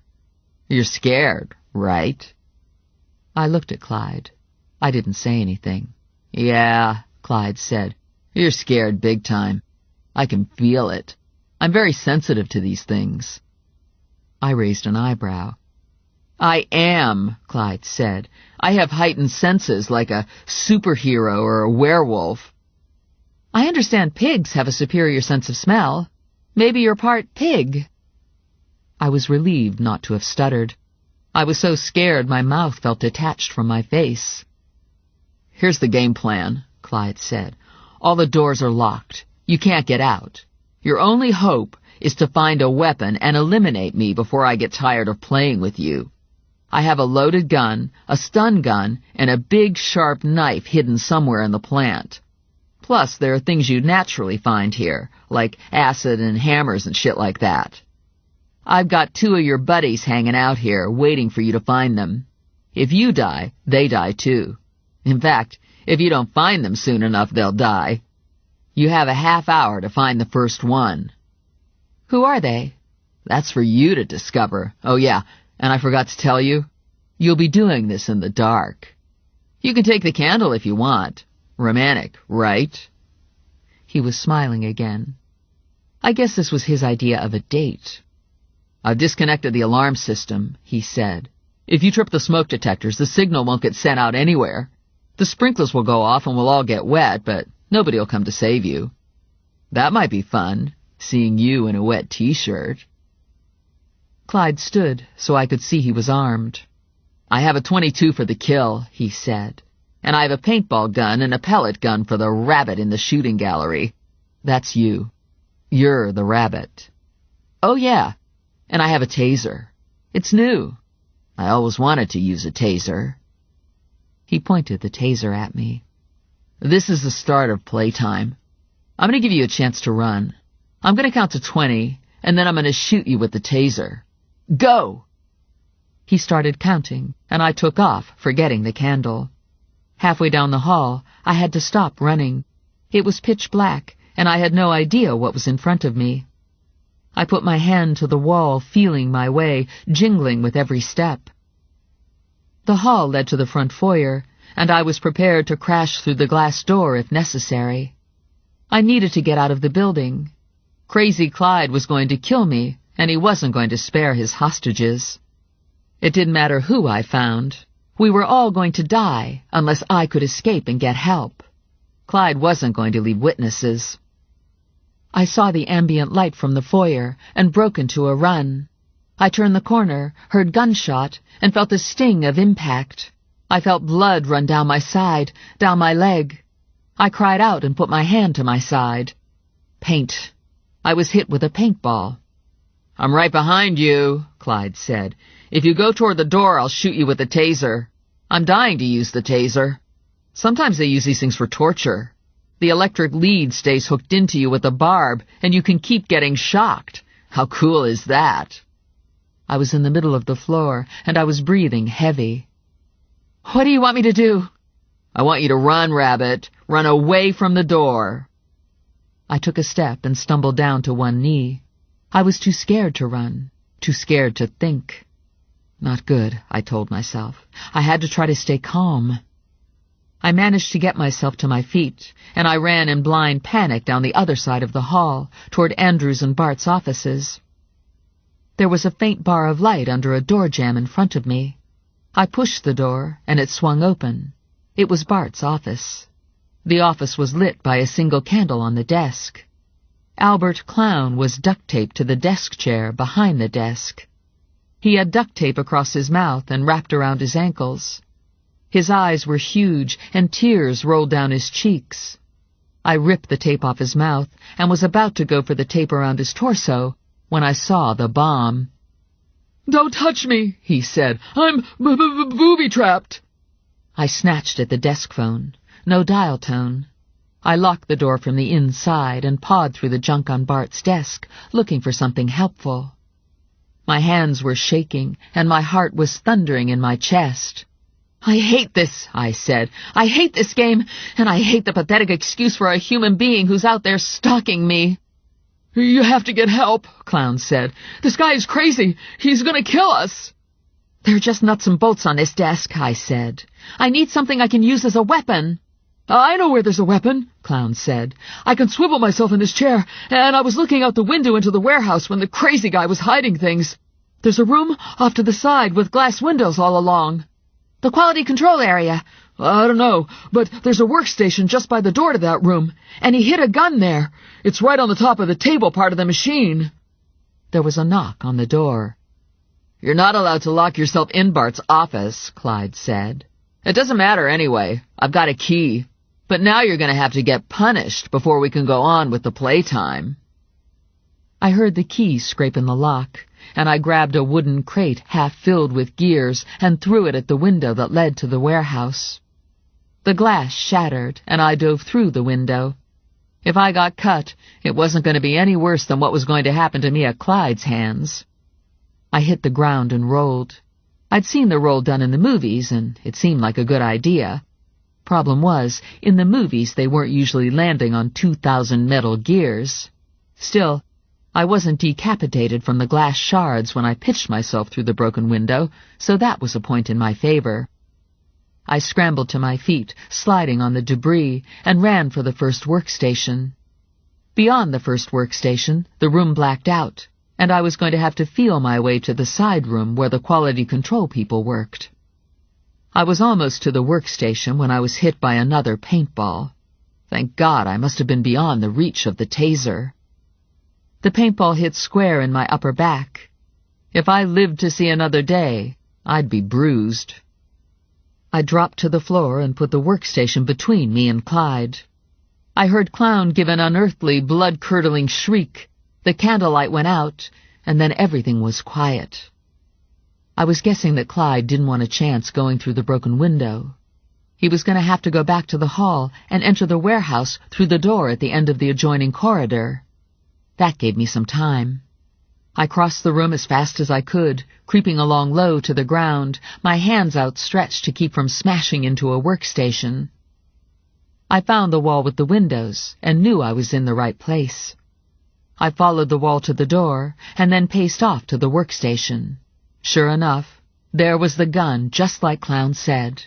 I couldn't see the gun even when I held it inches from my face, but I could feel that it was a 6-shot revolver, and it was loaded. I backed myself into the test room and closed the door. I took up a position behind a desk, kneeling with my forearms resting on the desk, two-handing the gun to keep it from shaking. I was doing deep, controlled breaths, telling myself to focus, to be a professional. I heard the door open, and I shouted for Clyde to stop. There was a gunshot, and I felt the hit to my shoulder, and in that instant I unloaded everything I had. I squeezed off all 6 rounds, shooting blind. The last shot was followed by silence. It was solid black in the office. I couldn't see my hand in front of my face. Either Clyde was dead, or else he'd retreated. I wasn't willing to leave the desk to find out. It was Dolly Friedman's desk. I reached into her top drawer and got her pepper spray. Then I ducked under the desk and waited. I heard something scuff in the direction of the door, and my heart stuttered. He wasn't dead. The monster wasn't dead. A sob caught in my throat, and I blinked back tears. There was the rustle of clothing directly in front of me, and I covered my face with my arm and hit the trigger on the pepper spray. "Oh, shit! Fuck!" A man's voice, not Clyde. The spray was knocked out of my grasp. A hand grabbed me by the front of my shirt, hauled me out from under the desk, and dragged me to my feet, moving me out of the area, away from the spray. I was told to hold still. I knew this voice. I was held tight to Ranger. He slid goggles over my head, and I was able to see in the dark. Ranger had 2 men with him, Cal and Junior was bent at the waist, gagging. That was the one I got with the spray. "Sorry," I said. He made a dismissive gesture with his hand. I looked to the door and saw feet. Clyde's. The feet weren't moving. Clyde hadn't jumped away fast enough. Turned out Clyde wasn't as smart as he thought. "Dead?" I asked. "Looks that way. From what I can see, he took 3 in the upper body." "I was shooting blind in the dark," I said. "I didn't know if I hit him." "Anyone else in the building?" "He has Albert Clown tied up with a bomb strapped to his chest in one of the offices. He said he had another hostage. I don't know who that is. I didn't find the other hostage." My knees gave out, and I sort of sunk into Ranger and dissolved into tears. He had his arms tight around me, holding me to him. He sent Junior in search of the mechanical room to get the lights back on. He sent Cal to search for the second hostage. Then he called Morelli. "I've got Stephanie," Ranger said. "She's safe, but there's a hostage unfound and a hostage potentially carrying a bomb. I haven't seen the bomb. I'm going to check it out now." "Where's Joe?" I asked, wiping my nose with the back of my hand, trying to regain some control. We split up. I got the factory, and he went to Clyde's house. How did you know it was Clyde? Cal saw the truck there past him. He didn't know what the truck driver was up to, but he thought it was suspicious enough to check with Morelli. Cal got part of the plate, and Morelli ran it through the system, checking it against the principals. The lights flickered, and we took our goggles off. Every light flashed on at full power, and we got a better look at Clyde. He was lying face up. The monster was gone, and Clyde looked very ordinary in death. In fact, he looked oddly peaceful. Maybe it had been a relief to give up the game. "Help," Albert Clown said. His voice was barely a whisper. We all turned and stared at him, strapped to his chair on the other side of the warehouse. His face was red and mottled, and he looked like he wasn't going to live long enough for the bomb to explode. Ranger jogged across the room. "Try not to move," Ranger said to Clown. "I'm coming around to take a closer look." We all followed after Ranger, watching from the hall while Ranger went into the office. "I think it's a dummy," Ranger said, "but I'm not an expert." He took out a pocket knife and cut the duct tape away from Clown's ankles. He sliced into the tape binding Clown to the chair. "I'm not going to touch the device you've got strapped to your chest," Ranger said. "Stay here in the chair until the police get here with a demolition team." Ranger's walkie-talkie chirped. It was Cal. "You have to see this," he said. "I think I found the second hostage. I'm in the lunchroom." We left Junior with Clown, and we followed the hall to the lunchroom. Cal was standing, hands on hips, smiling up at Lula. She was swinging like a giant piñata from a rope attached to a ceiling fan. She was still wearing the poison-green top and the yellow stretch pants, and her feet were treading air about 15 feet off the ground. Her arms were duct-taped to her sides, and she had duct tape across her mouth. A thick rope was wrapped around and threaded through the duct tape on her body, and then looped around the fan. She had the beady little charging bull eyes. She was making angry sounds under the duct tape, and she was kicking her feet. Plaster dust was sifting down on her head from the ceiling fixture. Ranger's face creased into a smile. "I love my job," he said. "You must have gotten her up there with a forklift," Cal said. "There's one parked down the hall. Do you want me to drive it down here?" "Don't need it," Ranger said, shoving a table under Lula, climbing onto the table. Her feet were still swinging in the air, and she was still kicking. "You kick me and I'm leaving you here," Ranger said. Lula said under the duct tape. Ranger worked at the rope with his knife. The rope gave, and Lula dropped onto the table. Cal reached out to support her, and the two of them went to the floor. I ripped the tape off Lula's mouth, and Ranger cut the tape that was binding her arms. "I was drugged," Lula said. "Do you believe it? I was taking the garbage out, and he shot me in the ass with a dart. That little shit, Clyde. Next thing I know, I'm swinging around from the ceiling. I'm beside myself. I'm in a state. I didn't know what to think. I saw some kinky shit when I was a hoe, but I never did anything like this." She looked around, wild-eyed. "I need something to eat. This here's an eating situation." She spied the vending machine and stormed across the room. "I need money. I need quarters or dollars or something. Oh, my God, they got Twinkies in here. I need a Twinkie real bad." "What about the supermodel diet?" I asked Lula. "Fuck that. I hate those bony-ass supermodels anyway. I don't know what I was thinking." Lula was shaking the vending machine. "Who's got a hammer?" she asked. "Somebody help me out here." Ranger slid $1 into the machine, and Lula punched the button. "Hello, Twinkie," she said. "I'm coming home. Lula's back in town." It was way after midnight when Morelli and I got back to his house. Morelli dragged me up the stairs, stripped my clothes off, and shoved me into the shower. I had paint everywhere. Yellow, red, blue. "You're a disaster," Morelli said, standing to one side, watching me.